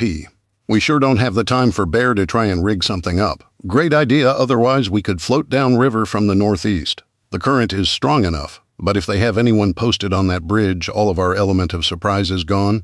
Mike, we need to do it anyway to see what we're facing, but let's get a drone or 2 up to get an idea of what we may be facing there. I just don't think they would not have something on it. It's too obvious a choke point, even for those idiots. Will do, Dave. We'll start right away. Get a look at it at different times, see if we pick up any changes. Guard routines, times it may have fewer people than others. The usual. And I'll keep our drones out of sight and where they can't hear them. Good man. Forget about the pontoon boat idea, Doug said. Why? I asked. 2 reasons. One, even the biggest pontoon boat only has about a 2,500-pound max load capacity. It will never handle it. You'd just sink it and lose the raider and all the gear. Second is, there's no need for it. Dave, remember that old Army-Navy store on the river? Closed down about 4 years ago or so? Yeah. Loved going in there as a kid. It was a shame when the owner closed it. Never did know his name. We just always called him Sarge. Anyway, he closed while you were in the Army. But just before he closed, he tried an idea he thought would save his business. He got the idea from a trip to Pigeon Forge. He started offering rides on the river for $15, a person in a LCT landing craft tank. He found out that once a person rode it once, the novelty was gone and tourists weren't exactly flocking to this area. He bought it from the people in Pigeon Forge who closed their business. Why he thought the idea would take off here when it went bust in an area drawing around 4 million tourists a year, I'll never know. Guess the idea just never floated. Everybody groaned at the feeble attempt at a joke. Well, I guess his idea floundered, I said with a big grin. Everybody groaned again, and I even heard a couple of boos. Julie threw a pen at me, and that actually did get people laughing. Enough with the bad jokes, you two. What's an LCT, she asked. LCT stands for Landing Craft Tank, basically a boat used during World War II. They use them a lot in the Pacific, and in Korea and Nam has a big flat door on one end that drops down and makes a ramp. The other end has pretty much a diesel motor and a steering console. The rest is just like a floating bathtub. It can handle over 40 tons, 80,000 pounds, I told her. Does it work? She asked. It did as of about 6 months ago. I saw Sarge, Mr. St. Clair, using it on the river. He keeps it tied up behind his old store on the river. I'm sure if he's around, we can use it. And if he's not around, I doubt if anyone's tried to take it. It's a basic diesel motor, so there's nothing to really figure out except engaging the drive and lowering the ramp. We'd have to strip out the seats he put in, but they're just wood benches. If we could get them in a crossfire, that would put a real hurting on them, I said. We'll obviously need a recon of his store too, Mike. I know. Another addition to my list. He turned to Jeff. I hope you're well rested. If not, I suggest you grab as much as you can when you can. We're going to be really busy over the next couple of days running drones. Thank God we've got them. They could make the difference between life and death for some of us. Let's try to make contact with Sarge tomorrow. Doug, do you mind taking Ghost or Apache with you and trying? You've met him more than I have and a lot more recently. I haven't seen him in at least 15 years. No problem, Ghost. What say we head out early tomorrow? I'll show you where we need to go. I was about to suggest wearing my old deputy's uniform, but with the police in town involved in this mess, that doesn't sound like it would help much. Probably hurt our chances. Okay, we still have a lot of details to work out. We need to get as much up-to-date intelligence about the town as we can from Teresa. We definitely want to find out where those prisoners went and why they were outside the jail. Maybe there's something there we need to know about. Assuming the ambush works and we take out the 2 IFEs and a chunk of men, I think we concentrate on getting rid of the head of the snake. We have a lot of ways we can try, but I'd like to do it quickly and avoid any civilian casualties. Secondary would be avoiding any destruction of supplies the town may need. Ideas? I like the idea of sneaking in and eliminating them at night. Quick and quiet. We could always set up a sniper hide and pick them off. But that leaves the possibility of the sniper being pinned down in town. I'll do it and take my chances, Charlie offered. Charlie, I know you would, and everyone here knows it as well and appreciates it. But I'd like to avoid the whole Mogadishu Black Hawk Down scenario if we can. Medusa chimed in. We could set up an IED and blow them up. Maybe when they're in the commissioner's building. We'd risk collateral damage with that, though it may make a good failsafe. I was getting tired. I'd been up since 2 a.m., and it was almost 4:30 p.m. I hadn't eaten anything all day. Listen, we're all getting tired. A bunch of us have been up 14 hours now with no food. Why don't we wrap this up real quick and start working on what we do have? We can work on the rest later or tomorrow. I saw a whole bunch of heads nodding. We all needed a break and some rest. Okay, everyone has an idea of what they need to do. Julie and Robin, Can you make copies for everyone of what you have and pass them out later? Sure. Tomorrow then we take the dozer and get the rail cars, move the tank strikers and whatever container or containers we need to the farm. Greg, do you have a copy of the manifests? Yep. We need to identify the containers carrying what we need. If possible, condense everything into one container. If not, we may just take both 6x6 eggs and unload what we need into it, though. I'd really rather not unload a container by hand. Might end up being quicker to make 2 trips hauling containers. Do we need the backhoe? Can't hurt, Gator said. We saw how useful it can be to pick up heavy objects. It isn't a crane, but it may end up saving a lot of hard work and time. And right now, time is our biggest concern. Okay, I'll drive it. We're talking 2 hours each way. So figure maybe, 6 hours? Let's go ahead and make it another early morning. Leave around 4:30. Get there right around daylight. We need to send a recon team to the bridge. Drones are great, but I'd like to get some actual eyes on it. Doug, is the bridge close to the way to get to Sarge's? Yeah, maybe a mile out of the way. Apache, can you two handle both? I don't see why we can't. We should be able to set up and watch for a couple of hours with no problems. Good. Everyone going out tomorrow, set up comm schedules and call signs with Mike and Jeff. You all know the drill, Mike. I know you're going to be real busy for the next few days, so if you need help, grab it. Everyone listen closely. We are all going to be really busy. We'll be tired, grumpy, and probably short-tempered. Don't take things too personal. Make sure to double and triple check everything, and it's always a good idea to have someone else check over it too. Again, it's nothing personal. We just can't afford mistakes for any reason. Everything you do will affect another person's life and safety here. I'd rather have 18 pissed-off friends than one dead or injured one. In the end, this is our home they've threatened and our family. Let's show these evil dictators that you do not threaten us. If you do, the price isn't your freedom or some bad publicity. You'll pay with your life. We will end them, thanks. Julie walked up and hugged me. Dave, be honest, do you really think we can stop them? It sounds like there are an awful lot of them coming for us. Yeah, baby, we can stop them. This is what we did for the 12 years I was in the Rangers. They would send us overseas to places where people were terrorizing the weak, the helpless, the old, and the young, and we would stop them. Sometimes we were there for days. Other times we would be there for weeks, even months at a time. There were times politicians would interfere, and usually when that happened, we wondered if they were being bought off. Times when they would put their political or personal agendas or financial interests above the people we were there to help, and they wouldn't allow us to finish our jobs. Now, this is our home. Those politicians aren't playing their games with someone else's lives.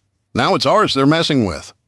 There are no generals to order us to stop, no colonels to send a helicopter to pick us up just as we're ready to take out a terrorist or tyrant. No senator to make a business deal and get paid off to look the other way. So yeah, we'll stop them. Let's go get something to eat then. I think I'm actually going to take a nap. My body isn't used to being up and going full steam like it has today. After so many meals of Mary's cooking, her taking off for her honeymoon had been a shock to everyone's stomachs. We had all welcomed her back just to have her now leave us to watch over Teresa. Julie was a good cook, and I appreciated everything she did, but everyone admitted that nobody was as good a cook as Mary. As hungry as I was, though, even my cooking would have tasted great. There were groups of 2 and 3 people talking all over the place, and it reminded me of a military base before an operation. Robin was drawing diagrams of the sand table she was going to help Mike with. Apache and Doug were looking at maps and a video from the latest drone feed. Everyone else was just as absorbed in their own conversations. Julie noticed me looking around.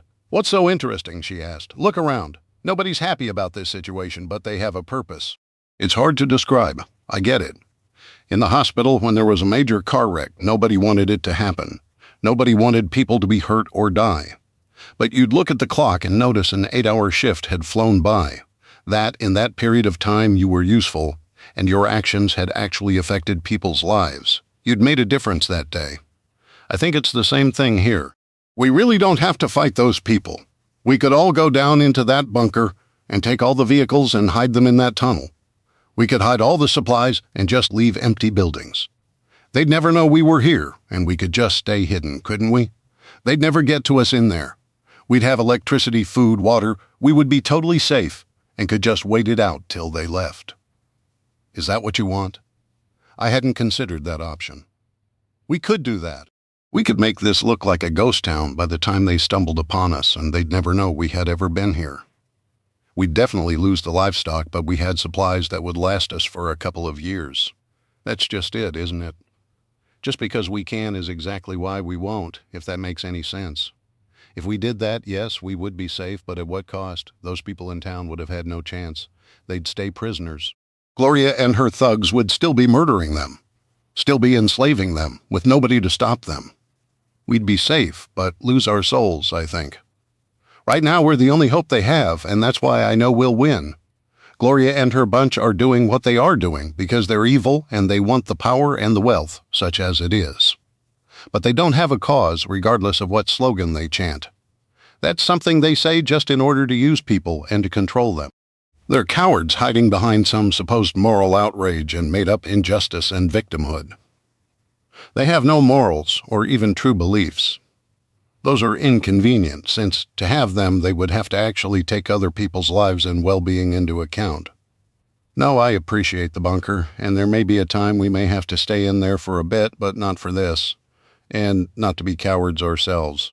You should have spoken to everyone in there, Julie. You said what I felt far better than I did. I need to make you my official speechwriter. Maybe when I go into politics, I'll make you my speechwriter and media spokesperson. Julie just slugged me in the arm and grinned. That ain't gonna happen. I'd never put up with those liberal mouthpieces. Oh, Dow. Just married and the abuse has already begun, I whined. I really do love you, Mrs. Dave. Julie smiled and leaned into me. Chapter 10. The next 2 days were nonstop and hectic. Robin and Kim had built the sand table, and it was as good as any I'd ever used in the Army. Apache and Doug's recon trip to scout the bridge had gone totally unnoticed by the people from town. They'd found out there were between 2 and 6 men posted there at any one time, usually only 2. But when someone brought meals out, 4 more almost always showed up. We all figured that they were posted in the trees as a quick reaction force of some kind, or possibly just friends of those guarding the bridge who came by for a free extra meal. All carried standard AR-15s that appeared to be semi-automatic, but it was impossible to be sure from a distance. They may have been cheap AK-47 knockoffs. We saw no evidence of heavy machine guns, but it was possible that they had one, or possibly even more than one, dug in out in the woods. But Mike saw no evidence of gun pits on the drones. They would deliver the meals in a raggedy early 70s big Buick. We never saw either of the armored vehicles. We were sure they were keeping them close to town to keep themselves safe. We would have to wait for them to come to us. Apache and Doug had made contact with the family of Sarge. Unfortunately, he had died when the CME hit, as he'd had a pacemaker, and the pulse had fried it, causing a massive heart attack. Doug had taken some silver with him and bought the LCT from them for 20 ounces of silver, saying that they wanted to make a fishing barge out of it and float down the river to the lake and live on it. Bear, Apache, and Doug had returned later that day and had managed to float it a mile or so downriver. Once out of sight and sound of anyone, Bear had got it started and they'd stashed it in a side creek. Bear had then pulled the glow plugs out of the ignition so that nobody could get it started, and taken a 1-inch thick chain and attached it to a 5-foot wide oak tree so nobody could float it further downriver.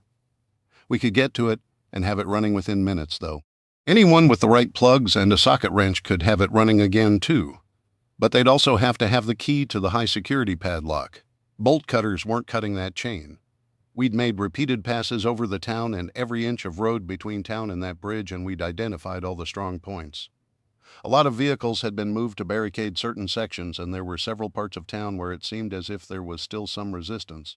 We saw that Mary's diner had burnt down, none of the nearby buildings, just hers. I figured that Gloria probably had told someone to do it, even though it was closed, and without electricity it wouldn't reopen. I was sure Mary would still mourn it. Bear decided not to tell her yet. Julie and I went and talked to Teresa to get specific details about the town. We learned that the building we'd seen the prisoners being led into was where they kept the young women and girls. Apparently, the 3 leaders kept 1 or 2 in the private homes they had taken over for their personal use. The chief was known to prefer young women around 18 to 20, and he would keep one for a few weeks, then trade her in. Larry preferred the company of teenage and preteen boys, and Gloria and her wife had kept the 2 same young girls the whole time. One was 13 and had been a cheerleader and dancer. The other was around 10 or so. The 10-year-old had been bought from one of the gangs in Knoxville. When we found this out, it was all we could do to keep ourselves from blindly rushing into town to dole out fire and brimstone. The night after they picked up the LCT, Apache and Doug went to the edge of town, and Doug met up with another ex-deputy. He trusted Sam. He had taken a portable handheld ham radio to give to him, and they set up a schedule of 2 times a day when they could be contacted. We received information on current activity, changes in schedules and routes, and prisoner status. We hoped to find out if any additional troops arrived, as well as when they planned to start searching the county. We got the tank and strikers back to the farm along with 2 containers. We had to unload a little stuff by hand at the tunnel to avoid having to take another rail car and unload it, but the items we needed were in a container that wasn't totally packed full, so it didn't take as long as we feared it might. The biggest issue was Gator and I learning to drive a tank. Since we both had operated a dozer, we thought it wouldn't be much different. After all, they were both tracked vehicles, but we were wrong. A D9's tracks are controlled by 2 levers, one for each track, whereas the tank's controls resembled a semi-truck and were a lot more finicky. Fortunately, we had the manual and a video that Mike had downloaded from YouTube of all places. It warned us that a fast, sudden turn could throw a track off, and Gator, having used a D9 in British Columbia, assured me that we did not want that to happen. Gator drove the tank halfway, then I took over. The other person had to drive the D9. We showed Bear, Cracker, Ghost, Charlie, Jeff, Greg, and Steve how to operate the D9, at least in a straight line. Everyone took turns riding in the tank as well, and it was a lot of fun. Unfortunately for Bear, he was way too big to even fit in it, but he loved driving the D9.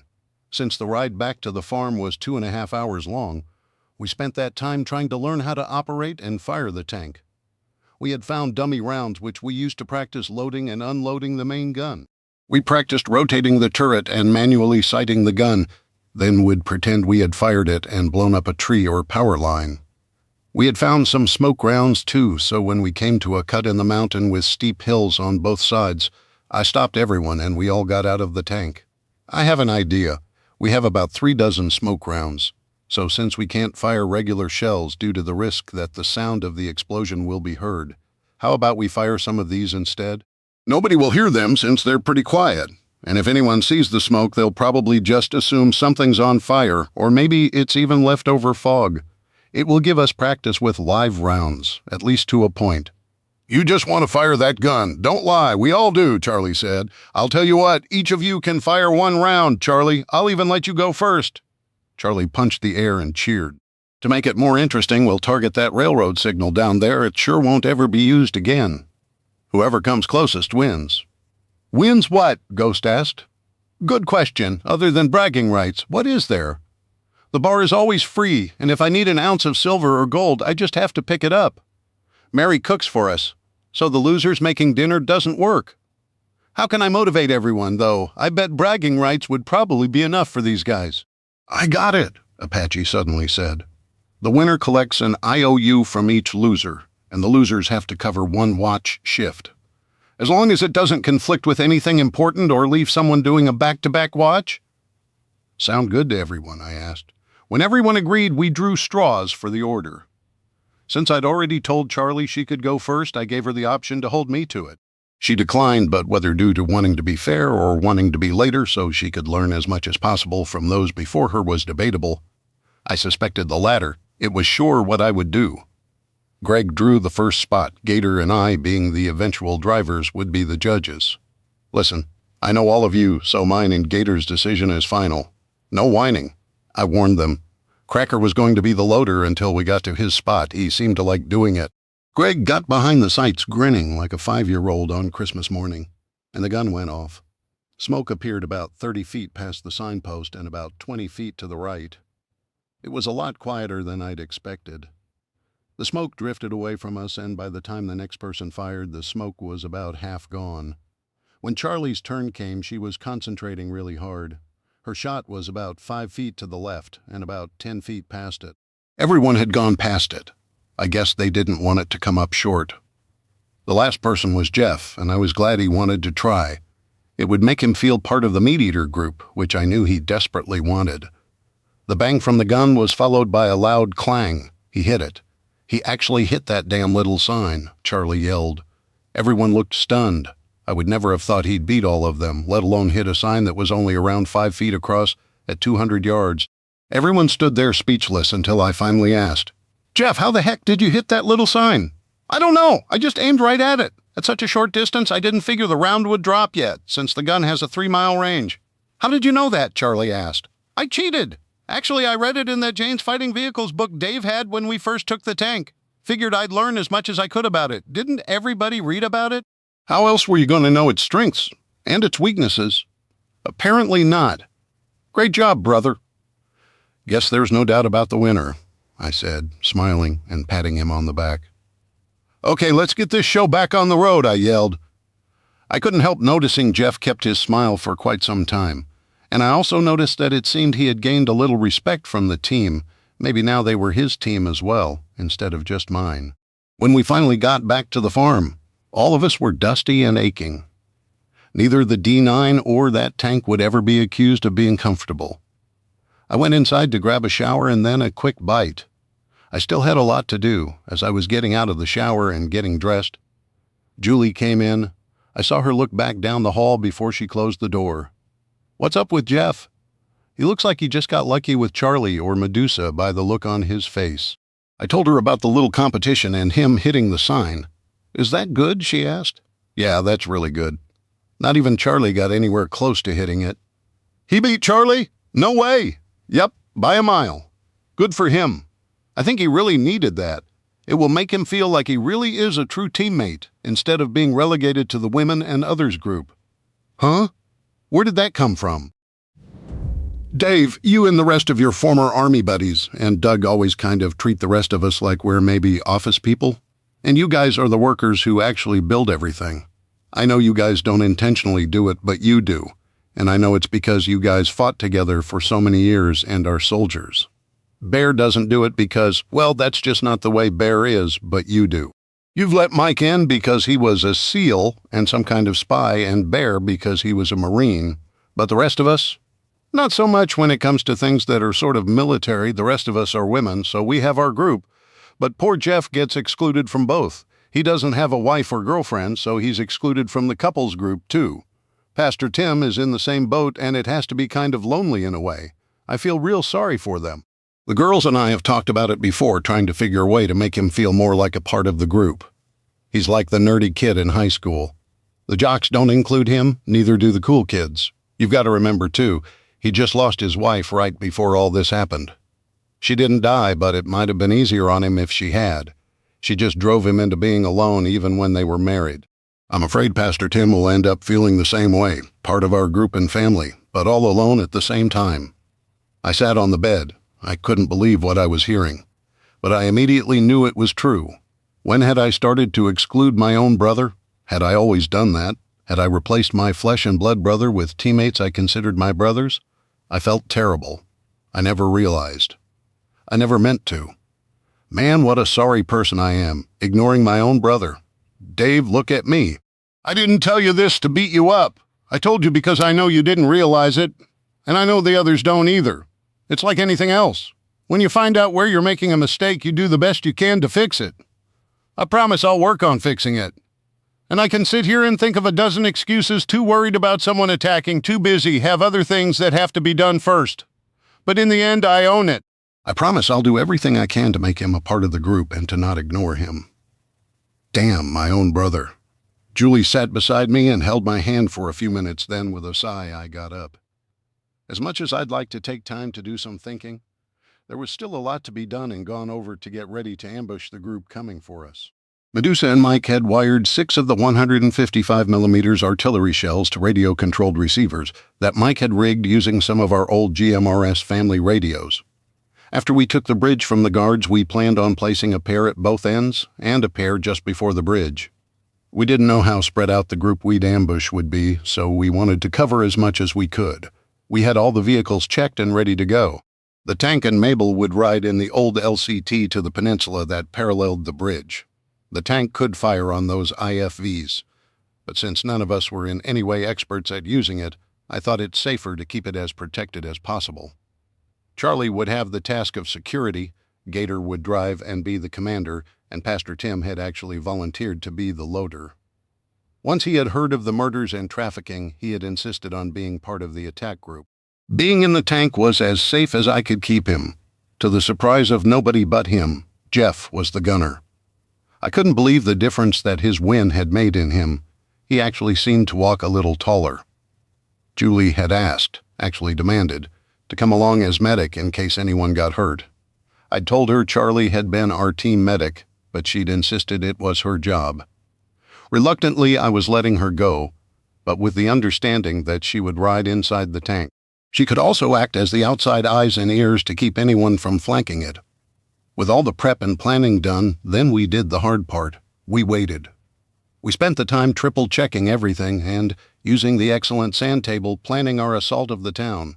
We decided that the assault team would go from the ambush straight to town. We would wait outside town at an old elementary school that had closed years before. Then that night we would eliminate the leaders and break into the jail and the building holding the sex trafficking victims. Julie pointed out that her being there to help with wounded townspeople and traumatized victims would also be necessary. I didn't like it, but I couldn't argue with it. Mary had convinced us all that Teresa could be totally trusted, and she had come down from Pop's place and was staying in Steve's camper for now. Room had gotten a lot tighter.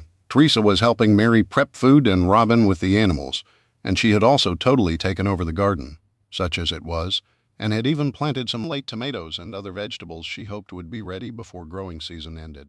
We had decided not to show her the bunker yet, though. I wanted to be a little more sure. 5 days after we had done our recon of Brett's station, Doug came jogging into the farmhouse where I was eating lunch with Julie. "Dave, I just heard back from Sam.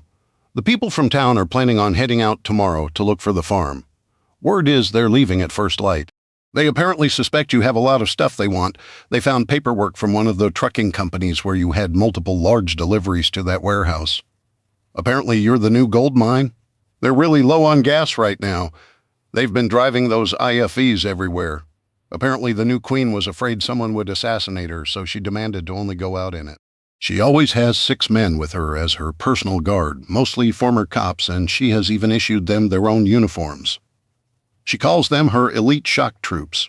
You won't miss them, because they all wear red berets. Guess communism is at work in town. Sam said he heard around 50 men will be heading towards us. I held a hand up. I'd save the rest of any info for the meeting we were going to be having immediately. No need for him to repeat it multiple times. Eagle 1 to everyone. Immediate meeting at the planning table in 10 minutes for everybody. Steve, head in now, please. He was at the forward outpost this morning. Everyone go around and make sure everybody heard this or has been told about it. Let's avoid having to chase down someone if we can. Mike, make sure all sensors are activated and that you have camera feeds on your laptop and bring it with you. I heard a chorus of acknowledgments. We had decided that when using the radios, we would keep using Eagle to designate the base, and Eagle 1 for myself for communication. Greg would always be Eagle 2, and Gator would be Eagle 3. When we finalized team assignments, there would be individual team leads. The decision had been unanimous. It had been that way with the team in the Army, and as much as I hated it, we kept falling back into that mindset. I guess 12 years of fighting together had made it an ingrained habit. Other Eagle designations would be assigned during missions. Otherwise, we'd use names or old team nicknames. At first, people couldn't figure out why I'd chosen the word Eagle. I finally confessed that it was because this was our nest, and also as a sort of tribute to Native Americans, who revered the massive bird. I never really told many people I was part Native American. I was proud of my heritage. I just didn't use it as a way to either demand respect or special treatment. Both of those ideas went against the fundamental foundations of Native Americans, who are a proud and self-reliant people.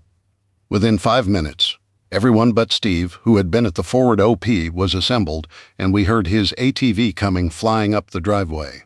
Once he sat down, I started. Doug just heard from his contact. Sam, Doug, fill us in on what he told you. Doug and Sam had worked up a sort of code to use to communicate, which was ingeniously simple. Using identical copies of the Bible, they would simply say something like 227,000, 20,000, 240,000, 12, 19, 0, and so on. And what that meant was turn to page 220, go to verse 7. Then the 22nd word of that verse, the zero meant to stop and start on the next word. Mike said it was surprisingly simple, and even a supercomputer wouldn't be able to crack it within decades. There was too much variability without a perfectly identical Bible. It was foolproof.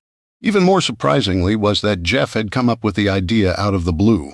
He'd remembered a TV show that had been one of his favorites called Turn, about a spy during the Revolutionary War named Benjamin Talmadge. I thought it was incredibly appropriate since we were starting our own revolution against a new tyranny in our little town. Mike was immensely impressed, and he was a spook. I was more than impressed.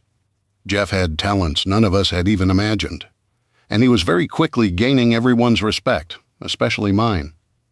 I even noticed Charlie was spending more time hanging out with him and asking him to help her with things, and Charlie rarely asked anyone for help.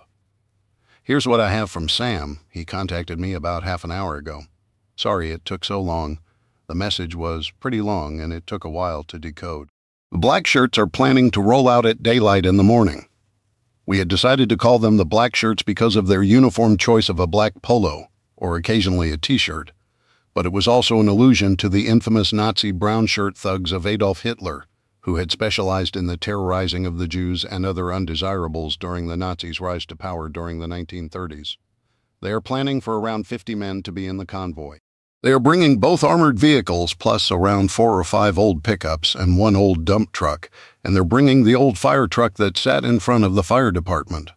They've modified it to carry the gas they need since they aren't sure if they can scrounge enough until they can find Brett and Joe's stashes or ours. They're convinced that you have a lot of fuel stored, Dave. They went through some paperwork from Joe's office and saw where you had ordered several large quantities. Apparently, Joe never thought to get rid of the paperwork when he took off to hide. So we are now the golden goose in their eyes. Every week, the speculation of what we have hidden goes up. They seem to think we have an entire refinery's worth of gas and a Walmart full of food hidden, which I guess wouldn't be too far from the truth. They think they're only facing 4 fighters, plus Mary. Food. They're not so worried about it at the moment. They're getting it from one of the Knoxville gangs who took over the Walmart distribution center. Gloria has quite the reputation now for supplying them with young girls and meth. It seems that she has expanded into drug manufacturing as well. And Lord knows there are plenty of people around here who know how to make meth. The memory of Little Bob and his friend Dwayne came to mind. At least there are 2 less out there, I thought, as the vision of their charred remains suddenly popped into my head. Not a sight to see, no matter how evil they were, or smell for that matter, even though they'd smelled pretty horrible even before they'd burnt alive. Still, I had no regrets. People-wise, we can expect around 50. They're sending almost everyone, except Gloria's Red Berets. George, the police chief, is leading them. He has a lieutenant that, according to Sam, is the most ruthless one of them all. Do you remember Brian Green, Dave Mary? I'm sure you, Pastor, Tim, Robin, Pop, and Teresa might remember him as well. Yeah, I remember him.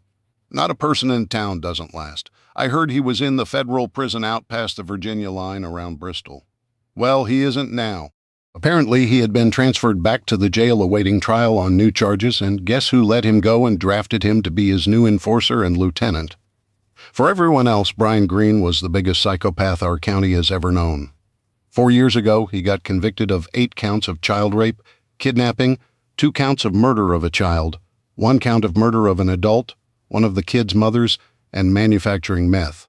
There were more, but given that he had 4 life sentences and 2 death penalty sentences, they hadn't pursued any more.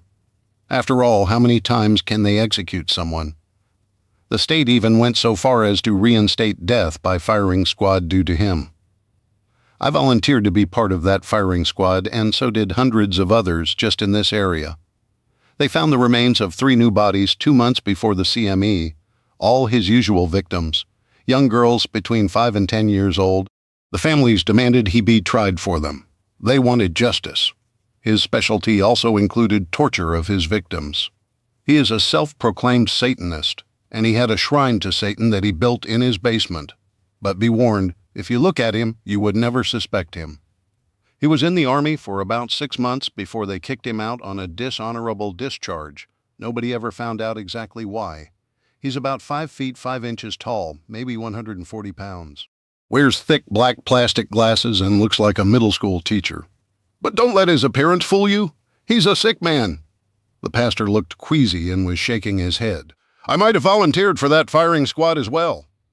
He is one of Satan's most evil minions. We need to send him back to hell from where he came." "Amen to that. I'll personally put a round through his skull," Charlie offered. Everyone was thinking the same thing. And Dave? "You're not going to like this, but it turns out he's little Bob's cousin. He has special plans for you and Julie when he finds you, that he's been telling everyone about. Apparently he knew about little Bob's claim on Julie and suspects you had something to do with his death." "Damn right I did," I growled. The thoughts going through my head would scare even Julie at that moment. I had thought we were past that chapter. Apparently not. As far as what else we are facing, they mostly have semi-automatic AR-15s, then some semi-automatic AKs as well. All the Red Berets have fully auto rifles, so the ones we're going to ambush first are mostly semi-automatic. There are maybe as many as 24 fully auto old M116s and M4s among the convoy, and Sam said he saw them loading at least 2 machine guns into the IFVs. He had no clue whether they were heavy or light, but from the description they definitely aren't 50s, so that's good news. They're leaving 6 machine guns in town set up around the courthouse and the 3 houses the leaders now occupy. All 3 live in restored Victorian houses in the old part of town next to each other. I know exactly which ones. Sam said 4 of the machine guns back in town are light machine guns, and 2 are 50s. He recognized them from books he had taken from the old library. I asked him about mortars, RPGs, or anything like that, and he said he hadn't seen or heard of any. The only thing he's seen heavier than the 50s are on that IFV. He saw a spent casing and snuck and picked it up. He measured it, and it was 1 1/8 inches thick, or 30 millimeters. The bank building has been damaged so badly it's collapsed, and Gloria has refused to allow anyone to remove the bodies. Said it was her lesson to anybody who resisted the new People's Republic of Tennessee. The locals are calling it Tezwelistan. Sam said the stench from the bank building, or what's left of it, is horrendous. There were 17 people in there when they attacked it, and 9 of them were kids under the age of 12. As of 2 days ago, Gloria has decreed that the bodies of people who have been executed are no longer to be buried in the mass grave. She had the townspeople dig or burned. They are to be hung from the streetlights as a warning, and a reminder that resistance to the people's revolution will be crushed. She's given herself a new title and name, too. Apparently your biological sex isn't the only thing that you can change. She is now to be addressed as Chairman G, remember, that's her correct pronoun. The police chief and county attorney's new titles are commissars. One final thing. The bulk of the girls being held to be trafficked to the Knoxville gang, which by the way is MS-13, are expected to be shipped out in less than a week. The minority girls aren't common around here, and someone has a preference for them, so Gloria is trying to find more. The rumor is people are going into the neighborhoods and taking them right off the street in broad daylight and breaking into houses in the middle of the night and snatching them. There are rumors that some girls' parents and siblings are actually selling them outright for food, and there is even an official exchange rate set up. I never thought I'd see the day people in America would turn into this. They're getting desperate for fuel right now, except for what is stored in about a dozen 55-gallon drums inside the firehouse of all places. The rest of their fuel is in the tanks of the IFVs, or in that fire truck, which has a 500-gallon tank. The IFVs get 3 miles to the gallon and hold 85 gallons of diesel, according to that Jane's Fighting Vehicle book you have, which means they have around 2,300 gallons of diesel, and total range would be 400 to 450 miles at best combined. So they can't go far, and I doubt if they have enough fuel to even find us, at least until they get more from Knoxville, or find Brett or Joe's stashes, or ours. That's all I have at the moment. He slumped down into a chair, and you could see the exhaustion on his face. It was a very long message. No wonder it had taken him so long to decode it. I wished he'd let me know immediately. We could have helped him, but I wouldn't say anything. I might bring it up in a roundabout way sometime later, but not now, and not directly. Never underestimate what the communists and socialists will do to their own people, especially if it gives them more power and control. Dave, playing devil's advocate for a minute with their severe lack of fuel, we could go all guerrilla warfare on them, attack and harass them. Disappear, pop up somewhere else later, Cracker said, just putting the option out there. I'm not saying I like it, because I don't. But there it is anyway. Heck no, Julie stated emphatically. We're not leaving those people, and especially the kids out there with those sick perverts. Julie almost never used profanity, and I'd never heard her use the F-bomb before. Julie's right, I said. We can't let this go on. I hate the idea of even waiting until tomorrow morning, especially with that evil Brian Green out. If I had to, I'd go in alone tonight and kill that spawn of Satan. You have no idea what he did to this county. We aren't used to even a murder over a wife or girlfriend. This had actually scarred this town to know that one of your own had actually done those things until people found out about him. Almost nobody locked their doors. Sure, a meth head might steal a bicycle from a porch or garage to sell to get money for drugs, but not this stuff.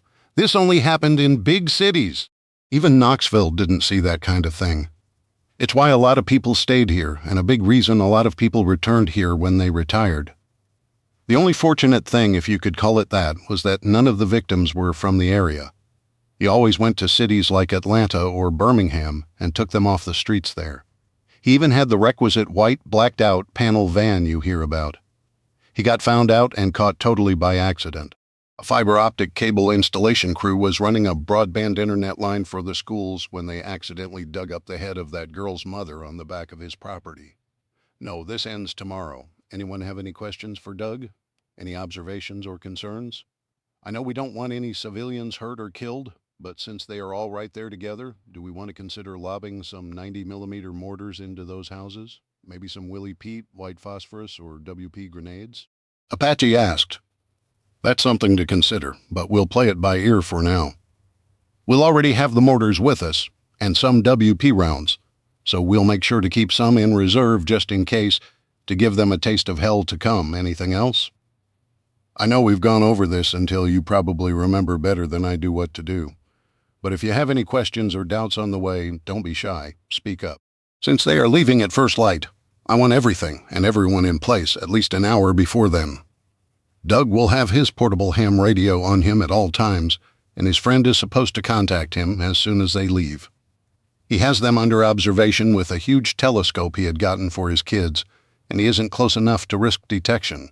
He hasn't even told his wife and kids what he's doing, so nobody can turn on him and rat him out. The last thing we want is his cover to get blown.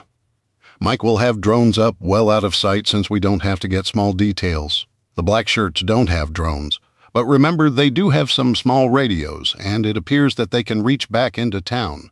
My guess is that since they don't appear to be ham radios, and they're more like our GMRS family radios, that they are using a middleman somewhere.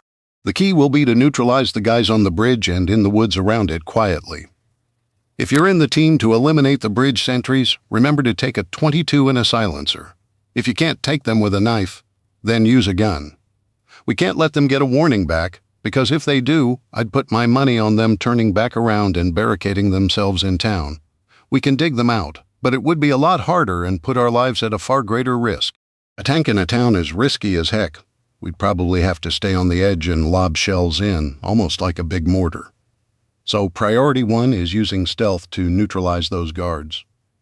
Gator, get your guys together and go over everything one last time. Plan your departure time and make sure your vehicles are loaded and ready to go.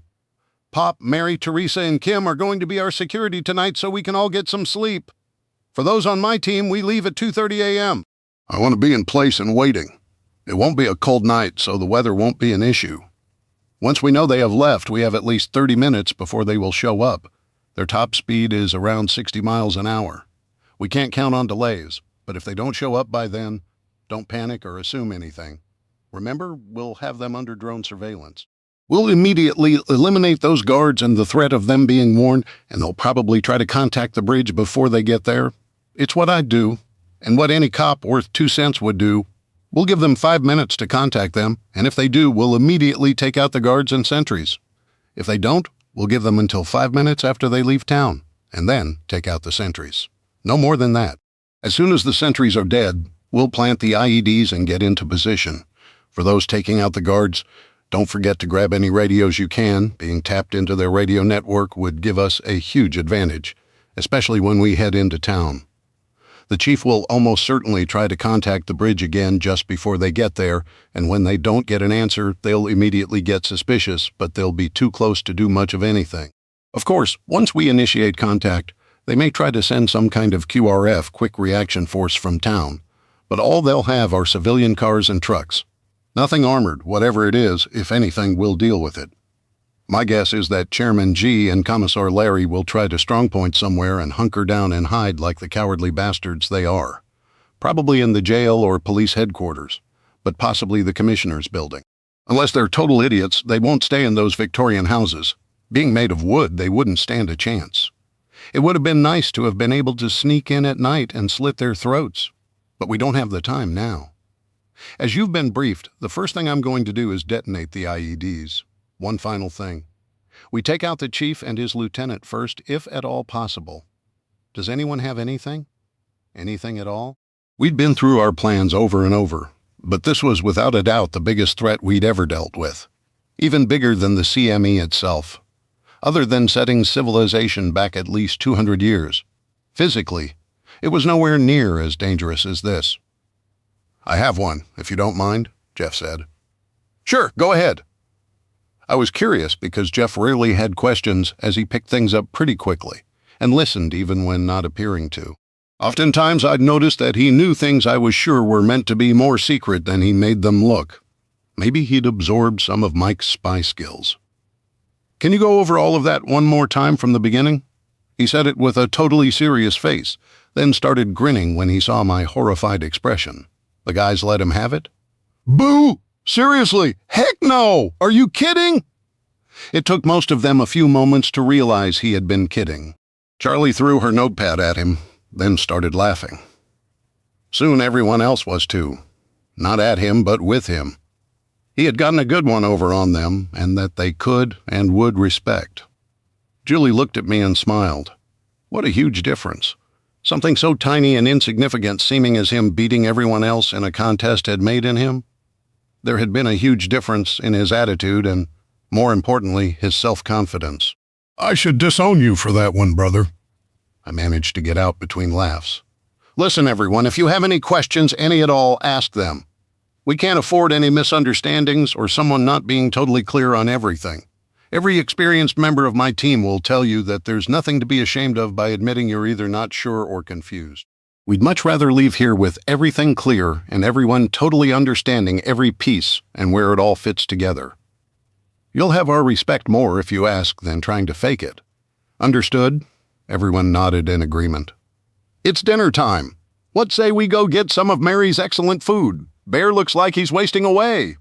Mary, you aren't feeding that boy enough. He's a growing young man. You'll need to give him bigger helpings. It isn't the lack of food doing it, it's all that extra exercise he's getting lately. Cracker threw that zinger in with a grin, laughing so hard he was clutching his side. It was the perfect bit of levity everyone needed at just that moment. Things had gotten really intense. Again, everyone started laughing. Well, almost everyone. Bear stared at Cracker like a towering beast ready to strike until Cracker stopped laughing and started backing away. Listen, big guy, I didn't mean anything, he stammered. Bear started walking towards him really slowly until Cracker was backed up against the side of one of the trucks. Uh-oh. I thought Cracker was our resident jokester and prankster, but he may have just gone too far. Bear, let's not do anything hasty. You know, Cracker was just trying to be funny, I said quickly, trying to defuse the situation, but it didn't look like it was working. Bear was only inches away from Cracker and suddenly reached out and grabbed Cracker before I could even get to him. To my relief, he fittingly put him in a bear hug and started laughing. And Cracker looked like a death row inmate getting a last-minute reprieve from the governor. You could feel everyone's bodies relax as they began to breathe again. Good one, brother, Bear said, then turned and walked toward Mary. Just then I saw Mary take her ever-present wooden spoon out of her apron and throw it at Cracker. Look at what you made me do! You fetch that spoon back into my kitchen and make sure you wash it. Make me throw my spoon at you. She was still red from blushing at Cracker's joke about their sex life, but she was smiling. If any two people belonged together, it was those two. Bear and Mary were gentle souls who'd do anything for anyone, even for a total stranger. But they were extremely protective of each other. Hey, Cracker, I heard Ghost yell as Bear. and Mary walked away hand in hand. "Do you need to go clean up and change your drawers?" "Funny, real funny." Cracker didn't sound like he thought his joke was quite so funny now. If I was him, I might have needed to change my drawers too. Everyone followed Bear and Mary to grab some food. Mary had slowed down just a little since she'd gotten married. It used to be she, and Bear more recently, along with anyone else who'd volunteer or that she'd draft, would carry the food out. But now for our two big meals of the day, breakfast and dinner, she'd started putting the food in bowls and on platters on the kitchen tables, and people would grab their own. It may not seem like much of a difference, but I'd noticed she had more energy and seemed more mobile. Julie had confided in me that Mary had been having a lot of back and leg pain recently. Decades of being a cook and waitress and carrying heavy plates of food, large pots of soup and buckets of water, all while being on her feet sometimes 16 hours straight, had really taken a toll on her body. She already had major arthritis. Julie had tried to get her to take some prescription strength medication, but Mary had refused, having witnessed the so-called opioid epidemic firsthand, as had everyone in the area. She was afraid she would get addicted. Julie had assured her that she would never allow that to happen, but except for a couple of extremely rare times when the pain had gotten so bad she couldn't move without being in agony, Mary refused any prescription medication. I swore to Julie that I'd keep it all a secret, but that I'd keep an eye on her and limit the physical demands. We were lucky to have her. As they were getting their food, everyone kept ragging Cracker. More than one person made it appear that they were examining his pants to see if he had indeed had to change. There were times when I could almost swear that the world hadn't suddenly fallen apart. It felt like it should, like a group of friends enjoying good food, good beer, and good company, and these were the times I enjoyed the most. With my mountains as the backdrop, Julie and I sat and started talking. I saw Julie's eyes suddenly get wide, and I didn't say anything. I just lifted an eyebrow. It was kind of my code to those people who knew me best to kind of say, "What is it?" but without using any words. She gave a slight nod behind me, indicating that, whatever it was, she wanted me to look at something behind me while being discreet. Being discreet was not one of my strengths. I turned a little to the side, but I really didn't see anything. I looked back at Julie and tried to follow her eyes to see if I could pick up where she was looking. Charlie had gotten her a plate and sat next to Jeff to eat. Okay, so what was the big deal about that? I must be missing something. I turned back to Julie. "Not following you, baby. Trying to be discreet but not picking it up. Men? Any one of the women has probably already picked it up. Look at your brother again." I turned my head a little. "Okay, so what am I looking at?" "I see Jeff and Charlie eating the same thing everyone else is. Maybe I'm dense, but I'm just not getting it, honey. Oh, geez, let me spell it out for you." Lowering her voice, she said Charlie sat down to eat with Jeff. "You with me so far?" "Still with you, baby, but still not seeing it." Instead of sitting across from him, like most people normally would, she sat beside him, close beside him. I mean, really, really close. I noticed a touch of exasperation in her voice. "I see it, but still not sure what's so strange or weird about it," I said. "I bet there isn't a woman here who hasn't noticed it. If you asked any one of them, they'd tell you the same thing." "You may not know it, and I'd bet not a man here does, but Jeff has just been claimed, and he's as clueless as you." She was laughing. "Claimed? How does a person claim someone?" she is saying, and sort of in an unknowing way to the other women that she is interested in him and that they better not interfere or try to move in. Think of it like an animal, letting another one know where its territory is, and not to cross the boundary. Sort of like a she-wolf claiming its mate so that the other females stay away. Exactly like me. Every woman here knows to keep themselves away from you romantically, that I'd rip their hair out and gouge out their eyes. Women are vicious little things, aren't they? You better believe it, especially when it comes to our man or kids, and I knew she meant it. But Jeff? By Charlie? Why not? Charlie's attractive, and she's a nice person, even if she is a badass. And Jeff's a really handsome guy. Not as handsome as you, of course. Julie was obviously enjoying every second of this. I just never thought of either of them in that way. Heck, Jeff just got rid of a wife, and with the CME, it's not like they can get a divorce. Dave, this isn't like the world before the CME. Now marriage and divorce, husbands and wives, aren't approved by a courthouse. They're not subject to a piece of paper. If someone is a believer and lucky enough, they might find a church, and that church will keep a record. Mostly it will probably be more like, I'm leaving, or do you want to be married? Okay, we're together now. It's like the Old West in more ways than one out there. As for you not seeing them that way, Jeff has had a crush on Charlie forever, maybe because she is the exact opposite of his ex-wife Karen, from what I've heard. You could say that. Karen is the we need to give reparations to minorities, but not from what I have mindset. The everyone else has to sacrifice, but not me. I'm keeping my $10,000 designer handbags crowd of people, those that think work is for everyone else, and all the poor people are so beneath her. That sure isn't Charlie. I never knew he had a crush on her. A man wouldn't. What surprised me was Charlie. I mean, I'm sure she wants someone in her life, but I never suspected she was interested in him. Charlie has always been a mystery. Nobody really even knows much about her past. I know a little more than most, I guess, since I've read her personnel folder. I know she came from the foster care system and that she's from Cleveland, Ohio. She did extremely well in school and is incredibly intelligent, but that's it, except for her real name, of course. You mean her real name isn't Charlie? Julie asked. Nope, and I'm not sure she wants it known, so I'll tell you if you promise to not tell a soul or let her know you know. Like I said, she's pretty private, I promise. It's Charlotte.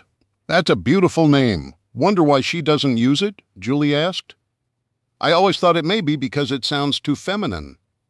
Charlie is a rare breed, being one of only 50 women to have ever graduated from the U.S. Army's Ranger School. That tells you how hard it is to get through. For a woman, I'm sure it's even harder. There have always been guys who thought women didn't belong in the Rangers. Yes, true sexism. Maybe that's why I had 2 in my platoon. I didn't put up with it. There's no place for it. Charlie excelled in Ranger training. She had to be tougher than a normal guy just to survive, though. And frankly, I don't know how she did it, putting up with all that BS. Maybe that's why I never thought of her in an attractive female sort of way, because everyone had to distance themselves from the fact that she was a female during a mission. There are times when there is no privacy. Well, she appears to be embracing it now. Do you think they're an actual couple? I asked. No, not yet. This is more like a first date type of thing, Julie replied. The rest of the meal, I'd try to get quick peeks at the 2 of them. There was nothing obvious going on, but as the meal progressed, they appeared to go from being awkward around each other to being a lot more comfortable. Who knew? Well, it appears all the women did. Maybe they should be more involved in our intelligence. The rest of the night was spent getting ready for tomorrow. We had decided to leave a skeleton crew at the farm. Pop had even convinced us to let him go, and he kept saying that he didn't have anything to lose. I had to respect that. It was obviously something he truly believed in, and as he said, he would definitely go out with a bang. So for this mission, almost everyone was going. If we failed, it meant we were all dead, or soon would be. Everyone left at the farm had decided if nobody returned they would stay, and if, or more probably when anyone came, they would hunker down in the bunker and stay hidden. We'd hidden my pickup and Greg's Jeep in a small cave and covered the cave entrance with a camouflage net and some kudzu vines. They had plenty of supplies 2 last years. They could also leave at any time, though the outside world sure wasn't the friendliest or the safest. The morning came too early. Julie and I had woken up every hour or so, it seemed. I was more used to that than she was. When the alarm went off, I was already awake and dressed, but Julie was still partly asleep. Is it always like this before a mission? She asked. Seemed like every time I fell asleep, I'd wake right back up. Everyone is different. For me it is, but Greg and Cracker can sleep through anything. I once saw Greg sleep through an artillery bombardment. I have no idea how he did that. She yawned and stretched. Well, it sucks. Yeah, it does. You get used to it in a strange way. Your body learns to function at 100% even when exhausted to a point, but then it shuts down. You learn to recognize that point, though, and never ever get to it, because then you're totally helpless. We got dressed, and I double-checked her equipment, making sure she had the right plate carrier and her personal vest. It wouldn't do for her to pick up the wrong one. Bullets and shrapnel had a bad habit of finding gaps and holes. The kitchen looked like a mob had invaded. Mary had dug out what Pop called the funeral coffee pot, a huge 30-cup coffee maker that was indeed found in every funeral home around here, but also in almost every company's break room as well. Everyone had a cup. They'd need it. Almost nobody had any food, Bear and Cracker being the exceptions, of course. Looks like everyone's here. Does anybody have any last-minute questions or concerns? I asked. Everyone shook their heads. "No, Mike. Are the drones ready?" 3 fully charged drones ready to go. One is programmed to circle us at 7,500 feet the whole trip, and it can see a face from 10 miles away. It can see a truck coming all the way from town heading towards us. We're covered. "Pastor Tim, would you lead us in prayer, please?" I asked. "I'll be happy to, Dave." After a short but heartfelt prayer asking for God's guidance and protection as we went to fight the forces of darkness, tyranny, and evil, everyone gathered their gear and headed to the garage. We had parked the M60 tank around back behind the garage. It would take the tank about 40 minutes to get to the LCT, and the LCT about 30 minutes to get to the point on the peninsula that Apache and Doug had scouted out to land it. From there, it was only about 5 minutes to where they would stop, camouflage it, and sight in the bridge. 2 days earlier, we had taken the M60 to the back of my property that bordered the forest. My nearest neighbor would be 15 miles away from there if they were still around. On the other side of a mountain, we'd picked a horseshoe-shaped canyon and let the crew fire off one live round. We had to make sure before risking our lives on it that we could pull it off. Setting up about 300 yards away, which we estimated was the same distance the tank would be from the bridge and that unknown IFV, we'd fired off one round at an old rusty tractor that had been relegated to the back of the property for decades. The noise was incredible. The round had clipped the very back of the rear tires, flipping the tractor end over end. After much whooping and hollering, we'd examined the wreckage. Jeff admitted that he had aimed for the engine, not the back of the tractor, and also about 4 feet higher. It wasn't perfect, but it was pretty good. The tank with Charlie and Julie and Mabel would take the longest to get there. Even though it would be a tight fit, Julie would stay inside the M60 during the fight. She would sit in the commander's seat and, using the optics, look for any flanking force. The tank had thermal and infrared capabilities, so the elevated position would help. I'd spent hours working with her on how to use them, how to distinguish men from animals, and how to pick out men from natural formations such as rocks and trees. Charlie was going to use her skill as a sniper from the other side of the river. Her call sign was Eagle 5. Gator as driver, Jeff as gunner, and Pastor Tim as loader were in the M60. Gator, of course, was Eagle 3, and he was in command. 6 people were in one of the strikers with a Bushmaster on it, with Steve, our heavy weapons expert, operating it. He had limited experience with it, but he was the only person who had any at all. Also in the striker were Medusa, Pop, Doug, Bear driving, and Mike operating the drones as well as being a shooter if necessary. Steve's call sign was Eagle 4. Doug, as the contact with our spy in town, was Eagle 6, Apache, Cracker, and I were in the Hummer with Ghost and Greg in the Niala. As we left, we had mounted a 50 on the Hummer with Cracker behind it. I felt it safer to have that heavy machine gun on point if things went sideways on the way. We had debated using either the Desert Raiders or Growlers, but wanted the up-armored protection. Cracker, as our second sniper, was tasked with taking out the other bridge guard. His call sign was Eagle 7. My call sign was Eagle 1. Greg's was Eagle 2. As we pulled out, I could only look at our little convoy and wish we had more people. While 16 seemed like a lot, it looked pretty short-handed to me, especially considering more people didn't have combat experience than I felt comfortable with. Eagle 1 to all Eagles, let's head out. Good luck, and stay safe, everyone. My heart was in my throat, and I really wished we didn't have to do this. Combat is not the glorious ride to the sound of Wagner's Ride of the Valkyrie, as Hollywood depicts. It's bloody, terror-filled, and traumatic. Men would die today. Not only was I risking my life and that of my friends, but that of my new wife. I knew I would struggle with that, and I prayed to God for his protection. It seemed like it took forever. The tank maxed out at 30 miles an hour, and we cut that way down going around sharp curves. We sure didn't want to throw a track. We were driving blacked out with me leading with infrared lights on the vehicles so that we could easily follow each other. They also allowed us to light up the road without being seen. We had seen no evidence of the black shirts having any night vision capabilities. But we would cut the headlights when we got within possible visual range.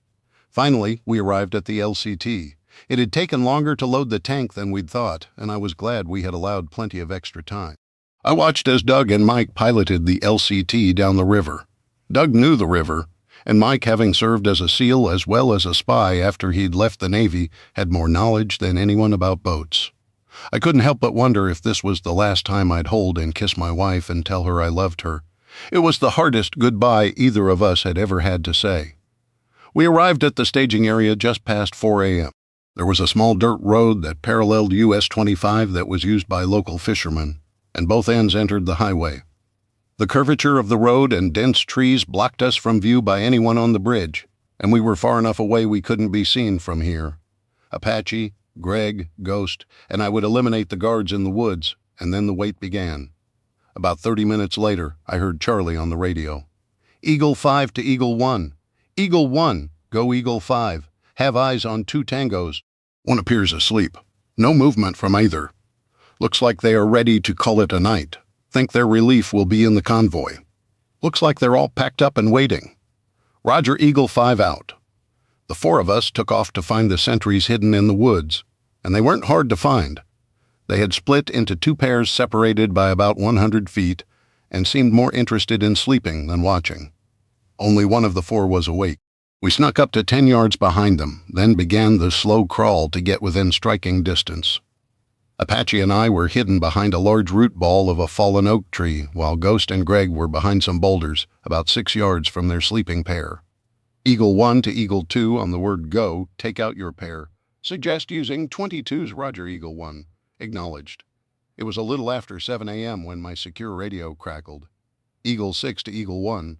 Eagle 1, go. Contact informs us that black shirts are on the road. Counted strength 5-5. Traffic consistent with previous intel. 2 IFEs, dump truck, 4 pickups, and tanker. No additional changes to intel. Wish us good luck and Godspeed. Eagle 6 out. Roger, Eagle 6. Eagle 5 to Eagle 1. Tango 1 just received radio communication.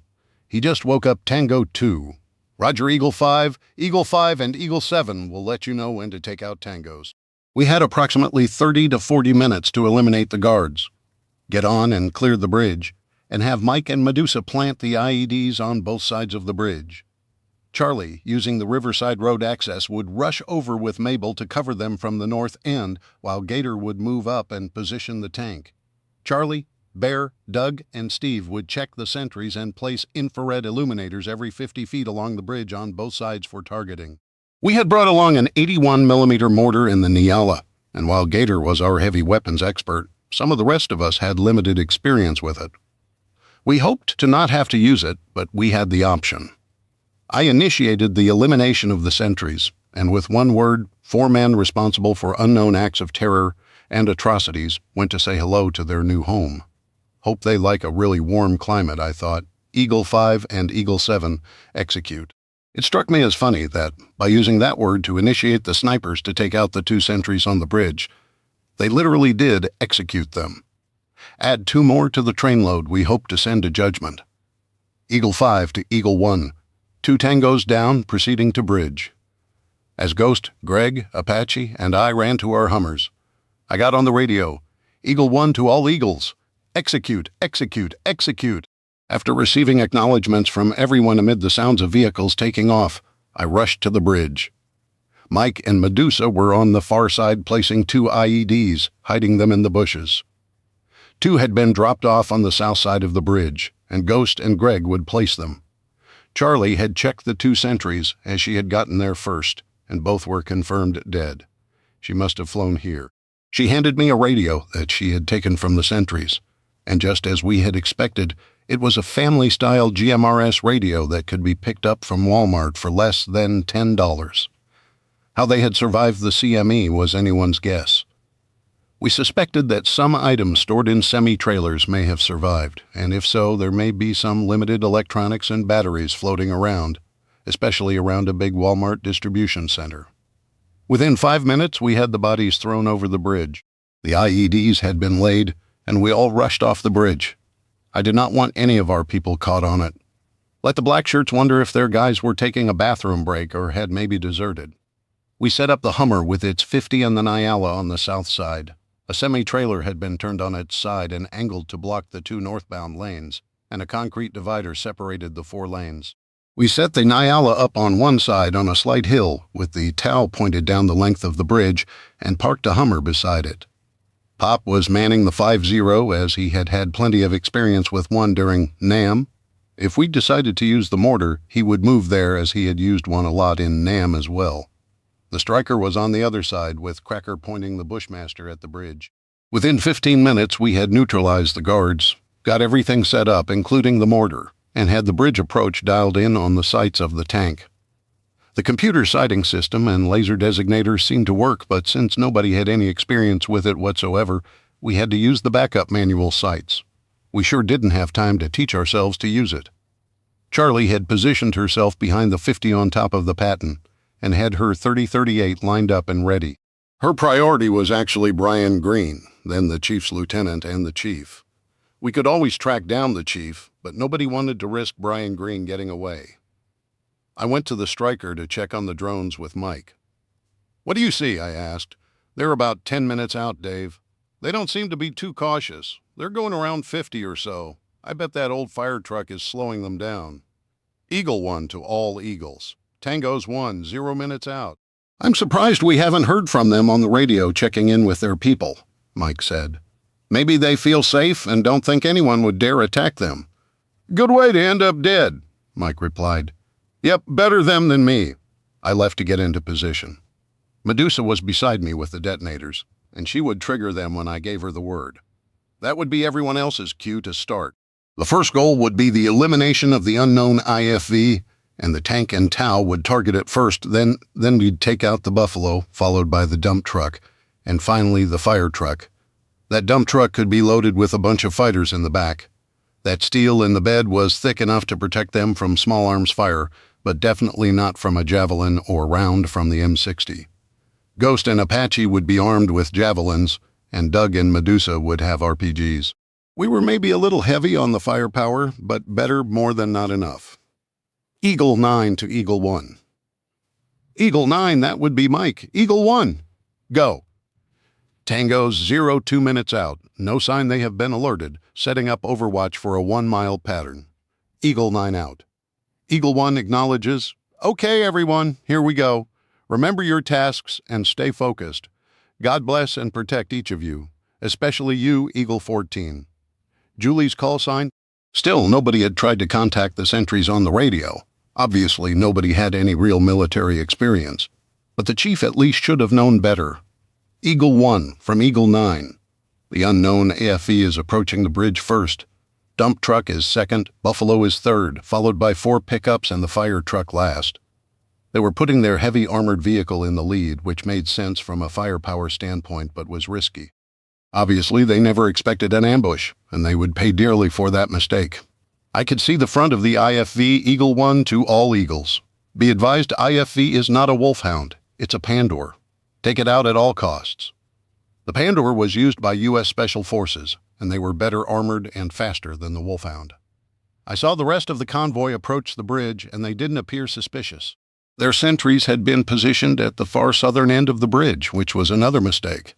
I would have placed them on the northern end.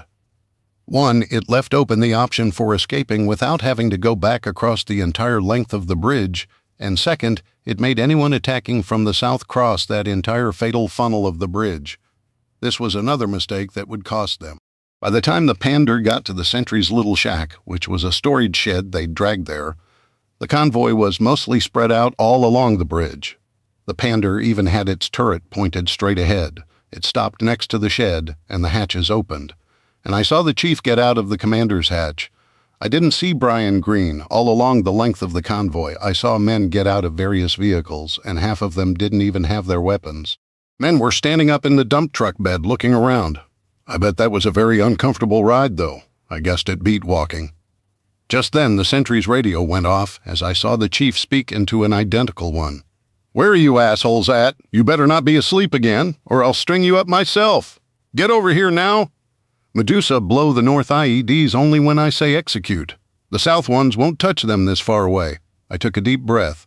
Eagle 1 to all Eagles. Execute.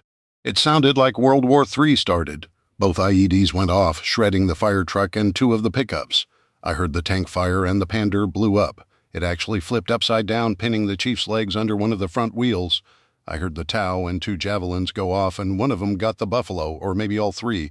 I wasn't sure because the explosion was tremendous. Nobody appeared to have fired at the dump truck, and the man in the back immediately dropped down and started firing. I could hear bullets striking trees and concrete everywhere. Someone had been teaching them the spray and pray method of firing. Most of the black shirts were just pointing their weapons over the side of the truck bed or the concrete sides and dividers of the bridge and firing blindly. Someone had set up a light machine gun and was spraying rounds at us everywhere, quickly followed by a second gun. I estimated we still faced about half of the black shirts, and the element of surprise was gone. Whoever was driving the dump truck was trying to back it off the bridge, and even though the fire truck and 2 pickups had been disintegrated by the IED, that truck could simply push them to the side. We had to take it and those 2 machine guns out. With a crack and a boom, one of the remaining pickups disappeared in a massive explosion. The M60 had taken it out, barely missing the back of the dump truck as the driver decided to go forward, whether to try and turn around or barrel through. I had no idea. I doubted he was going to push the 2 armored vehicles off the bridge. Meanwhile, everyone I could see on our side was behind cover or armor plating, firing at individual soldiers. I'd have to rely on the crew in the M60 or someone with a missile to take out that dump truck. Suddenly I saw Pop sneaking up to the bridge carrying an RPG. "Pop, get back here! Don't go out on that bridge! It's suicide!" I yelled into my radio. He just turned to me and smiled, then turned back around and kept on going. I started to go after him, but that machine gun had me pinned down. I saw Pop kneel and sight in on the dump truck. He didn't hesitate. He fired, then dropped straight back down. Oh no, he'd been hit. The front of the dump truck disappeared. He had used one of the thermobaric RPG-29s, and anyone close had disappeared in a yellow ball of fire. "Pop's down! Pop's been hit!" I yelled into my mic. I saw Charlie come rolling up from the access road behind the black shirts, then my heart skipped as I saw it was Julie driving Mabel, and Charlie was behind the 50, hosing down everyone she saw. As I watched them, I suddenly felt a burning in my left leg. I'd been hit. I dropped down and got a bandage out of my first aid kit and tied it off. I didn't have time to worry about it.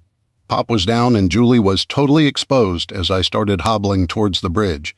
I heard the tank fire again, and one of the last 2 pickups disappeared. Suddenly I saw black shirts standing up, just 1 here, 2 there, and all seemed to have some kind of wound.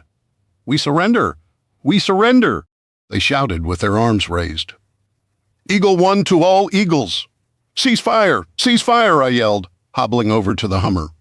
I got on the external PA. "Throw down all your weapons and stand up with your hands on the top of your head. Anyone who doesn't comply or tries anything will be shot. You have 30 seconds, or we start shooting again." All along the bridge, I saw men tossing weapons aside and standing up. "Walk to the west side wall and face the river.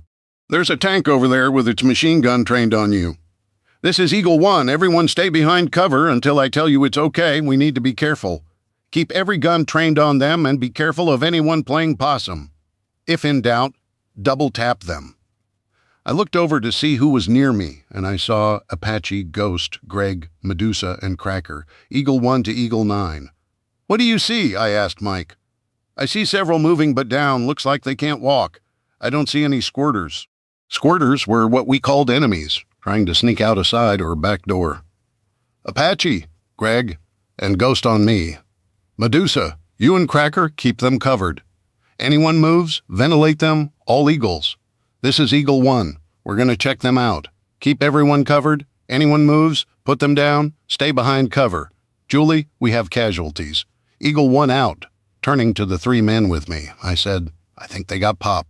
I saw him go down after he did that fool thing and blew that dump truck up with an RPG. I didn't want to say anything over the radio. "Damn!" Apache cursed. Greg noticed my bloody leg. "You're hit too, Dave." "Yeah, took a round in the leg. I'll be okay. I didn't want to mention that either. Julie will be worried enough." We slowly walked up to the bridge, and when we came to a body, 2 people would keep us covered while one of us checked them. We didn't want a dead person getting resurrected and shooting us in the back. The first live person we came to was the chief. He was unconscious but alive, pinned under one of the buffalo's giant wheels. We stripped him of all weapons and his radio. He wasn't going anywhere.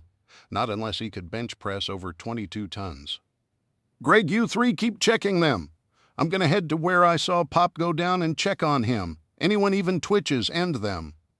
Got it? Charlie, are you and Julie okay? I asked. Roger, boss. I'm covering the bridge from the north end on the 50. Julie's on the saw, Charlie replied. Julie, be advised that Pop's down. Bear, you and Steve take the striker and meet Charlie. Steve, stay with Charlie, Bear. Bring Julie to the south side. Pop is down. Roger, Dave. I heard Steve say over the radio, immediately followed by the sound of the striker's big Cummins turbo diesel, engine being taxed as Bear pushed it as hard as he could. I got to the spot where Pop had gone down and found him face down and not moving, with a small pool of blood beside his head. Fearing the worst, I knelt and turned him over.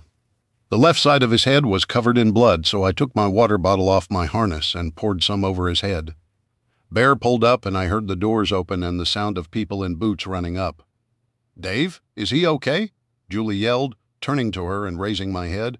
I said, I don't know, I just got here. Bending back down, I looked at his wound. Julie immediately took over and began checking him.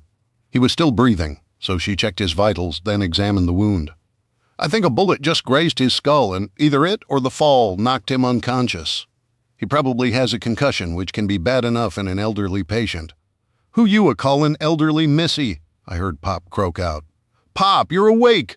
Julie cried with tears running down her face. Dang right I am! Who wouldn't be with a purty young thing like you a-gropin' all over him, he said with a slight smile.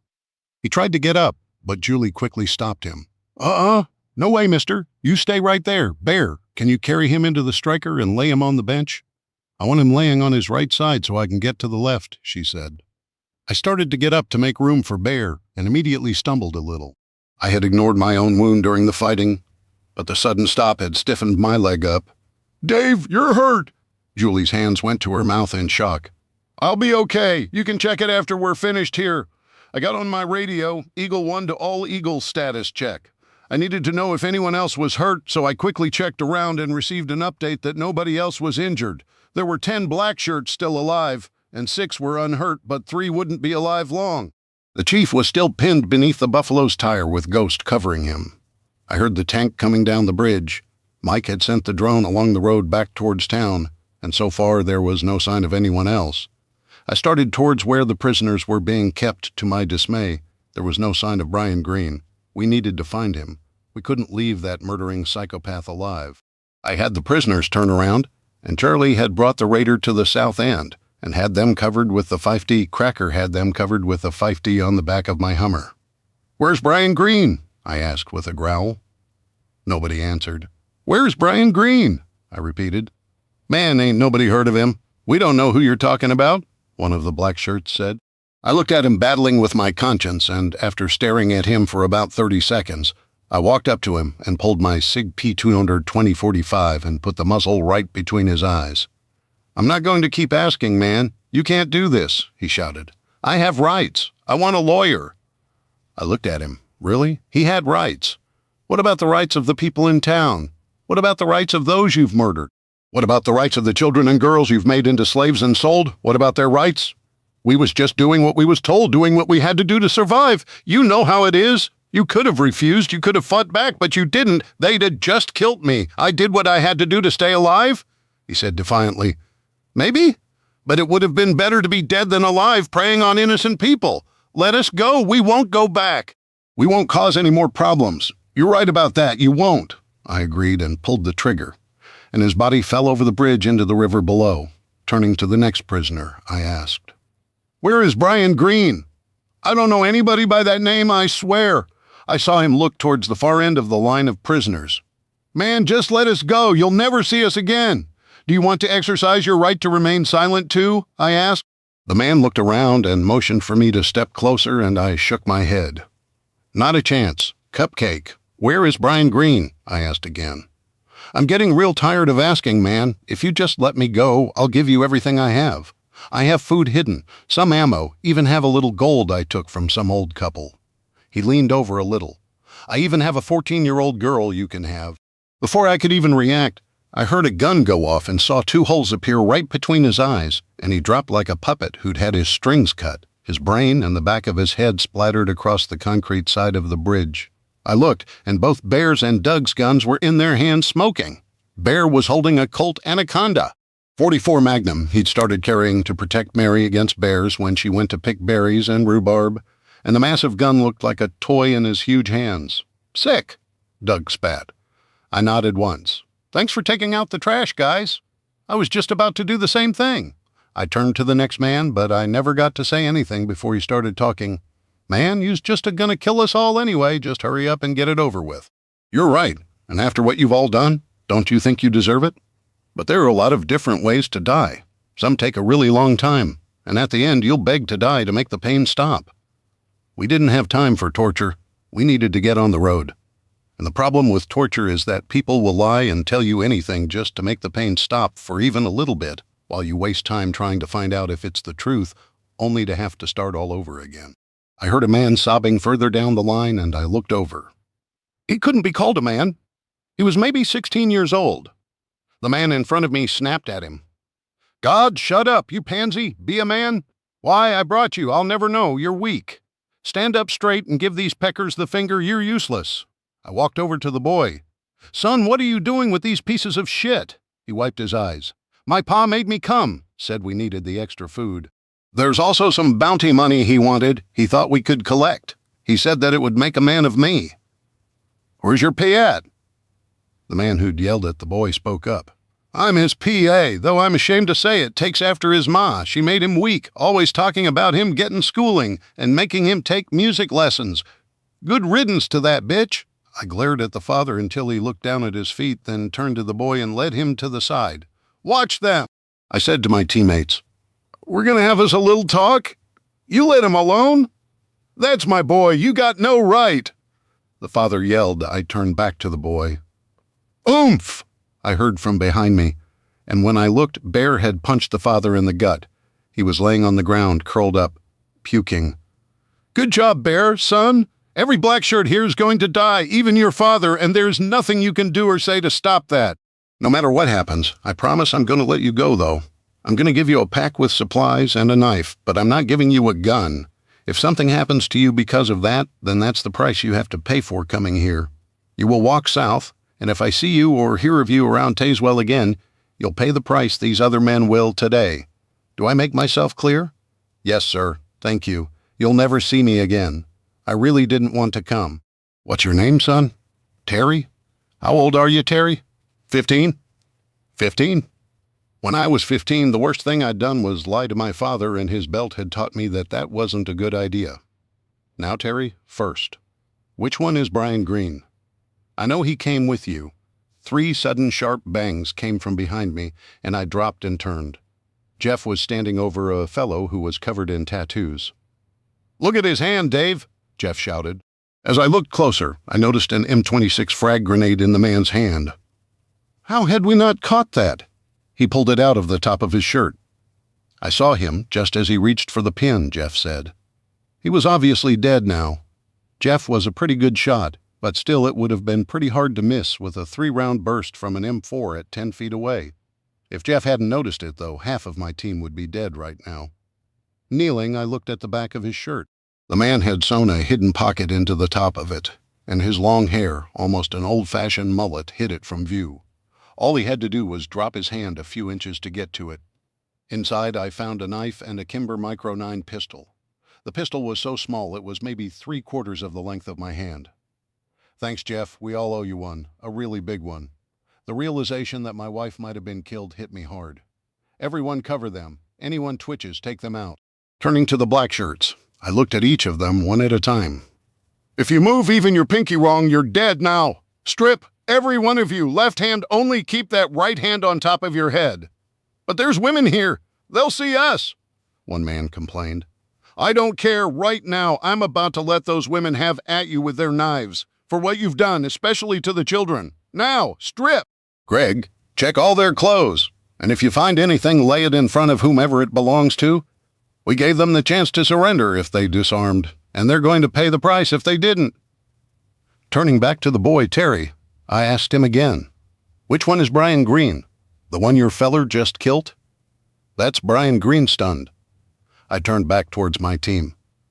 That scum Jeff just executed was Brian Green. He sure didn't fit Doug's description. Stay here. Don't move, Terry. Brian Green didn't look like a mousy middle school teacher. He was covered in crude tattoos which had probably been done while in prison.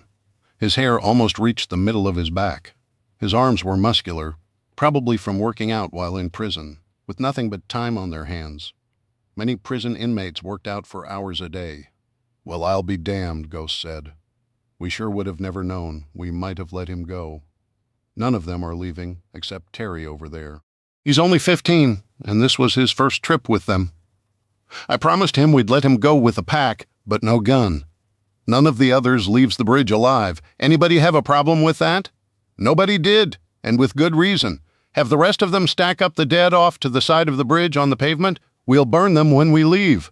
No need to leave them here breeding disease and smelling up the area for weeks. Don't put up with any complaints. We need to get on the road, so make sure they don't drag their feet. Terry, come with me, Mike. Over here, I yelled. Medusa, go disarm those other 2 IEDs. Make sure they're safe. And if not, we'll dump them in the river. I don't want anyone coming up on them and getting blown up or using them. Store them back inside with the other 2. I want to be out of here in 10 minutes, Mike. This is Terry. He's going to tell you everything you want to know about town. Isn't that right, Terry? Yes, sir. I was walking back to the group when I heard Terry speak up, and I turned back to him. Sir, that ain't my real pa. My real pa died when I was 3. He's my stepdad. My mom married him when I was about 4 or 5. She said she had no choice. She couldn't take care of us. I had to call him Pa growing up, or else he'd beat me and my ma real bad. He killed her when the lights went out. He said he didn't, but I know he did. Heard him bragging about it the other day. Wanted to get him a young woman. I wanted to kill him, but ain't had no gun till today. I was gonna shoot him in the back, but then we all surrendered. You talk to Mike, Terry. I needed to go speak with the police chief, but my leg was really starting to bother me, and there was blood seeping through the bandage. I motioned for Greg and Julie to meet me by the wreck of the Buffalo. Cracker had him covered and looked more than ready to put a bullet in him. Well, seems like we meet again, Chief. Not a pleasure, I can assure you. Looks like you have a little problem here, Commissar.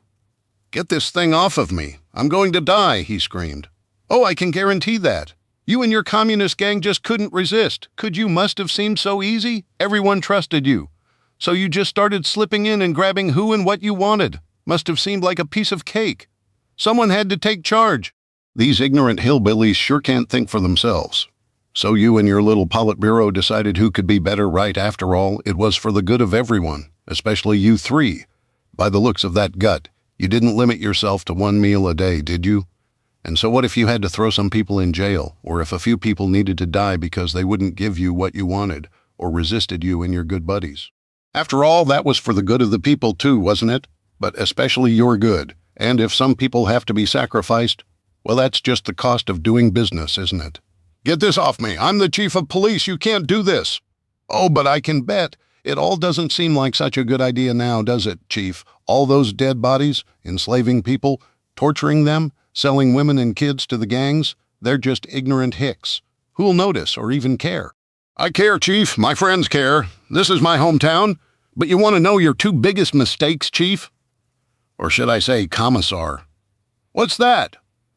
Just what do you think you'll accomplish? There are trained military soldiers in that town, and all of them are either ex-military or from the National Guard. They'll eat you and your friends alive. They aren't like these local yokels I got stuck with. Chairman G keeps all the good soldiers in town protecting her and Lawrence. You'll see they'll wipe you out. He grinned despite the obvious agony he was in. I'm truly scared. Aren't you scared, Greg? Cracker. They're trained military soldiers, even some from the National Guard. I had nothing against people who volunteered for the National Guard, but they weren't trained anything like regular Army soldiers, and definitely not to the level of Spec Ops soldiers. I'm terrified, Greg said with a straight face, shaking in my boots. Cracker agreed. Commissar, those men have never fought against special operations operators. You know how I know that for a fact? How? They're still alive. But back to your mistakes. The first was targeting kids. No decent human being is going to put up with that, and you deserve to die for it. Your second mistake was to put a bounty on the life of my wife and my friend Greg, here's girlfriend. So those were your fatal errors, quite literally, as it so happens. Now, where can I find Chairman Shee and Commissar Larry? Go to hell, he shouted. I'm not telling you a damn thing. You first, Chief.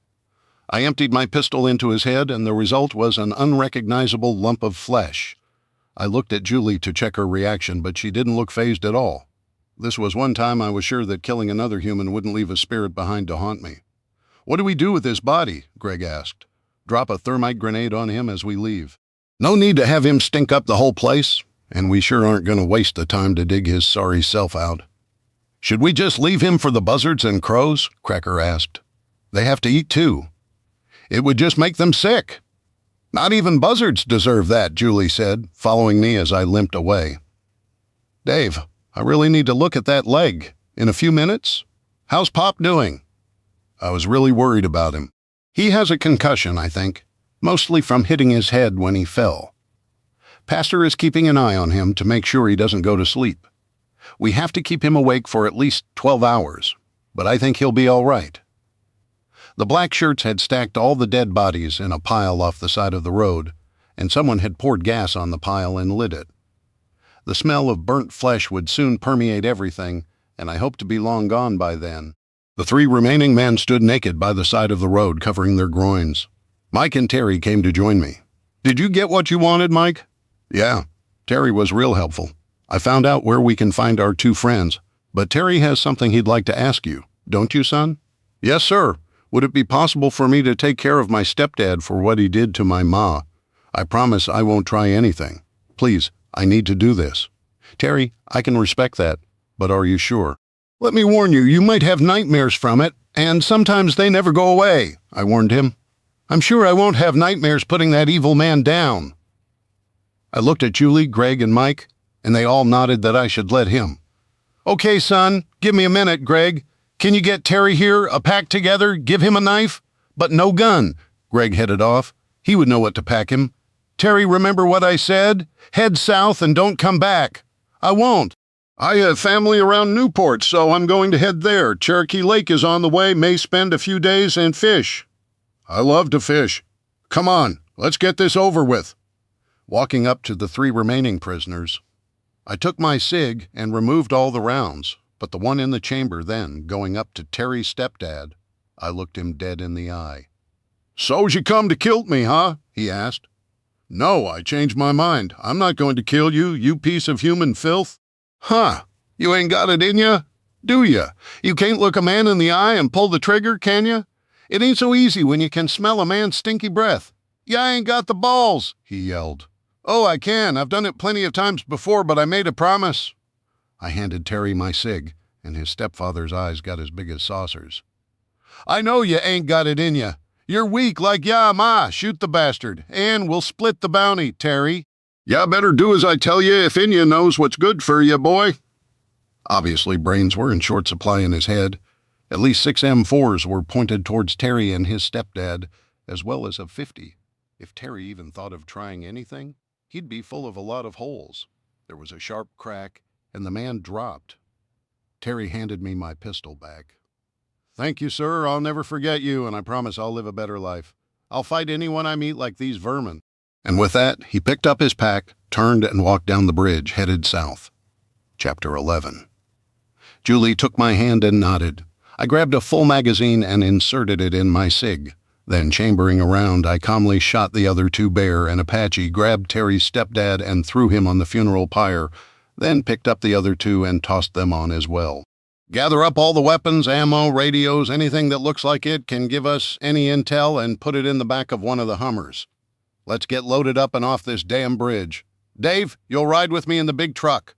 I need to look at that leg. You've put it off too long already."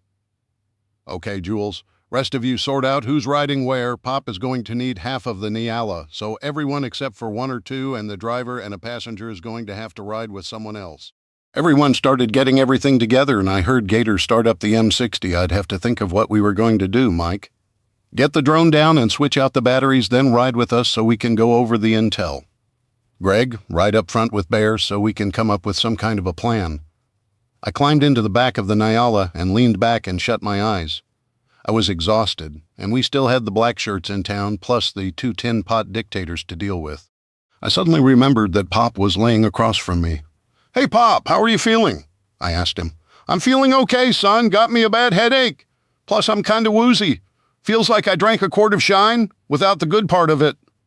He laughed. "Wish I had me a sip right about now. That was really risky what you did, and brave. You're lucky you're still alive, Pop. Son, every day with me is a risk. You and everyone else knows I ain't got much time.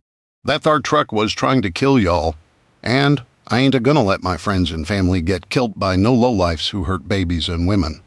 I ain't a-gonna do it. If I got killed and saved any one of y'all, it'd have been worth it. I seen in Nam what those RPGs can do. I done seen a lot of my friends get blown apart by the dang things. Might as well use one of them to do some good fur once and kill people that needin' killing. So that's what I did. It was kind of fun. I ain't never blown up a truck afore. You're lucky, Pop. You could have died, but I understand. Thank you for risking your life to save the lives of your friends, the lives of your family, and the life of my wife. I can never repay that. I'd do it again. How you a-doing? Looks like you done got yourself hurt, too."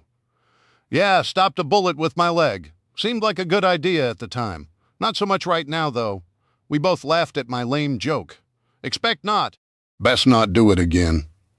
That purty wife of your'n get right mad, and she's way too young to be a widow." Julie had told me to take my pants off so she could examine my wound and was cleaning it. "You're right both times, Pop. Greg, hand me that quick clot. You're lucky, Dave. This was a through and through, didn't hit the bone. Just went through the muscle.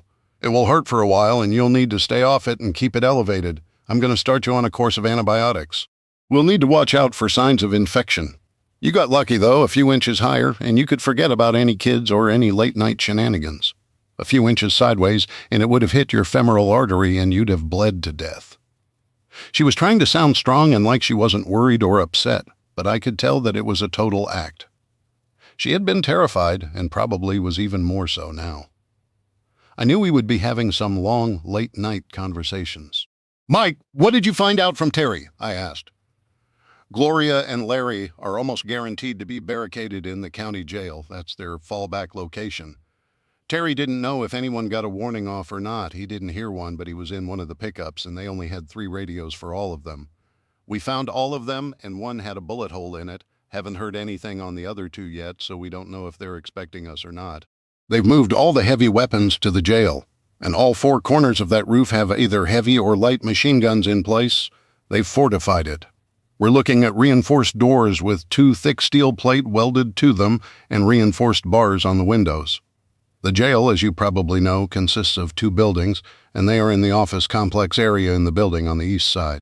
They have sentries on the roof, and there are lookouts also across Straight Creek Road at the DeRoyal Industries building.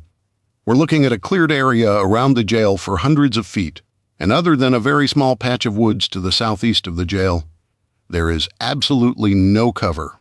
Whoever designed that jail knew what they were doing. It's going to be a tough nut to crack, Dave. The girls have been moved, and they're at the old Alpha School building across from the jail, next to the DeRoyal building. The DeRoyal building now houses all of their loot, food, gas, weapons, so we're looking at 3 separate buildings, about 30 tangos, with at least some level of military training, either ex-military or National Guard. All have automatic weapons, no RPGs, but they do have a few frag grenades left, no night vision or thermal capabilities that he was aware of. Sitting back, I closed my eyes again to think. "Do we have a pad of paper anywhere?" "Of course I have some," Mike replied. "Bear, stop as soon as you can, Greg. Can you go get Doug? He'll know that jail and sheriff's department building better than almost anyone." "Sure." Bear pulled over, and I heard everyone else behind us stop as well. Greg jumped out and returned a minute later with Doug in tow. Julie had gotten out and was sitting in the passenger seat so she could keep a close eye on Pop, and I was sure on me, too. Doug, Greg, and Mike sat around me with a Pelican case as a decent improvised table, and I explained to Doug everything we had learned. We're looking at them, occupying 3 corners of basically a square. The 4th corner is the county utilities office and equipment storage lot. That may be our opening, Dave. It has hundreds of places we can use for cover, from heavy equipment to dozens of trailers, and huge electrical transformers. That place would be a nightmare to dig someone out of. He drew a diagram of the building and their locations.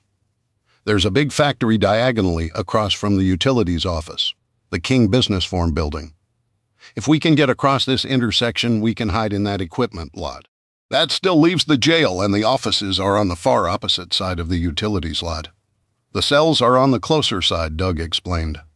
Over here to the northeast is the Powell Valley Electric Co-op, so there are plenty of places to stage at. We can stay hidden quite a bit of the way until we get near that jail, but then we're wide open. Bear, look at this map. Let's head right here for now. Doug, can you sit up front with Bear and guide him to this little road across from the electric co-op? Let's keep out of sight. We'll try to keep the element of surprise as long as possible, Julie. Come back here so you can keep an eye on Pop. We'll make room for you, Mike. Keep the drones up and an eye on everything. I'll hitch a ride with someone and keep you updated, Mike said. As we drove, Greg and I went over different scenarios and contingencies. We discussed a direct frontal assault, a diversionary attack, a double pincer attack, standing off and lobbing mortar shells and tank rounds at them. Every possible scenario we could think of. In the end, we decided on what we considered the plan that was the least risky to our people and to the townspeople. Hey, Dave, why don't we contact Sam? See if he'll meet us at the co-op. Great idea, Doug. With everything going on, I had forgotten about Doug's spy in town. When's your next contact window? They had set up specific times to contact each other. It wouldn't do for Sam to be caught on a radio because it went off when someone was around. Not even his wife and kids knew he was in contact with us. Not for another 4 hours. That's if he's even on the radio. We never actually discussed contacting each other after this morning. He may assume we won't be contacting him by radio again. Crap. That would mean a long wait. I looked at my watch. It was already 10 a.m. We'd spent 3.5 hours at the bridge, either waiting or fighting. Next thing we would do was sneak into an area to the east of the jail. There was a section that was nothing but fields and an old 2-lane dirt road with no houses, and we could hide there while a small recon team crossed US 25E and headed to the farmers' co-op. There was a gravel pit behind the main warehouse where they could watch from. If we couldn't get directly into the jail, we had decided we would shell the sheriff's office with mortars and use the tank to hopefully get them and the Red Berets to give up. Our huge concern with that, though, was civilian casualties. Doug and I both knew that there would be people in there who were being forced to work and who weren't part of the black shirts or people loyal to Gloria. It was the best we could do without heading back to the farm and planning something more involved. In the meantime, all those women and little girls would be headed for a life of living hell to be sold and traded like cattle, and none of us could live with that. We needed to act now. It took us 2 hours to go the few miles to the edge of town. Any time we came upon where we knew a house was or where someone's garden should be, we stopped and hid the vehicles and sent a 2-man recon team to check that we could slip by unnoticed. The whole way we still heard nothing on the radios, but given that they only had a 2-mile range or so, it wasn't totally surprising. Still, it led to a lot of uncertainty. Our theory about a repeater had to be why they could contact town from the bridge. But maybe whoever had been passing the messages on just assumed they were out of range now, about a mile from the co-op. I stopped the vehicles. We had pulled onto a really small 1-lane dirt road that was never used, and the grass in the middle was at least 2 feet high. The opposite end came out on 25E, directly across from the small dirt entrance that led to the gravel pit. Apache and Ghost stayed behind at the entrance to the road and removed all traces of us entering it, including the tank tracks. It was a safe bet, though, that if anyone saw them, they would assume it was from someone's old dozer, after all. Who expected a tank to show up in a little farming community in the middle of nowhere, Tennessee? After we parked, we all got out and stretched our legs. Julie let Pop get out with a lot of help from Bear on one side and Apache on the other, and he sat on the back bumper of the Nyala. We're going to wait here for about 2 hours. Doug is going to try to contact Sam at 2. In the meantime, go over the gear. Top off all your magazines. Double-check everything. Make sure all the heavy weapons have their belts handy. You guys know the drill. Grab a bite to eat and try to have some sack time. As we used to say, grab it while you can. I started pulling empty magazines out of my vest. Someone dragged an ammo can over, and most of us sat there and started filling mags, ensuring we had as much ammo as possible readily available. Being caught with only a couple of mags worth was a really good way to ensure you had a long, permanent dirt nap. I looked over at Julie and Charlie. Okay, you two, what was up with the whole Red Dawn thing back there? Coming charging down that bridge like that with Julie driving and Charlie just banging away on that 50 like Rambo. I thought Julie was supposed to stay inside the tank on the other side of the river. I was more than a little pissed off, and I probably should have waited until we were in a more private setting. But the words just seemed to burst out of me. Dave, Charlie started. I got this, Charlie, Julie butted in. I could tell she was pissed at me now. Now listen here. Charlie thought it was best to come around and hit them from the back. She needed someone to drive, and I was doing nothing but sitting in that tank all safe and secure while others were risking their lives. Pop came within inches of dying, and so did you, I might point out, so I volunteered to drive Mabel. She didn't want me to. She wanted to protect me as well. But this is my fight as much as yours. You can't protect me from everything, and I won't let you put me in some protective bubble to keep me safe. My place is beside you, not behind you, and if that means fighting along with you and everyone else, it's a risk I'm willing to take. Let's be perfectly clear, mister. I will not allow you to relegate me to some corner away from danger. Oh, heck, I've done it now. Listen, Jules. I started to say, but a hand held up right in my face told me it was best if I shut up. Then Julie got up and walked off a ways. I had messed up. Dave, she's right, Charlie said, and you know it. You can't keep trying to protect her from any possible danger. It's not who she is. You wouldn't love her if she was. She saw what needed to be done and jumped right in, knowing full well she could get killed. But she did it anyway, to protect her family and friends. I'm really proud of her. Not many civilians would or even could do that. It's easy being a tough guy surrounded by a horde of men who are armed and ready to kill everyone. It's a lot harder to put yourself on the line and risk your life when it's just you alone. And you know it. I get you want to protect her, you just got married and don't want to lose her. But this isn't like living on this planet 6 months ago. Every day now is risking your life. I've sure gone and screwed up big time, haven't I? Now, how do I fix this? Well, first, don't go over there right now. Trust me. Give her time to cool off. It'll be okay. She's probably also coming down from being totally terrified. Remember, this is all brand new to her. It's intense for us, and we've done this for years, Charlie answered. Dave, you'll learn, trust me. There are plenty of things you'll learn as a husband, Doug offered. Thanks, guys. I got up and started walking around to clear my head and think. I sure didn't feel like eating anymore, and I knew sleep was impossible. I headed over to the Hummer, where we'd stored the weapons we'd confiscated from the black shirts, more to give myself something to distract me than anything else. I opened the back and started examining the different weapons. Hey, Dave! Looks like someone raided everyone's personal gun collection. There's everything from high-point junk to some nice stuff in here.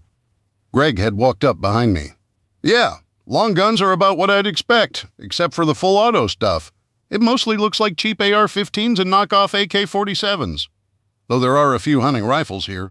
I noticed a rifle out of the corner of my eye when they were being loaded that I wanted to check out, though. Might as well. Sure as heck can't sleep after that. Dave, it'll be all right. You both were scared for her, and I'm sure she was terrified at the time. But she did it anyway. That took a hell of a lot of guts. I know, but I was so scared I'd lose her, you know. I don't know what I'd do without her. Tell her she'll understand. I may not understand women, and who does? But one thing I do know is that once they get mad and get it out, they get over it. Unlike us guys who keep it inside, and it festers. Thanks, buddy. Digging around, I finally found the rifle I had been looking for, and I held it out to Greg. What in the heck is it, he asked. That, buddy, is a tracking point precision-guided bolt-action rifle in .338 Lapua. I've only ever read about them, never actually seen one. The scope has a built-in computer that actually tracks the target and computes the ballistics using a laser range finder. The trigger is actually wired to the scope, which eliminates errors due to improperly squeezing the trigger. The scope even has a camera that can record stills and video to be downloaded to a tablet, phone, or whatever. When there were satellites, you could actually send the picture to a video feed across the world, and they even had a set of custom shooting glasses that you could get the feed sent to. We're damn lucky whoever had this didn't know how to shoot it. A beginner can hit a running man at a mile with that thing. I'd heard that the military had bought a couple to use overseas to assassinate terrorists. Sounds expensive, Greg said. You could say that. Try about $20 grand. Holy crap. Yep. I wanted to get one, but there was a 3-year waiting list. Man, would Charlie go nuts for that. Greg, don't say anything to Charlie or anyone about this. I have a plan for it. Sure, not a Christmas present for me, is it? He grinned. While he would appreciate it, big-bore rifles weren't really his thing. Digging around some more, I came across the Kimber Micro 9 that Brian Green had on him. You know, Greg, it looks like somebody raided someone's very expensive gun collection. I know this Kimber sells for around $750, and that's a lot of money for a pistol you can literally hide in your pocket, especially around here. I made sure the safety was on and went ahead and stuck it in my front pocket. Man, I can't even tell you have it on you. Great hide gun, but too small for my taste. I dug around and found 4 more magazines for it. 2 were the standard 7-round mags, and 2 were the 8-round extended mags, another gun I had a plan for now. Let's see what else is here. We kept digging. Mostly through the handguns, though we did find a beautiful pre-1964 Winchester lever action in .45-70. I set it to the side, Dave. Look at this beauty. Greg showed me a gorgeous royal blue Colt Python .357 Magnum. It was an earlier model, looked like a late 50s or early 60s. Colt quality, like most American gun makers, had decreased a lot during the 70s and 80s as profit overrode gunsmithing craftsmanship. The early Pythons were all hand-fitted, checkered, and engraved, but on later ones, all that had been done by machines instead. Keep it. I handed it back to Greg. He wasn't usually that interested in revolvers, but he definitely appreciated the craftsmanship. I think I will. He set it off to the side. What? You're not going to stick it in your waistband, Holmes? I laughed. The typical gangbanger mode of carry was always a source of humor to us. No serious shooter would ever resort to that. Nope, I think I'll keep my nuts intact a while longer. Now here you go, this is what I'm talking about. I held a gun out for Greg to see. Oh yes, an Ed Brown Special Forces Carry Officers Model 1911, he felt the weight. Aluminum frame, stainless slide, love the snakeskin texturing and serrations, has the slide cuts package, the ribbed slide, and the stealth gray finish. Man, that is one beautiful gun. I know he had like a year waiting list for his guns. The man does some beautiful work. Yeah, he sure does. This is what America used to be about. A man took pride in what he did and did the best job he could, and it showed. Now it has become, how cheap can you do it? I mean, polymer guns are okay, but they aren't the same. When the goal of the customer is what can I get and spend the least amount of money on, what do you expect? You can't walk into a gun store wanting to spend only $300 or $400 and expect a precision firearm like this. This gun is worth every bit of the $5,000 it would have cost someone. That much? Greg asked, shocked. Yep, I had an order placed with Ed Brown for a half dozen of this same model, but with a metal frame and commander-sized instead of officers. Unfortunately, they didn't arrive in time. I even paid for them. I guess that's 30 grand. I'll never get refunded. We both laughed. Paper money no longer had any value. Now a box of food meant far more than a wheelbarrow full of $100 bills. I think this would make a great present for Pop, don't you? Having been in Nam, I'm sure he can appreciate a beautiful 1911. He would love it, Greg said. I picked up the tracking point rifle, the Winchester lever action, and the 1911, and stuck them in the Hummer I was riding in, making sure to cover them. I wrapped the precision tracking rifle in a blanket and hid it behind the rear seat. I had a very special idea indeed for that gun. Greg and I headed back to the others. I grabbed a sandwich that Mary had packed for us and a bottle of water, and I saw Julie sitting alone and headed her way to sit beside her. Hey, Jules. Hey, Dave. Listen, I'm sorry. I could barely hear her voice. No, I need to apologize. When I saw you driving that Raider, all I could think of was losing you. I don't know what I would do without you. I'm not sure if I'd even want to try. I was so scared you'd get hurt or killed, but you're right. This is everyone's fight. I shouldn't ask you to not fight for what you believe in. I can't ask you to sit back and be safe while others are enslaved and victimized. I know I would feel like crap if I did that, yet I expected you to. I can't protect you from everything, even if I want to. I promise to give you the freedom you need to live your beliefs. I'm really sorry. Please forgive me. Oh, Dave. She wrapped her arms around my neck and kissed me. I was so scared, but I felt like it was something I had to do. I know, we all feel that way with this. God, how did America go from destroying the Nazis to becoming them in less than 100 years?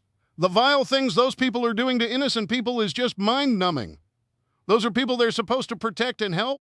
I'm beginning to think like Mary and Pop that this is God's punishment for America and the world turning their backs on him and embracing evil. Do you want to know something? I've never told another soul in my life. You can tell me anything, Dave. I hope you know that. She snuggled up to me. There are times I wish this was all just over with. I'm not a pastor, and I haven't gone to seminary, but I believe in the rapture. Do you? Yes, I do. Though, to be honest, I'm not really that knowledgeable about it. There are times I've wished that Jesus would just hurry up and come. I've spent my whole life trying to fight what I believed was evil to make the world better, but the more I've fought, the more discouraged I get. I know it will never end, but do I even make a difference? I just get so tired of the fight. I honestly just want to give up sometimes. Dave, you may not know this, but you make a huge difference. People are free from being abused because of what you've done just today and what we will do the rest of the day. We'll get rid of that filth. Not a person here doesn't believe it's what we have to do. Please, though, don't ever give up for me. She leaned over and laid her head on my shoulder, and I closed my eyes, not sleeping, but just enjoying the moment. We sat there like that for a few minutes. Dave, I hate to interrupt you too. I looked up to see Doug standing there. But I just heard from Sam. With a sigh, I got up and holding my hand out. I helped Julie stand. I could see how utterly exhausted she was. We headed over to the group. Okay, Doug, let's hear what you've got. According to Sam, they're still in the sheriff's office. Jail complex. He hasn't noticed them doing anything sudden. He said it's actually pretty quiet since the bulk of their men left. Never to return. Cracker Fist bumped Ghost. Since they left, the town has been really quiet, too. They obviously don't have the manpower to patrol much, and the only vehicles they seem to have working right now are a few old cars and a couple of pickups. He said he saw their mechanics working at the county equipment yard trying to get some trucks and an old John Deere dozer running. Not a big one. He said it was a little 450, since none of their people are out on the streets. The townspeople have come out to move hidden supplies around. But he said people still have to be careful. There are a few collaborators who will sell their own mama for a meal. His words, though lately the collaborators are starting to find themselves not waking up in the mornings. Apparently there's a resistance building, and it's being led by Joe, the guy who they've been looking for who sold gas and diesel to the stations. He's going to get in touch with Joe and meet us at the gravel pit at 3:30. I have to contact him in about 20 minutes to let him know if we're good with that. Apparently Joe doesn't go out in public because they've tried to assassinate him twice. They got his wife Tanya and stepson Kevin on the first attempt. Sam insisted that you come as well as me this time. I guess he felt the leaders needed to meet face to face. Tell him we'll be there. Ghost, Apache, I'd like you two along as well. Want me to set up to cover you guys, Dave? Charlie asked. No, there's nothing high around here at all. The whole pit is surrounded by trees on 3 sides except for that dirt access road, and that patch of trees is about 100 yards deep. Apache and Ghost can cover us either from the tree line or inside the pit. Well, we have about an hour and a half before the meeting, so I'll give us 30 minutes to get there and set up. So I'm going to grab a 30-minute nap real quick. Who's on watch, Greg? Steve and Medusa at the moment. They just started. They're scheduled for a half-hour watch. Thanks, buddy. Everyone try to get a little rest. Julie and I got up and grabbing a blanket laid down beside a Hummer. I was asleep within seconds. Dave, you want it up in 30 minutes, buddy? Greg was shaking me. Just 5 more minutes, Ma. Funny like I haven't heard that old joke before, he said as he walked away. I could have used another. Oh, about 2 or 3 days, Julie said from next to me. Ain't that the truth? Getting up, I started putting my gear back on. I met up with Doug, Apache, and Ghost. Anyone besides me wished you'd had another day's worth of sleep, asked Ghost.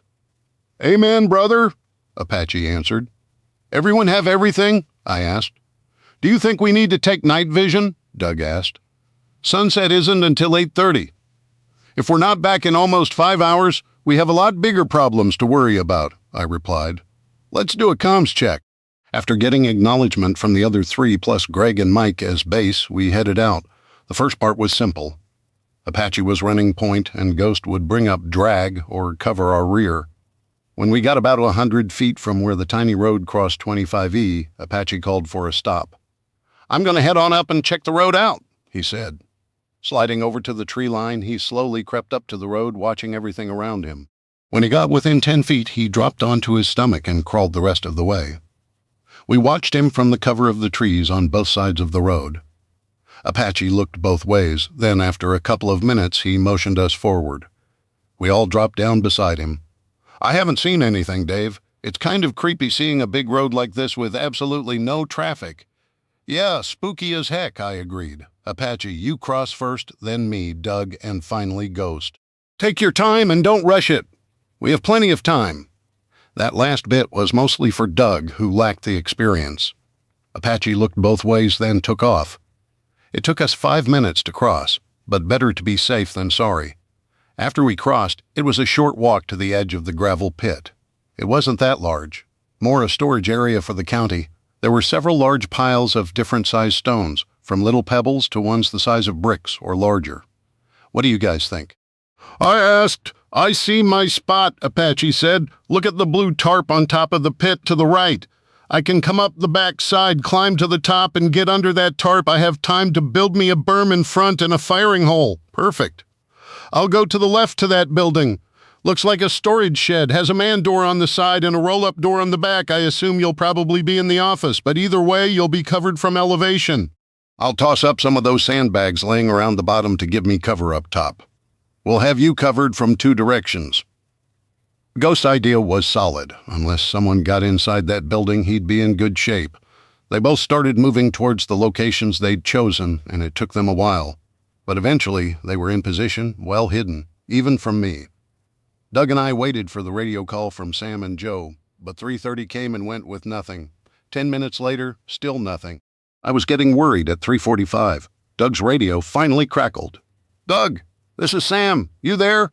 We had decided not to use the code for the meeting, since it would be a short radio transmission and nothing of importance could be heard. We're here, Sam. We'll be there in less than 5 minutes. We haven't seen anyone following us or any of the collaborators around. We'll meet you in the office. Door is unlocked. I checked earlier. See you soon, Sam. Apache Ghost Company is on its way. 2 males. One is about 50, medium build, about 5'10". Doug, what does Sam look like? Around 35'8" or so, stocky, about 220. I passed the information on to Apache and Ghost, and a couple of minutes later, I heard Apache on the radio. Dave, 2 males matching your descriptions entering from the woods on the east side. They'll be there in about 2 minutes. Roger. Shortly after, there was a soft knock on the door and it opened. Even though we were being covered from outside, I still had my hand near my pistol. Hey, Sam. Doug went over and shook the hand of the younger of the two. I had never met Sam, but he looked like a cop, or ex-cop now. He had the short, buzz-cut hair with muscular build and the posture that cops tend to adopt, with their hands in the front of their belts.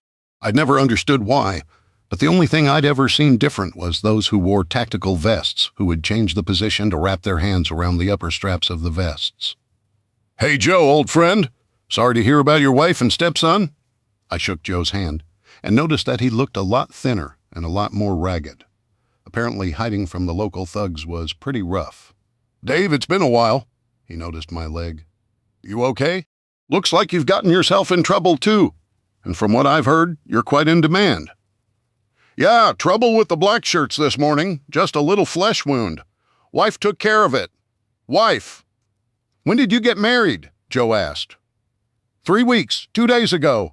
Ah, a newlywed. You're still in the months, weeks, and days phase. In a few years, you'll have to think to remember how many years it's actually been, Joe laughed. If we live that long. Never thought I would have a bounty put on my head. Don't think either of us would have ever thought that would happen, especially in Tazewell. Their biggest mistake was putting a bounty on my wife's head. Nothing will stop me from making them pay for that and what they've done to my hometown. They killed my wife, Joe said with a faraway look in his eyes. I'll burn the whole rotten mess down around them. God alone could stop me, I heard. I'm sorry, Joe. We'll make sure they pay for all of it with their lives. Over 50 already have this morning. The chief, or commissar as he demanded we call him, was the last one. He suffered a long time. Not long enough, Joe said. Nowhere near long enough. Tell me that Brian Green didn't get away. No. His stinking corpse is burning along with the rest of them on the Clinch River Bridge on 25E. My brother shot him in the head 3 times. Good. You just can't imagine the evil that monster has done in this town. All with the support of our wonderful leaders. They all deserve to roast in hell, Joe said. They will, Joe, I guarantee that. But let's get down to exactly how we are going to do that. I understand that almost all of them are in the sheriff's office and jail. Other than that, there are some at the old Alpha School where the trafficking victims are being held, and also at the DeRoyal building where the supplies are being kept. Is that right? That's right! As best as we can tell, there are 20 to 25 men at the jail and 4 at the school. Those girls are mostly in their early teens, but a few of them are younger. People have been sneaking any girl under 30 out of town. There's a sort of camp in Cumberland Gap Park up near the old Overlook where they're hiding them. If they start looking for them there, they can head into Virginia or Kentucky, but the main plan is to hide them in the old Cujo Caverns. Nobody who wasn't here 30 years ago even knows that place exists. It's not the best, but it's better than being sold. It's amazing how many perverts show up when the law breaks down. It's hard to believe that the law was the only thing keeping the evil at bay. We've counted a total of 31 men left in town that are part of Gloria's enforcers. What did you call them, black shirts? Yeah, we've divided them into 2 groups, the black shirts and the red berets, based on their head covers. Black shirts, appropriate. Black hearts might have been more appropriate. From what I know, the red berets may have some limited military experience. I really don't think many have. All someone has to do is say they do, and they get extra food. The best girls and pretty much only have to stand around and make Gloria and her friend Larry feel safe. I've seen them spend an hour trying to figure out how to load a belt in a machine gun. I wasn't in the military, but I've seen enough from watching documentaries and movies to know the basics. We'll still assume they are a little better than the average thug who probably hasn't done much besides lie to his friends about the bad things he's done and what a tough guy he is. Is there any way you know we can get someone in that jail? We were working on a plan when we heard from you. There's a truck that takes food and other items that they've collected to the other side of town every day. It's an old box truck. They stop at the school, then they stop at the storage area, then the truck finally heads to the jail. They pull it into the Sally Port and have inmates unload the supplies, ammo, gas for the generators, and new slaves that someone requested. We've thought about hitting the storage area, taking over the warehouse and the truck, and then loading men in the back and hitting the sheriff's office. We have 10 men committed and another 6 that are on the fence. They are worried that if we fail, their families will be killed. They aren't worried so much about themselves dying, but about their families being safe. I can almost guarantee that you will fail, Joe. Sam, do you have any experience clearing houses and buildings? No. I mean, we went through it in training a couple of times, but I've never actually done it. It's not easy. Especially a hardened building like you would be facing using. The truck isn't a bad idea, but once you get in, they can probably shut one door and every one of you will be trapped. I hated to tell Joe that. I knew he was trying to find some way to get rid of these evil people, but a suicide mission wouldn't do anything but kill the wrong people. We have a few more people than you do, and almost everyone is a former military special ops soldier. Either Rangers, Marine Force, Recon, or SEAL. Plus we have weapons you don't do. You have any weapons other than AR-15s or hunting rifles? That and some shotguns, against at least 4 machine guns. Joe, you would be cut down. We have sniper rifles, machine guns including 50s, RPGs, even anti-tank rockets, and a couple of mortars.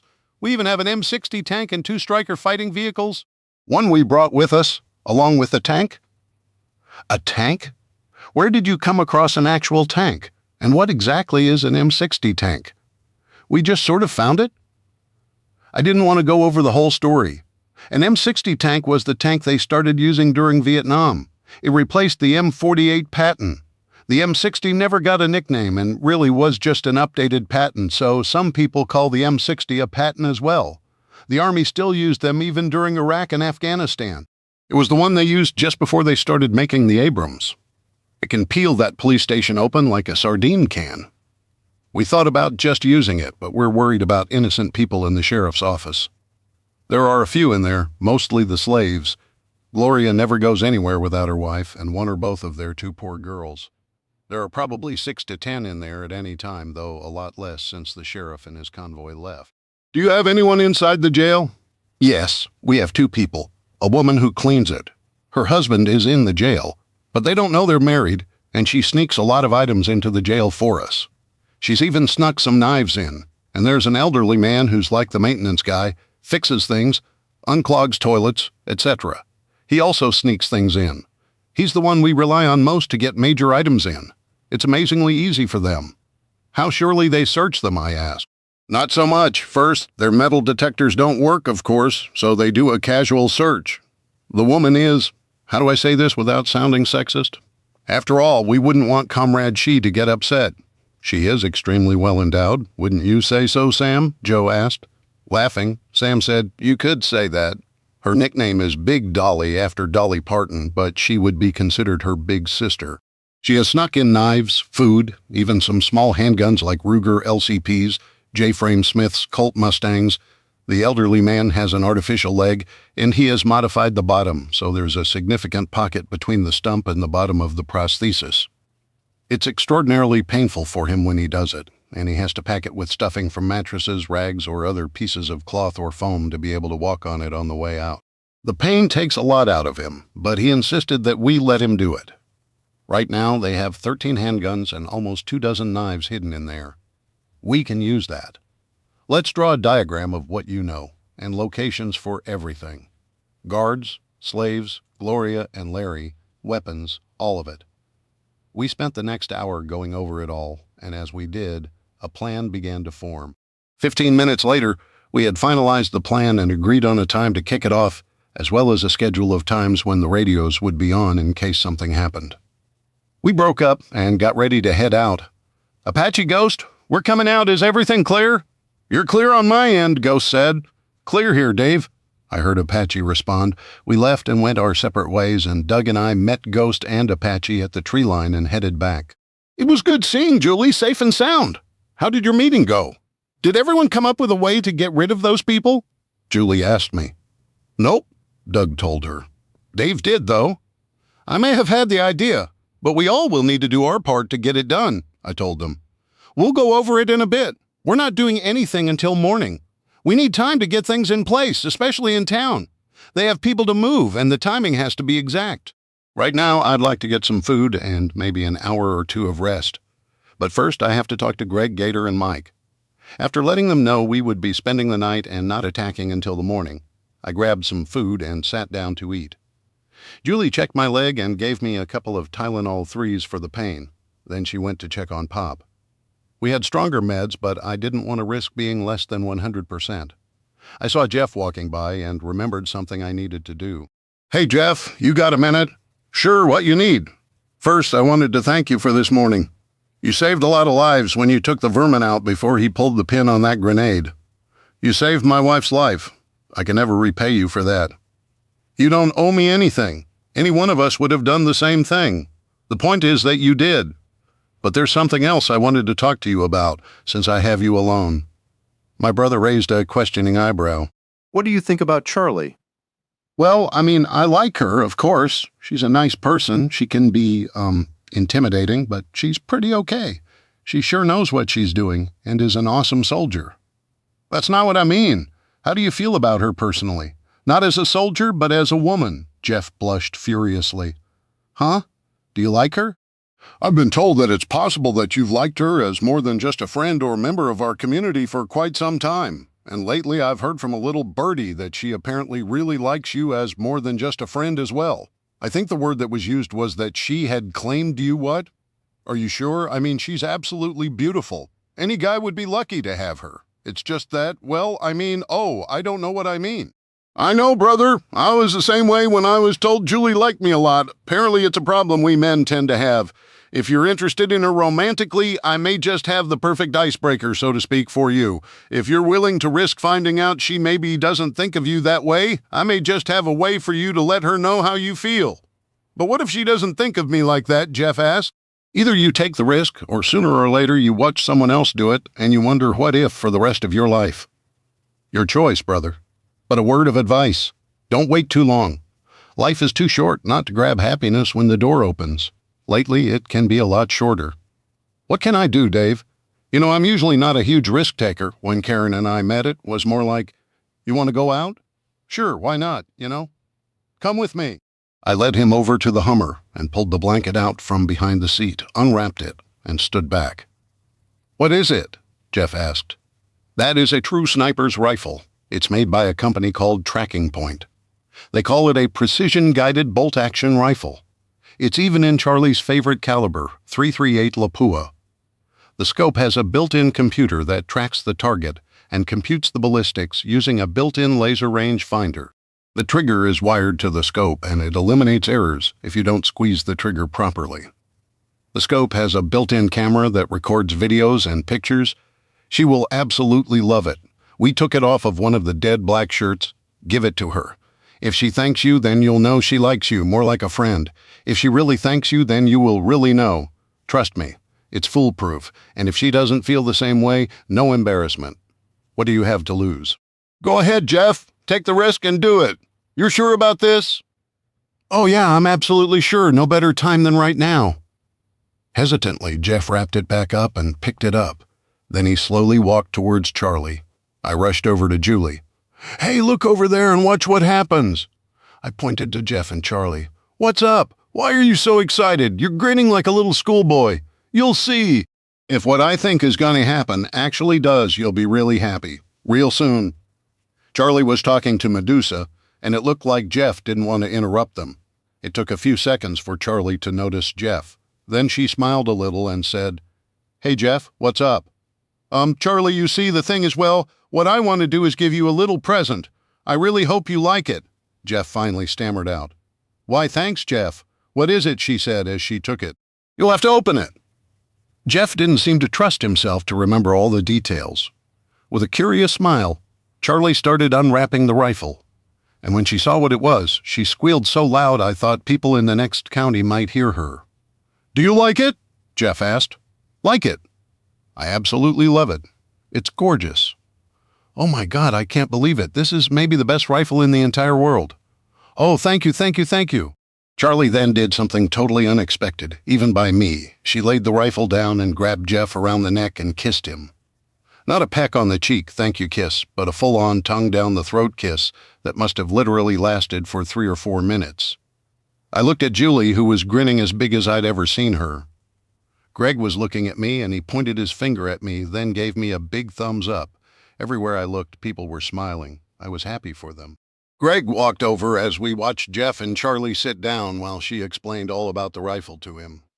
That was an awful nice thing you did there, Dave. I thought you were just going to keep it for yourself, Greg said, giving me a fist bump. Did you do that? Julie asked. Do what? I tried to sound like I had absolutely no idea what she was talking about. You did! That was awfully nice of you. I don't know if Jeff ever would have gotten the nerve to make a move on her if you hadn't helped it along. She gave me a big kiss. Greg rolled his eyes. I'm going to have to figure somebody to help set up every time someone does they get extra fringe benefits? First, Mary helped get you two together. She ends up finding Bear. Dave helps Charlie and Jeff. Now he gets the kisses and probably some additional benefits when we get home. Listen here, Romeo. You have one of the best women in the world in love with you. You don't need to look anywhere else. Greg and Robin, Julie's best friend, had been going out almost since Julie and I had started seeing each other. In love? Robin's never said she was in love with me. Greg sounded confused. Have you told her that you're in love with her? I asked him. Well, no. I just assumed she knew. Assumed what? That she would say it first? That way you didn't risk her saying she wasn't in love with you? You wouldn't have to risk being rejected? I asked him. Well, you see, it's just that. I don't know if you love her, you better tell her. I'll tell you the same thing I just told Jeff, a lesson I almost learned with Julie. If you don't, sooner or later someone else will. Then you'll have a lifetime of regrets. Do you want to be like Pop was all alone on a mountain for decades? Robin is too good a catch, as they say. She won't wait forever. And think about this. She may be just as afraid of finding out you don't love her. She may be waiting, just like you. I grabbed Greg's arm. Happiness is too hard to find, brother. Grab it before you regret it. But don't tell her you love her if you don't. That's the worst thing you can do. Thanks, you guys. With that, Greg walked away. I'd bet he had a lot of thinking to do. My husband, the matchmaker, Julie joked. And to think I just came over here to get some food and some sleep. Come on, let me take care of you. I need to check that bandage anyway. Julie took my hand as we headed to the Nyala. I glanced at Jeff and Charlie. They were still huddled together while Charlie examined the rifle, but every few seconds she would grab his hand or wrap an arm around him. I guess that would have settled a lot of bets in the Rangers, I remarked. How so? Julie asked. There were always stories and rumors going around that Charlie was gay. Julie looked astonished. Charlie gay? What idiots came up with that? More than one, I guess they figured, since they didn't see her date any of the guys who asked her out. They all assumed. I grabbed a couple of sandwiches and some sweet tea while Julie went to check on Pop. When she returned, we headed into the back of the Nyala. Greg, I'm going to eat. Julie's going to check my leg and I'm going to try to get some sleep. Wake me in an hour and we'll get everyone together and go over the plan, I said as I opened the back door and climbed inside with Julie behind me. Sure, Dave? Greg replied. An hour and a half later, I was awakened by a knock on the door. I'll be right out. I sat up and started putting everything back on. Julie was sitting up, rubbing her eyes. No hurry. Greg was standing just outside the IFV, and he gave me a fist bump as I stepped down. Get some rest, did you? Yeah, got a little. I yawned. Could have done with a little more gathering everyone together. I started laying the plan out. We would separate about 24 of the full auto M4s and M16s from the captured weapons, and if we didn't have that many, we'd pass out any full auto AK-47s that we had captured enough ammo for. These would be given to the townspeople, and Sam would show them how to operate them, stressing the need to keep them on 3-round burst mode if they were equipped with it. My group would take the M60 tank with Gator, Jeff, and Pastor Tim inside and park it where it could fire on the northeast corner of the sheriff's office. No civilians ever entered this area, and the 2 inside people would quietly let any innocent civilians know to drift as far away from there as possible. Greg, Ghost, Apache, Steve, Medusa, and I would infiltrate the buildings, along with some of the townspeople. First would be the school where the girls were being kept. There were only 2 guards, and 4 of us would go in early the next morning and eliminate them, hopefully without making any noise or being discovered.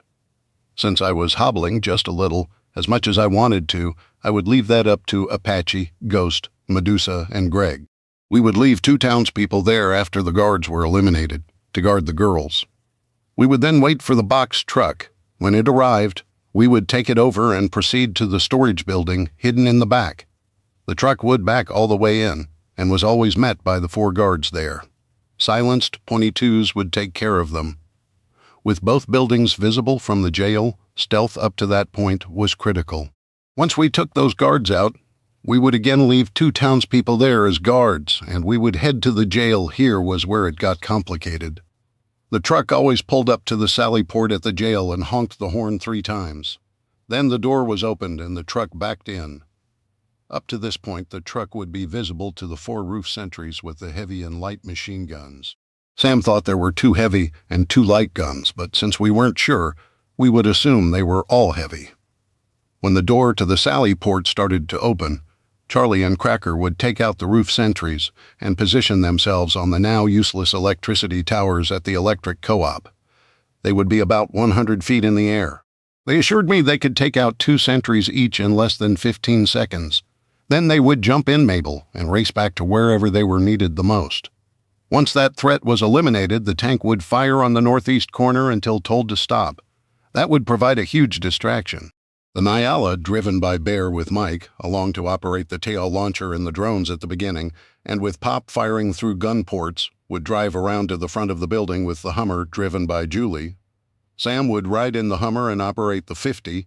Doug would be in the Striker, operating the weapons. Depending on how many townspeople showed up, additional people may be in the Hummer, Striker, and Nyala. While all that was going on, those of us inside the box truck would take out the guards inside the sally port. If the doors were locked, we had RPGs, grenades, and AT-4 anti-tank missiles to open them. At the same time, Joe would use an RPG to destroy the outer door to the jail cell complex. Their job was to eliminate guards and free the prisoners. They would take extra handguns and ARs to pass out to prisoners. The inside people in the jail would explain the plan to the jailed resistance leaders, who would use the smuggled weapons to turn on the guards.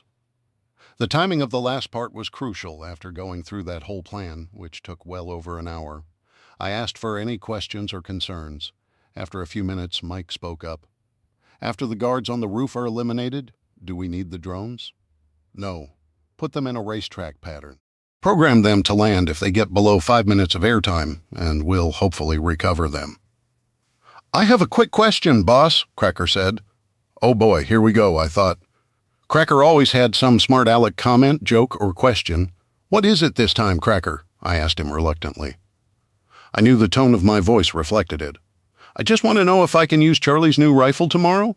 He grinned as wide as his mouth would go, and everyone groaned. Well, everyone but Charlie and Jeff. Over your dead body, Charlie hollered. If I find you even putting a fingerprint on my baby, I'll not only cut it off, I'll bend you over and insert it somewhere you think is an exit only. Cracker would never learn. Fitting place for you to do that to him, Charlie, in a jail. Might make him really popular.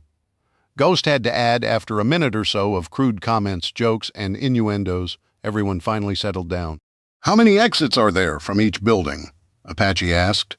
3 from the sheriff's office section, 2 from the jail. One of the office entrances will be destroyed by the tank. What do we do after you tell us to cease fire? Cover you or cover the front? Gator asked. That we'll have to play by ear. For now, plan on covering the Sally Port and the back of the jail. We don't want any squirters. Now, here is the diagram for the inside of both buildings. So pay attention in case you need to go into one to rescue someone or back them up. I went over the diagram at least 4 times until I was sure everyone knew it. Anything else? Nobody said anything. If anyone hasn't eaten, now's the time. Everyone else besides getting your individual gear and the team's gear gone over and together, we have to go over those weapons we took. Everything we give out has to be inspected to make sure it's clean and works. All the mags need to be filled, counted, and split up. Same with handguns. Let's try to get a couple dozen good basic semi-autos picked through. We'll try to stay away from revolvers and 1911s. I'd rather we find enough double-action semi-automatics in there. We have no idea. Who knows what a safety even looks like? As much as I hate Glocks, I wish we could pull a couple dozen G17s or G19 9mm out of there. They're as idiot-proof as you can make something that you can blow your own brains out with. And nothing below 9mm or any oddball calibers. I'd prefer they all be 9mm. I don't want someone getting something in 357 SIG and find we only have 20 rounds of ammo. If there isn't enough ammo in what we confiscated, we'll fill the rest of the magazines from our supply. We sure brought enough. Okay, we have a lot to do. We push off at 4 a.m. It amazed us how filthy those weapons were as we went through them. And I doubted some of them would have fired if we hadn't cleaned them. Except for the AK-47s, of course. You could drop them in a foot of mud and they'd still fire. It was a late night and 4 a.m. came awful early. Everyone was dragging a little that morning, sleeping in vehicles, and on the ground is never pleasant, and we hadn't expected to be out all night. We all missed our beds, but we'd made do. Fortunately, we had packed plenty of blankets. We talked while drinking coffee about how incredibly lucky we were. Many people were dying, starving, cold, homeless, and still fighting the same people we were, but with nothing but maybe a club or their bare hands. It was something that ate at me. Little by little, I was truly blessed by God. I talked to Julie about what was hounding me and made a pledge that I would talk to Pastor Tim when we got back to the farm. Something was deeply troubling me, but I couldn't quite define what it was. After a breakfast of cold leftovers and MREs, we broke camp after Pastor Tim led us in prayer, and we loaded up. As we pulled out, I couldn't help but wonder if we'd be as lucky today as we had been yesterday. We had come out of the battle with nothing more than some minor wounds. We'd been so fortunate to escape serious injuries. I could only pray that today would be the same. We planned on meeting at the gravel pit, and from there we would split up. The M60 wouldn't go to the gravel pit.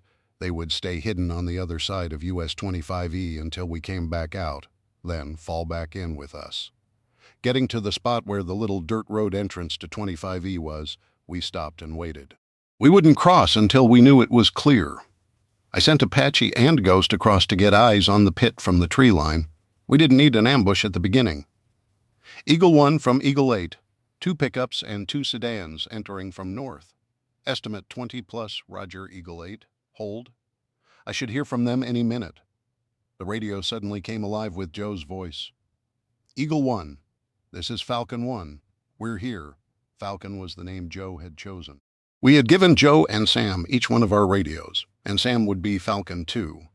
We had also given them a case of 24 family radios and some batteries that they could distribute among the townspeople. Roger, Falcon 1. We're rolling in. All Eagles from Eagle 1. Move out. Don't forget to pick up Eagles 7 and 8. We rushed across the highway with only our infrared lights on and wearing our night vision. We met up with Joe and his people and started getting weapons out for them. Hey, Joe, get some of your people here on the double. We have presents, but we can't drag our feet, I yelled. It had been agreed I would be in overall charge. You heard the man. Haul ass, Joe yelled at his people, and they all immediately broke into a run. Someone flipped down the tailgate on one of the trucks, and everyone started stacking armfuls of rifles and pistols on it. How many men you got, Joe? I asked. 23. Best I could do. Okay, we have 19 full-auto M4s or M16s and 7 full-auto AK-47s, and plenty of ammo for both. We also brought 20 semi-auto AR-15s. There are 6 30-round mags for each, plus cases of ammo in the Hummers. Have your men swap out anything semi-auto and ditch any hunting rifles they brought. We can't have them running out of ammo and risking someone's life. We have plenty of semi-autos for the prisoners, and there are 30 semi-auto 9mm there. Get rid of any wheel guns, and if anyone wants to keep what they brought, make sure they have plenty of ammo, or they ditch it as well. I don't care how loud they complain. We went through everything, and cleaned and oiled them. I doubt if those pigs ever cleaned anything. You heard him, Sam? Joe said, and Sam took off to pass the word on to his people. Hold on a second, Joe. I got on my radio, Eagle 5 and 11. Head out and get set up. Acknowledge when you're set. I checked my watch to make sure we had time. Joe, I have 4 extra sets of night vision binoculars I can let you use. I know Sam knows how to use them, and if you want to, pass a couple of them out as you see fit. I'd recommend you keep one. I know you've never used them, so it's up to you, but I can give you basic instructions. So can Sam or anyone on my team. One important thing to remember is if I say we're going to use a flashbang and you're with us, take them off and close your eyes, or better yet, cover your eyes. If you have them on, when it goes off, you won't be able to see for a long time. That's time you can't afford to wait out, or you'll likely end up dead. Thanks, Dave. We really do appreciate it. Joe, we're loaded up and weapons are passed out. Some didn't like not using Granddad's old bolt-action 30-06. But they'll get over it, Sam said as he ran up. Sam, go see Greg real quick. He has some more presents for you, a few stun grenades and some frag grenades. There are a half dozen of each. I know you know how to use them, and you know you can't give them to just anybody. I trust your judgment. Thanks, Dave. Those will come in handy, especially the stun grenades. He took off running again. Eagle 1 to all Eagles. Load up and let's move out. I got acknowledgments from everyone. As we started out, I radioed Gator. Eagle 1 to Eagle 3, we're heading out. Fall in line as we pass. Eagle 3 acknowledges Eagle 1. As we drove out, Joe said, you guys sure do take your radios seriously. We learned quickly overseas that one small miscommunication can kill a lot of good men. We circled around to come at the school from the far side. Discovery this early would mean totally regrouping, plus losing any element of surprise. I noticed the men from town kept looking at the tank. I guessed the old saying about the only difference between men and boys is the price of their toys was true. Probably not. One of them didn't want to be riding in it right now. About a third of the way on our first leg, the tank split off to set up. They would slowly move up to ensure they stayed totally hidden. With a range of over 3 miles, the 105mm shell would have no problem reaching the building. Eagle 3 to Eagle 1, breaking off now. 3 of Joe's guys were riding on the back of the tank to provide rear security. It wouldn't do to have someone sneak up and drop a Molotov cocktail down a hatch or in the engine or ammo compartments. There were also 50 and 30 cal machine guns on top that they could use. Jeff was showing them how to load and shoot it. If they couldn't get it, then nothing lost. Someone said that there had almost been fistfights over who would go with the tank. Roger, Eagle 3, good hunting, Eagle 1 out. We soon arrived at our waiting area, about 3/4 of a mile from the school, and well hidden. Eagle 3 to Eagle 1 in position and ready to open up target like a can of sardines. Just give the word. Eagle 1 acknowledges out. The M60 tank was in position and ready to fire. About 10 minutes later, Charlie came on the radio. Eagle 5 to Eagle 1 in position. Eyes on 04 tangos. No night vision, identified 3 heavy MGs, 1 light MG. Light MG is on southwest corner. Eagle 1 acknowledges, out. What did that all mean, Joe asked. Eagle 5 is our lead sniper. Call sign Charlie. Eyes on 04 Tangos means there are 4 sentries on the roof. The rest refers to what machine guns are on the roof. 3 heavy machine guns are 50 calibers. 1 light refers to 1 light machine gun, probably a 7.62 millimeter NATO caliber, or you'd probably know it as the 4008, and it's on the southwest corner. When we hit that northeast corner with the tank, we'll take out one of the 5D calibers. We want those, especially the 5D calibers, neutralized as soon as possible. They can do a lot of damage. Is this Charlie any good? Joe asked. Joe, I spent 12 years in Special Forces, and I've worked with almost every Special Operations unit in the world. British, SAS, German, KSK, SEALs, Delta Force, and of course the Army Rangers. And I've never seen a better sniper. She's that good? She? Your sniper is a woman? Joe asked, as shocked as I knew he would be. We actually have 2 snipers. Cracker is a Cajun from Louisiana, and he was a Ranger as well. Almost all my people are ex-Special Forces. But Cracker will be the first to tell you that Charlie is a lot better sniper, and quite frankly, soldier than he is. I've seen her hit a dollar-sized target at over a mile, and hit a guy in the center of his face at almost 2. I'd say she might be the best soldier here. I'd bet she's at least as good, if not better than me, but she can easily outshoot me. Don't let her being a woman make you think she's weak. Me and the guys never have to defend her. I once saw her break the jaw of a 275-pound, 6'4" Russian Spetsnaz soldier with 1 punch. Totally shattered it. He decided to get handsy with her in a bar. Last I heard, they were still doing surgeries 2 months later. Just warning you. You might want to warn your guys if you have any who happen to like playing touchy-feely, especially since every guy here is extremely protective of her. She also has a boyfriend, my brother Jeff. Just giving you a warning you might pass along. Hate for one of your guys to underestimate her or make a mistake that just might cost him his balls, if not his life. I'll definitely pass it along. I just never thought a woman could be that good. Joe, in the entire history of the U.S. Army, only 50 women have ever graduated from Ranger School, and 2 of those 50 are right here, Charlie and Medusa. Think on that, and Ranger School cuts them no slack. The requirements are identical. With an hour to go until we expected the truck to arrive at the school, I got on the radio. Eagle 1 to Team 1, execute. Team 1 was Apache, Ghost, Medusa, and Greg, and they would neutralize the 2 guards at the school and take over the truck. 3 of Joe's guys who hadn't come to the pit were going to kill the driver and passenger and be driving the truck. If they weren't positively sure they could do it without being seen or having to resort to using guns, then they were to abandon that plan and let our guys take them out. It might be one of the riskiest parts. I was leaving the entire beginning of the mission in the hands of people I wasn't sure of. When Joe explained that Joe's son's girlfriend, Amber, who wasn't known to the drivers, delivered the drivers' meals and planned to poison their food with a major dose of fentanyl, I felt a little better. If she succeeded, Joe's son Ricky would be the driver.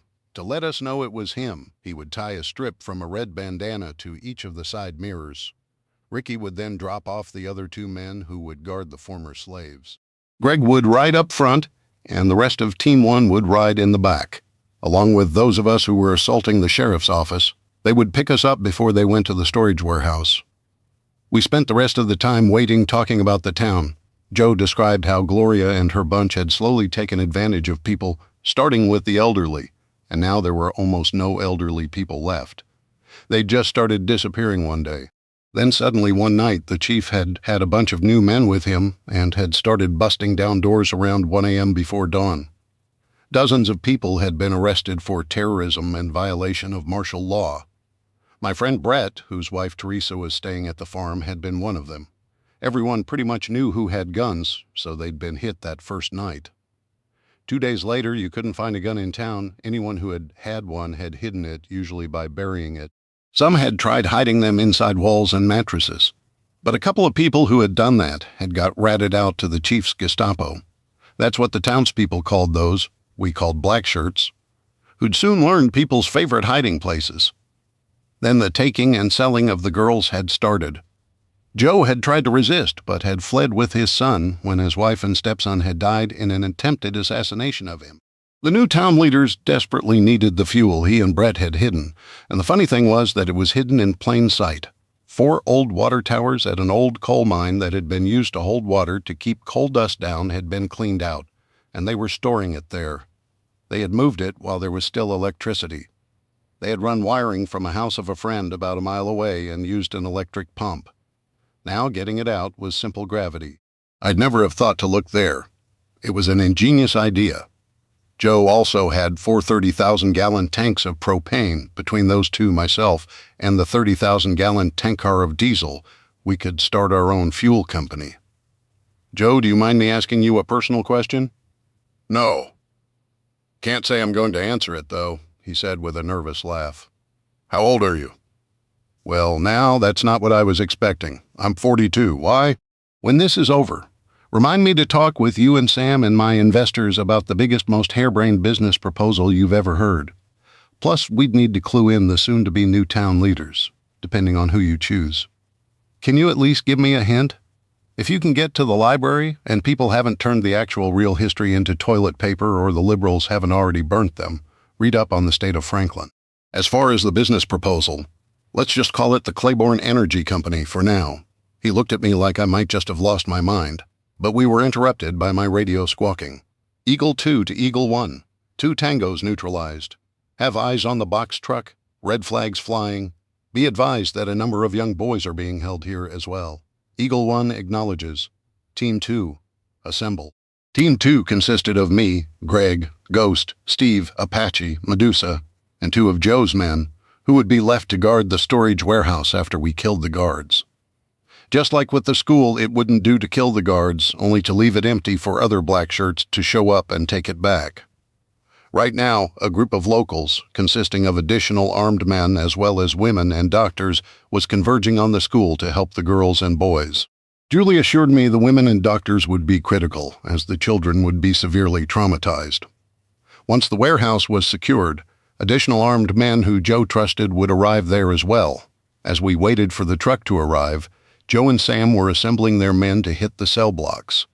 The signal for everyone to attack would be the sound of the tank round hitting the corner of the building. Then all hell would break loose. Within minutes, I saw the truck arriving, totally blacked out. It wouldn't do for the guards to notice the headlights in an area they shouldn't be in.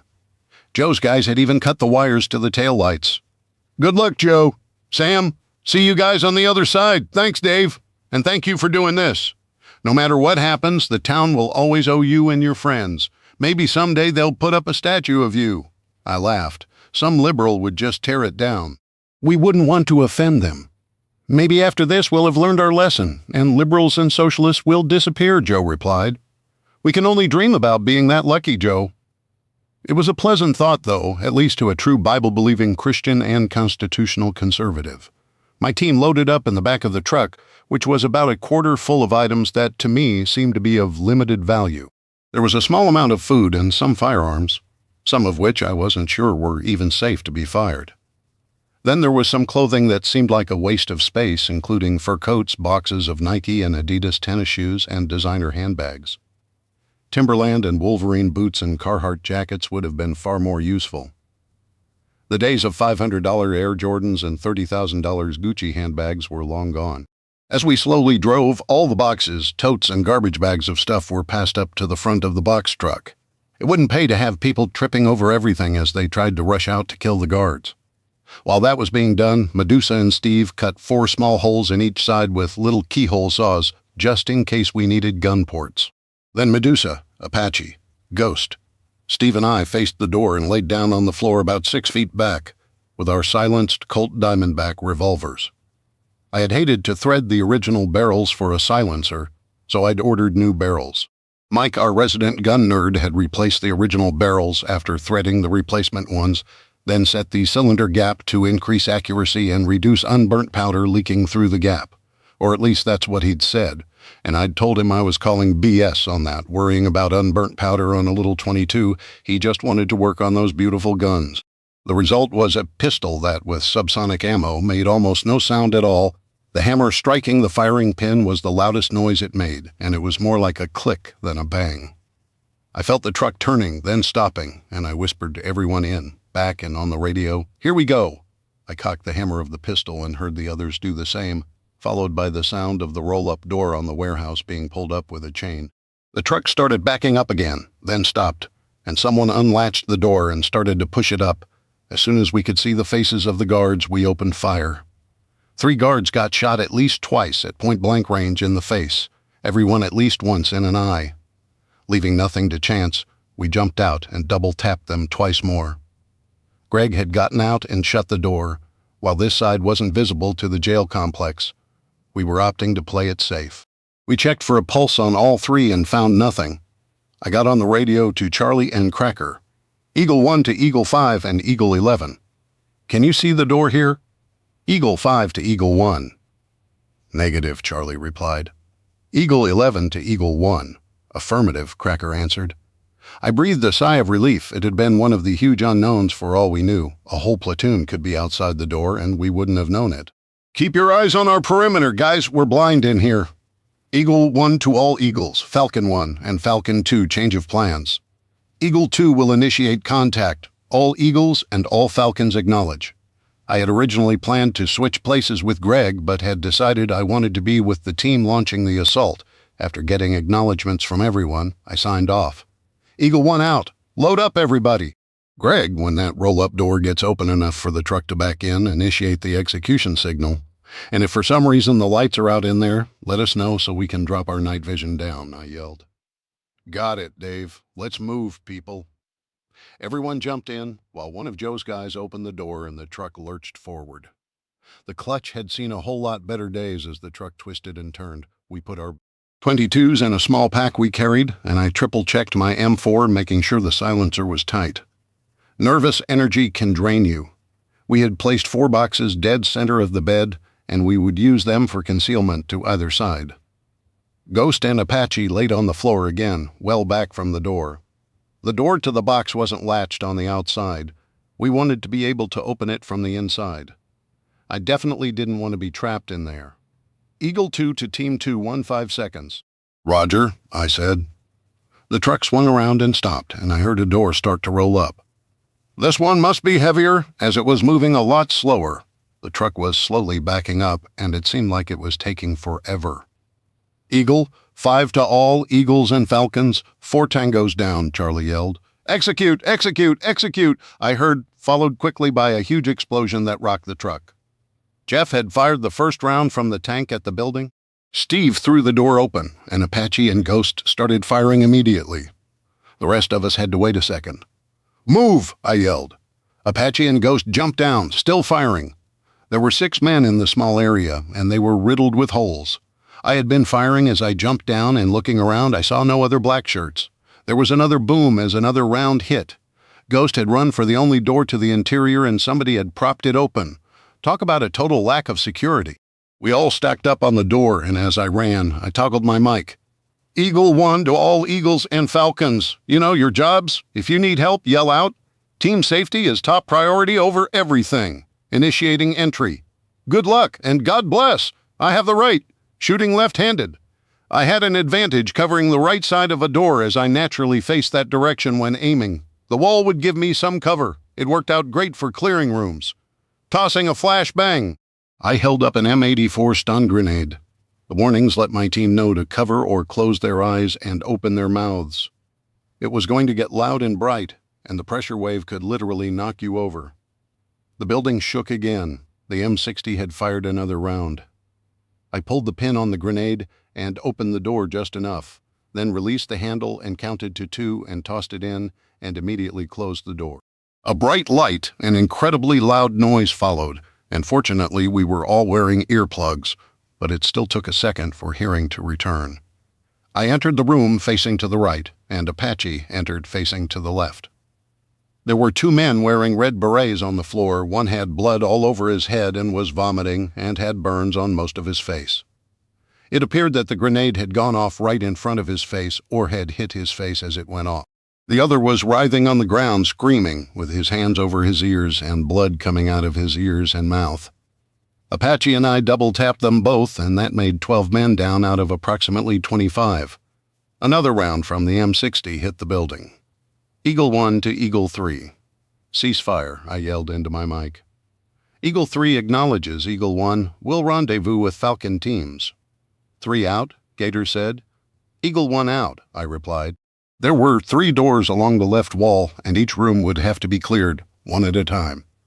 Ghost and Greg took the first, Apache and I the second, and Medusa would keep the third door and exit door covered from a distance. Holding up another M84 stun grenade, I saw Greg do the same.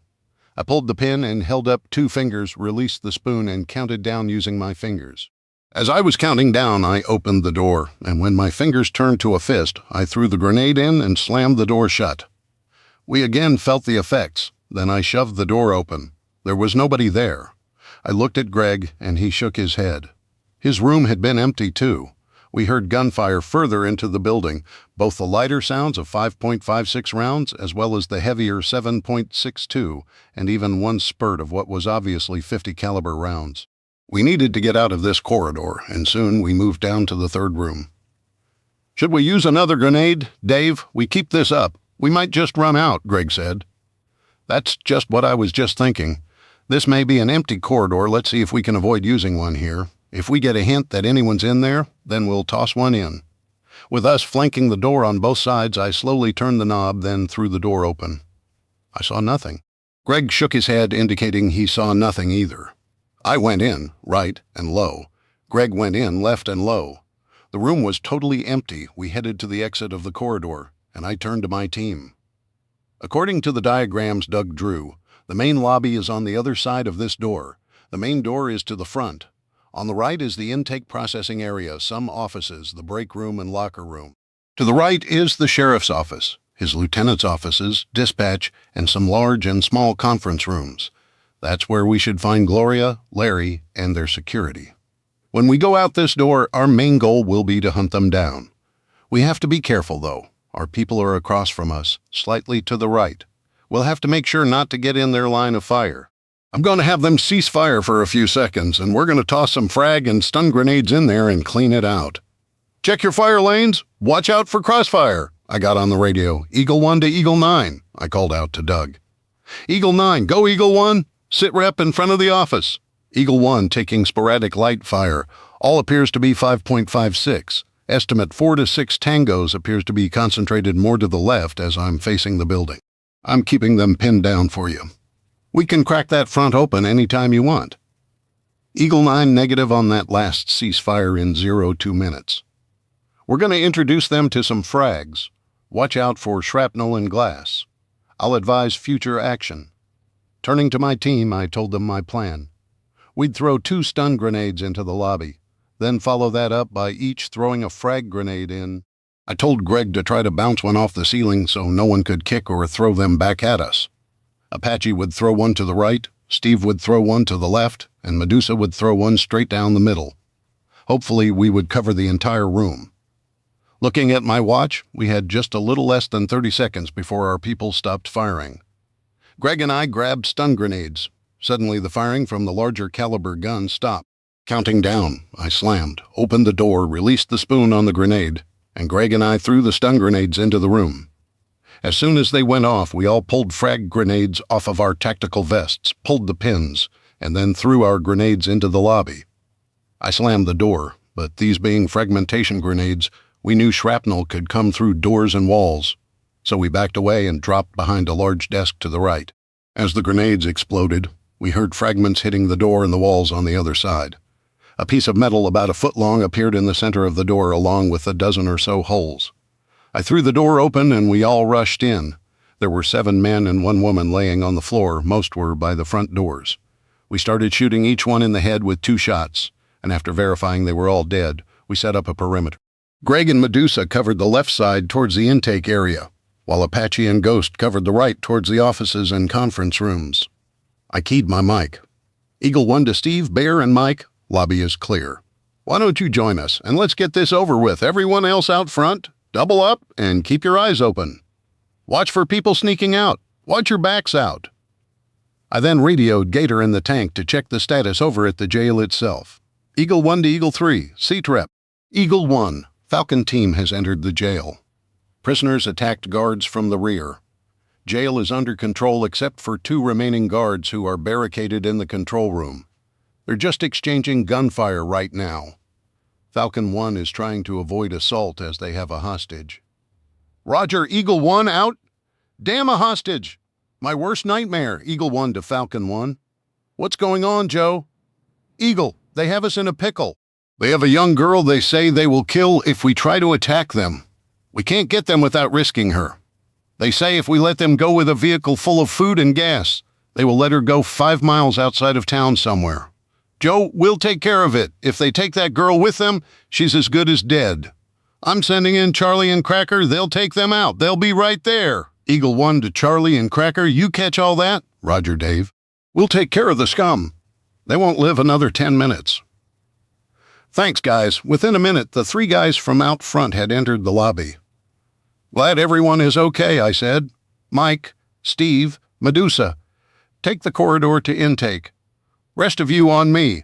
I only sent 3 down the hallway to intake because there was little in that area and it was a lot smaller. We stacked up at the corridor heading towards the offices. So far we had taken out 18 men and 1 woman that we knew about, and we had no idea how many had been in the area that the tank had blown up. Hopefully we can get this over with soon, I said. I was getting exhausted. Greg and I will go first. Apache, you and Doug second. Bear, you and Ghost will be third. Let's toss a pair of stun grenades down that hallway. We sent a pair through the door, bouncing them off the walls, and as soon as they went off, a frag grenade was right behind them. Greg and I followed it. Someone had put a desk in the middle of the hall and turned it on its side, and 2 men had been hiding behind it, using it for cover. One was obviously dead, and the other had blood spurting from a gash in his neck with a sliver of metal sticking out of it. We went ahead and put him out of his misery. There shouldn't be many more left. We had killed 21 in the building so far. Suddenly, someone stuck a gun barrel around the corner and started spraying, and Greg and I dropped down behind the metal desk. The rest of the team started firing away, pinning whoever was there down. I looked around. There was a door on the right with opaque glass window in it. From the light, it was obviously a room with a window to the outside. I looked at Greg and nodded at the door, and he nodded back that he understood. I shot the window out and tossed a frag grenade inside, and after the explosion, Greg and I dove through the door. 2 men had been waiting inside to attack us, and we shot them both, not taking time to check if they had already been hit. We could hear our team and at least 1 person exchanging gunfire outside in the hallway. This is Eagle 1 and 2. We're okay. Eagle 1, this is Eagle 5. 2 tangos down, hostage secured, jail secure. Roger. Charlie, Greg, and I are pinned down at the moment. Can you grab the Hummer and swing over to the southwest? I'll shoot out the window in here, and we'll exit that way if you can cover us. Someone make sure there are grenades in that Hummer. Roger, Dave. We'll be there in a minute. Hang on. Dave, Apache, and I are behind the desk, just outside. Ghost and Bear are at the entrance. We're keeping whoever is firing at us pinned down. Do you want us to follow you out? Doug asked. Not yet. I don't want to leave just Ghost and Bear in that building alone. Got it. Doug was really picking up on tactics quickly. I heard a frag and stun grenade both go off at the far end of the hall, then tires squealing and motors revving outside. There was more than 1 vehicle out there. Going to the window, I saw both the Hummer and the Striker outside, with Cracker behind the 50 on the Hummer. Charlie, to my left about 30 feet. The hallway turns right towards you. That's where whoever has us pinned is there a window or anything there? There's only a small, narrow window there, good enough to distract them. You and Cracker send some rounds through it. If it doesn't do anything else, it should keep them occupied. Roger, Dave. Immediately I heard the 50 and the Bushmaster start chugging out rounds, and Greg and I climbed through the window and jumped into the back of the Hummer. Julie was behind the wheel. I looked at the building and keyed my mic. Cracker, keep at that window. Charlie, shift to the big window 20 feet to the right and put some rounds through it. Julie, drive up to that window. Try to put the right side about 6 to 10 feet away from it. Don't get any closer. Greg and I will go through that window, and once we do, back up. Don't go forward, or you may expose Cracker. I got 3 acknowledgments back, and the maneuver worked perfectly. Apache, Doug, give me a sit rep. Dave, once they lit that area up, the firing stopped and hasn't started back, Apache said. Try to move up. We're about 30 feet from that corner further down. Once you move up, when you make the corner, toss a couple of grenades. Doug and I will flank them after they go off. Be advised we'll be coming at you, so stay away from that corner or any ricochets. Dave out, Greg. We'll check the hallway. I'll head to the left towards the corner. Cover my 6. You've got it, brother. We went to the door and cracked it. Peeking out, I saw a leg and shoe at a bend, but that was all. To the right were 3 doors. All the same thin metal doors with opaque windows like you'd see in any government office. It looked like we'd hit the end of this section. Eagle 1 intake area is now clear. 3 tangos dead. No sign of either HVT high-value target. I heard Medusa say over the radio, "Roger, Julie, you and Charlie go around the right side of the building. Should have a few offices there, so keep them covered. Keep the armor between you and those windows. Charlie and Cracker, don't fire on those windows unless I tell you to. They could have kids in there." "Roger, Dave," Julie said, and I heard her roar off. "Be careful, people. There are only a few offices left. They'll fight like trapped animals." Greg and I chose stun grenades from here on out. Frag grenades wouldn't be used. We tossed them out and shut the door. After they went off, Greg covered me to the right while I crept down the hall to the left. When I was about 10 feet away, I hollered out, "Apache, I'm getting ready to come around the corner." "You're covered, Dave," he replied. Turning the corner, I almost threw up. One red beret lay there dead, and next to him was Larry, dressed in a bathrobe and nothing else. They both looked like they had been put through a hamburger grinder. 50 caliber and 25mm bullets had destroyed both of them. "Apache, it's clear. I could hear everyone getting up and coming towards me. Eagle 1 to everyone. Larry is dead, only leaves Gloria and her wife." When the guys came around the corner, they looked at what was left of Larry. "Damn, that's nasty," Ghost said, looking away. "He deserved worse," Bear said, and I couldn't disagree with him. "We went to the office where I'd left Greg." "Well, we have 3 doors and possible hostages. Any recommendations or ideas?" I asked. 3 two-man teams? We toss a stun grenade in each office at the same time? Not a bad idea from Apache. I was seriously considering it. But suddenly we heard screeching coming from the office at the end. "Lawrence, are you all right? Where are you? What's going on out there?" Well, that took care of the question as to where our beloved chairman was, but we still had to worry about the other 2 doors. Nobody knew what was behind them. "Cracker, we've found Gloria. Swing around where Julie is." "Julie, you and Charlie come in the window. We came through. If there are little girls in there, they may need Julie." Within a minute, Julie and Charlie were standing beside me. "We're going to toss stun grenades in the other 2 rooms in case there are kids in either of them. Once we do, we're going to kick open the door to the office. Gloria is in." "I don't like the idea of even a stun grenade in there, since we know she usually keeps a couple kids with her. Unless someone has a better idea?" Nobody seemed to. So we tossed stun grenades in the 2 other offices and cleared them. We found an unknown woman in a nightgown in one room, curled up screaming, but nobody knew her or could even identify her. We decided it was maybe Gloria's wife, and Greg put a 3-round burst in her. "Who's out there?" "I have a girl in here. I'll kill her if you try to come in. I swear I will. You better leave. My guards will be back any minute. They'll hunt you down," Gloria screamed. We had to see what was going on in there, and I knew of nothing else we could do, so reaching over, I flung the door open. What we saw shocked all of us. I'd been all around the world, but some things just should never happen. Any doubt about the evil in Gloria's heart was no longer in doubt. She was standing behind her desk, and a little girl about 10 years old was standing in front of her. Gloria had her arm around her neck and a knife in her hand. "I'll break the little bitch's neck. I'll slit her throat. Get out!" She looked like a trapped wild animal, her eyes darting back and forth from person to person. Suddenly she stopped and turned back to stare at Charlie. "You! I should have known! I should have had you killed the first time I saw you. I'm going to kill you!" She suddenly threw the little girl across the room and lunged at Charlie with the knife in her hand. It looked like she actually launched herself at Charlie. With no warning, there was a noise that rattled my brain and my skull, and Gloria's head literally disappeared. 1 minute it was there, the next it was spread across the wall behind her, the ceiling, the desk, and the floor. Blood spurted like a fountain from her shoulders. Julie rushed over to the little girl who was face down on the floor cowering and, fortunately, couldn't see what was happening. She grabbed a blanket and wrapped it around her, being sure to cover her face. and rushed her out of the room, led by Bear. I looked at Charlie. Her new sniper rifle was in her hands, with smoke coming out of the barrel. Charlie had shot her point blank in the face with a .30-38. No wonder her face had just disappeared. Everyone looked exhausted. It was finally over, and the people had their town back. After 2 of the longest and hardest days of our lives, we could actually go home. Everyone just looked around, then turned and started filing out.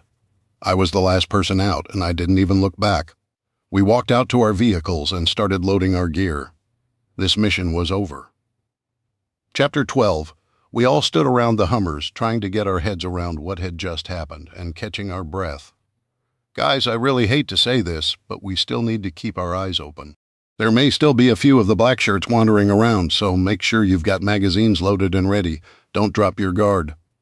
There was a collective groan, though. I knew these guys wouldn't let their exhaustion keep them from being totally alert until they were back on the farm. As we were finishing loading, Joe, Sam, and a couple of his guys pulled up, followed by Gator, Jeff, and Pastor Tim in the tank. Joe, Brett, and Sam got out of the old pickups they were driving. They looked as tired as I felt, but had smiles on their faces. "Brett, old buddy, glad you're okay." I went and gave my old friend a hug. "Dave, thanks for getting me and my 3 boys out of there. I didn't think we were going to get out alive. Those bastards really worked us over. I'm glad every one of them is dead. I know someone who will be really happy to hear that all of you are alive and free. We have a person who's pretty special to you at my farm." Brett's face lit up. "Theresa's at your place?" "Yeah, we found out that they were holding her hostage and planned to sell her, so we came in, killed the guards, and hid her. Dave, I can never repay you. I can't wait to see her. Can you tell her that from me? I made a decision that I knew might backfire, but felt it was the right thing to do. Why don't you come back to the farm with us, and you can see her tonight?" "Really? You'd do that?" "Yeah, after what you've suffered, it's the least I can do." Not many people could stand up to weeks of torture and not break. "I'll take you guys home tomorrow, Joe." "Sam, looks like you have your town back," I said. "Yes, thanks to you. We can't thank all of you enough." "No need to thank us. Just please do something for everyone." "Sure, what can we do?" Sam asked. "Next time, fight this disease before it takes root and spreads. People like this will always take advantage. They'll always use others." "So fight. Someone isn't always going to be there to fight for you." Joe spoke up. "Dave, I can assure you that we won't sit back and let something like this happen again." "Good. Now I'm really tired. I think I'm going home."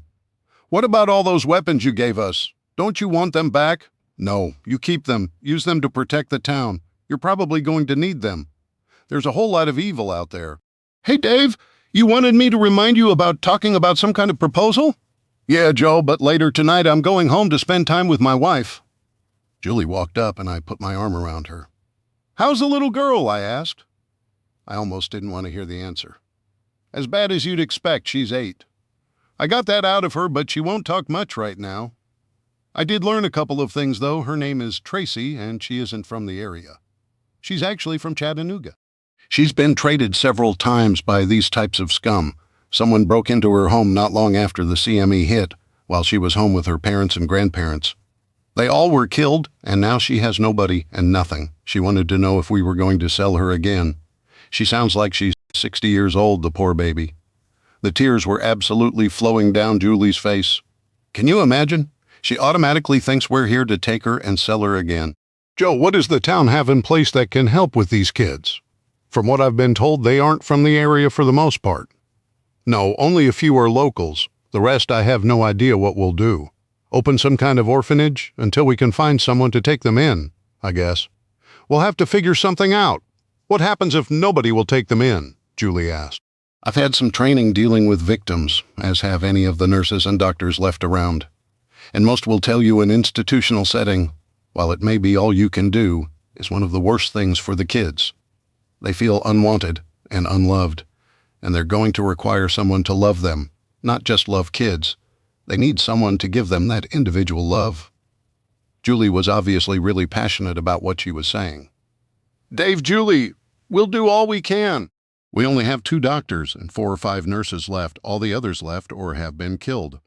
A few are dead in there," Joe pointed at the jail. "We sure aren't prepared to deal with this, but nobody can be prepared for this horror. For now, we'll keep them safe, housed, and fed, Maybe there's someone in town who's a trained social worker. Our leaders, whoever we chose, will have to figure it out, along with a whole lot of other problems. Sorry, I can't be more helpful, but I'm just a guy who sold gas. I'm in way over my head.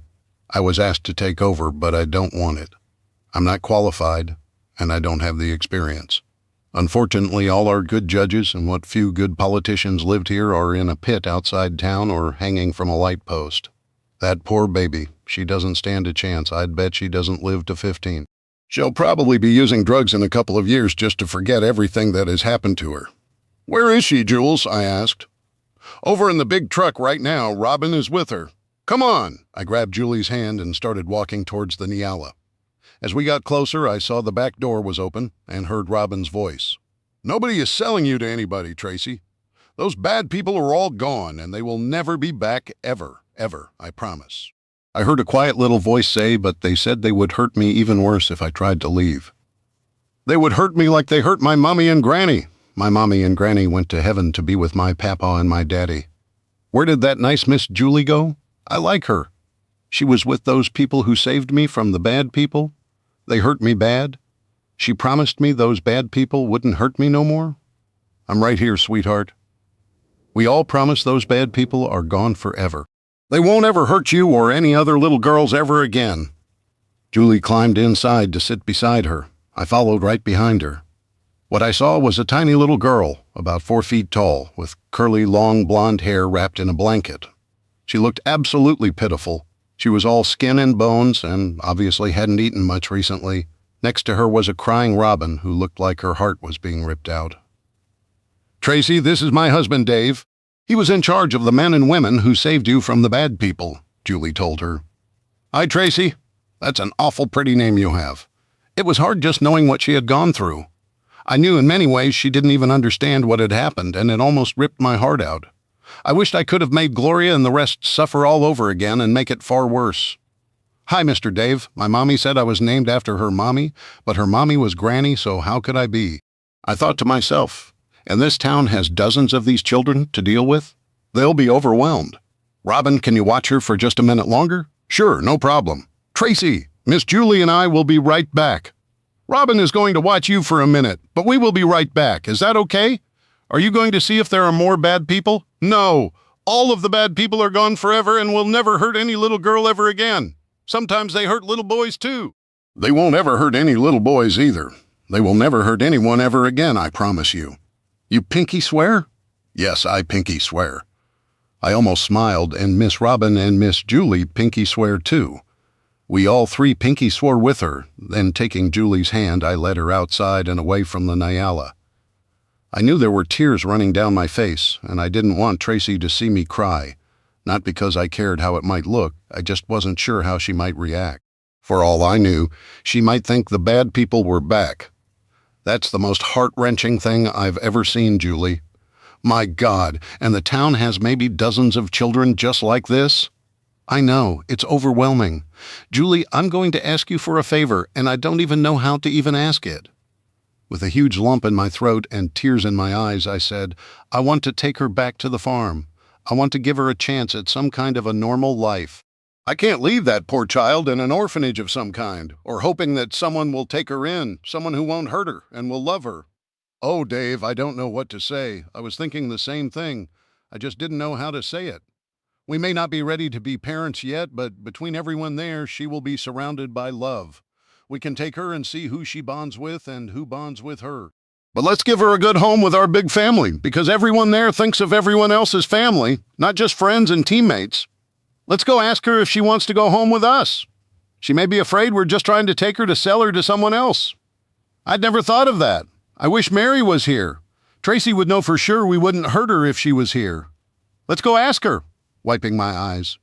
I took Julie's hand again, and we climbed back inside the Nyala. Tracy, can Miss Julie and I ask you a question? Yes, Mr. Dave.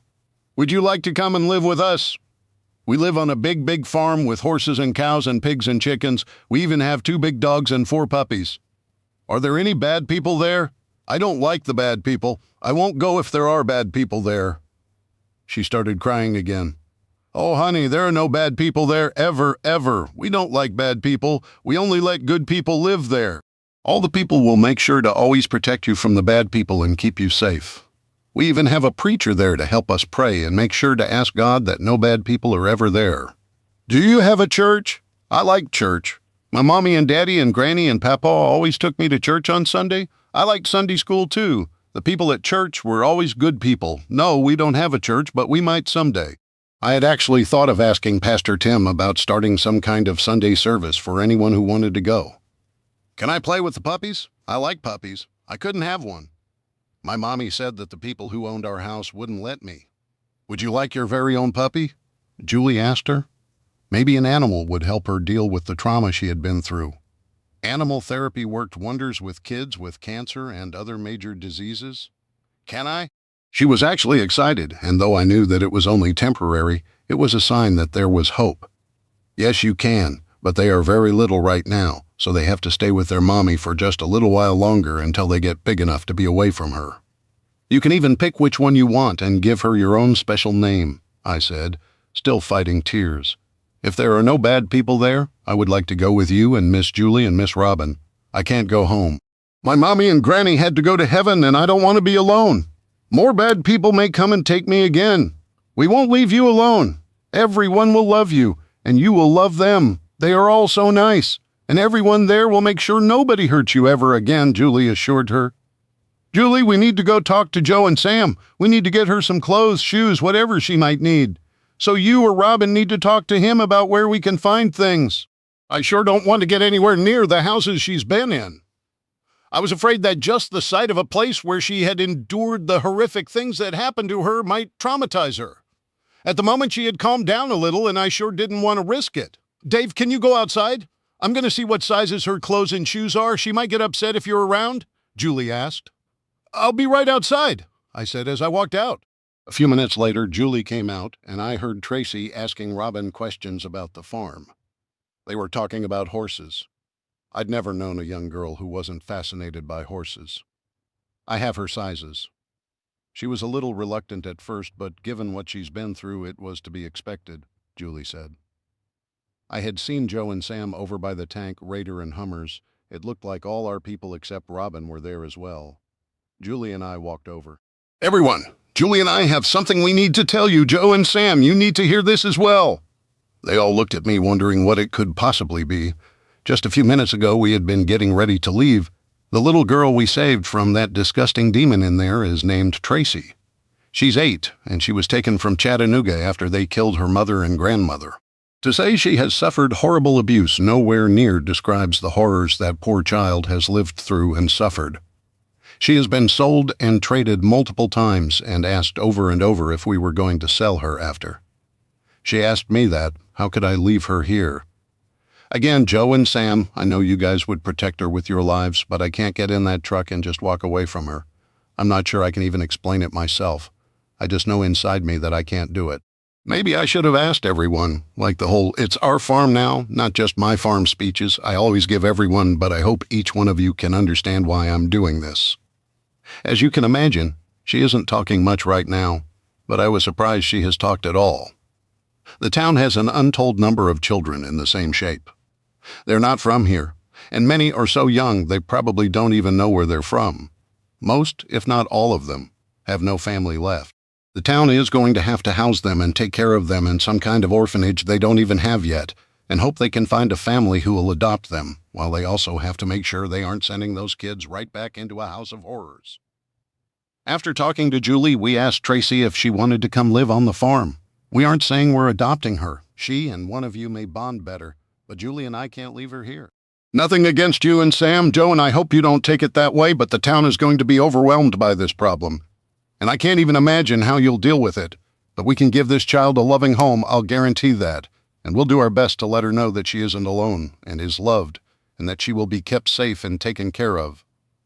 Sam spoke first. No offense taken, Dave. There's not a person here who fought this evil that doesn't know you will take care of and love that child. I wish we had more people stepping up right now to take a child and make them part of their family. It's God working through you, and He will keep working through each of you. It's a wonderful thing you're doing. Unfortunately, there aren't many who would sacrifice so much for a child that wasn't theirs. Lord, it's hard enough for a lot of people to even love and take care of their own children. You have our gratitude and our prayers." Brother Sam and Joe both came over and shook mine and Julie's hands, and I looked at my family and friends through teary eyes. Pastor Tim stepped forward and rested his hand on my shoulder. "Brother Dave, Sister Julie, you've done the most selfless thing I've seen. I know you know that it won't be easy. That child has endured more than God ever intended for any human to endure, especially such a sweet, innocent young child. Anything you need, you don't even have to ask. I'll do everything I can to support you and that child." I wasn't sure how the others were taking it, but finally Charlie spoke up and her voice was choked. "Dave, Julie, let's take our girl to her new home." Her short sentence summed up what I guess everyone thought, because I saw every single person there nodding their heads in agreement. "Yes, our little girl needs to go home and get some food and a warm bed," Bear said. "Joe and Sam, where can we get some clothes for Tracy? I don't want to go to the house she's been staying at to get whatever things she may have there. I don't think she needs anything around that might remind her of anything that has happened to her here."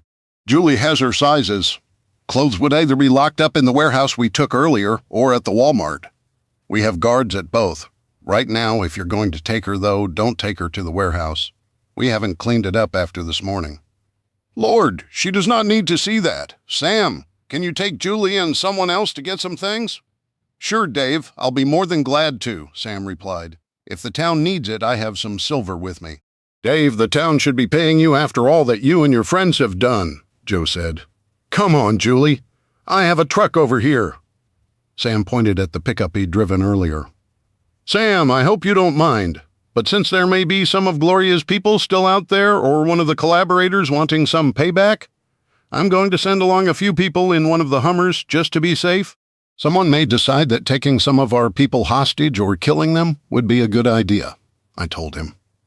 "I totally understand. I'm sure a few more snakes need to be dug out and dealt with, but I know no collaborator will be alive in this town by tonight. Julie, make sure to take your rifle. Already thought of it. Come on, Charlie, let's go shopping for our little girl. I'd like at least 4 of you to go with them, please. At least 2 to stay with them at all times and at least 2 outside," I asked. "I'll drive," Bear said. In the end, 5 went. Bear, Apache, Ghost, Mike, and Jeff.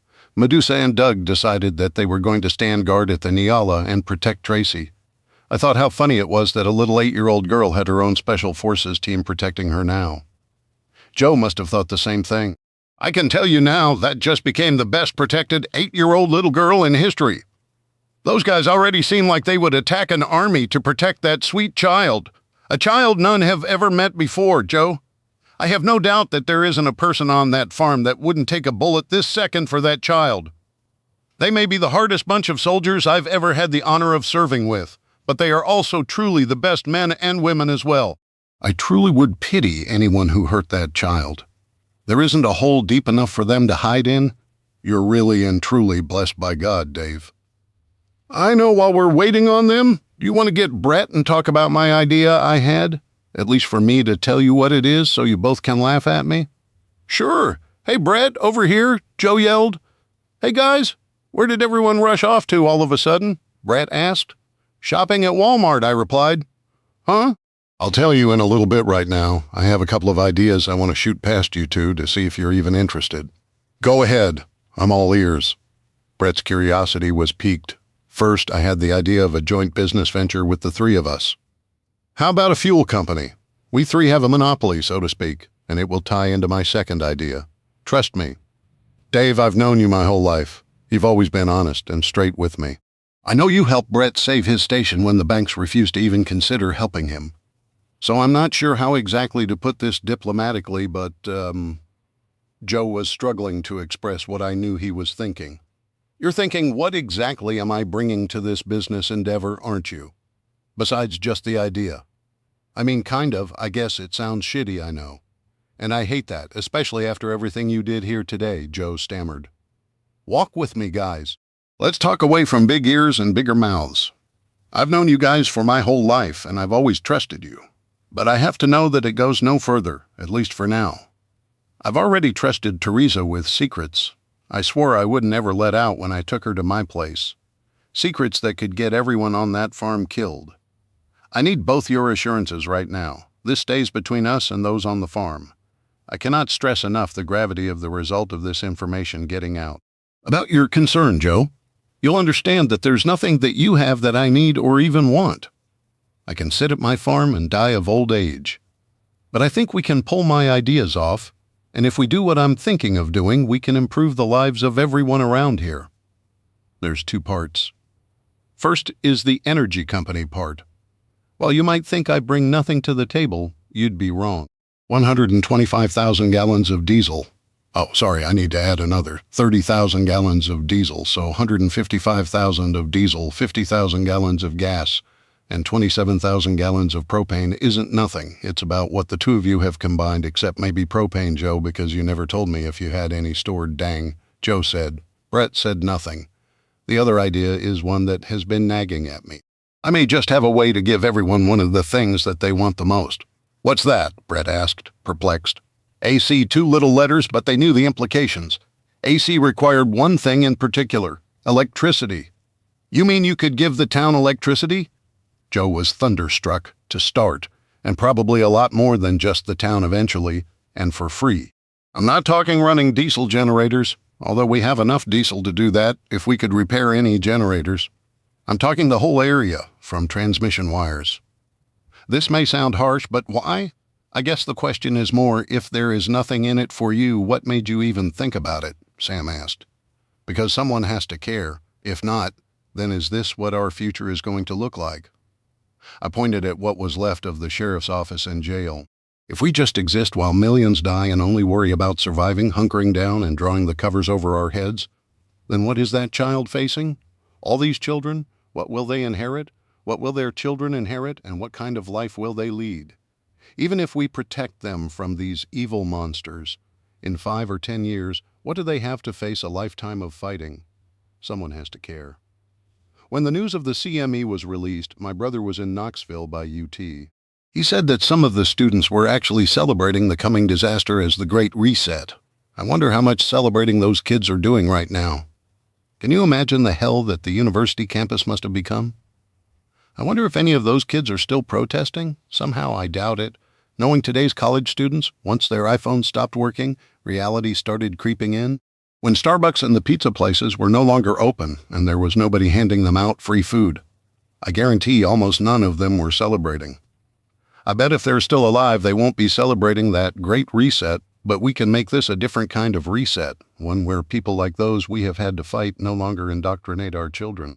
Where people who use other people to gain power and wealth with no regard for others or the consequences are no longer allowed to destroy our country, are no longer able to make this country, which once revered God and celebrated the freedom he gave us, into one where Satan is celebrated instead. If you can get behind that, then maybe we can make a difference. And besides just the fuel and an idea, I have other things I can bring, and if we agree to go forward, we can discuss that as well. For now, think about it. Talk about it between you if you need to. Brett will be going with me tonight, and I'll bring him back tomorrow. So if you want to talk then, we can. And if you need more time, that's okay too. But I can tell you that with or without you, I'll probably be doing this one way or another. I have to. We all turned at the sound of engines and saw Julie and Charlie coming back, escorted by the Hummer and her protection detail. Hey, Julie, how did your shopping trip go? I asked her. We found some adorable clothes and shoes for her, and we got some that were larger sizes, so she has room to grow into things. We also picked up some other girl things and toys, dolls, and stuffed animals we found as well. We tried to get anything we could think of to make her feel as welcome and comfortable as possible. Thank you, Jules. I turned to the rest of my team. And thank you all for yesterday and today, for cleaning our town out, and thank you for accepting that little girl as part of our family. I know each of you understand how important this is to me, and I can never tell you how grateful I am now.